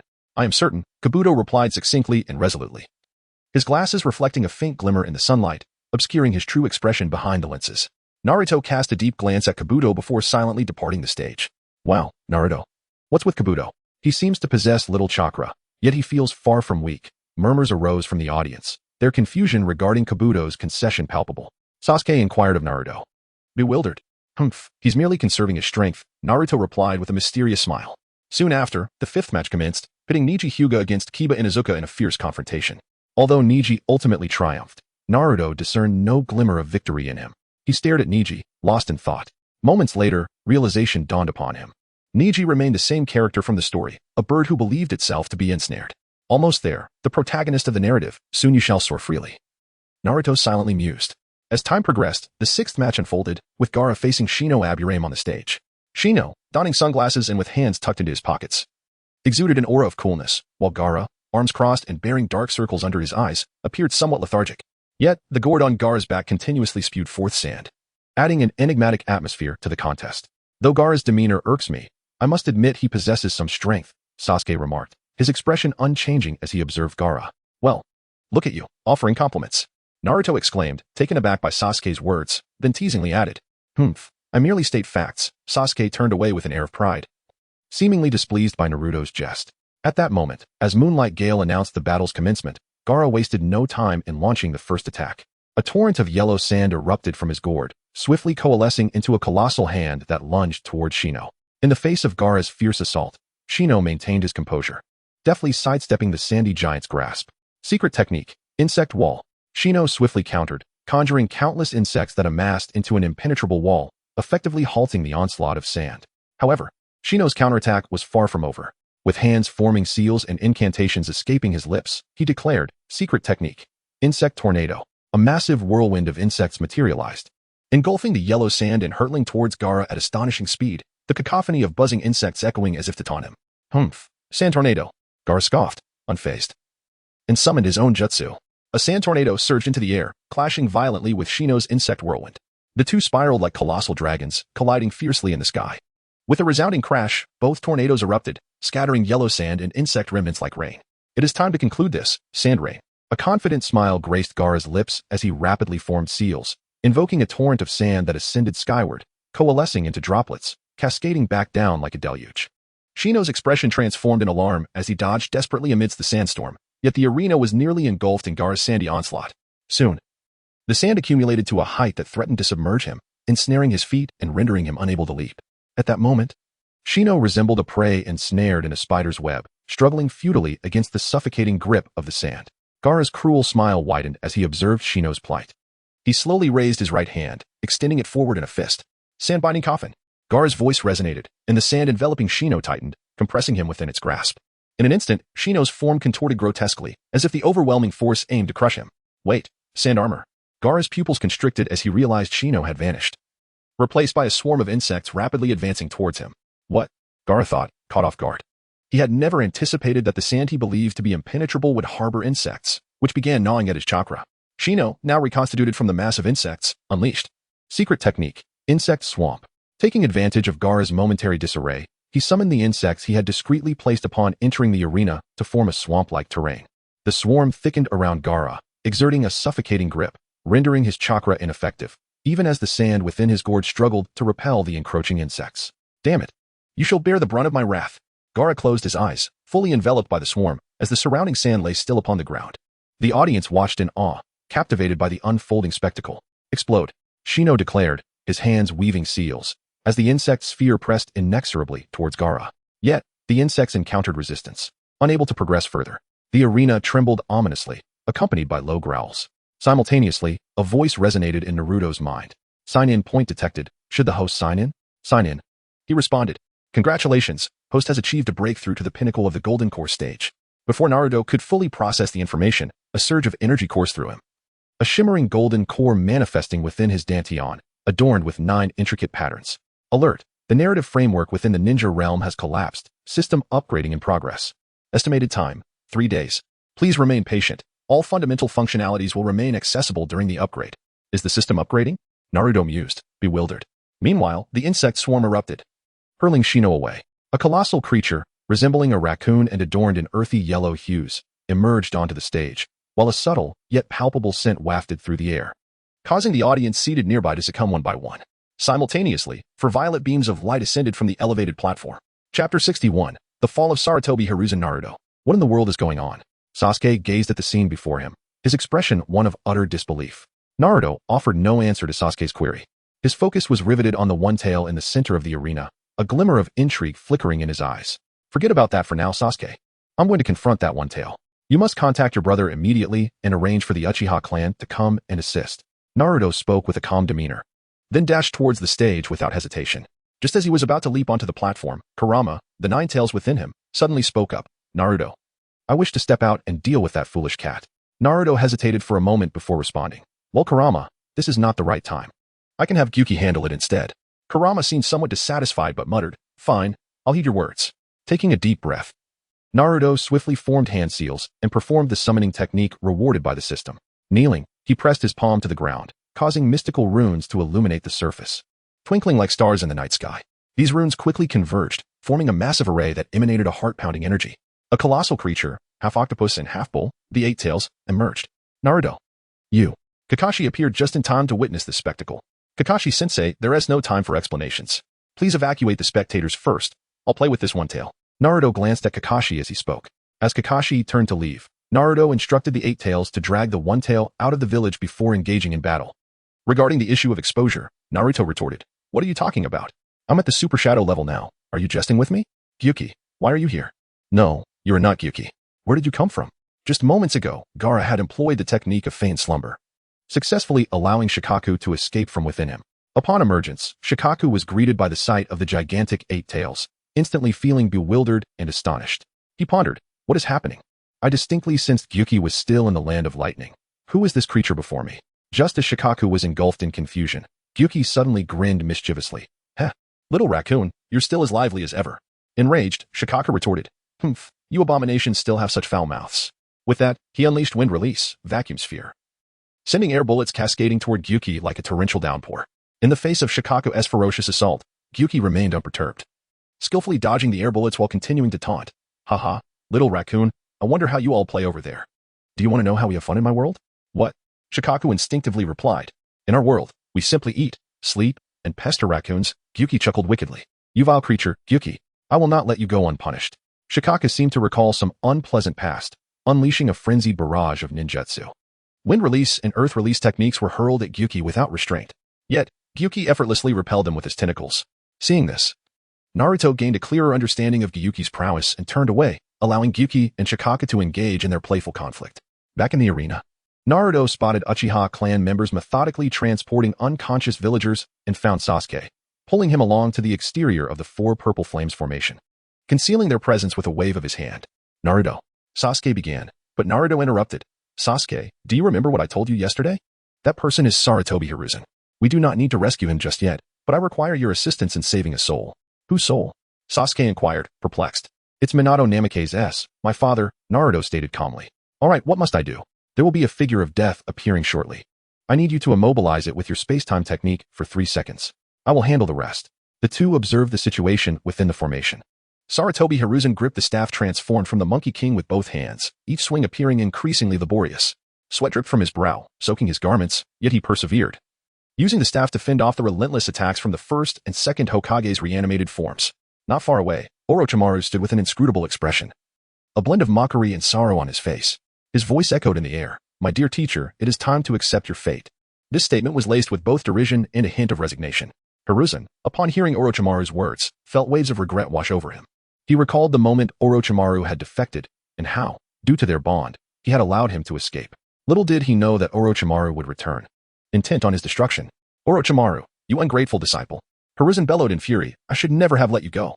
His voice reverberated across the desolate battlefield, filled with boundless remorse and rage. Haha, teacher, you have aged. I am here to save you. Orochimaru sneered coldly, his tone dripping with disdain. However, Hiruzen scoffed at his words, shouting, nonsense. A glint of determination flashed in his eyes as he resolved to undertake something of utmost significance. Hiruzen swiftly created a shadow clone and then began forming seals at an astonishing speed. This series of actions flowed seamlessly, revealing his mastery of the technique. Orochimaru's pupils dilated in alarm, sensing an imminent threat. He hastily commanded the first and second Hokage to attack Hiruzen, hoping to disrupt his hand seals. Haha, it's too late, my dear pupil. You shall join me in hell. I will not allow you to continue wreaking havoc on Konoha. Hiruzen laughed maniacally, his voice echoing with unending hatred and resolve. At that moment, a terrifying shadow manifested behind Hiruzen. Wielding a massive scythe, it radiated an oppressive aura of death. Orochimaru experienced true terror, a tremor originating from the depths of his soul. He widened his eyes in disbelief at the shadow, instinctively retreating. Without mercy, Hiruzen commanded the Shinigami to seize the souls of the first and second Hokage, drawing them into its form. Then, he swiftly advanced, ghost-like, and seized Orochimaru's hands. The Shinigami's scythe was raised high, slicing through the air with a menacing whistle aimed at Orochimaru. However, due to the first and second Hokage's interference, time was running out. Hiruzen watched helplessly as his own soul began to detach from his body, destined to dissipate alongside the Shinigami. Hiruzen shouted, if I cannot take your soul, then I shall strip you of your ability to wield ninjutsu. Orochimaru screamed in agony as the Shinigami's scythe descended, his hands turning pale and unnaturally limp. Just as the Shinigami prepared to consume the hands of both Hiruzen and Orochimaru, an unexpected turn of events unfolded. Chapter 62, The Death Goddess Mark, Space Confinement. With this deep and resonant utterance, the entire space seemed to freeze. In an instant, the four purple yang formation erupted with a thunderous roar before shattering violently. The four figures at the core of the formation were struck by an irresistible force, sent hurtling to the ground, where they fell heavily, spewing blood. What? Orochimaru's eyes widened in disbelief as he witnessed this scene, unable to trust his own vision, involuntarily exclaiming in astonishment. Just then, Naruto's figure appeared before the dissipating death god like a wraith. With a hand shaped like a blade, he swiftly plunged it into the death god's abdomen. As his hand pierced through, countless souls surged forth from within the death god, writhing in torment in the darkness, as if ensnared by an overwhelming force. Naruto, with no time to ponder, quickly released his spiritual energy, scanning the souls like a radar. Soon, he identified his target, the soul of Minato Namikaze. Come forth, Naruto commanded softly, gathering his vital energy into his palm like a raging tide, enveloping Minato's soul tightly. Without hesitation, he swung the energy sphere, akin to a precise surgical knife, severing the chains that bound Minato's soul to the death god. Finally, with a forceful tug, Naruto extracted Minato's soul from the death god's belly. This seemingly simple sequence of actions was, in reality, a monumental challenge for Naruto. He had to withstand the fear emanating from the depths of the souls and expend immense mental effort to sever the unyielding chains.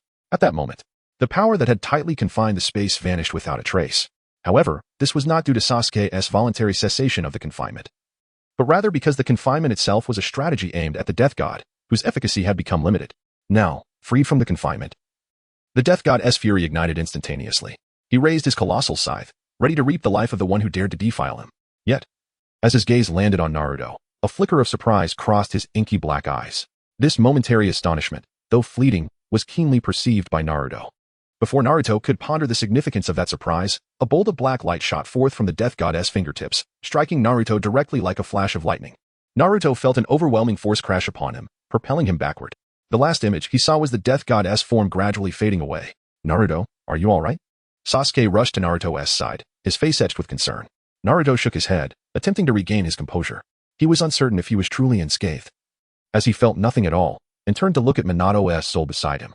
Minato seemed to want to convey something, yet no sound escaped him. His eyes reflected a sense of relief and reassurance, and then, under Naruto's gaze, he gradually faded away, ultimately returning to the realm of souls. Orochimaru is fleeing, Sasuke suddenly exclaimed, his gaze fixed on the distance, where Kabuto was aiding the gravely injured Orochimaru, hastily retreating while Naruto and Sasuke were unprepared. It's fine. Orochimaru still has his uses, and he is not entirely malevolent, just a bit selfish, Naruto remarked, watching Orochimaru's receding figure. By the way, Naruto, are you truly fine? Something black clearly struck you. Sasuke observed Naruto anxiously, gripping his shoulders tightly, scrutinizing him as if searching for clues. Feeling somewhat uncomfortable under Sasuke's grip, Naruto chuckled, haha. Sasuke, I'm really okay. There is no need to overreact. However, Sasuke remained unconvinced, his brow furrowed in worry as he continued to examine Naruto's body. Suddenly, Sasuke's eyes brightened as if he had discovered something significant. He pointed at Naruto's right palm and exclaimed, Hey, Naruto, why is there an eye in your palm? Startled, Naruto quickly looked down at his right hand. Indeed, there was a vividly depicted black eye tattoo, seemingly alive, as if it were watching him, sending chills down his spine. What is this? Naruto gasped in shock, his heart racing as he stared at the eye, utterly bewildered. He reached out to touch it, wanting to ascertain its reality, but when his fingers made contact, there was no sensation, as if it were merely a regular tattoo. He then attempted to sense the eye with his inner energy, however, no matter how hard he tried, he could not perceive any threat from it. It lay there, lifeless, as a mere design in the palm of his hand. Naruto recalled that the Death God had intended to strike him with the scythe but, for some reason, had refrained from doing so. Moreover, despite being shrouded in black mist, Naruto was certain that the Death God had indeed expressed surprise upon seeing him. After much contemplation, Naruto could not fathom the reason behind it. Clearly, the secrets of this ninja world were far more intricate than portrayed in the narrative, he mused. The unconscious individuals from the arena had all been transported to the hospital. Now, besides Kakashi, Guy, and other elite shinobi, the Uchiha clan, led by Itachi, had also arrived, apprehending the Sand Village ninjas, as they had wreaked havoc in the town following Sarutobi's entrapment. The ground trembled as a colossal figure emerged in the arena. It was the Bull Demon. Everyone, taken aback, except for Kakashi, immediately formed a defensive stance, preparing for a challenge. Everyone remained calm. This is my pet, not a tailed beast, Naruto quickly reassured them. The Bull Demon gradually shrank in size, placing the person it carried, Gaara, on the ground, who then transformed into a beam of light and vanished into Naruto's body. The onlookers were left speechless in astonishment. Naruto, it's not a tailed beast? Sasuke regarded Naruto with skepticism. Indeed, it merely resembles one, Sasuke retorted, internally questioning. But if I hadn't sensed the presence of a tailed beast moments ago, I might not have believed it. Kakashi-sensei, you should check on the third Hokage, Naruto suggested. Right, the third. The personnel from various clans, except for the Uchiha clan, hurried towards the high platform. TCH. These old foxes, Sasuke scoffed, watching the retreating figures of the clan members with disdain. Chapter 63. I cannot guarantee the following day, a light rain fell from the sky. Every inhabitant of Konoha village donned a somber black garment, adorned with a pristine white flower upon their chests, standing solemnly in place. A heavy shroud of sorrow enveloped the entire village, as if even the air had grown dense with grief. Under the leadership of Asuma Sarutobi, the people slowly traversed the streets, making their way toward the site of the funeral. Throughout the journey, silence prevailed, broken only by the sound of heavy footsteps echoing in the stillness. Amidst this oppressive atmosphere, Naruto silently followed the crowd, his mood weighed down by the emotions of those around him. Suddenly, his gaze was drawn to a figure on a distant balcony. It was Jiraiya, standing alone, a flask in hand as he took swigs of alcohol. His eyes were fixed intently on the procession, as if he were silently observing the entire scene. Upon seeing Jiraiya, a torrent of complex emotions surged within Naruto. He recalled the day they had first met, although Jiraiya had certainly not recognized him then. Unable to restrain himself, Naruto approached Jiraiya, wishing to say something. As he reached Jiraiya's side, he softly spoke. Hey, you old pervert, we meet again. Who are you, brat? How dare you be so rude to me? Watch out, or I'll give you a beating. Jiraiya roared, his expression fierce. Still not quite comprehending who this child before him was, nor why he referred to him as an old pervert. Ha! Naruto burst into a hearty laugh. The one who loves peeping at beautiful women bathing, the toad sage Jiraiya. Take a closer look at me. Haven't we met before? With that, Naruto swiftly altered his appearance and grinned mischievously at Jiraiya. Jiraiya scrutinized him. This child seemed somewhat familiar. Upon a closer inspection, his eyes widened in surprise as he exclaimed, It's you, brat. You actually. Wait, you just called me an old pervert. Could it be that you are? Watching as Naruto reverted to his original form, Jiraiya's previously hazy eyes began to clear. He studied Naruto carefully, noting his golden hair and eyes like emeralds, eternally filled with sunshine and vitality. You are Uzumaki Naruto? Jiraiya finally recognized him, yet confusion clouded his heart. But how are you here? From what I know, you should have remained in the village as the Nine-Tails Jinchuriki. Moreover, I encountered you 2 years ago. What on earth is happening? Is there much about Konoha that I am unaware of? The more Jiraiya pondered, the more he sensed something amiss, prompting him to seek clarity. Just then, Naruto suddenly clenched his fist, thrusting it before Jiraiya with a smile, inviting him to fist bump. Humph, you little brat. Jiraiya huffed, though his right hand quickly met Naruto's in a playful gesture. Through the power of the Nine Tails within him, Naruto projected memories of the past few years into Jiraiya's mind like a film rapidly playing out. Each memory was distinct and significant, as if meticulously curated. As time passed, Jiraiya's expression grew increasingly complex. He furrowed his brow at times, while at others, astonishment flickered across his face, as if uncovering many things he had never known. Finally, after a considerable period, Jiraiya slowly opened his eyes, gazing deeply at Naruto before turning his attention to the direction of the funeral. His eyes revealed an indescribable emotion, reminiscent of the moments shared with Hiruzen Sarutobi. Ultimately, Jiraiya silently lifted the flask to his lips and downed a hefty swig. The liquid coursed down his throat, igniting a fiery sensation, yet he paid it no mind, as if this was the only way to slightly alleviate his inner turmoil. At that moment, Naruto broke the silence, stating, I believe Orochimaru is right in what he did. Jiraiya, taken aback, swiftly turned to face Naruto, a hint of confusion etched on his face. Why do you say that? Naruto pondered briefly before responding earnestly, because he has feelings for Konoha. He simply does not want Hiruzen to continue making mistakes, albeit his methods were somewhat extreme. He paused before continuing. Moreover, I witnessed the battle between him and Hiruzen in its entirety. After Hiruzen's death, Orochimaru shed a tear. As Naruto spoke, Jiraiya's thoughts gradually drifted back to the past. He remembered when Hiruzen was still a guiding Jonin, and how they, like the current Naruto, Sasuke, and Sakura, had once been the trio of Konoha. I intend to support a member of the Uchiha clan as the 5th Hokage. You know my capabilities. Yet I still seek your support, Jiraiya-sensei, Naruto said earnestly, his gaze fixed intently on Jiraiya, as if peering through his eyes to discern his innermost thoughts. Jiraiya's momentary daze was abruptly dispelled by Naruto's words. Regaining his composure, he looked at the vibrant and determined young man before him, feeling a surge of complex emotions within. Can you assure me that Konoha will flourish under Uchiha governance? Jiraiya inquired after a brief silence, his tone grave and serious, revealing his concerns for Konoha's future. Without hesitation, Naruto replied, I cannot guarantee that, just as you cannot guarantee that you will find the child of prophecy. His words landed like a bombshell, stirring a tempest within Jiraiya's heart. Jiraiya's entire being shuddered, the effects of alcohol abruptly dissipating, his eyes widening in disbelief as he stared at Naruto. What did you say? How do you know about that? This secret had always been the greatest enigma in Jiraiya's heart. He had never disclosed it to anyone, not even his disciples. Taking a deep breath to steady himself, Naruto locked eyes with Jiraiya, saying, I need your support. Afterwards, I will provide you with all the answers. Please trust me, Jiraiya-sensei. His voice, though calm, brimming with determination and confidence, was impossible to overlook. Jiraiya gazed into Naruto's eyes, as if attempting to see through those clear orbs to discern his true thoughts. In that moment, time seemed to freeze, and Naruto's figure gradually merged with that golden form filled with sunshine and smiles in his memory. At last, Jiraiya spoke slowly. Very well, Naruto. I shall support your decision. On the day of the election, I will present your proposal. His words carried a note of resignation, yet were imbued with trust in Naruto and hope for Konoha's future. Chapter 64. Who agrees? Who disagrees? The day after Sarutobi Hiruzen's funeral, a heavy atmosphere enveloped Konohagakure. The heads of various clans received a special invitation, summoning them to the Hokage conference room to deliberate on a crucial matter, the selection of the next Hokage. Inside the conference room, the mood was tense and oppressive. Mito Minyen sat prominently at the head of the table, his expression revealing an air of arrogance.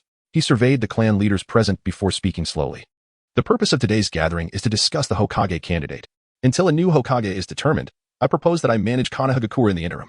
As soon as he finished speaking, Tisaka Kamachi eagerly chimed in. I wholeheartedly support this proposal. After all, Konohagakure cannot remain leaderless for even a day, otherwise. Other ninja villages may seize the opportunity, bringing us great trouble. However, at that moment, a deep and resolute voice suddenly interrupted their discussion. I disagree. The assembly turned in shock as the conference room door creaked open, revealing Jiraiya and Naruto entering side by side. Mito Minion's expression soured instantly as he widened his eyes at Jiraiya, questioning, Jiraiya? When did you return? I have come here specifically to propose a suitable candidate for Hokage. Jiraiya declared, striding confidently to the conference table and taking a seat without hesitation. His usual carefree demeanor was replaced by a serious expression. Oh, you certainly have the qualifications. But are you suggesting Tsunade? The issue is, she is currently untraceable and may be difficult to locate, one of the advisors responded. Jiraiya paused for a moment, seemingly contemplating something. His gaze swept across the clan leaders present, eventually resting on Itachi, standing behind Uchiha Fugaku, with a brief pause. Simultaneously, Naruto, positioned behind Jiraiya, noticed his gaze, and they exchanged a knowing glance, with Jiraiya giving a slight nod. Taking a deep breath, Jiraiya solemnly stated, the person I wish to recommend is not Tsunade, but Uchiha Itachi. Moreover, to my knowledge, the daimyo of the Land of Fire is still in Konohagakure and has not yet departed. Thus, the appointment ceremony and related procedures can be swiftly completed. Jiraiya's words struck like a thunderclap, leaving the two advisors and the clan heads of Sarutobi and Shimura in utter disbelief, their faces paling. Absolutely not. How can a member of the Uchiha clan become Hokage? Mito Minion exclaimed, rising in agitation, his voice echoing with unabashed disdain and skepticism. Noticing this, Tisaka Kamachi quickly grasped Mito Minion's sleeve, signaling him to calm down and be mindful of his demeanor. Realizing he had overstepped, Mito Minion glanced at Uchiha Fugaku, whose expression was dark with discontent. Feeling embarrassed, Mito Minion cleared his throat, attempting to explain, what I meant was. Yet before he could finish, Naruto, standing behind Jiraiya, interjected, I believe that a member of the Uchiha clan is entirely capable of holding the position of Hokage. Furthermore, you could also propose other suitable candidates and allow the villagers to vote collectively. Naruto's voice rang out clear and strong, creating a stark contrast in the previously tense atmosphere. His words drew everyone's attention, especially that of the Shimura clan head, who appeared incensed and leapt up, pointing a finger at Naruto, rebuking Uzumaki Naruto. What qualifications do you have to speak here? Has no one taught you that interrupting others is terribly impolite? Undeterred by the reprimand, Naruto responded coolly, oh, is that so? A smirk crept onto Naruto's face as he completely ignored Jiraiya's pleading gaze. Suddenly, an overwhelming aura erupted from him like a volcano, sweeping outward with the force of a tidal wave. The Shimura clan head found himself first in the line of this powerful presence, feeling as if an invisible giant hand had ensnared him, lifting him slowly off the ground. Stop. Naruto, what are you doing? Do you wish to betray Konohagakure? Tisaka Kamachi shouted in astonishment and anger. However, despite her fury, she hesitated to act, having heard of the events that transpired at the arena that day. Naruto, seemingly deaf to Kamachi's questions, remained focused on the Shimura clan head suspended in the air. First, I am the son of the fourth Hokage, Minato Namikaze. Does that not qualify me? He stated coldly, staring at the Shimura clan head, whose complexion was now a sickly shade of purple. Then, his gaze moved across the other attendees at the table, continuing, second, I hereby clearly express my support for Uchiha Itachi as the fifth Hokage. Now those present, who was in favor, and who was against? With that, Naruto abruptly retracted his formidable aura. The Shimura clan head, deprived of support, fell heavily to the ground. Akin to a discarded rag doll, his face drained of color, he trembled uncontrollably, like a flickering candle in the wind. After a fit of intense coughing, he gasped for fresh air, as though it were a life-saving remedy. At that moment, Narashikaka suddenly stood up, his voice firm and resolute. I also support Uchiha Itachi as the fifth Hokage.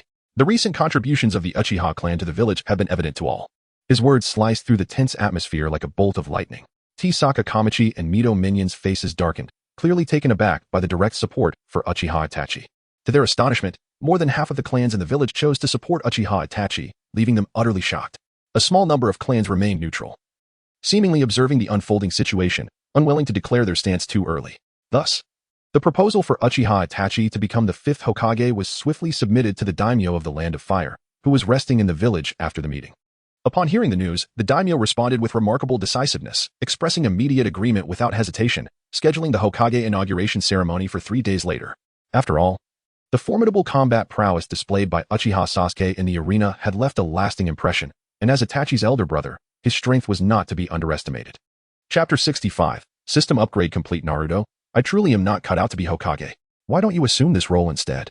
After the meeting concluded, Itachi Uchiha, as if glued to Naruto, closely followed him, incessantly murmuring for Naruto to recommend someone else for the position of Hokage. Naruto, feeling somewhat exasperated by Itachi's persistence, could not help but chuckle and chide. Hey, my esteemed future 5th Hokage, please do not jest with me. I am but a child. Have you ever seen a child appointed as Hokage? Indeed, Sasuke interjected, eager to support his brother's argument. Naruto will be embarking on adventures in the shinobi world with me. There is simply no time to play Hokage. As he spoke, he exchanged knowing glances with Naruto, seemingly urging him to devise a way to extricate himself from Itachi's relentless pursuit. My dear Udo, Itachi's tone carried a hint of disappointment. I believe your Genjutsu skills have not kept pace, and that is unacceptable. Look at your performance in the arena. It is utterly dismal. Without honing your combat techniques, how can you hope to become an exceptional ninja? Despite Itachi's somewhat helpless expression, his gaze swiftly regained its seriousness as he fixed it upon Sasuke. A glimmer of mockery evident in his eyes. Sasuke, feeling defiant in response to his brother's critique, lifted his chin and gazed stubbornly at the sky, declaring, I aspire to be the strongest man. I shall not concern myself with such things. Seemingly unfazed by the exchange between the two brothers, Naruto addressed Itachi, here. I have adapted a simplified version of the mental training method based on Sasuke's current practice. This method is particularly suitable for your Uchiha clan. With diligent training, you will undoubtedly enhance the clan's strength. As he spoke, Naruto produced a small booklet from his pocket and handed it to Itachi. Is this the one you mentioned before? Itachi's hands trembled slightly with excitement as he carefully accepted the book, treating it as if it were a rare treasure. Observing Itachi's reverence for the book, Naruto felt a surge of emotion. He understood the profound significance this book held for Itachi, as it might offer new hope and strength to the Uchiha clan. However, Naruto did not neglect to remind Itachi of a crucial point. He spoke earnestly, but, Itachi, I must emphasize that the clan members practicing this method must be trustworthy. One must never nurture a treacherous wolf. Otherwise, you will suffer the consequences, especially before you awaken your Mangekyou Sharingan, as you cannot predict what may transpire thereafter. Upon hearing Naruto's words, Itachi's expression turned solemn. He recognized that Naruto's concerns were not unfounded. The power contained within this book was formidable. And if it fell into the wrong hands, the repercussions would be dire. I understand. I assure you that such a situation will not occur in the future. Itachi solemnly promised Naruto. After bidding farewell to Naruto, Itachi hurriedly made his way toward his clan's direction, his steps quickened with urgency, as if he could not wait to bring the book back to the clan to explore its mysteries together. Once Itachi departed, Sasuke turned to Naruto with curiosity. Unable to refrain from asking, Naruto, why do I feel that after the 3rd Hokage's death, you have become even more formidable? Do you possess some special method to enhance your strength? Could you teach me as well? Do you remember what was inscribed on the stone tablet at the end? You should have found that book, right? His voice was low yet filled with anticipation. We did find the book, but we have yet to thoroughly study its contents. Came the somewhat helpless response, tinged with confusion regarding the material within the book. Bring it with you tonight. Perhaps I might be able to decipher it. He added with a hint of confidence, as if he was certain of his abilities. At that moment, a long-forgotten system voice echoed in Naruto's mind. Ding. System upgrade successful. The sound reverberated within him, evoking a sense of astonishment. Moreover, he could distinctly sense that this voice carried an element of joy, a feeling he had never experienced before. System, what new functionalities do you possess after the upgrade?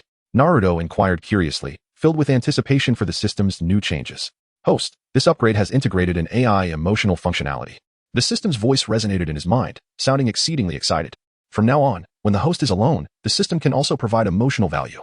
The Maul functionality is quite remarkable. When the host successfully defeats or overcomes an adversary, they will be rewarded with world currency. These world currencies are not ordinary money. They are immensely useful within the mall. With sufficient world currency, you can purchase anything you desire in the mall, be it powerful weapons, rare items, or various mysterious skill manuals. Additionally, there is important news for the host. The sign-in feature will be discontinued. But do not worry, as it will be replaced by a task reward distribution feature. Henceforth, the system will no longer require the host to sign in daily. Instead, it will assign various interesting and challenging tasks based on the host's actual circumstances. Upon successfully completing these tasks, the host will earn generous rewards.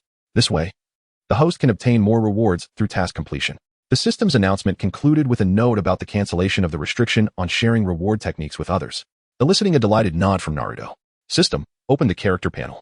Host, Naruto age, 7 physique, chaotic spirit body level, early pinnacle of golden core stage mind method, 8-9 mystery supernatural powers, 72 transformations external avatar, Naruto skills. Yang Ninetales body technique mastery B-class ninjutsu, wind release.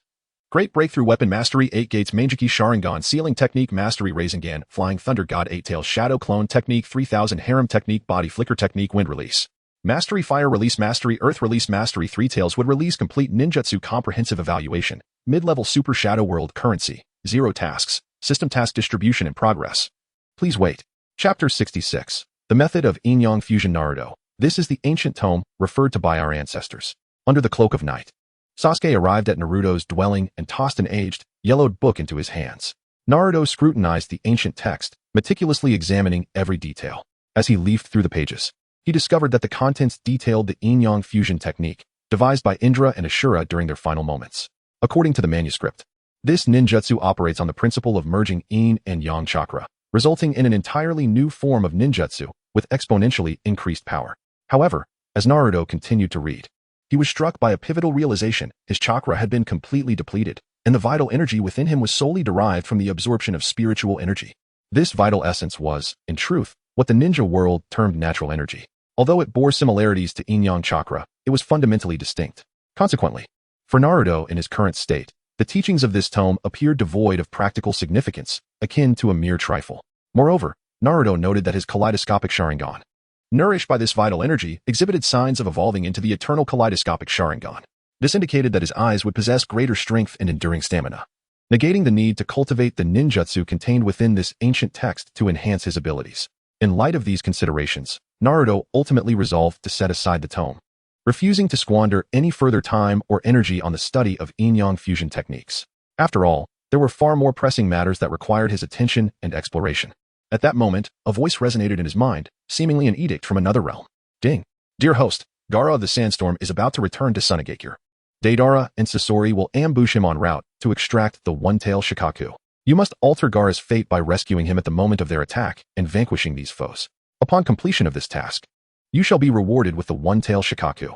Startled, Naruto hadn't anticipated the system would issue a task at this juncture. Nonetheless, he found the mission intriguing. Oh, so the system has chosen to bestow upon me my first task post-upgrade, and it's merely for a Shikaku?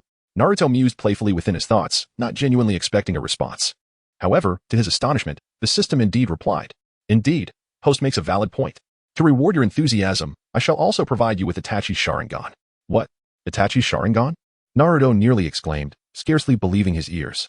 Indeed, it pertains to Itachi from a parallel dimension, not the one from your world. The system's voice remained calm, but for Naruto, this revelation was nothing short of a monumental surprise.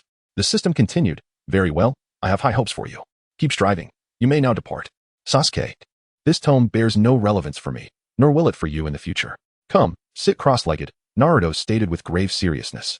Having successfully completed a significant upgrade the previous day, he deemed it time to impart the 8-9 mystical arts to Sasuke. Sasuke gazed at Naruto in astonishment, as if he wished to speak, but before he could utter a word, Naruto's finger pressed against his forehead. In an instant, a new memory flooded Sasuke's mind, an elucidation of the 8-9 mystical arts. Naruto watched quietly as Sasuke closed his eyes, absorbed in the newfound knowledge. Clearly, Sasuke required time to digest this information. Once he sensed that Sasuke had sufficiently assimilated the teachings, Naruto understood that his friend would not awaken promptly. So he silently exited his room. Ascending to the rooftop, Naruto sat in tranquil contemplation, gazing at the resplendent night sky. The stars twinkled like jewels embedded in a dark canvas, casting a faint, mysterious glow. Taking a deep breath, he embraced the serenity and tranquility of the night. Since you are here, come forth, Jiraiya-sensei, Naruto said, a slight smile gracing his lips, for he had already sensed Jiraiya's presence. As he spoke, the white-haired sage emerged slowly from the shadows.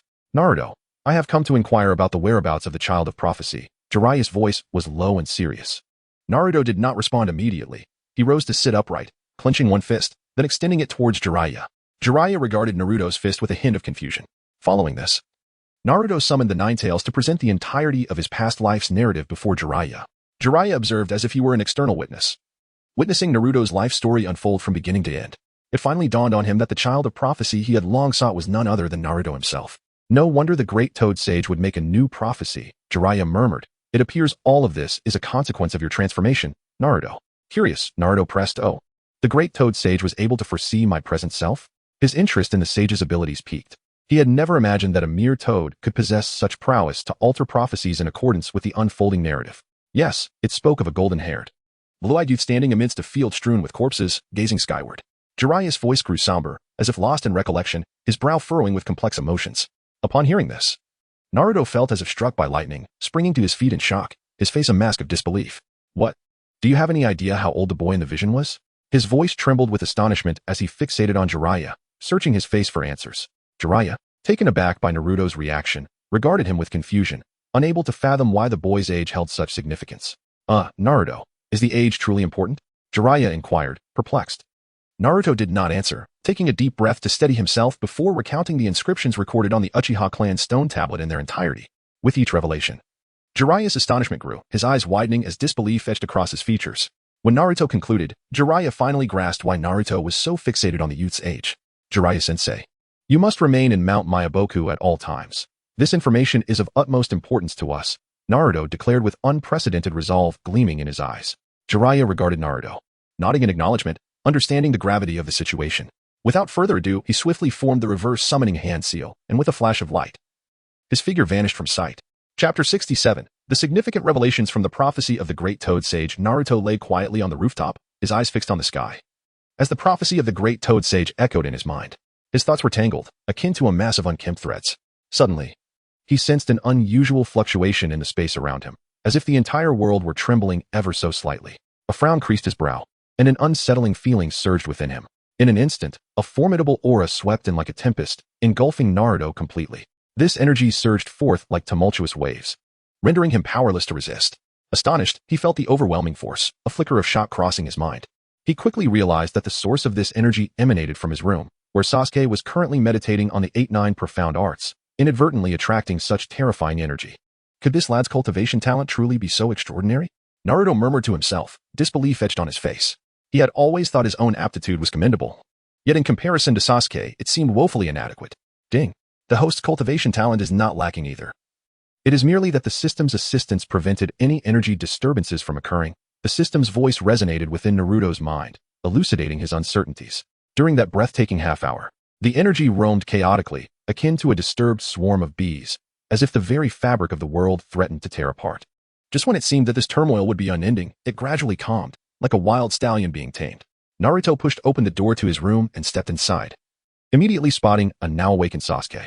At the moment Sasuke opened his eyes, Naruto felt as though he beheld something incredible. A glimmer of the Rinnegan flickered in Sasuke's gaze. Could it be an illusion? Naruto rubbed his eyes and focused again, but the light had vanished without a trace. Wow, Naruto, this cultivation method you provided is truly powerful. Sasuke's voice interrupted Naruto's thoughts as he leapt off the bed, exhilaration radiating from him. I feel like my physique has more than doubled. Moreover, the aftereffects of using the Mangekyou Sharingan have completely dissipated. Sasuke's joy was palpable, and he eagerly wished to share this surprise with Naruto. Have you reached the mid-stage of foundation establishment? Upon hearing this, a faint smile graced Sasuke's face as he nodded and replied, yes, according to the classification of the technique. I should have attained the mid-stage of foundation establishment.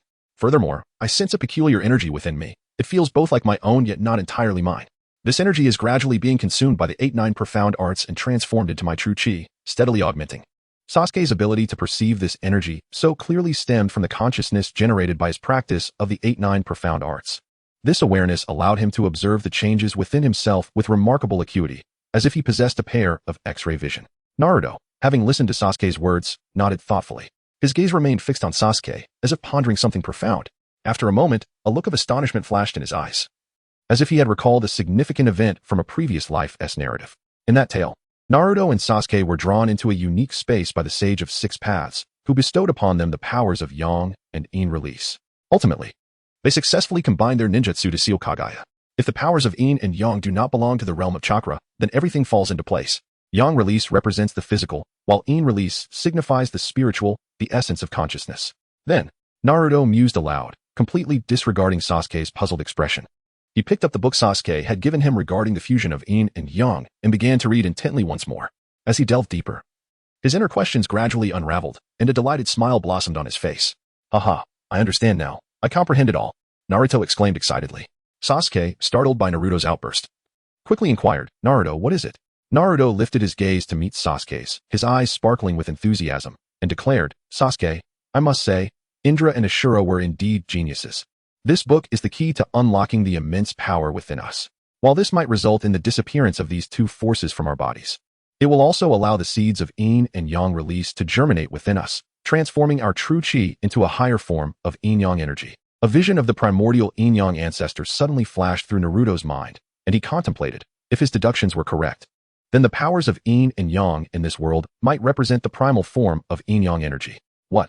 Sasuke's expression turned to one of disbelief. as though he had heard an outlandish tale. His eyes widened in incredulity as he gazed at Naruto, feeling as if his mind was struggling to keep up. Yet Naruto was brimming with excitement, his eyes shining with revelation, as if he had stumbled upon a monumental secret. He hastily executed the transformation technique, creating a clone to swiftly summon Itachi. As moments passed, within 10 minutes, Itachi appeared before Naruto and Sasuke like a wraith. "Naruto, what is the urgency?" Itachi inquired. "Itachi, I may need your assistance shortly. Sasuke requires your protection." Before Itachi could respond, Naruto dashed over like a gust of wind, tightly grasping both his and Sasuke's hands, and without further ado, raced toward a secluded area on the back mountain. Upon reaching the designated spot, Naruto paused to catch his breath, then turned to Sasuke and instructed. "Sasuke, next you must attempt to channel the in-release energy within you. Remember, do not allow our true chi to decompose it. Instead, guide this power to your palm." Sasuke looked at Naruto, bewildered, clearly still trying to grasp the situation, yet he nodded in acknowledgement. Seeing this, Naruto positioned himself facing Sasuke, seated cross-legged, and extended his hands to meet Sasuke's palms, gently touching them. Then, Naruto closed his eyes, regulated his breathing, and began to channel his true chi, activating the 8-9 profound arts. As he did so, strands of faint yang release energy gradually emerged from his being. Naruto focused intently on the flow of this yang release energy, carefully guiding it to slowly envelop his palm. Meanwhile, Sasuke followed Naruto's instructions, concentrating and attempting to summon the yin release energy within him. After a moment, Sasuke suddenly sensed a chilling aura rising from within, the power coalescing in his palm under his guidance. At the instant Sasuke's yin release energy made contact with Naruto's yang release energy, an extraordinary phenomenon unfolded. Chapter 68. The Taiji light sphere. The sky erupted with thunder, as Naruto and Sasuke began to float slowly, seemingly devoid of consciousness, enveloped by two ethereal shadows. "Itachi, what on earth is happening?" Kakashi and Guy approached, their faces etched with skepticism, evidently drawn by the sudden anomaly. Itachi gazed at the scene before him with grave concern, his mind swirling with confusion and astonishment. He shook his head and replied to Kakashi and Guy, "I am uncertain. Naruto merely instructed me to protect them, ensuring that no one interrupts."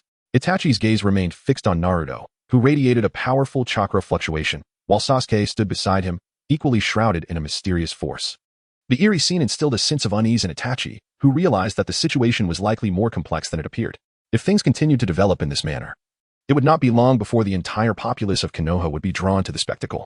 Itachi contemplated the matter privately. With the combined strength of himself and Kakashi, they would likely struggle to manage such a multitude. After considerable reflection, Itachi decisively resolved to inform Fugaku Uchiha at once. He believed that only with Fugaku leading a significant number of Uchiha clansmen could the situation potentially be controlled. Before long, Fugaku Uchiha arrived at the scene with a whirlwind of clansmen. Upon witnessing the extraordinary phenomena surrounding Naruto and Sasuke, astonishment washed over the crowd, prompting them to disperse and vigilantly survey their surroundings. "Are all those Sharingan?" Guy exclaimed in disbelief, his eyes widening as he stared at the contingent brought by Fugaku. Each of these individuals bore eyes gleaming with a crimson light, all possessing the double Tomo Sharingan, with a select few having even evolved to the triple Tomo. The scene was so bizarre it sent shivers down one's spine. Were a passerby to chance upon this moment, they might well be paralyzed with terror.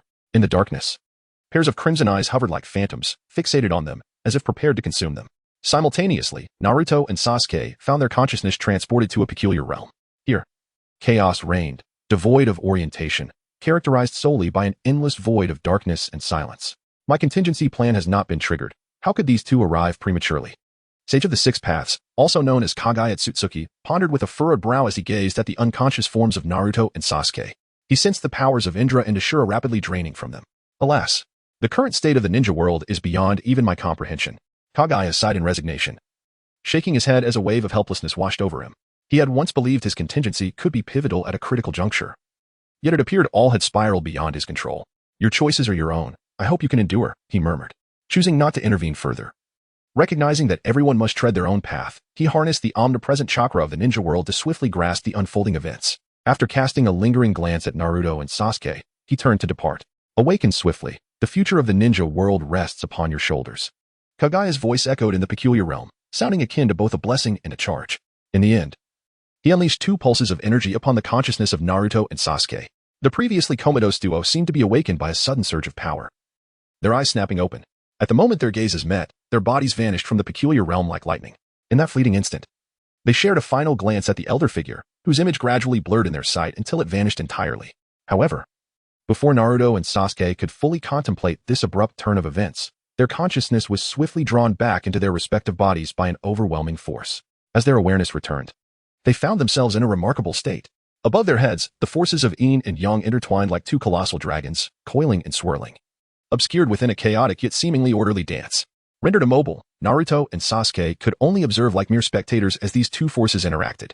They felt ensnared by an invisible force, their bodies devoid of any autonomy. As time elapsed, an increasing number of Konoha villagers gathered, curiosity and confusion palpable among them. Yet, due to the Uchiha clan's vigilant perimeter, outsiders remained oblivious to the events transpiring within. Amidst the murmurs of the crowd, the struggle between the yin and yang forces intensified. They began to rotate, accelerating into a vortex, drawing everything around them into their embrace. Ultimately, these forces coalesced into a magnificent Taiji sphere, resplendent in black and white, resembling a mysterious celestial body. In that moment, the originally entangled phantoms vanished like shooting stars, transforming into two beams of light, one black and one white, that shot directly into the Taiji sphere. As these beams entered, the sphere achieved completeness, black and white merging harmoniously, embodying a perfect equilibrium. At that instant, Naruto and Sasuke, unprepared, were engulfed by a formidable force and drawn into the enigmatic Taiji sphere, promptly losing consciousness. Kakashi, witnessing this, felt a tightening in his chest. He hastily removed his eye mask, revealing a Bido Sharingan, fixating intently on the Taiji sphere, eager to discern the unfolding events within. Itachi, could Naruto and Sasuke be in danger? Kakashi inquired anxiously, his voice tinged with concern. Itachi stood nearby, activating his Manjiki Sharingan, maintaining a vigilant watch while attempting to discern Naruto and Sasuke's figures. However, the brilliance emanating from the Taiji sphere rendered it nearly impossible to make out their precise condition, leaving the resolution of the situation contingent upon their eventual awakening. As the onlookers remained tense, a sudden commotion erupted within the gathered crowd. Spies from other ninja villages could no longer contain themselves, inciting discontent among the onlookers. Why are we not allowed inside? The Uchiha are being exceedingly tyrannical. A spy shouted provocatively, clearly aiming to incite the crowd's ire, hoping to infiltrate and ascertain the truth of the situation for their own villages. Members of various clans flocked to the scene. Hyuga Hayashi gazed within, and upon a mere glance, shock registered on his face, though it was fleeting. The moment his gaze met Itachi's, he understood that the Uchiha clan was safeguarding Naruto and Sasuke. Without hesitation, he organized the Hyuga clan, swiftly erecting a formidable defensive line. Simultaneously, he informed the leaders of the other clans of the situation inside, ensuring they were prepared. The magnificent Taiji sphere continued to radiate for approximately 2 hours. As the crowd's anxiety grew, an earth-shattering boom suddenly erupted from the sphere, followed by a cataclysmic explosion. Accompanying this thunderous sound, an invisible ripple spread outward, an immensely powerful force compelling both ordinary villagers and elite shinobi to be gently pushed away. What is this power? The elite shinobi gasped in disbelief, utterly baffled as they found their chakra inaccessible, akin to a mouse confronted by a cat. Chapter 69, Creation and Destruction. After exchanging a knowing glance, Naruto and Sasuke simultaneously nodded at Itachi and the others, then without hesitation, grasped each other's hands and instantaneously invoked the Flying Thunder God technique, dashing away like a bolt of lightning, vanishing without a trace in the blink of an eye. Meanwhile, members of various clans, including the Uchiha clan, received urgent orders to swiftly and orderly evacuate the scene. Witnessing the sudden retreat of those who had previously obstructed their path, the crowd, though puzzled, dared not dawdle for even a moment. They surged forward, eager to uncover any clues or traces in the area. However, after a thorough search, their only discovery was a peculiar patch of grass in a specific area with no further findings. This grassland appeared strange. One half flourished vibrantly, while the other lay completely withered, forming a stark contrast. As the crowd debated this bizarre phenomenon, Itachi, Kakashi, and Guy made their way directly to Naruto's room. Upon opening the door, they found Naruto and Sasuke intently focused on a pot of greenery, seemingly engrossed in some study. Kakashi, noticing this, hurried forward. Urgency etched on his face as he inquired, "Naruto, what exactly did you experience tonight?" "Ah, Kakashi-sensei, we have obtained something truly extraordinary tonight." Naruto stood at the center of the room, a mysterious smile playing on his lips, suggesting some delightful secret. Even the typically aloof Sasuke appeared to be caught up in the enigmatic atmosphere, a silly grin breaking his usual demeanor. Naruto gently raised his hand, gesturing for Itachi, Guy, and Kakashi to look towards a potted plant in the corner of the courtyard. He then exchanged a significant glance with Sasuke, a silent communication that only they could comprehend. Understanding the cue, Sasuke stepped forward, his hands slowly enveloping the pot of greenery. In that instant, a soft and pure milky white light emanated from his palms, growing brighter and illuminating a small area around them. Under the astonished gaze of Itachi and the others, the once ordinary plant seemed to be infused with an extraordinary power, rapidly growing at a visible rate. The previously stunted branches stretched out, the tender leaves expanded, and the stems climbed upward, narrating a miraculous story of life. "Is this what release?" Guy exclaimed, his eyes wide with astonishment, unable to contain his disbelief. Naruto gently shook his head, his golden hair swaying with emotion. Then, under the curious stares of the three, he slowly spread his hands, and a similar milky white light flickered into existence between his palms, dancing like a lively sprite. Once Naruto completed his technique, a delicate little sparrow gradually formed before them. Its feathers were vividly lifelike, each one seemingly meticulously crafted, and its tiny eyes sparkled with vitality.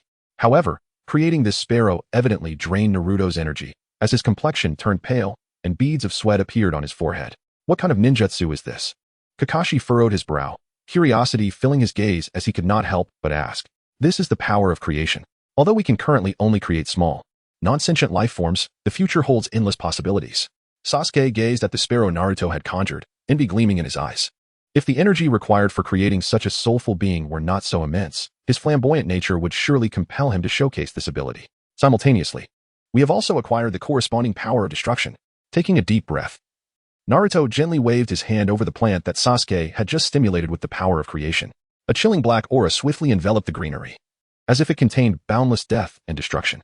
Under the horrified gazes of the three, the plant began to wither away, its branches and leaves crumbling until it vanished entirely, as though it had never existed in this world. That, Naruto. Kakashi swallowed hard, his lips trembling as he struggled to articulate his thoughts. Unsure of how to proceed. Yes, Kakashi-sensei, I know what you're thinking.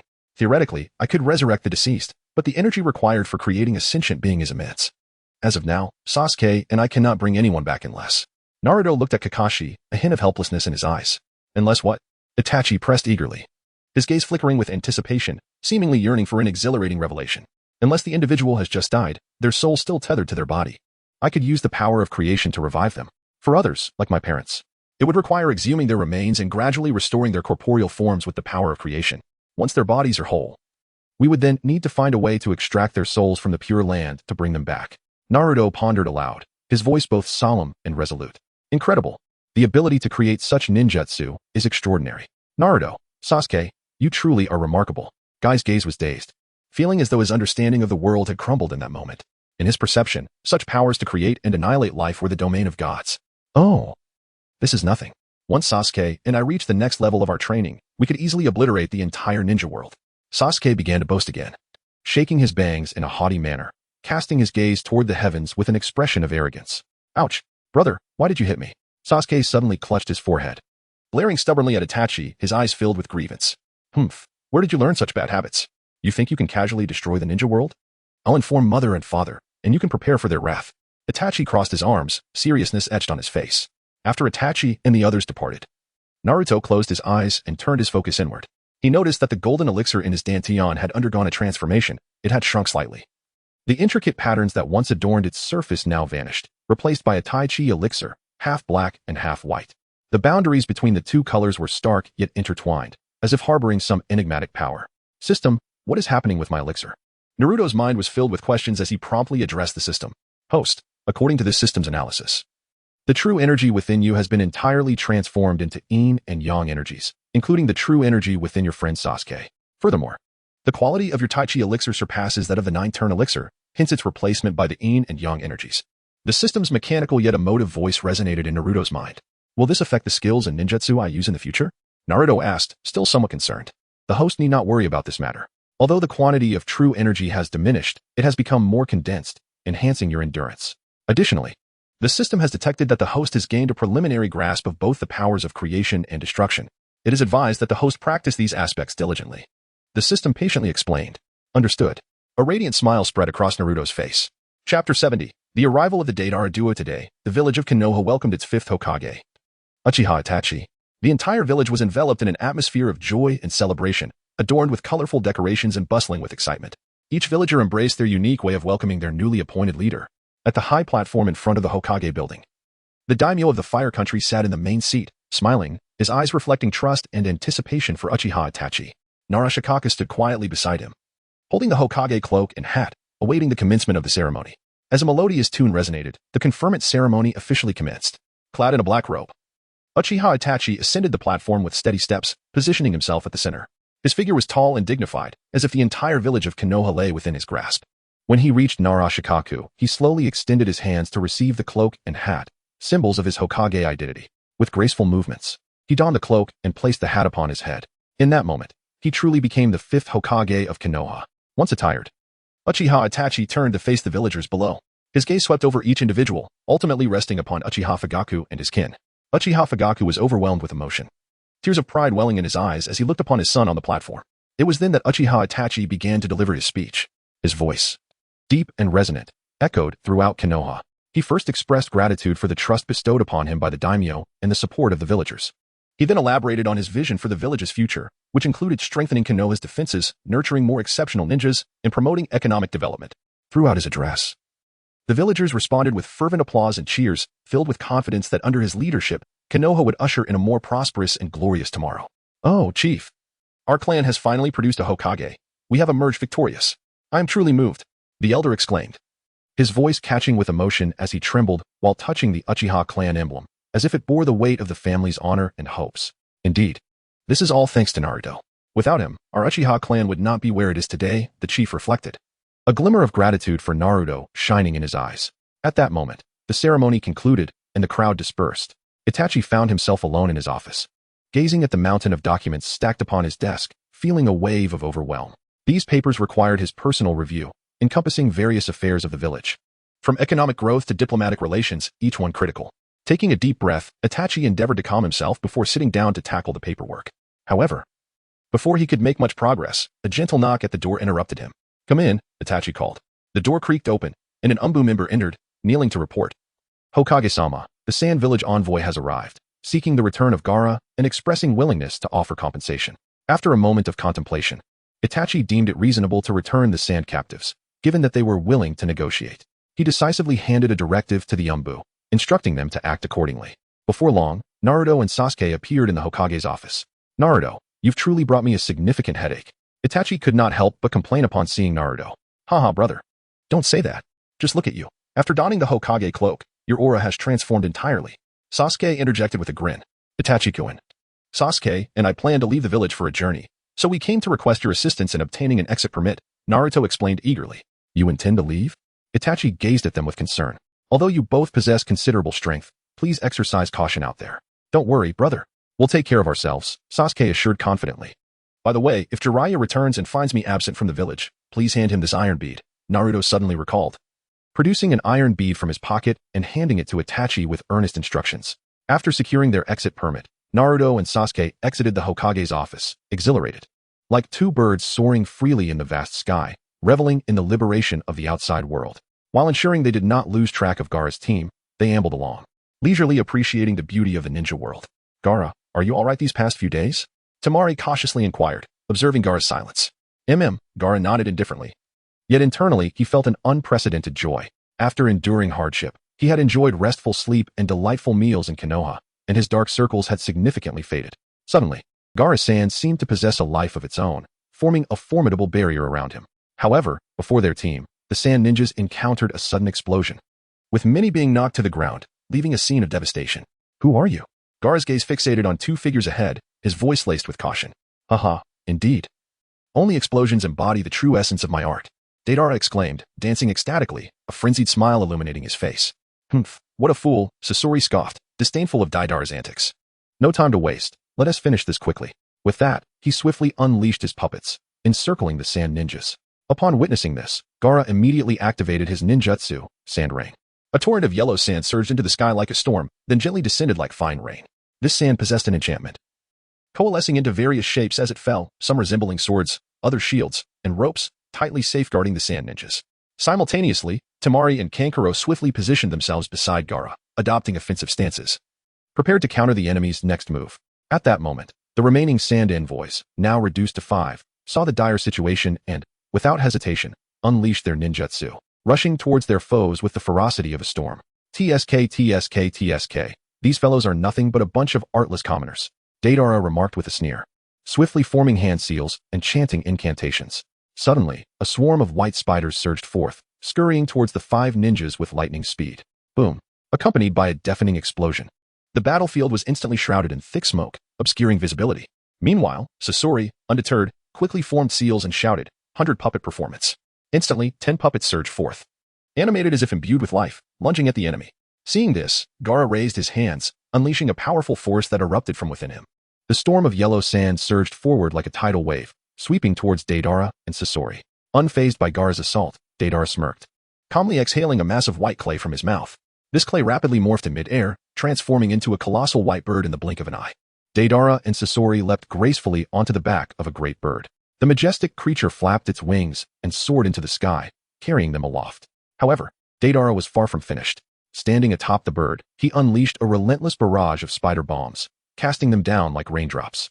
Each bomb that struck the ground erupted in a cataclysmic explosion, reverberating across the entire battlefield with its tremendous shockwave.